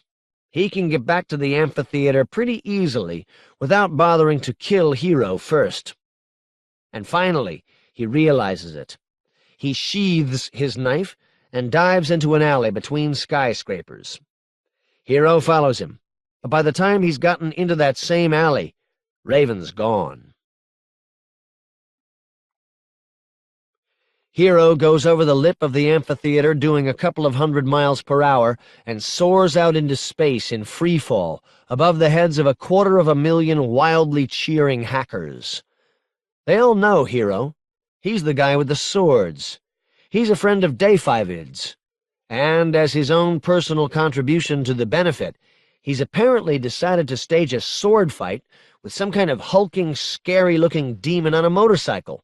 Don't touch that dial. It's going to be a hell of a show. He lands on the stage and bounces to a halt next to his motorcycle. The bike still works, but it's worthless down here. Raven is 10 meters away, grinning at him. "Bombs away," Raven says. He pulls the glowing blue lozenge out of his sidecar with one hand and drops it on the center of the amphitheater. It breaks open like the shell of an egg, and light shines out of it. The light begins to grow and take shape. The crowd goes wild. Hero runs toward the egg. Raven cuts him off. Raven can't move around on his feet now because he's lost a leg, But he can still control the bike. He's got his long knife out now, and the two blades come together above the egg, which has become the vortex of a blinding, deafening tornado of light and sound. Colored shapes, foreshortened by their immense speed, shoot from the center of it and take positions above their heads, building a three-dimensional picture. The hackers are going nuts. Hero knows that the hacker quadrant in the Black Sun is, at this moment, emptying itself out. They are all cramming through the exit and running down the street toward the plaza, coming to see Hero's fantastic show of light, sound, swords, and sorcery. Raven tries to shove Hero back. It would work in reality because Raven has such overpowering strength, but avatars are equally strong, unless you hack them up in just the right way. So, Raven gives a mighty push, and then pulls his knife back so that he can take a cut at Hero's neck when Hero flies away from him. But Hero doesn't fly away. He waits for the opening, and then takes Raven's sword hand off. Then, just in case, he takes Raven's other hand off. The crowd screams in delight. "How do I stop this thing?" Hero says. "Beats me. I just deliver 'em," Raven says. "Do you have any concept of what you just did?" "Yeah, realized my lifelong ambition," Raven says, a huge, relaxed grin spreading across his face. "I nuked America." Hero cuts his head off. The crowd of doomed hackers rises to its feet and shrieks. Then they go silent as Hero abruptly disappears. He has switched over to his small, invisible avatar. He is hovering in the air now above the shattered remains of the egg. Gravity takes him right down into the center of it. As he falls, he is muttering to himself, "Snow scan." It's the piece of software he wrote while he was killing time on the life raft, the one that searches for snow crash. With Hero protagonist seemingly gone from the stage, the hackers turn their attention toward the giant construction rising up out of the egg. All that nonsense with the sword fight must have been just a wacky introductory piece, Hero's typically offbeat way of getting their attention. This light and sound show is the main attraction. The amphitheater is now filling up rapidly as thousands of hackers pour in from all over the place, running down the street from the Black Sun, streaming out of the big office towers where the major software corporations are headquartered, goggling into the metaverse from all points in reality as word of the extravaganza spreads down the fiber-optic grapevine at the speed of light. The light show is designed as if latecomers were anticipated. It builds to false climax after false climax, like an expensive fireworks show, and each one is better. It is so vast and complicated that no one sees more than 10% of it. You could spend a year watching it over and over again and keep seeing new things. It is a mile-high structure of moving 2- and 3-dimensional images, interlocked in space and time. It's got everything in it: Leni Riefenstahl films, the sculptures of Michelangelo, and the fictional inventions of Da Vinci made real. World War II dogfights zooming in and out of the middle, veering out over the crowd, shooting and burning and exploding. Scenes from 1,000 classic films, flowing and merging together into a single vast, complicated story. But in time it begins to simplify itself and narrow into a single bright column of light. By this point, it is the music that is carrying the show, a pounding bass beat and a deep, threatening ostinato that tells everyone to keep watching. The best is yet to come. And everyone does watch, religiously. The column of light begins to flow up and down and resolve itself into a human form. Actually, it is 4 human forms, female nudes standing shoulder to shoulder, facing outward, like caryatids. Each of them is carrying something long and slender in her hands, a pair of tubes. 1/3 hackers stare at the women, towering above the stage as they raise their arms above their heads and unroll the 4 scrolls, turning each one of them into a flat television screen the size of a football field. From the seats in the amphitheater, the screens virtually blot out the sky. They are all that anyone can see. The screens are blank at first, but finally the same image snaps into existence on all four of them at once. It is an image consisting of words. It says, "If this were a virus, you would be dead now. Fortunately, it's not. The metaverse is a dangerous place. How's your security? Call Hero Protagonist Security Associates for a free initial consultation." 69. This is exactly the kind of high-tech nonsense that never, ever worked when we tried it in Vietnam, Uncle Enzo says. Your point is well taken, but technology has come a long way since then, says Key, the surveillance man from Security Industries. Key is talking to Uncle Enzo over a radio headset. His van, full of electronic gear, is lurking a quarter of a mile away, in the shadows next to a LAX cargo warehouse. I am monitoring the entire airport and all its approaches with a three-dimensional metaverse display. For example, I know that your dog tags, which you customarily wear around your neck, are missing. I know that you are carrying 1 Kong buck and 85 Kong pence in change in your left pocket. I know that you have a straight razor in your other pocket. Looks like a nice one, too. Never underestimate the importance of good grooming, Uncle Enzo says. But I do not understand why you are carrying a skateboard. It's a replacement for the one YT lost in front of Ebgak, Uncle Enzo says. It's a long story. Sir, we have a report from one of our franchulates, says a young lieutenant in a mafia windbreaker, jogging across the apron with a black walkie-talkie in one hand. He is not really a lieutenant. The mafia is not very keen on the use of military ranks, but for some reason, Uncle Enzo thinks of him as the lieutenant. The second chopper set down in a strip mall parking lot about 10 miles from here and met the pizza car and picked up Rife, then took off again. They are on their way in now. Send someone out to pick up the abandoned pizza car and give the driver a day off, Uncle Enzo says. The lieutenant looks somewhat taken aback that Uncle Enzo is concerning himself with such a tiny detail. It is as if the Don were going up and down highways picking up litter or something. But he nods respectfully, having just learned something. Details matter. He turns away and begins talking into his radio. Uncle Enzo has serious doubts about this fellow. He is a blazer person, adept at running the small-time bureaucracy of a Nova Sicilia franchulate, but lacking in the kind of flexibility that, for example, YT has. A classic case of what is wrong with the mafia today. The only reason the lieutenant is even here is because the situation has been changing so rapidly, and, of course, because of all the fine men they lost on the Kowloon.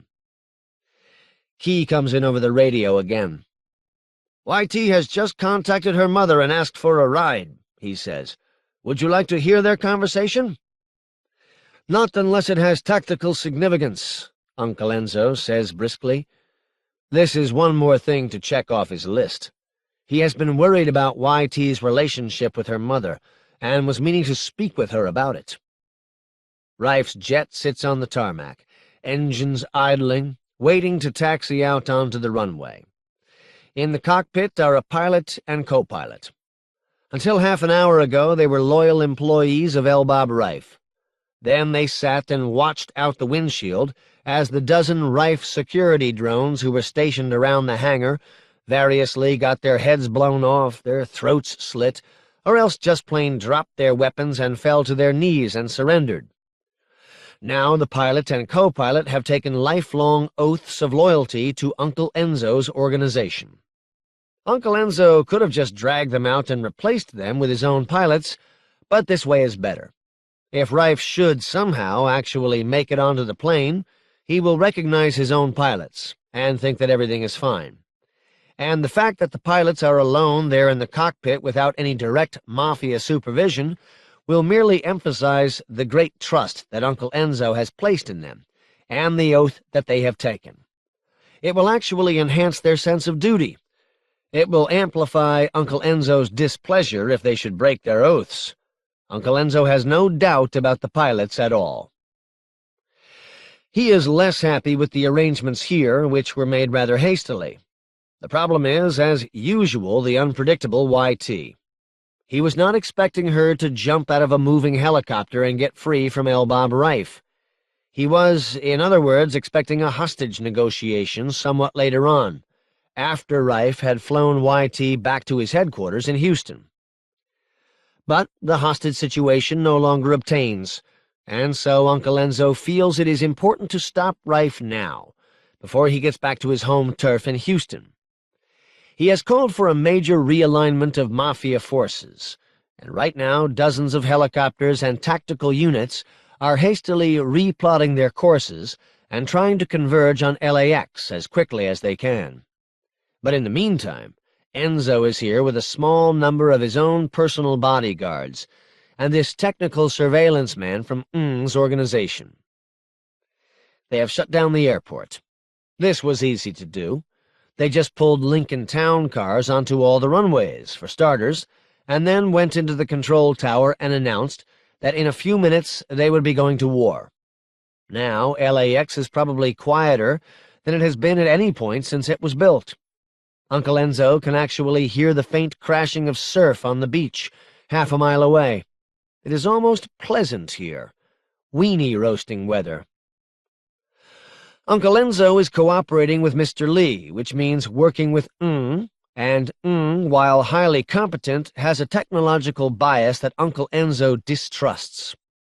He would prefer a single good soldier in polished shoes, armed with a 9, to 100 of Ng's gizmos and portable radar units.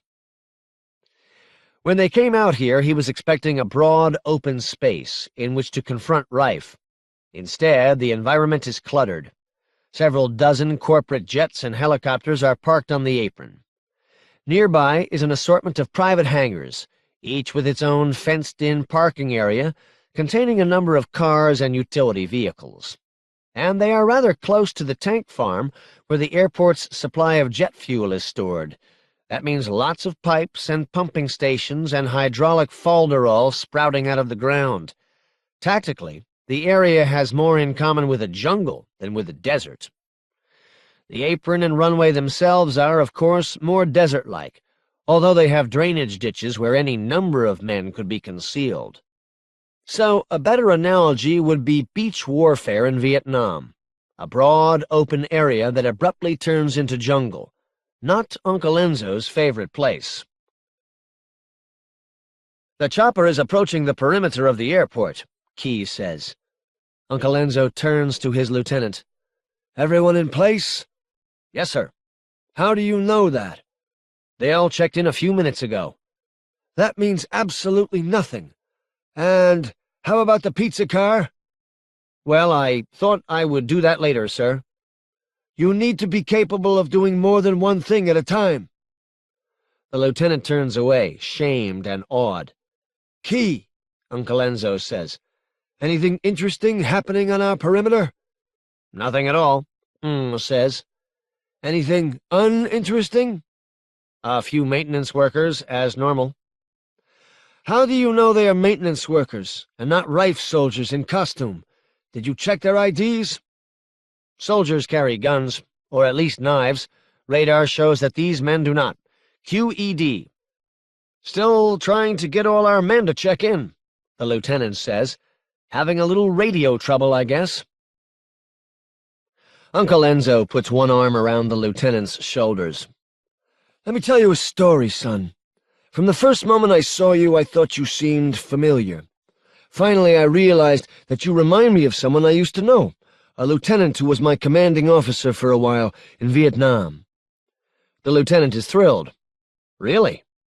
Yes, he was young, bright, ambitious, well-educated, and well-meaning, but he had certain deficiencies. He had a stubborn inability to grasp the fundamentals of our situation over there, a sort of mental block, if you will, that caused those of us who were serving under him to experience the most intense kind of frustration. It was touch and go for a while, son. I don't mind telling you that. How did it work out, Uncle Enzo? It worked out fine. You see, one day I took it upon myself to shoot him in the back of the head. The lieutenant's eyes get very big, and his face seems paralyzed. Uncle Enzo has no sympathy for him at all. If he screws this up, people could die.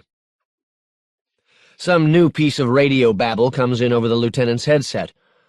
"Oh, Uncle Enzo?" he says, very quietly and reluctantly.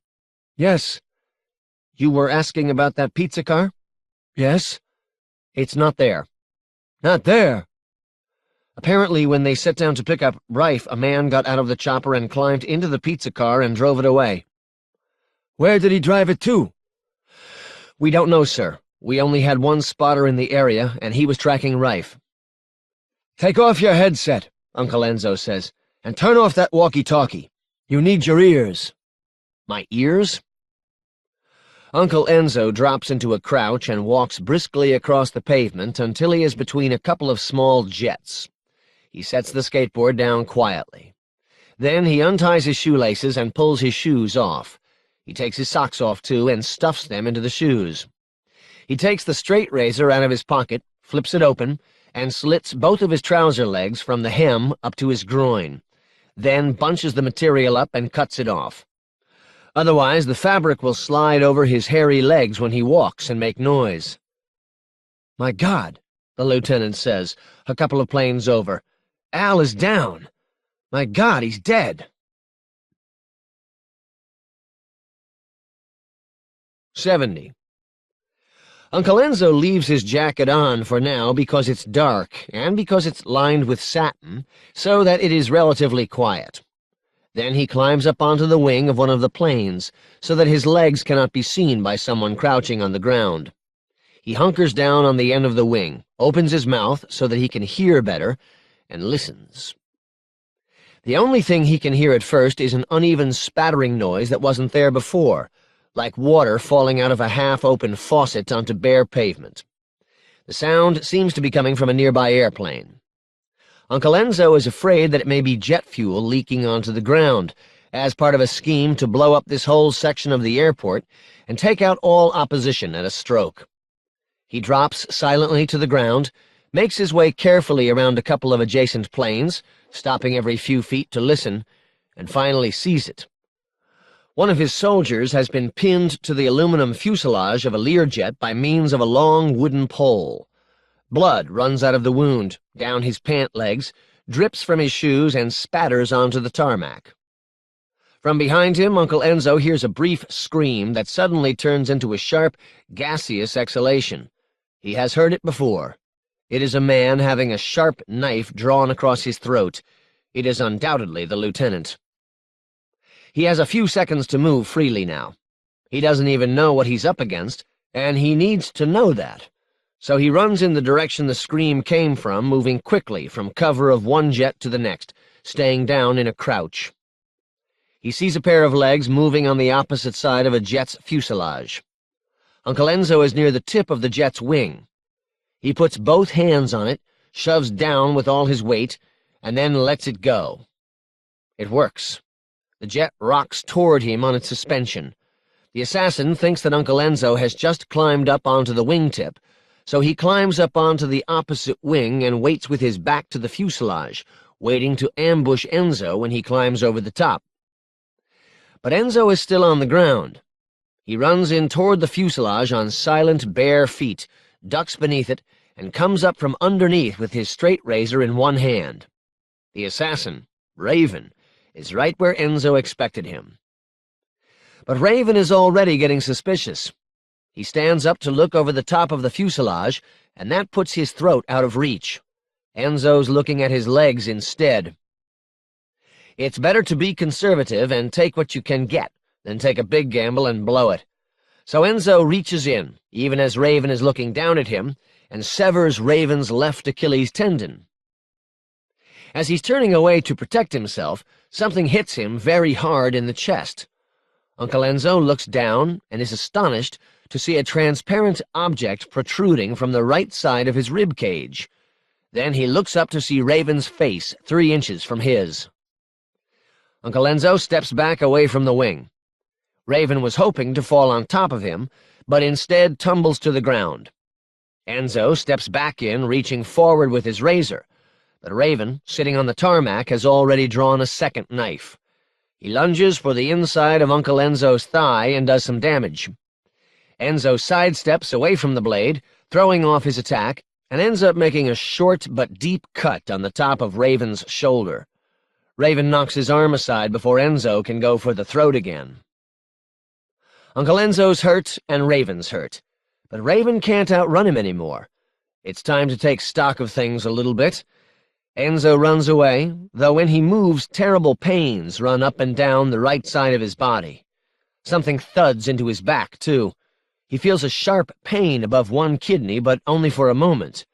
He turns around to see a bloody piece of glass shattering on the pavement. Raven must have thrown it into his back. But without Raven's arm strength behind it, it didn't have enough momentum to penetrate all the way through the bulletproof fabric, and it fell out. Glass knives. No wonder Key didn't see him on millimeter wave. By the time he gets behind the cover of another plane, his sense of hearing is being overwhelmed by the approach of a chopper. It is Rife's chopper, settling down on the tarmac a few dozen meters away from the jet. The thunder of the rotor blades and the blast of the wind seem to penetrate into Uncle Enzo's brain. He closes his eyes against the wind and utterly loses his balance, has no idea where he is until he slams full length into the pavement. The pavement beneath him is slippery and warm, and Uncle Enzo realizes that he is losing a great deal of blood. Staring across the tarmac, he sees Raven making his way toward the aircraft, limping horrendously, one leg virtually useless. Finally, he gives up on it and just hops on his good leg. Rife has climbed down out of the chopper. Raven and Rife are talking, Raven gesticulating back in Enzo's direction. Then Rife nods his approval, and Raven turns around, his teeth bright and white. He's not grimacing so much as he is smiling in anticipation. He begins to hop toward Uncle Enzo, pulling another glass knife out of his jacket. The bastard is carrying 1,000,000 of those things. He's coming after Enzo, and Enzo can't even stand up without passing out. He looks around and sees nothing but a skateboard and a pair of expensive shoes and socks about 20 feet away. He can't stand up, but he can do the GI crawl, and so he begins to pull himself forward on his elbows, even as Raven is hopping toward him one-legged. They meet in an open lane between two adjacent jets. Enzo is on his belly, slumped over the skateboard. Raven is standing, supporting himself with one hand on the wing of the jet, the glass knife glittering in his other hand. Enzo is now seeing the world in dim black and white, like a cheap metaverse terminal. This is how his buddies used to describe it in Vietnam, right before they succumbed to blood loss. "Hope you've done your last rites," Raven says, "because there ain't no time to call a priest." "There is no need for one," Uncle Enzo says, and punches the button on the skateboard labeled Radix Narrow Cone Tuned Shockwave Projector. The concussion nearly blows his head off. Uncle Enzo, if he survives, will never hear well again. But it does wake him up a little bit. He lifts his head off the board to see Raven standing there stunned, empty-handed, 1,000 tiny splinters of broken glass raining down out of his jacket. Uncle Enzo rolls over on his back and waves his straight razor in the air. "I prefer steel myself," he says. "Would you like a shave?"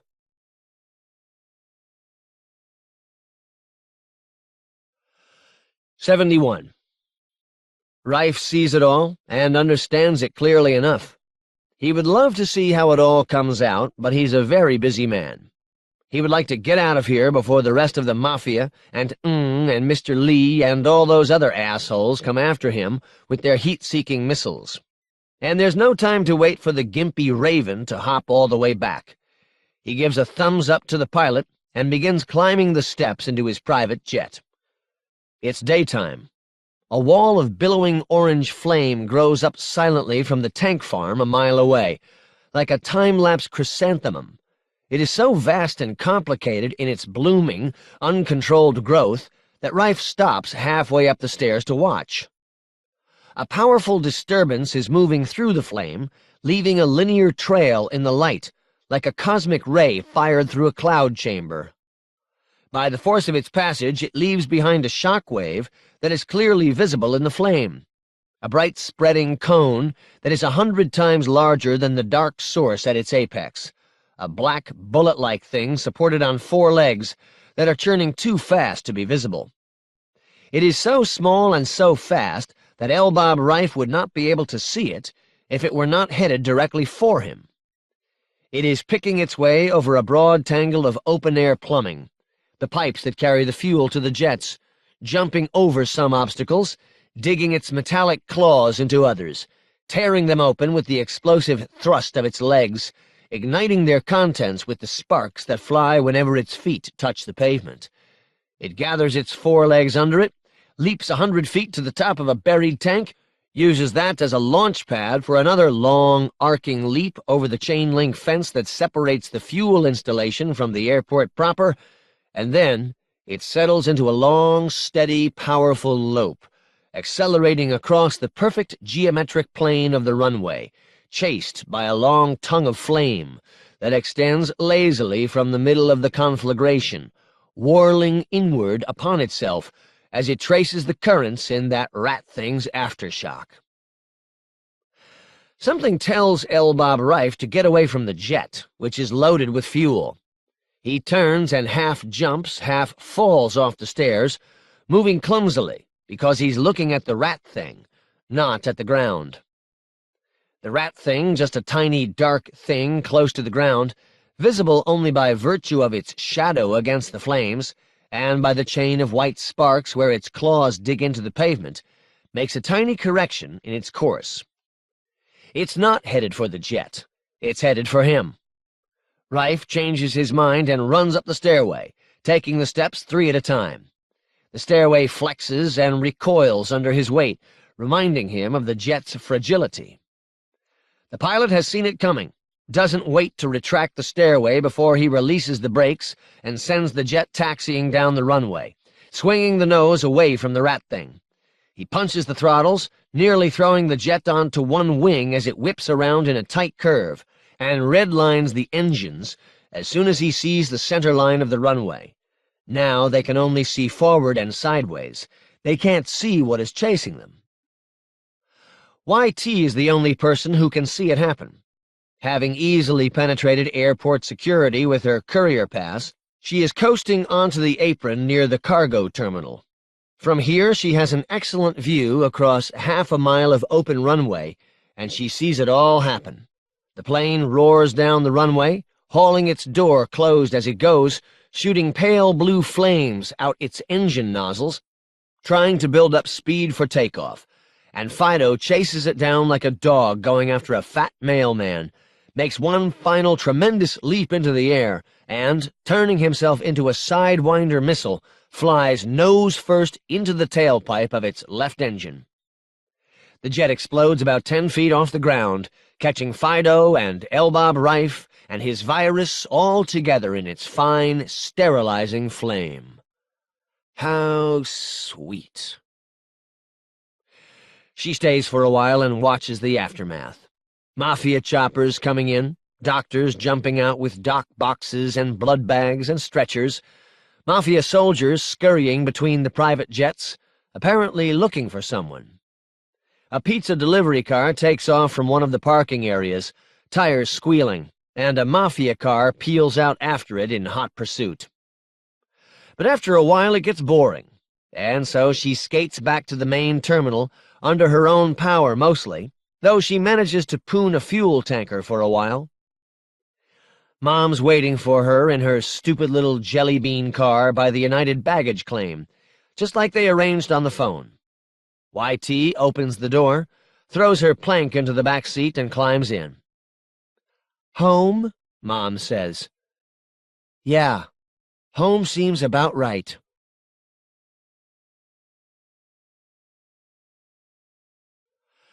Acknowledgements. This book germinated in a collaboration between me and the artist Tony Sheeder, the original goal of which was to publish a computer-generated graphic novel. In general, I handled the words and he handled the pictures. But even though this work consists almost entirely of words, certain aspects of it stem from my discussions with Tony. This novel was very difficult to write, and I received a great deal of good advice from my agents, Liz Darhensoff, Chuck Verrill, and Denise Stewart, who read early drafts. Other people subjected to the early drafts were Tony Sheeter, Dr. Steve Horst of Wesleyan University, who made extensive and very lucid comments on everything having to do with brains and computers, and who suddenly came down with a virus about 1 hour after reading it, and my brother-in-law, Steve Wiggins, currently at the University of Edinburgh, who got me started on a Shira to begin with, and also fed me useful papers and citations as I thrashed around pitifully in the Library of Congress. Marco Caltafin, as usual, functioned in the same quick, encyclopedic way as the librarian when I had questions about certain whys and wheres of the toxic waste business. Richard Green, my agent in L.A., gave me some help with the geography of that town. Bruce Pollock read the galleys attentively, but with blistering speed, and made several useful suggestions. He was the first and certainly not the last to point out that BIOS actually stands for Basic Input-Output System, not Built-In Operating System, as I have it here, and as it ought to be. But I feel that I am entitled to trample all other considerations into the dirt in my pursuit of a satisfying pun, so this part of the book is unchanged. The idea of a virtual reality, such as the metaverse, is by now widespread in the computer graphics community and is being implemented in a number of different ways.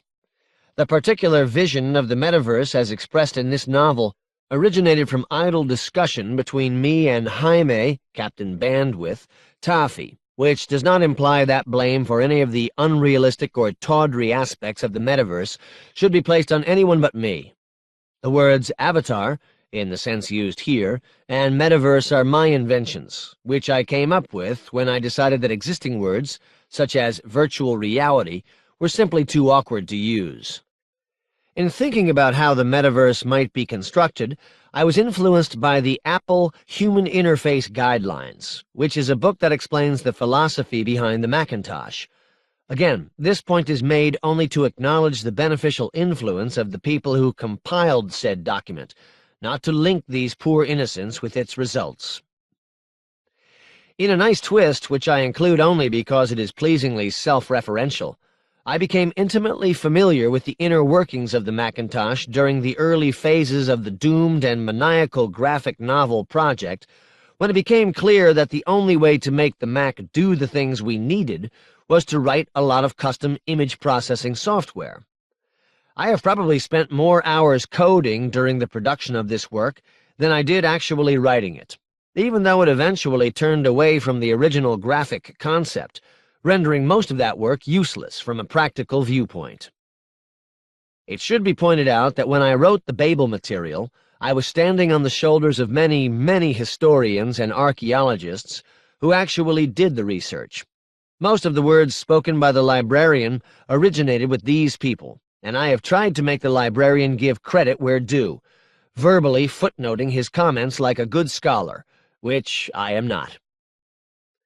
Finally, after the first publication of Snow Crash, I learned that the term avatar has actually been in use for a number of years as part of a virtual reality system called Habitat, developed by F. Randall Farmer and Chip Morningstar. The system runs on Commodore 64 computers, and though it has all but died out in the U.S., is still popular in Japan. In addition to avatars, Habitat includes many of the basic features of the metaverse as described in this book. End of Snow Crash by Neal Stephenson, Nealstephenson. Read by L.J. Ganser in the studios of American Foundation for the Blind, Incorporated, for the Library of Congress. June 2004. Published by Bantam Dell, a division of Random House Incorporated, New York, New York. Further reproduction or distribution in other than a specialized format is prohibited. End of book.